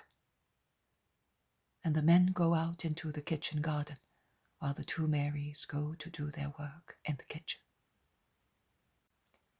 The poem of the Man God, the second year of the public life. Chapter 304. Jesus' lesson to Marziam. 17th of October, 1945. Jesus goes out of the house, holding the boy by the hand. They do not go to the center of Nazareth. On the contrary, they leave the village, going along the same road which Jesus took the first time he left his house for his public life. When they arrive at the first olive groves, they leave the main road and follow little paths among trees in search of the warm sun after the stormy days. Jesus urges Marziam to run and jump, but the boy replies, "I prefer to stay with you. I am big now, and I am a disciple." Jesus smiles at the authoritative profession of age and dignity. It is true that it is a little adult who is walking beside him. No one would say that he is more than 10 years old, but no one can deny that he is a disciple, and least of all, Jesus, who just says, "But you will be bored being silent while I pray. I brought you here so that you may enjoy yourself." "I cannot enjoy myself these days, but it is a great relief to me to be beside you. I have longed for you so much these days, because... The boy tightens his trembling lips and speaks no more. Jesus lays a hand on his head, saying, "He who believes in my word must not be as sad as those who do not believe.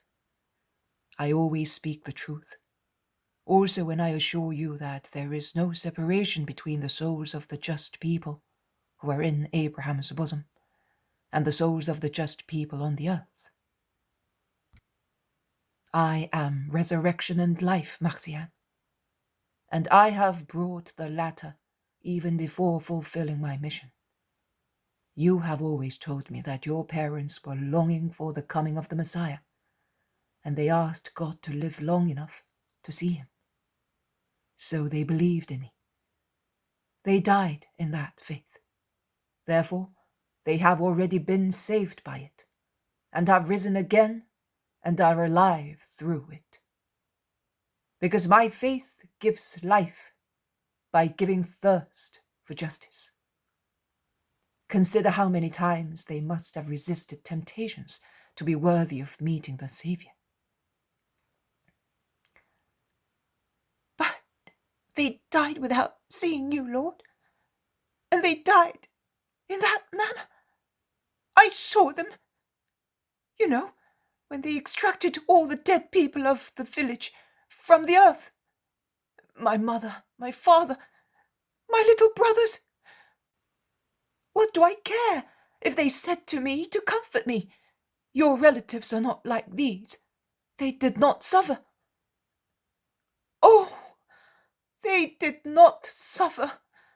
So was it feathers and not rocks that fell on them?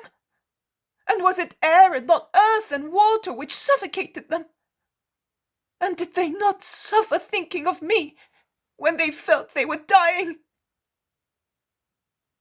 The boy is shaken by grief. He gesticulates vivaciously, standing in front of Jesus, and is almost aggressive. But Jesus understands his grief and his need to express it and lets him talk. Jesus is not one of those who says, "Be quiet, you are scandalizing me," to those who rave in their grief. The boy goes on. And after? What happened after? You know what happened. If you had not come, I would have become a beast, or I would have died in the wood like a snake, and I would not have gone to join my mother and father and brothers because I hated Doris and I no longer loved God as I did before. When there was my mother who loved me and made me love my neighbor, I almost hated birds as they filled their crops and had warm feathers and built their nests while I was hungry. My clothes were torn and I was homeless. And I, who loved birds, could chase them away as I was seized by wrath comparing myself with them.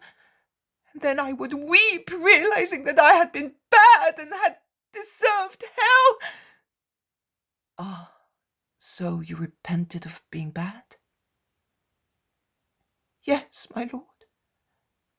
But how could I be good? My old father was good, but he used to say, "It will soon be all over. I am old." But I was not old.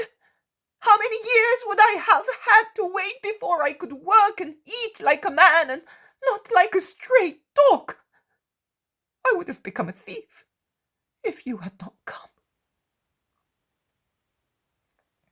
You would not, because your mother was praying for you. You can see that I came and took you. That is the proof that God loved you and that your mother was watching over you. The boy becomes silent and thoughtful. He seems to be seeking enlightenment from the ground upon which he is treading, walking beside Jesus on the short grass dried up by the north wind of the previous days. He looks up and asks, But would it not have been a lovelier proof if he had not let my mother die? Jesus smiles at the human logic of his young mind, and he kindly but earnestly explains. Now, Marcia, I will make you understand the situation by means of a comparison. You told me that you like little birds, did you not? Now listen. Were little birds created to fly or to be closed in cages? To fly. Good. And what do the mothers of the little birds do to nourish them? They feed them? Yes, but with what? With seeds, flies, grubs, or crumbs of bread, or bits of fruit which they find flying about? Very well. Now listen. If in springtime you should find a nest on the ground with little ones in it, and their mother on them, what would you do? I would take it. All of it, as it is, including the mother? All of it. Because it is too unpleasant to be little ones without a mother. But in Deuteronomy, it is written that one must take the little ones only, letting the mother free, as it is her mission to proliferate. But if she is a good mother, she will not go away. She will fly to her little ones. That is what my mother would have done. She would not have given me to you either, for good, because I am still a boy. Neither could she have come with me, because my brothers were younger than I am. So she would not have let me go. Very well. But listen. According to you, would you love that mother of the little birds and the little ones more if you kept the cage open so that she might come and go with suitable food? Or if you kept her in prison as well? Oh, I would love her more by letting her come and go until the little ones have grown up. And my love would be complete if I kept them, and once they have grown up, I let the mother free, because birds were created to fly. Really, to be utterly good, once the little ones have grown up, I should let them free as well, and let them fly away. It would be the best love I could have for them, and the most just. Of course, the most just, because I would do nothing but allow what God wanted for the birds to be accomplished. Very clever of you, Martien. You have spoken as a wise man. You will be a great teacher of your Lord, and those who listen to you will believe you, because you will speak to them as a wise man. Really, Jesus? His little face, previously worried and sad, then absorbed in thought, reserved in the effort of judging what was best, settles down and brightens for the joy of the praise. Yes, really. Now look, you have judged thus, because you are a clever boy. Now consider how God will judge, since he is perfection itself, with regard to souls and what is best for them. Souls are like birds, enclosed in the cage of bodies. The earth is the place where they are brought with their cages. But they yearn for the freedom of heaven, for the sun which is God, for the nourishment suitable to them, which is the contemplation of God.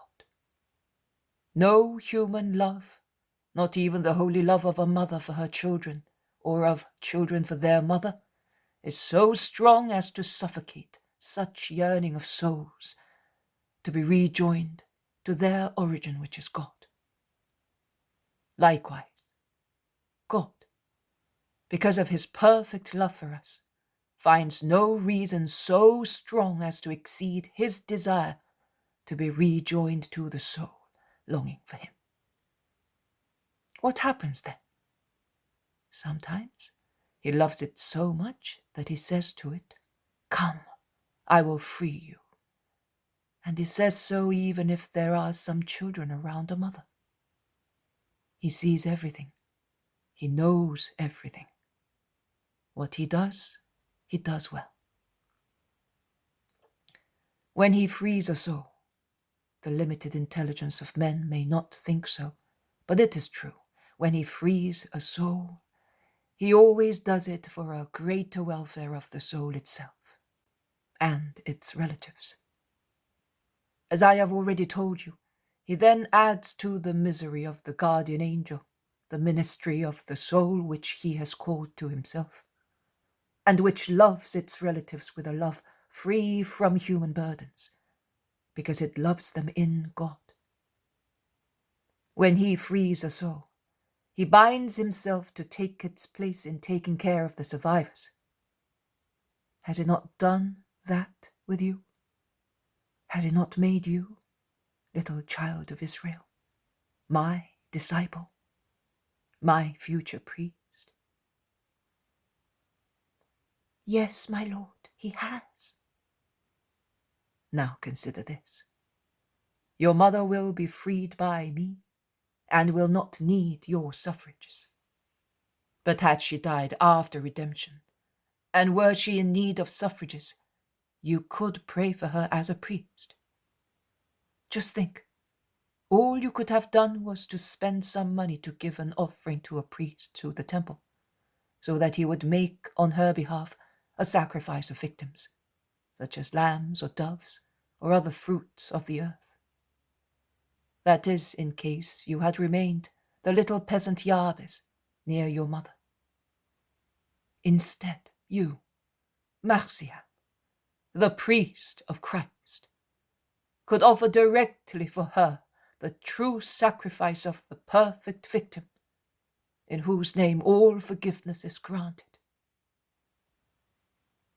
And will I no longer be able to do it? Not for your father, mother, and little brothers, but you will be able to do it for friends and disciples. Is that not beautiful? Yes, Lord. Well then, let us go back home and be cheerful once again. Yes, but I did not let you pray. I'm sorry. But we did pray. We considered the truth. We contemplated God in his bounty.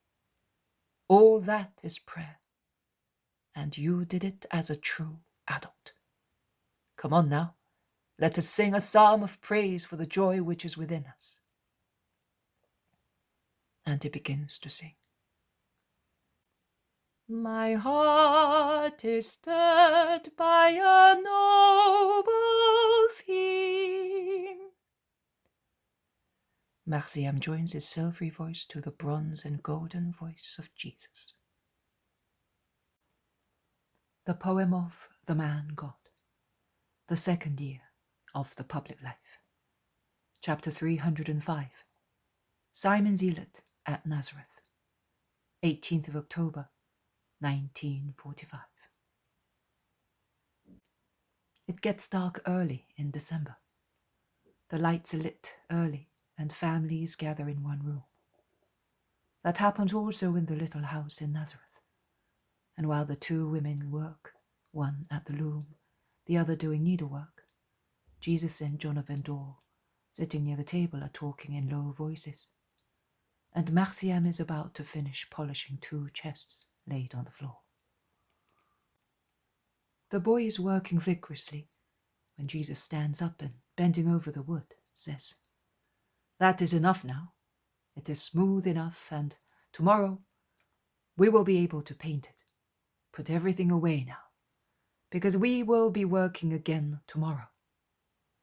And while Marciam goes out with his polishing tools, stiff spatulas on which rough fish skin is nailed to do the work of our sandpaper, and implements like knives, but certainly not steel, for the same purpose, Jesus lifts with his strong arms one of the chests and takes it into the workshop, where they must have been working because there are sawdust and wood shavings near one of the benches, which has been placed in the center of the room for the occasion. Marciam has put his tools back in their rests and is now picking up the shavings to throw them on the fire, as he says, and would also like to sweep up the sawdust, but John of Endor prefers to do it himself. Everything has been tidied up when Jesus comes back with the second chest, which he puts near the first one. The three of them are about to come out when they hear someone knock at the door, and immediately afterwards the grave voice of the zealot resounds in a deep salutation to Mary. "Hail, Mother of my Saviour! I bless your kindness, which allows me to live under your roof." Simon has arrived. We will now learn why he is late. Let us go. says Jesus. When they enter the little room where the apostle is with the women, Simon is taking a large bundle off his shoulders. "Peace to you, Simon." "Oh, blessed Master, I am late, am I not? But I have done everything, and will." They kiss one another. Simon then continues his story. "I went to see the carpenter's widow. Your assistants arrived at the right moment. The old woman is very ill, and expenses have thus gone up. The little carpenter does his best to make little items, and always remembers you. They all bless you. I then went to see Nara, Samira, and Sira. Their brother is more difficult than ever, but they are peaceful, holy as they are, and they eat their poor bread, dressed with tears and forgiveness. They bless you for the assistance sent to them, but they ask you to pray that their harsh brother may turn. Old Rachel also blesses you for your alms. Finally, I went to Tiberias to shop. I hope I got the right things. The women can now look at them. But I was held in Tiberias by some people who thought I was your forerunner. They sequestrated me for 3 days. Oh, I may say that it was a golden prison. But it was still a prison. They wanted to know so many things. I told them the truth, explaining that you had dismissed us all, and that you had retired for the worst period of winter. When they were convinced that it was true, also because they went to Simon of Jonah and Philip without finding you, and without learning anything else, they let me go. Even the excuse of the bad weather was no use, as the weather was lovely. That is why I am late. It does not matter. We have plenty time to be together. I thank you for everything. Mother, look at the contents of the parcel with Syntyche, and let me know whether you think it is enough for what you know.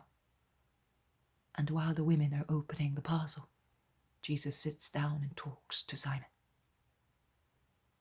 "And what have you done, Master?" "I made 2 chests to avoid being idle, and because they will be useful. I went for walks. I enjoyed being at home." Simon stares at him, but he does not say anything. The exclamations of Marcia, who sees lengths of linen and woolen cloths, sandals, veils, and belts, come out of the parcel, make Jesus and his 2 companions turn around. Mary says, "Everything is all right. We will begin to sew at once, and everything will soon be ready." The boy asks, "Are you getting married, Jesus?" Everybody laughs, and Jesus asks, "What makes you think so?" "All these things for a man and a woman, and the 2 chests you made. They are for your trousseau and for your brides. Will you let me make her acquaintance?" "Do you really want to meet my bride?" "Oh, yes. She must be beautiful and good. What is her name?" It is a secret for the time being, because she has 2 names, like you, who are first Jabez and then Marcia. And can I not know them? Not just now. You will know them one day. Will you invite me to your wedding? It will not be a feast for children. I will invite you to the wedding party. You will be one of the guests and a witness. All right? How long will it be? In a month's time? Oh, much longer. In that case, why did you work so hurriedly as to get blisters on your hands? I got them because I no longer work with my hands. See, my dear child, how painful idleness is. Always. When one resumes working, one suffers twice as much because one becomes too delicate. Now, if it hurts one's hands so much, how much will it hurt one's soul? See? This evening I had to ask you to help me, because my hands were so sore that I could not hold the rasp, whereas only 2 years ago I could work for 14 hours without feeling any pain. The same happens to those whose fervour and will become loose. One becomes flaccid and feeble, and grows weary of everything very easily, as the poisons of spiritual diseases affect those who are weak. On the other hand, it is twice as difficult to do good actions, which previously, when one was always in practice, cost no effort. Oh, it never pays to be idle, saying, after this period of time I will resume working with fresh energy. One would never succeed, or would succeed with the greatest difficulty. But you have never been idle. No, I have done other work, but you can see that idleness of my hands has been detrimental to them. And Jesus shows his hands, which are red and blistered. Marciam kisses them, saying, My mother used to do that to me when I hurt myself, because love heals. Yes, love heals many things. Well, come, Simon. You will sleep in the carpenter's room. Come and I will show you where you can put your clothes. And they go out, and it all ends. The poem of the man God. The second year of the public life. Chapter 306. An evening at home in Nazareth. 19th of October, 1945. The loom is idle because Mary and Syntyche are busy sewing the cloth brought by the zealot. The material has been cut into pieces, which have been folded and laid in an orderly pile on the table, shade by shade. And now and again the women take one piece and baste it on the table, so that the men have been pushed back towards the corner of the idle loom. They are close to the women, but are not interested in their work. The apostles, James and Judas of Alphaeus, are also there, and are watching the busy women, without asking any questions, but not without curiosity, I think. The cousins speak of their brothers, and particularly of Simon, who has come with them as far as Jesus' door, and then gone away. Because his son is not well, says James, to mitigate the sad news and excuse his brother. But Judas is more severe, and says, That is why he should have come. But he also seems to have become dull-witted, like all the Nazarenes. After all, if we accept Alphaeus and the 2 disciples, about whose present whereabouts I wonder. It is clear that nothing else is good in Nazareth, and what was good has all been spat out, as if it tasted unpleasant to our tongue. Do not say that, begs Jesus. Do not poison your soul. It is no fault of theirs. Whose fault is it then? Of many things. Do not be inquisitive. Not everybody in Nazareth is hostile. Children. Because they are children. Women. Because they are women. But neither children nor women will assert your kingdom. Why not, Judas? You are wrong. Today's children will be tomorrow's disciples, and will propagate the kingdom all all over the world. And women, why can they not do it? You certainly cannot make apostles of women. At most, they may be women disciples, who will assist disciples, as you said. You will change your mind about many things in future, my dear brother. But I will not even attempt to make you change it. I would clash with the mentality which comes to you as the result of centuries of wrong conceptions and preconceptions concerning women. I only ask you to observe and make a note of the differences which you see between disciples and women disciples, and to watch how they respond to my teaching.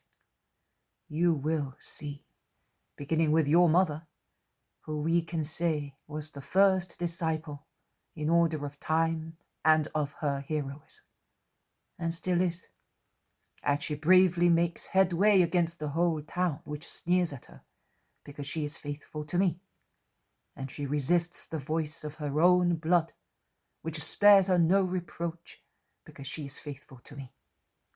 And you will see that women disciples are better than you disciples. I admit it. It is true. But which women disciples are there in Nazareth? Alphaeus' daughters, the mothers of Ishmael and Asa, and their sisters, and that is all. Too few. I would rather not come back to Nazareth not to see all that. Poor mother, you would give her deep sorrow, says Mary, intervening in the conversation. That's true, says James. She hopes so much to reconcile our brothers to Jesus and to us. I don't think that she wishes anything else. But we shall certainly not do it by staying away. So far, I have listened to you by remaining alone. But as from tomorrow, I want to go out and approach people, because if we are to evangelize even Gentiles, shall we not evangelize our own town? I refuse to believe that it is so wicked and cannot be changed. Judas Thaddeus does not reply, but he is obviously annoyed. Simon Zealot, who has been silent all the time, intervenes. I do not wish to insinuate a suspicion, but let me ask you a question to relieve your minds.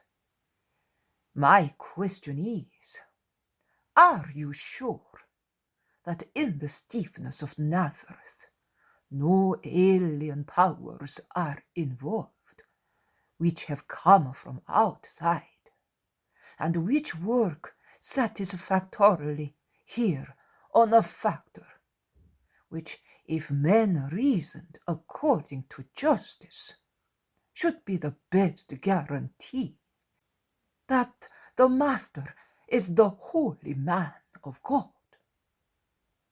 The knowledge of the perfect life of Jesus, a citizen of Nazareth, should make it very easy for the Nazarenes to accept him as the promised Messiah.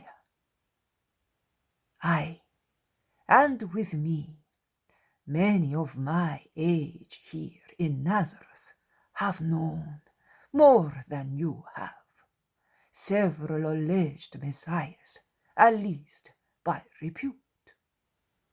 And I can assure you that their private lives discredited the most stubborn assertion of their messianism. Rome persecuted them fiercely as rebels.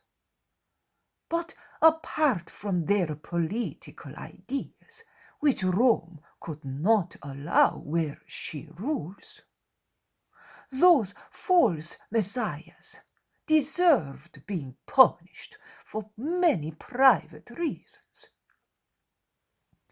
We stirred their blood and supported them because they helped us to satisfy our spirit of rebellion against Rome. We countenanced them because, dull as we are, we thought, until the Master did not clarify the truth, and unfortunately even so, we still do not believe as we ought to. That is completely. We thought that they were the promised king. They lulled our dejected souls with hopes of national independence and reconstruction of the kingdom of Israel. But oh, how miserable! What a fleeting and corrupt kingdom it would have been. No, in actual fact, to call those false messiahs king of Israel and founders of the promised kingdom was to deeply humiliate the messianic idea. In the Master, a holy life is joined to profound doctrine, and Nazareth is aware of that, as no other town is.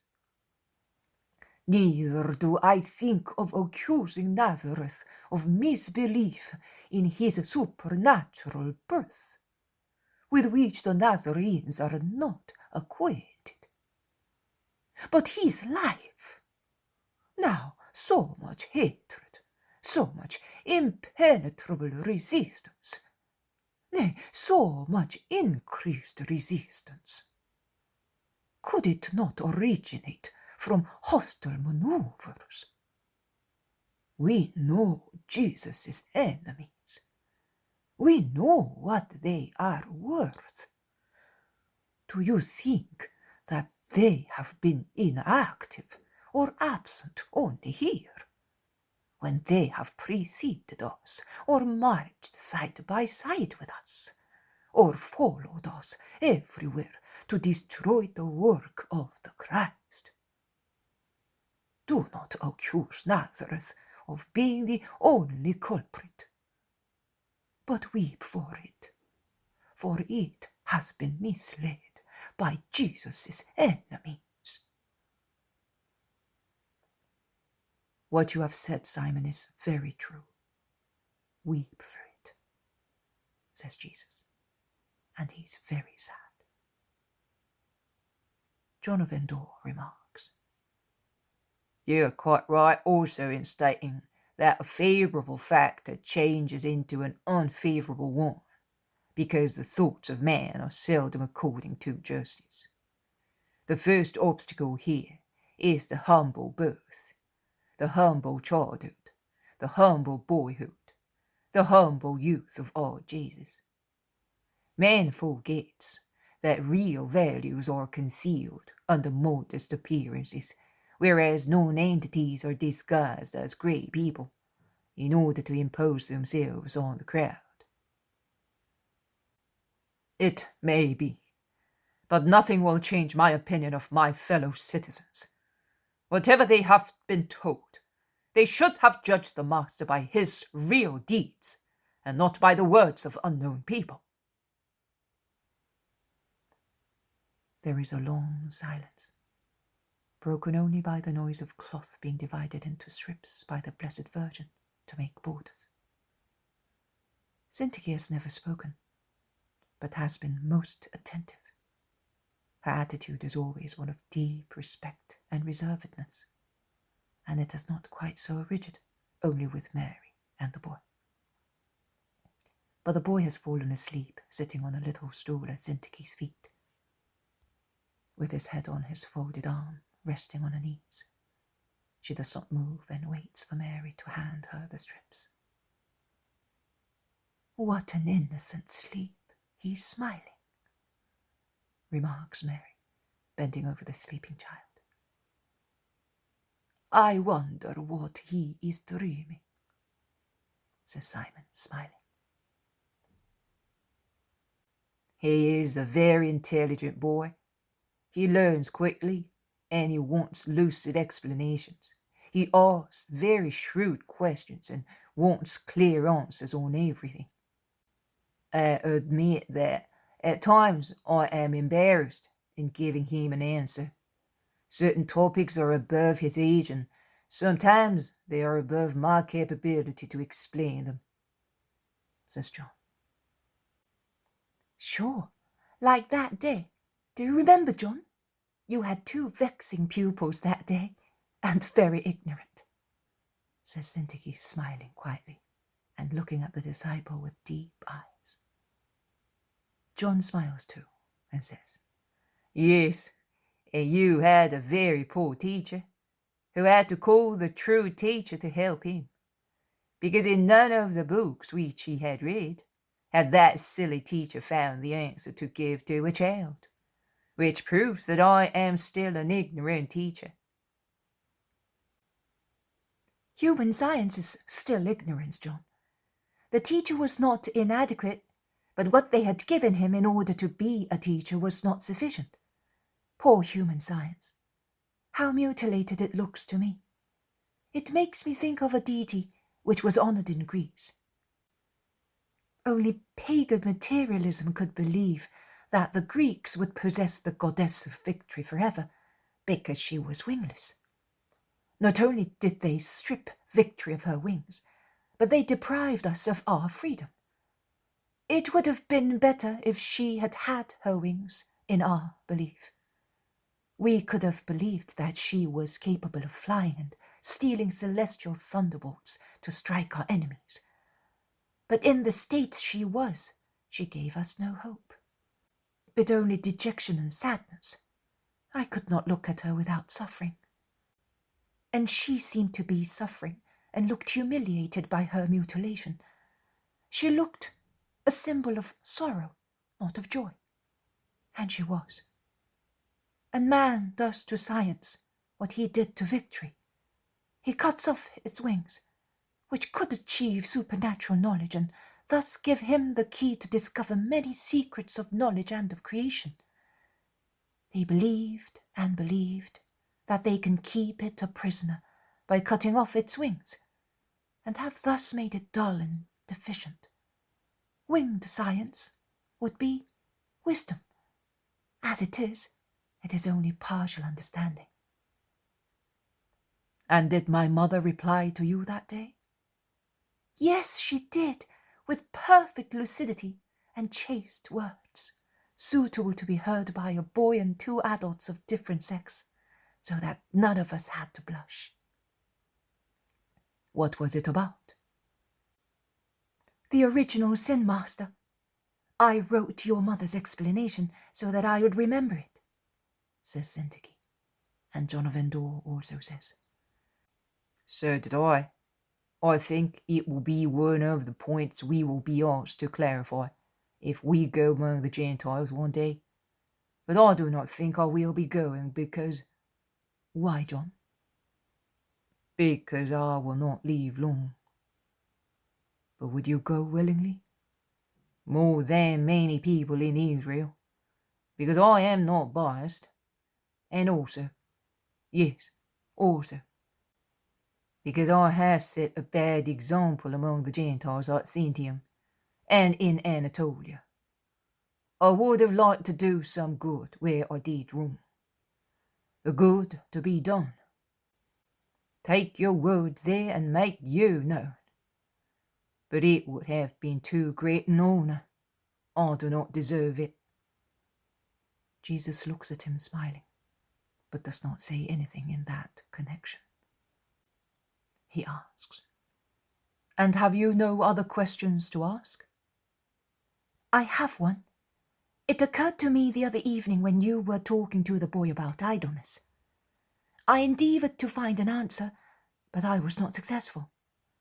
I intended to wait until the Sabbath and ask you, when our hands are not active and our souls, in your hands, are elevated to God, says Syntyche. You may ask me now, while we are waiting bedtime. This is it, Master. You said that those who become slack in their spiritual work grow feeble and are predisposed to spiritual diseases. Is that right? Yes, woman. Now, that appears to me to be in contrast with what I have heard from you, and from your mother, on original sin, its effects in us, and the fact that we will be freed from it through you. You taught me that redemption will cancel the original sin. I do not think that I am wrong if I say that it will not be cancelled in everybody, but only in those who believe in you. Which is true. So I will not take into account the others, but only one of those who have been saved. I will consider him after the effects of redemption. His soul is no longer stained with original sin. He is therefore once again in the possession of grace, as our first parents were. Does that, then, not give his soul a strength unassailable by any weakness? You will say, man commits personal sins also. I agree, but they will vanish as well through your redemption. I will not ask you how, but I suppose that you will leave some means, some symbols, as evidence that your redemption has actually taken place. And I do not know how it will happen, although what is referred to you in the Holy Book makes one shudder. And I hope that it will be a symbolic suffering, confined to the morale, although moral grief is not a false impression and is perhaps more dreadful than physical pain. You will leave some means, some symbols. Every religion has them, and at times they are called mysteries. The baptism, at present, in force in Israel, is one, is it not? It is. Also in my religion, there will be signs of my redemption, to be applied to souls to purify, strengthen, enlighten, support, nourish and absolve them, but with a different name from the one mentioned by you. So, if they are absolved also of personal sins, they will always be in grace. So how can they be weak and predisposed to spiritual diseases? I will make a comparison for you. Let us take a newborn baby who is healthy and strong and was born of very healthy parents. He has no physical hereditary taint. His body is perfect, both with regard to its skeleton and its organs, and his blood is wholesome. He has therefore all the necessary requisites to grow strong and sound, also because his mother has plenty nourishing milk. But in the early days of his life, he suffered from a very serious disease of unknown origin. It was a real deadly disease. He recovers with difficulty by the mercy of God, who keeps him alive when life was on the point of departing from his little body. Well, do you think that later that boy will be as strong as if he never had had that disease? No. He will suffer from an everlasting state of debility. Even if it is not evident, it will still be there, and he will be predisposed to diseases with greater ease than if he had never been ill. Some organ of his will not be as wholesome as previously, and his blood will not be quite so strong and pure as previously. And thus he will catch illnesses more easily. And such illnesses, every time he contracts them, will make him more exposed to be taken ill. The same applies in the spiritual field. The original sin will be cancelled in those who believe in me, but their souls will still have an inclination to sin, which they would not have had there been no original sin. It is therefore necessary to continuously watch and take care of your souls, as a solicitous mother does with her little son, who has been left weak by an infantile disease. So you must not be idle, but always active to grow stronger in virtue. If one falls into sluggishness or tepidity, one will be more easily seduced by Satan. And each grave sin, which is like a serious relapse, will always predispose one to diseases and spiritual death. But If grace, restored by redemption, is assisted by an active, indefatigable will, it will remain. Nay, it will increase, because it will be associated with the virtue achieved by man, holiness and grace, which safe wings to fly to God. Have you understood? Yes, my lord. You, that is the most holy Trinity, give the basic means to man. Man, with his work and care, must not destroy it. I understand. Every grave sin destroys grace, that is, the health of the spirit. The signs which you will leave us will give health back, that is true. But an obstinate sinner who does not struggle to avoid sin will become weaker each time, even if he is forgiven each time. One must therefore be vigilant in order not to perish. Thank you, Master. Marciam is waking up. It's late. Yes, let us pray all together, and then we will go to rest. Jesus stands up, imitated by everybody, also by the boy still half asleep, and the Our Father resounds loud and harmonious in the little room. The poem of the man God, the second year of the public life. Chapter 307. Jesus and the wife of his cousin Simon. 20th of October, 1945. Jesus with Simon Zealot and Marciam goes through Nazareth towards the country stretching towards Cana.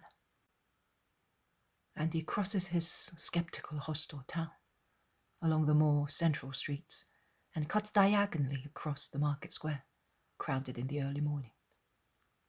Many turn to look at him. Very few citizens greet him. Women, particularly elderly ones, smile at him, but with the exception of few children, no one comes to him. People whisper after he has gone by. Jesus certainly sees everything, but he pretends he does not. He speaks to Simon or to the boy who is between them, and proceeds on his way. They are now at the last houses. A woman about 40 years old is on the doorstep of one of them. She seems to be waiting for someone. When she sees Jesus, she makes the gesture of moving. Then she stops and lowers her head, blushing. She is a relative of mine. She is the wife of Simon of Alphaeus, says Jesus to the apostle.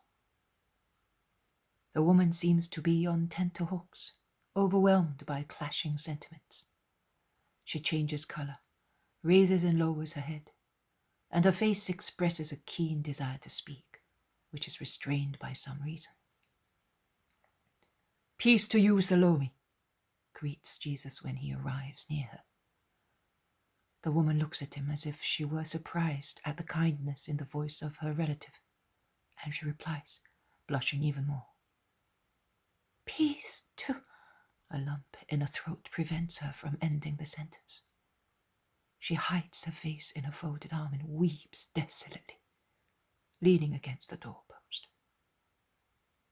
Why are you weeping thus, Salome? Is there anything I can do to console you? Come here, round the corner, and tell me what the matter is. And he takes her by the elbow and leads her into a little lane between her house and the neighbour's kitchen garden. Simon stays at the entrance of the lane with Marciam, who is utterly astonished. What is the matter, Salome? You know that I have always loved you. I have always loved you all, and I still love you. You must believe that and trust me. She stops weeping now and again, as if she wanted to listen to those words and understand their true meaning. Then she resumes weeping more loudly, uttering disconnected words. Yes, you, but now, but not I.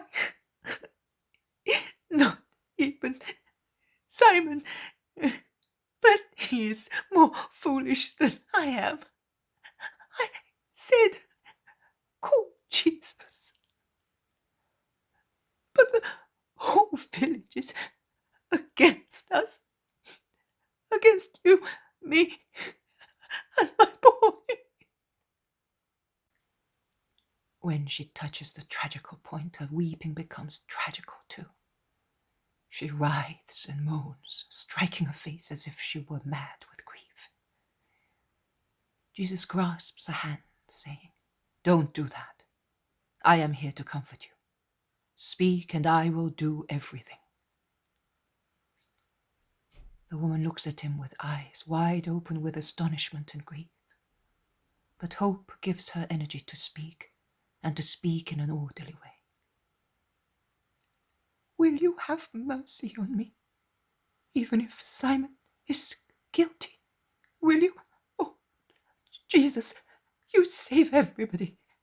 My boy, Alphaeus, the last one, is ill. He's dying.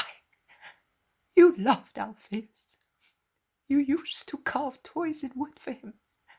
You lifted him up that he might pick the grapes and figs of your trees. And before you left to travel about, you used to teach him so many good things. Now you would not be able. He's as good as dead. He will never eat grapes or figs again. He will never learn anything. And she weeps her heart out. Salome, be good. Tell me, what is the matter with him? He's seriously ill with stomach trouble. He has been shouting, suffering terribly and delirious for days. Now he does not speak any more. He's like one whose head has been stuck. He moans, but does not answer. He can hardly moan. He is deathly pale and his body is getting cold. For days I have begged Simon to come to you. But, oh, I have always loved him, but now I hate him because he's a fool, and for a foolish idea he's allowing my son to die. But if he dies, I will go away. I will go back to my house with the other children. He's not capable of being a father at the right moment, and I am defending my children. I will go away. Yes, I will. People can say what they like, but I am going away. Do not say that. Give up your idea of revenge. Of justice. I rebel against them all. See, I had to wait for you, because none of them would say to you, come. But I do. And I had to do it as if it were something wrong. And I cannot say to you, come in. Because Joseph's relatives are in the house and it is not necessary. Can you promise me that you will forgive Simon? That you will always be a good wife to him? If you promise me, I will say to you, go home, your son is cured and will smile at you. Can you believe that? I believe in you. Against the whole world, I do believe in you. And can you forgive as you believe? But will you really cure him? Not only I will, but I promise you that Simon will cease doubting about me, and little Alphaeus, your other children, you and your husband will all come back to my house. Mary speaks of you so often. Oh, Mary, Mary, she was there when Alphaeus was born. Yes, Jesus, I will forgive. I will not say anything to him. No, I will say to him, this is how Jesus replies to your behavior, giving your son back to you. I can say that. Yes, you can. Go, Salome. Go. Weep no more. Goodbye. Peace to you. Good Salome. Go now. He takes her back to the door. He watches her go in. He smiles, seeing that in her anxiety she runs along the vestibule without even closing the door. and he sets it ajar, slowly, and closes it. He then turns to his 2 companions and says, "And now let us go where we had to go." "Do you think that Simon will turn?" asks the zealot. "He is not an infidel. He only allows stronger people to dominate him." "Well then, stronger than a miracle." "You can see that you have replied by yourself. I am glad I saved the child. I saw him when he was only a few hours old, and he has always been very fond of me." As I am? And will he become a disciple? asks Marciam keenly, and he looks rather skeptical that anyone can love Jesus as he does. "You love me as a boy and as a disciple. Alphaeus loved me only as a boy, but later he will love me also as a disciple. But for the time being he's only a little boy. He will soon be 8 years old. You will meet him." So I am the only boy and disciple? "You are at present. You are the head of the boy disciples. When you are a man, remember that you were as good a disciple as men, and so open your arms to all the children who will come to you, seeking me, and will say, 'I want to be a disciple of Christ.' Will you do that?" I will, Marciam promises gravely. They are now in the open, sunny country, and they move away from me in the bright sunshine. The poem of the Man God, the 2nd year of the public life, chapter 308.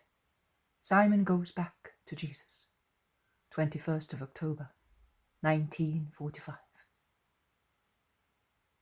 They are made welcome in a poor house where there is a little grandmother surrounded by a little group of children, from 10 down to about 2 years old. The house is situated in the middle of fields, rather neglected, many of which are meadows with a few surviving fruit trees. "Peace to you, Johanna. Are things better today? Did they come and help you?" "Yes, Master and Jesus, and they told me that they will come back to sow. It will be late, but they tell me that it will grow." "Of course it will. What would be a miracle of the earth and of seed will become a miracle of God. So perfect a miracle. Your fields will be the best in this area. And these little birds which are around you will have plenty corn for their mouths. Do not weep any more. Next year the situation will improve very much. But I will still help you. Or better, a good lady whose name is the same as yours, and who is never sated with doing good, will help you. Look, this is for you. It will enable you to make both ends meet until harvest time." The old woman takes the purse and Jesus' hand at the same time, and weeping, kisses the latter. She then asks, "Tell me who this good lady is, that I may mention her name to the Lord." "A disciple of mine and a sister of yours. Her name is known to me and to the Father in heaven." "No, it's you." "I am poor, Johanna. I give what people give me. Of my own, I have but miracles. And I am sorry that I did not hear of your misfortune before. I came as soon as Susanna told me. Too late now, but the work of God will shine brighter thus." "Late? Yes, it is late. Death was so quick in mowing here, and it took the young ones. Not me now useless, not these immature ones, but those fit to work. Cursed be the moon of Elul, laden with evil influence." "Do not curse the planet. It has nothing to do with it. Are these little ones good? Come here. See, Also, this boy has no father or mother, and he cannot even live with his grandfather.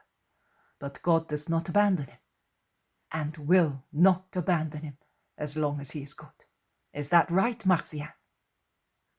Marciam nods assent and speaks to the little ones who have gathered round him. They are younger than he is, but some of them are a good bit taller. He says, "Oh, it is true that God does not abandon one. I can say so. My grandfather prayed for me, and your father and mother certainly prayed for you in the next world. And God heard those prayers because he is very good, and he always hears the prayers of just people, whether they are living or dead. Your deceased parents and your dear granny here have certainly prayed for you. Do you love her?" Yes, yes.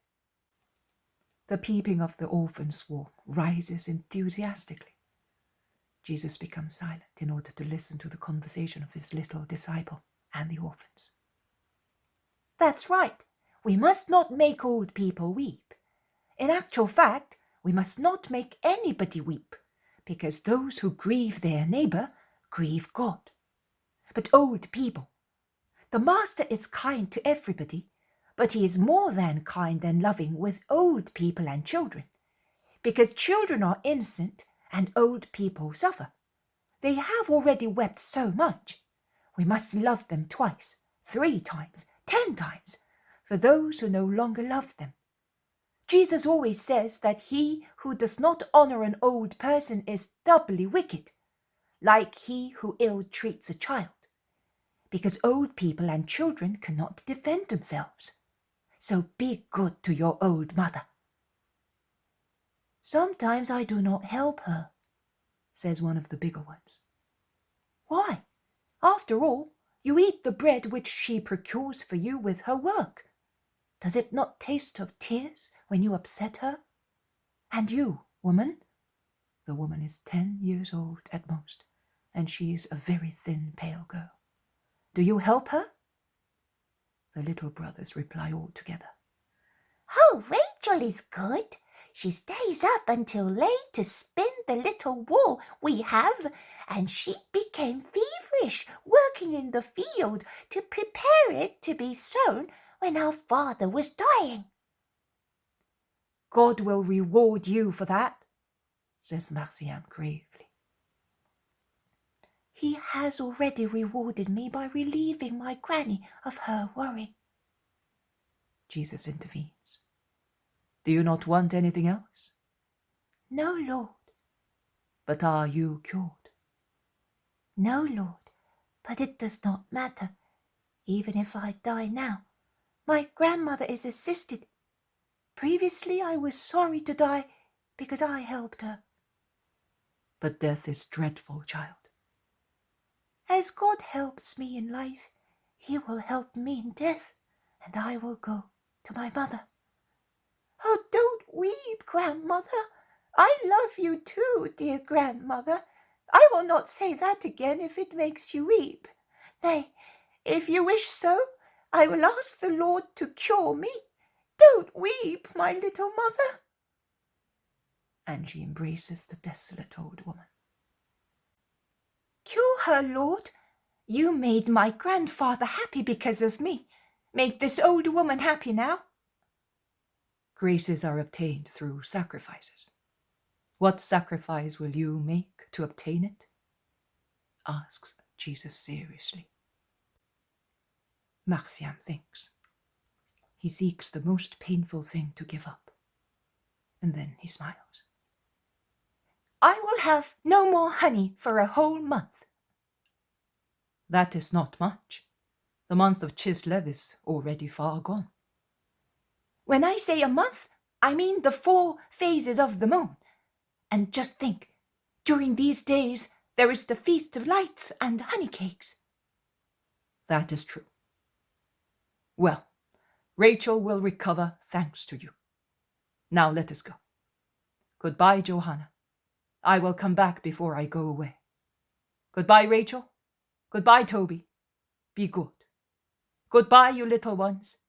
May my blessing rest upon you all, and my peace be with you. They go out, followed by the blessing of the old woman and the children. Marcian, after being apostle and victim, begins to jump like a little kid and runs ahead. Simon remarks with a smile, "His first sermon and his first sacrifice. He is a promising boy, don't you think so, Master?" "Yes, I do. But he has preached before, also to Judas of Simon." "And the Lord seems to make children speak to him, probably to avoid revenge by him." "Not revenge. I do not think he would go so far. But strong reactions, yes. He who deserves being reproached does not love the truth. But it must be spoken," says Jesus with a sigh. Simon watches him. Then he asks, "Master, tell me the truth. You have sent him away, and you decided to send everybody home for the dedication, to prevent Judas from being in Galilee just now. I will not ask you, and I do not want you to tell me, why it is better that the man from Kerioth should not be with us. I only wish to know whether I have guessed right. We all think so. You know, even Thomas, he said to me, 'I will go without reacting, because I realize that there is a serious reason behind it.' And he added, 'The Master is right in doing what he does. There are too many Nahums, Sadoks, Johannans, and Eleazars among Judas's friends. Thomas is not stupid, and he is not bad. Although he is very much a man, he is very sincere in his love for you.' I know. And what you all suspected is true. You will soon learn the reason.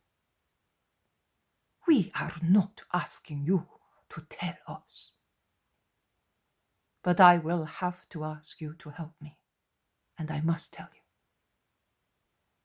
Marcian runs back and says, "Master, over there, at the junction of the path with the main road, there is your cousin Simon. He's all of a sweat like one who has been running. He asked me, 'Where is Jesus?' I replied, 'He's here behind me with Simon Zealot.' He said to me, 'Will he be passing here?' 'Of course,' I replied. 'He will pass here to go back home, unless he does what birds do. They fly from all directions to go back to their nests. Do you want him?' I asked him. He remained uncertain, and yet I am sure that he wants you." "Master, he has already seen his wife. Let us do this. Marcian and I will leave you free. We will go round the back of Nazareth. In any case, we are not in a hurry, and you will go along the main road." "Yes, thank you, Simon. I will see you later." They part, and Jesus quickens his step towards the main road. There is Simon leaning against a trunk, panting and drying his perspiration. As soon as he sees Jesus, he raises his arms. He then drops them and lowers his head dejectedly. When Jesus arrives near him, he lays a hand on his shoulder, asking, "What do you want, Simon? To make me happy with a word of love, which I have been awaiting for many days?" Simon lowers his head even more and is silent. "Speak then. Am I perhaps a stranger to you?" "No, you really are always my good brother, Simon, and I am your little Jesus, whom you used to carry in your arms, with some difficulty, but with so much love, when we came back to Nazareth. The man covers his face with both hands and falls on his knees. Oh, my Jesus! I am the guilty one, but I have been punished enough. Come on, stand up. We are relatives. What is it that you want? My boy, he is... A lump in his throat prevents him from speaking. Your boy? What about him? He's dying, and Salome's love is dying with him, and I am left with double remorse. I am losing son and wife at the same time. Last night I thought that he was really dead, and she looked like a hyena. She shouted at me, "Murderer of your son!" I prayed that that might not happen, and I swore to myself that I would come to you if the boy recovered a little, also at the cost of being driven away, as I actually deserve, to tell you that you are the only one who can avert my calamity. At dawn, the boy recovered a little. I ran from my house to yours, round the back of the town, to avoid any possible hindrance. I knocked at the door. Mary opened and was amazed. She could have ill-treated me, but she only said, "What is the matter with you, poor Simon?" And she caressed me as if I were a child. That made me weep, and my pride and hesitancy ceased thus. What Judas told us cannot be true. I mean Judas, your apostle, not my brother. I did not say that to Mary. I only said that to myself. Beating my chest and casting contumelies on myself ever since. I asked her, "Is Jesus in? It's for Alphaeus is dying." Mary replied, "Run. He has gone towards Cana with the boy and an apostle. He's on the Cana road. But you must be quick. He went out at dawn. He's about to come back. I will pray that you may find him." Not one word of reproach, not even one, although I deserve so many. Neither will I reproach you, but I open my arms to you. Alas, to tell me that Alphaeus is dead? No, to tell you that I love you. Come then, quick! No, it is not necessary. Are you not coming? Are you not forgiving me? Or is Alphaeus dead? But even if he is Jesus, since you raised the dead, give me back my son. Oh, good Jesus, holy Jesus, whom I abandoned. Jesus, Jesus. The solitary road is filled with the tears of the man, who, kneeling down, fingers Jesus' mantle convulsively, or kisses his feet, tortured by sorrow, remorse, and paternal love. Did you not go home before coming here? No, I ran here like a madman. Why? Is there more trouble? Has Salome already run away? Has she become mad? She seemed mad last night. Salome has spoken to me. She wept. She believed. Go home, Simon. Your son is cured.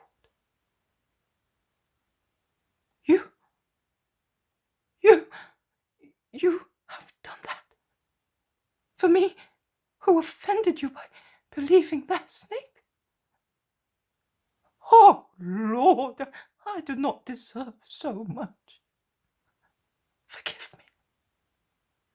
Tell me what you want me to do to make amends, to let you know that I love you, to convince you that I suffered in being standoffish, to tell you that I wanted to speak to you since you have been here, even before Alphaeus was so ill. But... Never mind. It is all over. I have forgotten about it. Do the same yourself. and forget also the words of Judas of Kerioth. He's a boy. All I want from you is this, that you will never repeat those words to my disciples, to my apostles, and least of all to my mother. That is all. Now go home, Simon. Go and be in peace. Do not delay in taking part in the joy which has filled your house. Go. He kisses him and gently pushes him towards Nazareth. Are you not coming with me? I will wait for you with Salome and Alphaeus in my house. Go. And remember that the present joy comes to you, thanks to your wife, who believed the truth. Do you mean that I... No. I mean that I have understood that you have repented, and you repented because of her cry accusing you. God really shouts through the mouths of good people, reproaching and advising. And I saw the firm, humble faith of Salome. Go. I tell you, do not wait any longer to thank her. And Jesus almost pushes him roughly to persuade him to go. And when Simon finally goes away, he blesses him, and then shakes his head in mute soliloquy, and tears slowly run down his pale cheeks. One word only hints at the trend of his thought.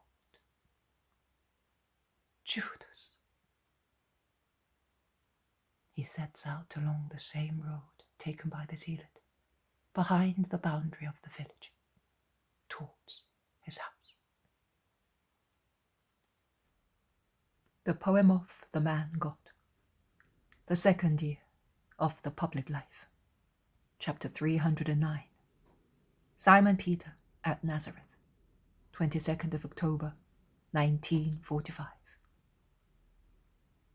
It is late in the morning when Peter, all alone and unexpected, arrives at the house in Nazareth. He's laden like a porter with baskets and little sacks, but he's so happy that he feels neither weight nor fatigue. He smiles blissfully at Mary, who goes to open the door, and he greets her with joy and veneration at the same time. He then asks, "Where are the master and Marcian?" "They are on the embankment above the grotto, but towards Alphaeus' house. I think that Marcian is picking olives, and Jesus is certainly meditating. I will call them." "I will see to that." "Leave all your bundles first." "No, they are a surprise for the boy. I like to see him open his eyes wide and rummage eagerly. It makes him so happy, poor boy." He goes out into the kitchen garden. He goes under the embankment. He hides in the cavity of the grotto. And he then shouts, altering his voice a little, "Peace to you, master." And then, in his natural voice, "Marcian!" Marciam's shrill voice, which filled the peaceful air with exclamations, becomes quiet. There is a pause. Then the almost girlish voice of the boy asks, "Master, but was that not my father calling me?" Jesus was perhaps so engrossed in thought that he did not hear anything, and he openly admits it. Peter calls once again, "Marcian!" and he laughs his usual hearty laugh. "Oh, it is him! Father, father, where are you?" He leans out to look in the kitchen garden, but does not see anything. Jesus also comes forward and looks. He sees Mary, who is smiling on the doorstep, and John and Syntyche, who are also smiling from the room at the end of the kitchen garden, near the stone oven. But Marcian comes to a decision. He jumps from the embankment just near the grotto, and Peter is ready to catch him before he touches the ground. It is touching to see how they greet each other. Jesus, Mary, and the two disciples at the end of the kitchen garden watch them, smiling. And then they all gather round the little fond group. Peter frees himself, as best he can, from the grip of the boy to bow to Jesus and greet him once again. Jesus embraces him with the boy, who is still clinging to the apostle, and asks, "And mother?" But Peter replies to Jesus, who asks him, "Why did you come so soon? Did you think that I could stay away so long without seeing you? And then, then there is Porphyria, who did not leave me in peace. Go and see Marciam, take him this, take him that. She seemed to think that Marciam was among highwaymen or in a desert. The other night she got up just to make honey cakes, and as soon as they were baked, she sent me off." "Ah, honey cakes," shouts Marciam. Then he becomes silent. "Yes, they are in here with figs dried in the oven, olives and apples, and she baked an olive oil loaf for you, and she sent you some cheese made with the milk of your sheep, and there is also a water-resistant tunic, and then, I don't know what else there is. What? Are you no longer in a hurry? Are you weeping? Oh, why?" "Because I would have preferred you to bring her here instead of all these things. I am very fond of her, you know." Oh, divine mercy! Who would have thought that? If she were here listening to you, she would melt like butter. Marciam is right. You could have come with her. She certainly wishes to see him after such a long time. We women are just like that with our children, says Mary. Well, but she will see him before long, won't she, master? Yes, after the dedications, when we go away. No, when you come back, after the dedication, you will come with her. She will stay here with him for a few days, and then they will go back to Bethsaida together. "Oh, how lovely! I will be here with two mothers." The boy is cheerful once again and happy. They all go into the house, and Peter relieves himself of his bundles. "Here is some dried, pickled, fresh fish. It will be useful to your mother. And here is some of that cream cheese, which you like so much, master. And here are some eggs for John. I hope they are not broken. No, good. And some grapes. I got them from Susanna at Cana, where I slept. Then, oh, look at this, Marciam. Look how clear it is. It seems to be made with Mary's hair." And he opens a jar of trickly honey. "Why, so much stuff! You have gone to a lot of trouble, Simon," says Mary, looking at the bundles, parcels, vases and jars on the table. "Trouble? No, I had a good haul and I made a good profit. That, as far as the fish is concerned. With regard to the rest, it is all homemade. It costs nothing, but gives so much joy to bring it. In any case, we're now at the dedication. That is the custom, isn't it? Are you not tasting the honey?" "I cannot," says Marciam seriously. "Why? Are you not well?" "No, but I cannot take it." "But why?" The boy blushes but does not reply. He looks at Jesus and is silent. Jesus smiles and explains. Marciam made a vow to obtain a grace. He cannot eat honey for 4 weeks. "All right. You will eat it after. Take the jar just the same. Just imagine. I didn't think he was so generous, Simon. He who becomes accustomed to penance from his childhood will find the path of virtue easy throughout life, says Jesus, while the boy goes away with the jar in his hands. Peter watches him go and is amazed. He then asks, "Is the zealot not in?" "He has gone to Mary of Alphaeus, but he will soon be back. You will be sleeping together tonight, Come into the next room, Simon Peter. They go out while Mary and Syntyche tidy up the room invaded by bundles. Master, I have come to see you and the boy, that is true. But also because I have been thinking a lot these days, particularly after the arrival of 3 poisonous hornets, whom I told more lies than there are fish in the sea. They are now going to Gethsemane as they think that John of Endor is there, and then they will be going to Lazarus, hoping to find Syntyche and you there.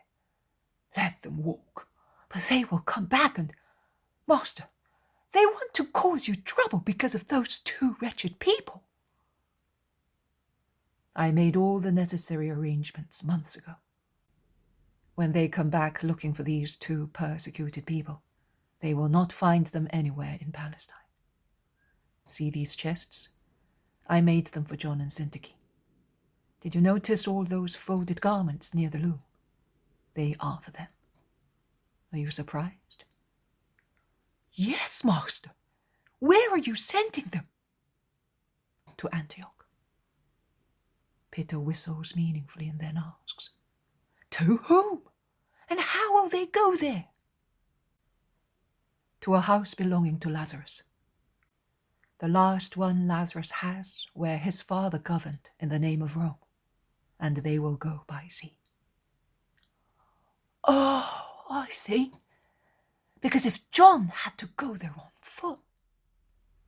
By sea. I am glad I can speak to you about it. I was going to send Simon to say to you, come, to prepare everything.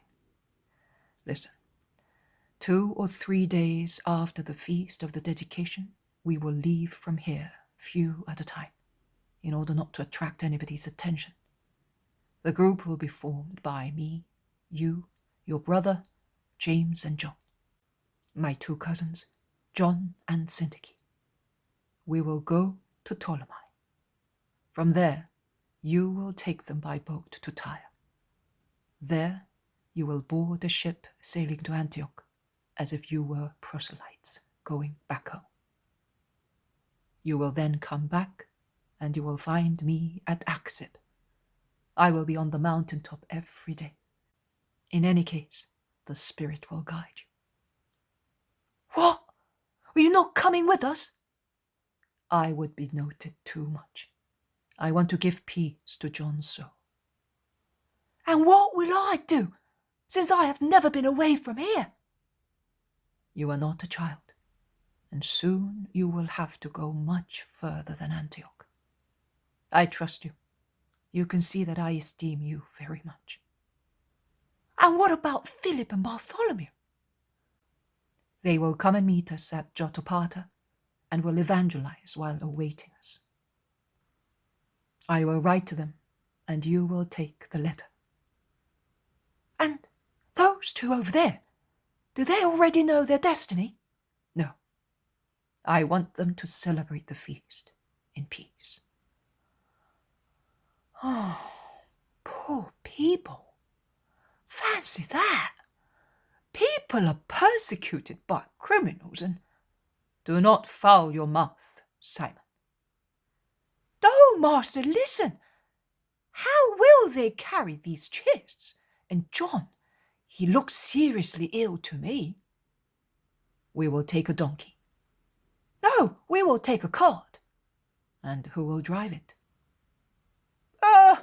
If Judas of Simon learned to row, Simon of Jonah will learn to drive a cart. It should not be difficult to lead the donkey by the bridle. We will put the chests and those 2 in the cart, and we will go on foot. Yes, it is better to do that, believe me. And who will give us the cart?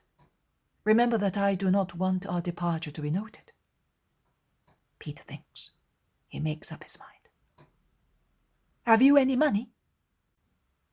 Yes. Still quite a lot of the money we got for Miss Archer's jewels. In that case, it is easy. Give me some.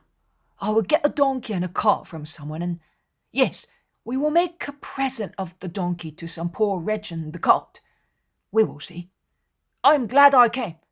And must I really come back with my wife? Yes, it is better. good. But those two poor wretches, I am so sorry that we shall no longer have John with us. True, we would not have had him for long, but poor man, he might have died here like Jonah. They would not have allowed him. The world hates those who redeem themselves. He will feel humiliated. I will find a reason to make him leave with a relieved mind. Which reason? The same as I used to send away Judas of Simon, to work for me. Oh, the difference is that in John it will be holiness, whereas in Judas it is only pride. Simon, do not backbite. That is more difficult than to make a fish sing. It is the truth, master. It is not backbiting. But I think that Simon has come with your brothers. Let us go. Let us go. Not a word to anybody. Are you telling me? I cannot omit mentioning the truth when I speak, but I can be silent if I want. And I do want. I swore it to myself. Imagine me going to Antioch, to the ends of the earth. Oh, I wish I were already back. I shall sleep no more until it is all over. They go out, and I see no more. The poem of the man God. The second year of the public life. Chapter 310. Jesus speaks about the holy economy of universal love. 23rd of October, 1945. I do not know whether it is the same day, but I suppose it is, because Peter is sitting at the family table in Nazareth. The meal is almost over, and Syntyche gets up to put on the table some apples, nuts, grapes and almonds, which end the supper, because it is evening and lamps have already been lit. They are talking about lamps when Syntyche brings the fruit. Peter says, "This year we will light an extra lamp, and then more and more for you, son, because we want to light it for you, even if you are here. It is the first time we light one for a boy." And Simon is moved when he ends. "It would certainly be lovelier if you were there." "Last year, Simon, it was I who sighed for my son far away, and with me Mary of Alphaeus, Salome, and also Mary of Simon in her house at Kerioth, and Thomas's mother." "Oh, Judas's mother! Her son will be with her this year, but I do not think she will be happier. Never mind. We were at Lazarus's. How many lights! It looked like a sky of golden fire. Lazarus has his sister this year, but I am sure of speaking the truth when I say that they will be sighing because you are not there. And where will we be next year?" "All will be very far away," whispers John. Peter turns round to look at him as he is sitting beside John, and he is on the point of asking something, but fortunately he controls himself because of a meaningful look of Jesus. Maxime asks, "Where will you be?" "By the mercy of the Lord, I hope to be in Abraham's bosom." "Oh, do you want to die? Do you not want to evangelize? Are you not sorry to die before evangelizing?" "The word of the Lord is to be announced by holy lips. It is a great favour if he allowed me to hear it and redeem myself through it. I would have liked, but it is late." "And yet you will evangelize. You have already done so much so that you have attracted people's attention. You will therefore be called just the same an evangelizing disciple, even if you do not travel about preaching the gospel. And in the next life, you will receive the prize reserved for my evangelizers." "Your promise makes me desire death." Every minute in life may conceal a snare, and weak as I may not be able to overcome it. If God receives me, being satisfied with what I have done, is that not great bounty which I must bless? I solemnly tell you that death will be supreme bounty for many, who will thus know to what extent man raves from a place where peace will comfort them for such knowledge, and will change it into Hosanna, because it will be linked to the unutterable joy of liberation from limbo. And where shall we be in future years, Lord? Asks Simon Zealot, who has been listening diligently. Where it will please the Eternal Father. Do you want to engage the remote future, when we are not certain of the moment in which we live, and whether we will be granted to end it? In any case, whatever the place where the future dedications will be celebrated, it will always be a holy one, provided you are there to fulfill the will of God. Provided we are? And what about you? Asks Peter. I will always be where my beloved ones are. Mary has never spoken, but her eyes have not ceased for one moment to scan the face of her son. She is roused by Marciam's remark, who says, Mother, why have you not put the honey cakes on the table? Jesus likes them, and they are good for John's throat, and my father likes them too. And you too, concludes Peter. As far as I am concerned, they do not exist. I promised. That is why I did not put them on the table, my dear, says Mary, caressing him, because Marciam is between her and Syntyche, on one side of the table, while the 4 men are on the opposite side. Oh no, you can bring them. Nay, you must bring them, and I will hand them out to everybody. Syntyche takes a lamp, goes out and comes back with the cakes.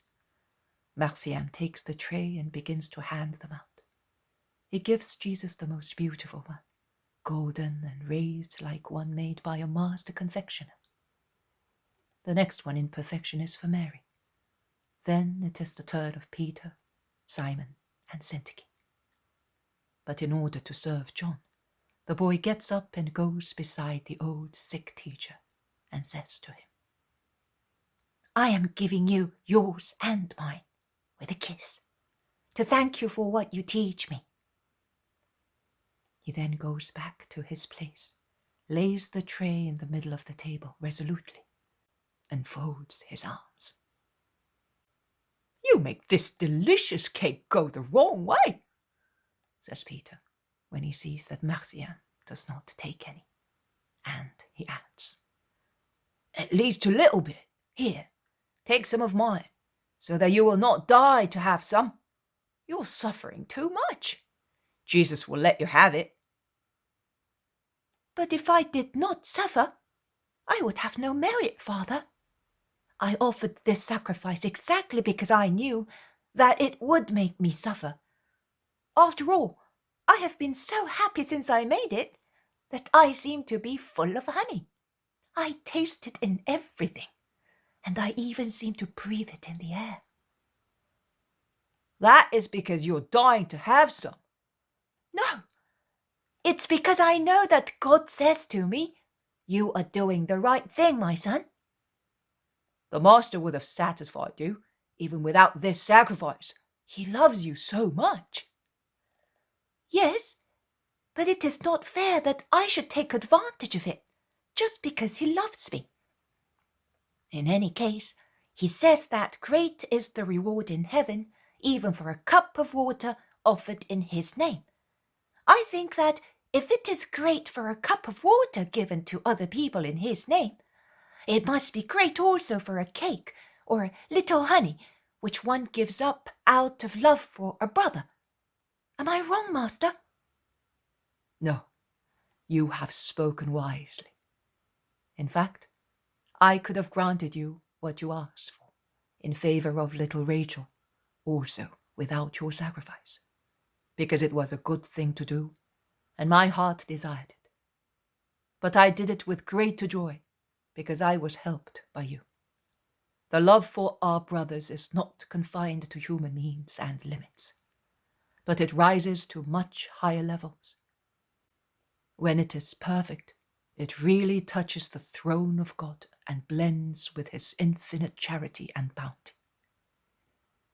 The communion of saints is just this continuous activity, as God works continuously and in every way to assist our brothers both in their material and spiritual needs, or in both, as it is in the case of Marcian, who relieves Rachel of her illness by obtaining her cure, and at the same time he relieves the dejected spirit of old Johanna and kindles greater and greater trust in the Lord in all the hearts in the family. Even a spoonful of honey, offered as a sacrifice, can help to bring peace and hope to an afflicted soul. As a cake or any other food given up out of love may obtain some bread, offered miraculously, for some starving person who is remote from us and will never be known to us. And an angry word not uttered out of spirit of sacrifice, although justified, may prevent a remote crime, as to resist the desire to pick a fruit out of love may bring about a thought of recipiscence in a thief and thwart a theft. Nothing is lost in the holy economy of universal love, neither the heroic sacrifice of a boy before a dish of honey cakes, nor the holocaust of a martyr. Nay, I tell you that the holocaust of a martyr often originates from the heroic upbreeding imparted to him since his childhood for the love of God and his neighbor.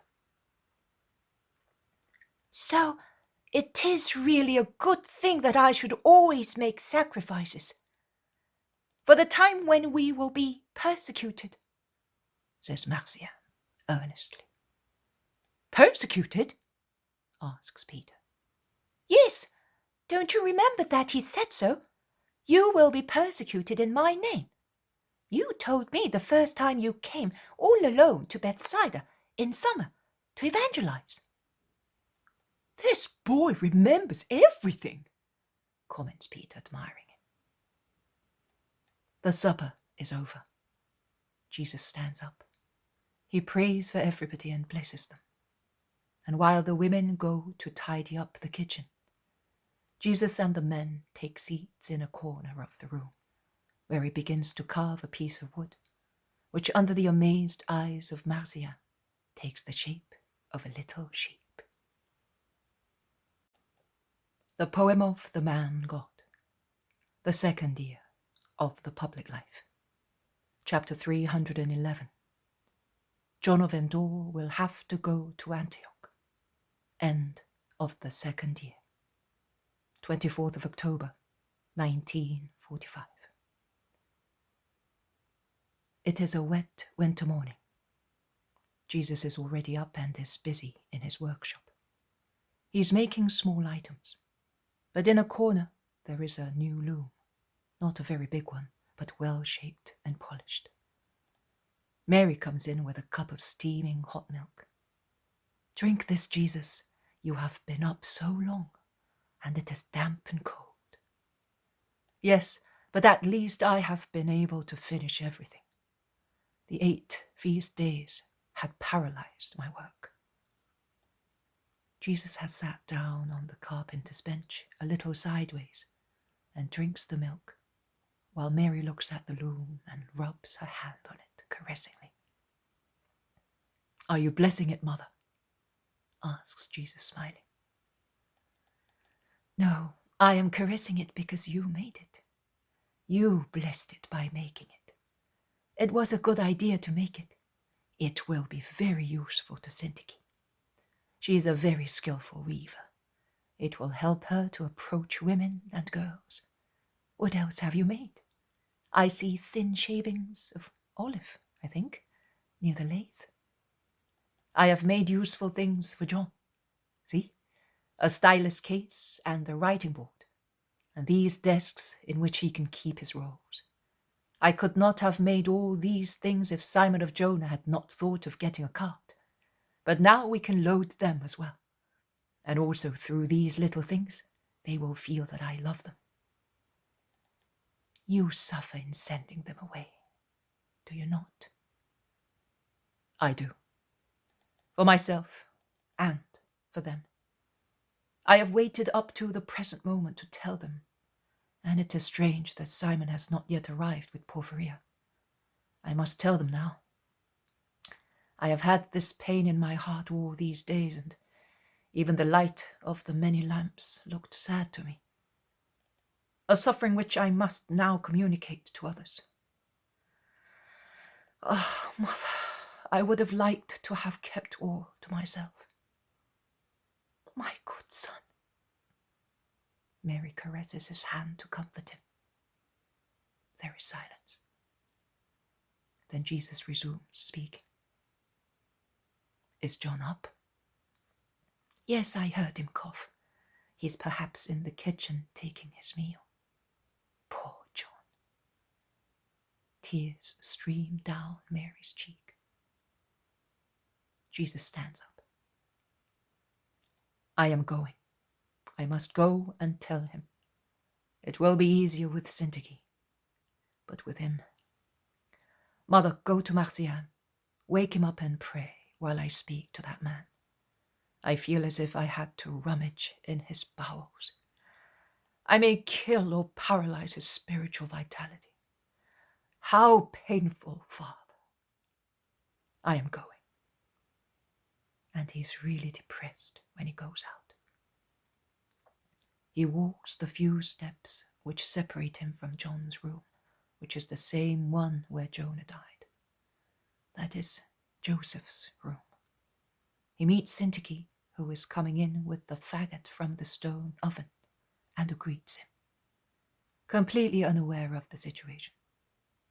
Although engrossed in thought, he replies to the Greek woman's salutation and stops to look at a bed of lilies which are beginning to show a tiny tuft of leaves. But I am not sure that he really sees them. He then makes up his mind. He turns round and knocks at John's door, who opens, and whose face brightens on seeing Jesus coming to him. May I come in for a moment? Asks Jesus. Oh, Master, of course. I was writing what you said last night on prudence and obedience. I think you had better have a look at it, because I do not think that I remember everything on prudence. Jesus has entered the little room, which has already been tidied up, and in which they have put a small table for the convenience of the old master. Jesus bends over the parchment and reads. Very well. You have repeated it very well. Here, see, I thought this sentence was not quite correct. You always say that it is not necessary to be solicitous about tomorrow and one's body. Now I thought that it was wrong to say that prudence, also with regard to things concerning tomorrow, is a virtue, an error of mine, of course. No, you are wrong. That is exactly what I said. The exaggerated and fearful anxiety of a selfish person is different from the prudent care of a just person. It is sinful to be avaricious for the future, which, perhaps, we shall never see. But it is not sinful to be thrifty, to secure a piece of bread, also for one's relatives, when there is a shortage. The selfish care of one's body is sinful, when a person demands that all those around him should worry about him, and avoids all work or sacrifice, lest his body should suffer. But it is not sinful to preserve it from wasteful diseases. the result of imprudent behavior, which diseases are a burden for relatives and the loss of profitable work for ourselves. Life is given by God. It is a gift of His. Consequently, we must make a holy use of it, without being imprudent or selfish. See? At times, prudence suggests actions which foolish people may consider cowardly or inconstant, whereas they are the result of holy prudence in the light of new events which have occurred. For instance, if I sent you now right in the middle of people who might do you harm, for instance, your wife's relatives or the watchmen of the mines where you worked, would I do a good or a bad thing? Oh, I would not like to pass judgment on you, but I would say that it would be better to send me elsewhere, where there is no danger of my little virtue being put to too hard a test. There you are. You would judge wisely and prudently. That is why I would never send you to Bithynia or Mysia, where you have already been. Neither would I send you to Syntyche, although you have a spiritual desire to go there. Your spirit might be overwhelmed by much human harshness and might fall back. Prudence therefore teaches me not to send you where you would be valueless, whereas I could send you elsewhere with a good profit for me, for the souls of your neighbors and your own. Is that not right? As John is completely unaware of what his destiny has in store for him, he does not catch Jesus' allusions to the possibility of a mission outside Palestine. Jesus scans his face and sees that he is calm, completely happy to listen to him, and quick in replying. Of course, Master, I would be more useful elsewhere. When some days ago I said, I would like to go among the Gentiles to set a good example where I set a bad one. I reproach myself, saying, among the Gentiles, yes, because you are not biased as the Israelites, but not at Syntyche, nor on the desolate mountains where I lived as a convict, and like a wolf in the lead mines, and in the quarries of precious marbles. Not even for the sake of a perfect sacrifice could you go there. Your heart would be upset for recollections of cruelty, and if they recognize you, even if they did not act cruelly against you, they would say, be quiet, murderer, we cannot listen to you, so it will be quite useless to go there. That is what I said to myself, and I was right. You can therefore see that you possess prudence. I possess it too. That is why I took you away from the hard work of apostolate, as is practiced by the others, and I brought you here to rest and be in peace. Oh, yes, how peaceful it is. If I lived here for 100 years, I would still be the same. It is a supernatural peace, and if I went away, I would take it with me. I would take it also to the next life.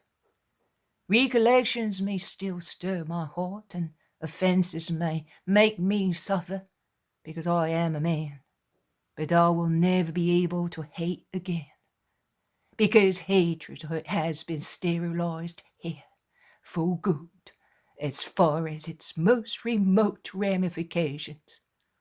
And I no longer have an aversion to women, whom I considered the filthiest and meanest animals on the earth. Your mother is out of question. I venerate her from the first moment I saw her, because I felt that she was different from all women. She is the perfume of woman, but the perfume of holy woman. Who does not love the scent of the purest flowers? But also the other women, the good women disciples, loving and patient under their sorrowful burdens, like Mary Clopas and Eliza, generous like Mary of Magdala, so complete in her change of life, kind and pure like Martha and Johanna, dignified, intelligent, thoughtful, and upright like Syntyche, have reconciled me with women. Syntyche, I admit it, the one I like best. Affinity of mind and of circumstances make her dear to me. She was a slave, I a convict, and that allows me to be on familiar terms with her, which the difference with the others forbids. She is peace and tranquillity to me. I could not tell you exactly what she means to me and what I consider her. As I am old compared to her, I see her as a daughter, the wise and studious daughter I would have liked to have. But I, a sick man, whom she cures with so much love, a sad and solitary man who has grieved for and regretted his mother throughout his life, has sought a mother in every woman without ever finding one. I now see my dream becoming true in her, and I feel the dew of motherly love descend upon my tired head and upon my soul while I am going towards my death. You can see that, as I perceive Syntyche, the soul of a daughter and of a mother. I see in her the perfection of womanhood, and for her sake I forgive all the evil I received from women. If what is an impossible case, that wretch of my wife, whom I killed, should rise from the dead, I feel that I would forgive her, because I have now understood the soul of woman, prone to love, generous in giving herself, both in good and in evil. I am glad that you have found all that in Syntyche. She will be a good companion to you for the rest of your days, and you will do much good together, because I will associate you. Jesus scans John once again, but there is no sign of roused attention in his disciple, although he is not a superficial person. Which divine mercy conceals his sentence until the crucial moment, I do not know. I know that John smiles, saying, "We shall endeavour to serve you to the best of our ability."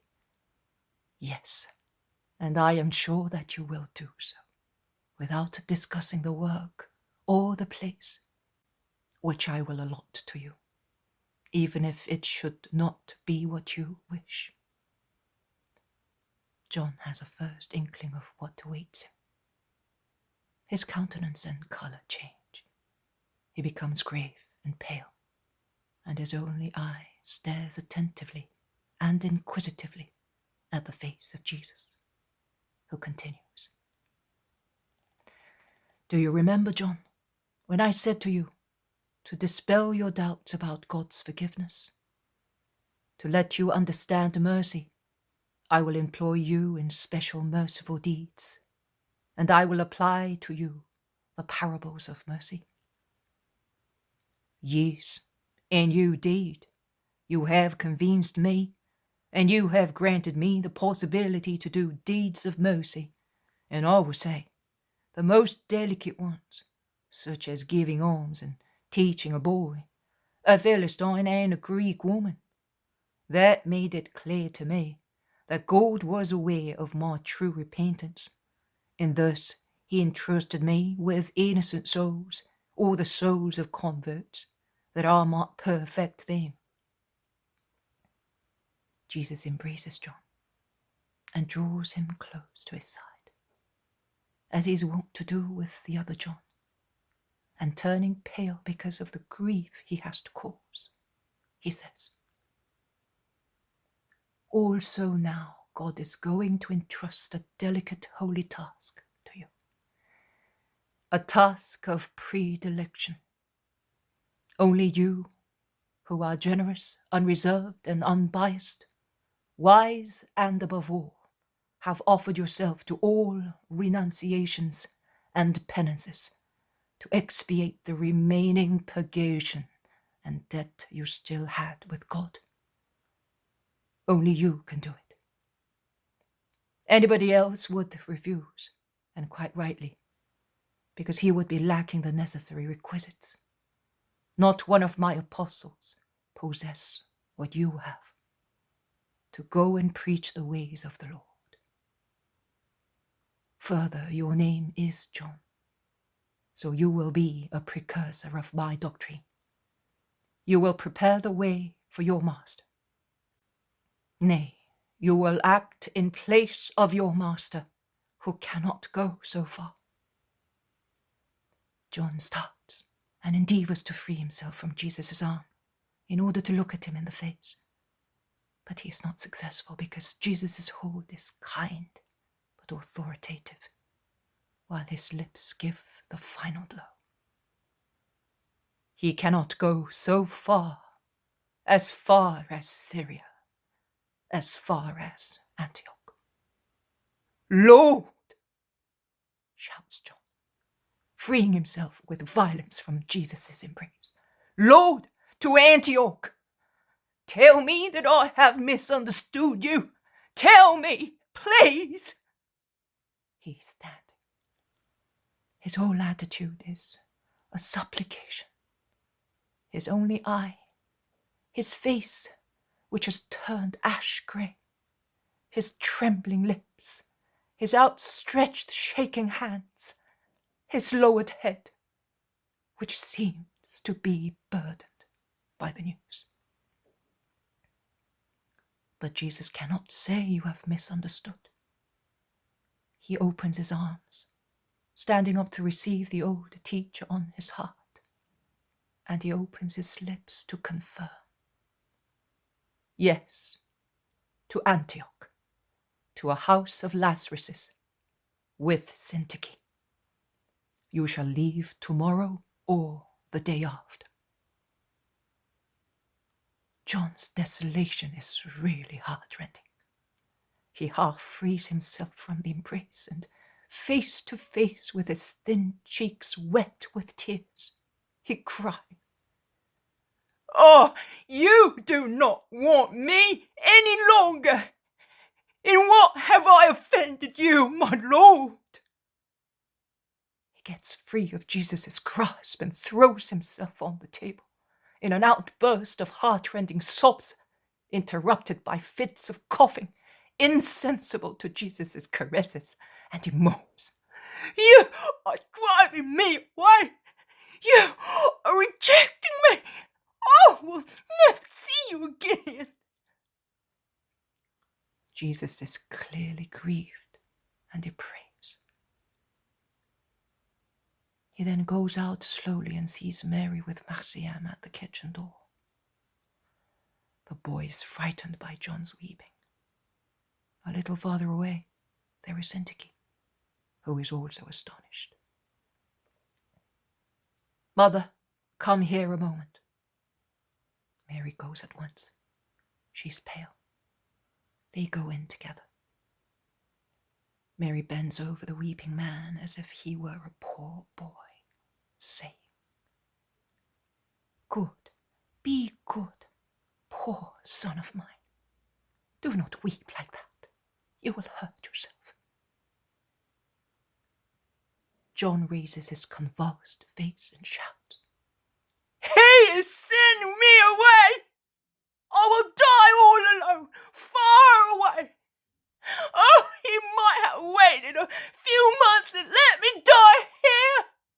Why this punishment? In what have I sinned? Have I ever troubled you? Why give me all this peace and then? He collapses once again on the table, weeping loud, panting. Jesus lays a hand on his lean, trembling shoulders, saying, And can you possibly believe that if I could have, I would not have kept you here? Oh, John, there are dreadful necessities on the way of the Lord, and I am the first to suffer thereby, as I have to bear my sorrow and the sorrow of the whole world. Look at me, John. See whether my face is the face of one who hates you and is tired of you. Come here in my arms and feel how my heart is throbbing with grief. Understand me, John. Do not misunderstand me. This is the last expiation God imposes on you, to open the gates of heaven to you. Listen. And he lifts him up and holds him in his arms. Listen. Mother, go out for a moment. Listen now that we are alone. You know who I am. Do you firmly believe that I am the Redeemer? Of course I do. That's why I wanted to stay with you for good until death. Death. My death will be a dreadful one. Mine, I mean. My death. Yours will be placid, comforted by my presence, which will instill the certainty of God's love into you, and consoled by the love of Syntyche, as well as by the joy of having prepared the triumph of the gospel in Antioch. But mine, you would see my body reduced to a mass of flesh covered with wounds, covered with spittle, outraged, abandoned to an enraged crowd, put to death, hanging from a cross like a criminal. Could you bear all that? John, who at each detail of how Jesus will be dealt with during his passion, has groaned. No! No! Shouts a sharp, No! and he adds, I will begin to hate mankind again, but I will be dead, because you were young and I will see but one more dedication. John looks at him, struck with terror. I told you secretly to let you know that that is one of the reasons why I am sending you away. But you will not be the only one I will send away beforehand.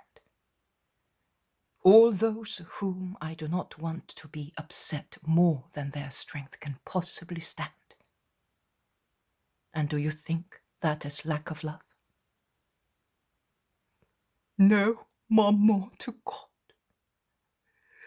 But how to leave you? And I will die far away from you. In the name of the truth which I am, I promise you that I will be bent over the pillow of your agony.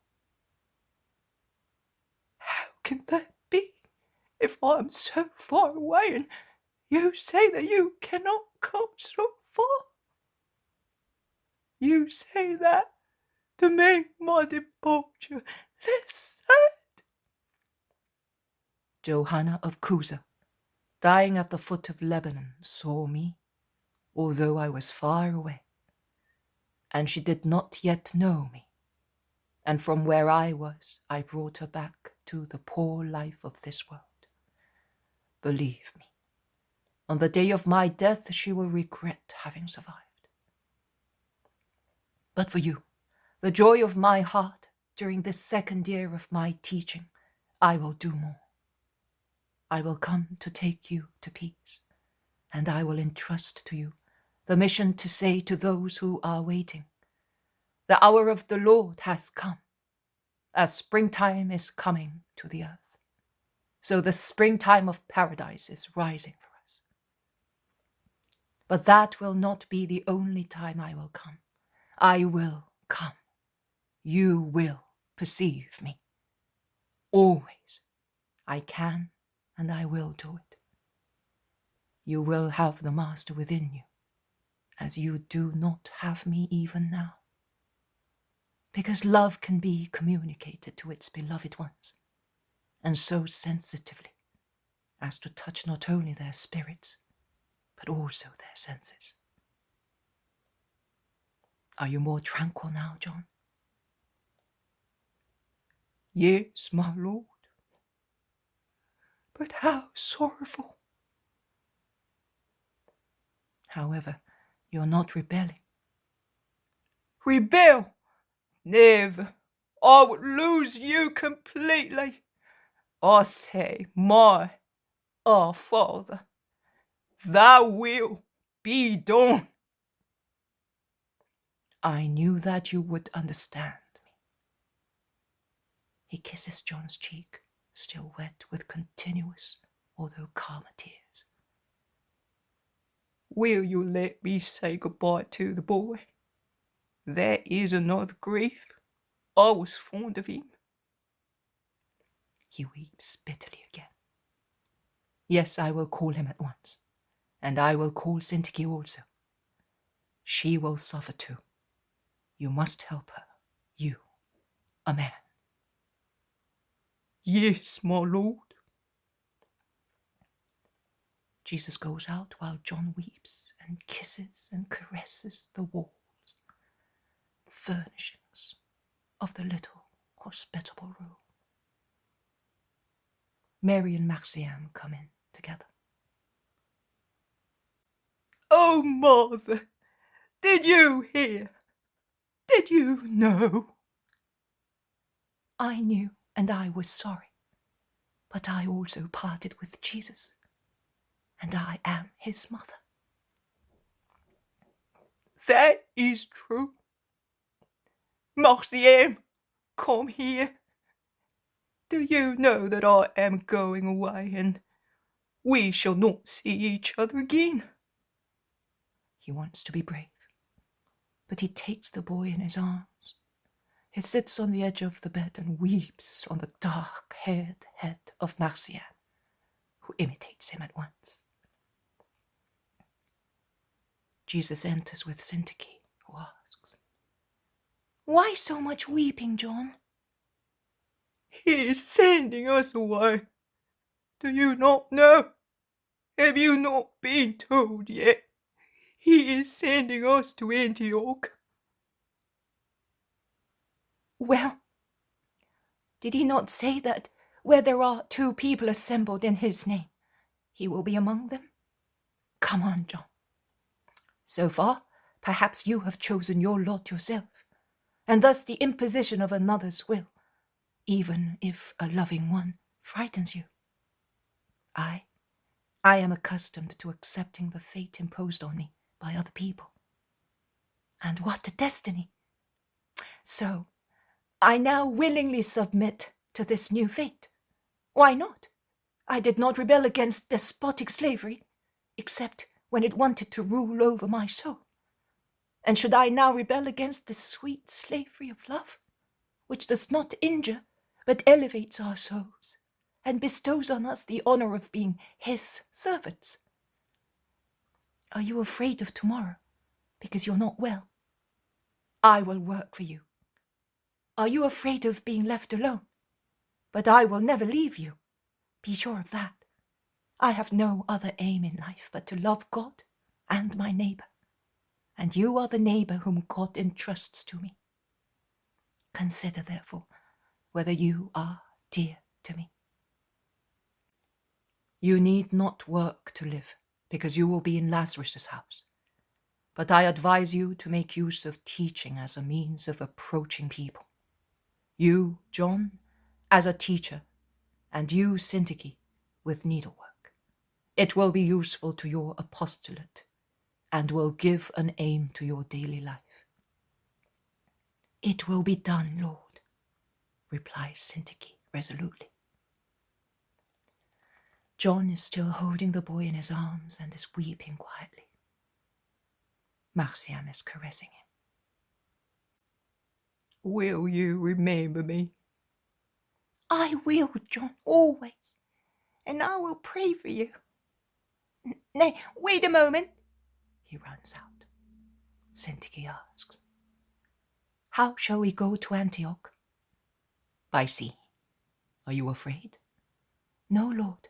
In any case, you are sending us, and that will protect us." "You will go with the 2 Simons, my brothers, Zebedee's sons, Andrew and Matthew.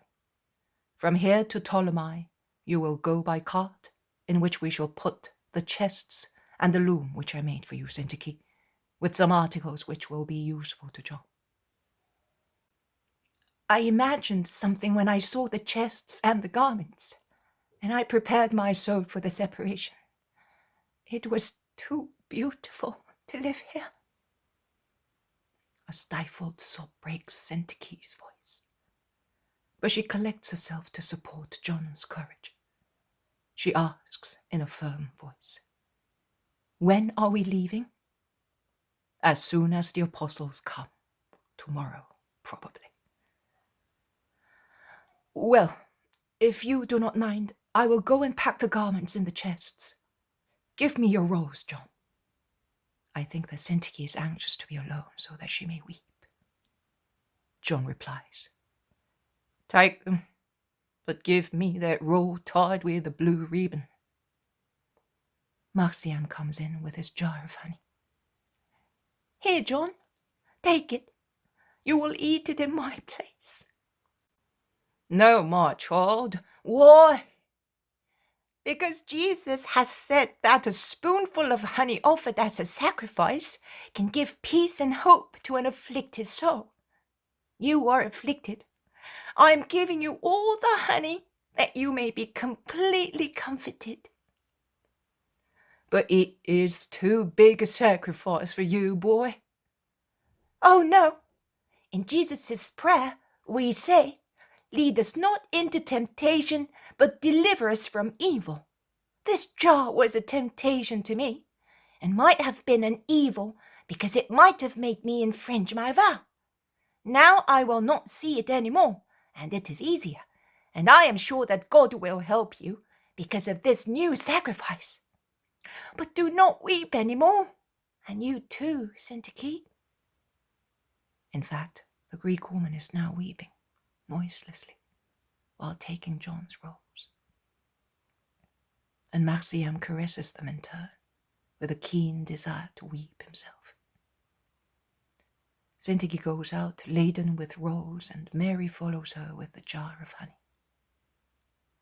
John is left with Jesus, who is sat beside him, and with the boy in his arms. He is calm, but depressed. "Put your last writing in the roll," suggests Jesus. "I think that you want to give it to Marciam." "Yes, I have made a copy for myself. Here, boy, these are the words of the Master, the words he spoke when you were not here, and others as well. I wanted to continue copying them for you, because you have a whole life in front of you, and goodness knows how much you will evangelize. But I cannot do any more. Now it is I who will be left without his words." And he begins to weep bitterly once again. Marciam is kind and virile in his new gesture. He throws his arms round John's neck and says, "I will write them for you now, and I will send them to you. Is that right, Master? It can be done, can it not?" "Of course it can, and it will be great charity to do so." "I will do it. And when I am not there, Simon of Zealot will do it. He loves me, and he loves you, and he will do it out of charity. So do not weep any more, and I will come to see you. You will certainly not go very far." "Oh, how far? Hundreds of miles, and I will die soon." The boy is disappointed and downhearted, but he collects himself with the beautiful serenity of a child who thinks everything is easy. If you can go there, so can I come with my father. And we will write to each other. When one reads the Holy Scriptures, it is like being with God, isn't it? So when we read a letter, it is like being with the person we love and who wrote it. Come on, let us go into the next room. Come with me. Let us go, John. My brothers will soon be here with the zealot. I sent for them. Do they know? Not yet. I am awaiting to tell them until they are all here. All right, my lord. Let us go. The old man who leaves Joseph's room is really bent with age, and he seems to be saying goodbye to every stem, to every trunk, to the fountain and the grotto, while going towards the workshop where Mary and Syntyche are silently laying things and garments in the chests. And Simon, Judas and James find them thus, silent and sad. They watch them, but ask no questions, and I wonder whether they realize the truth.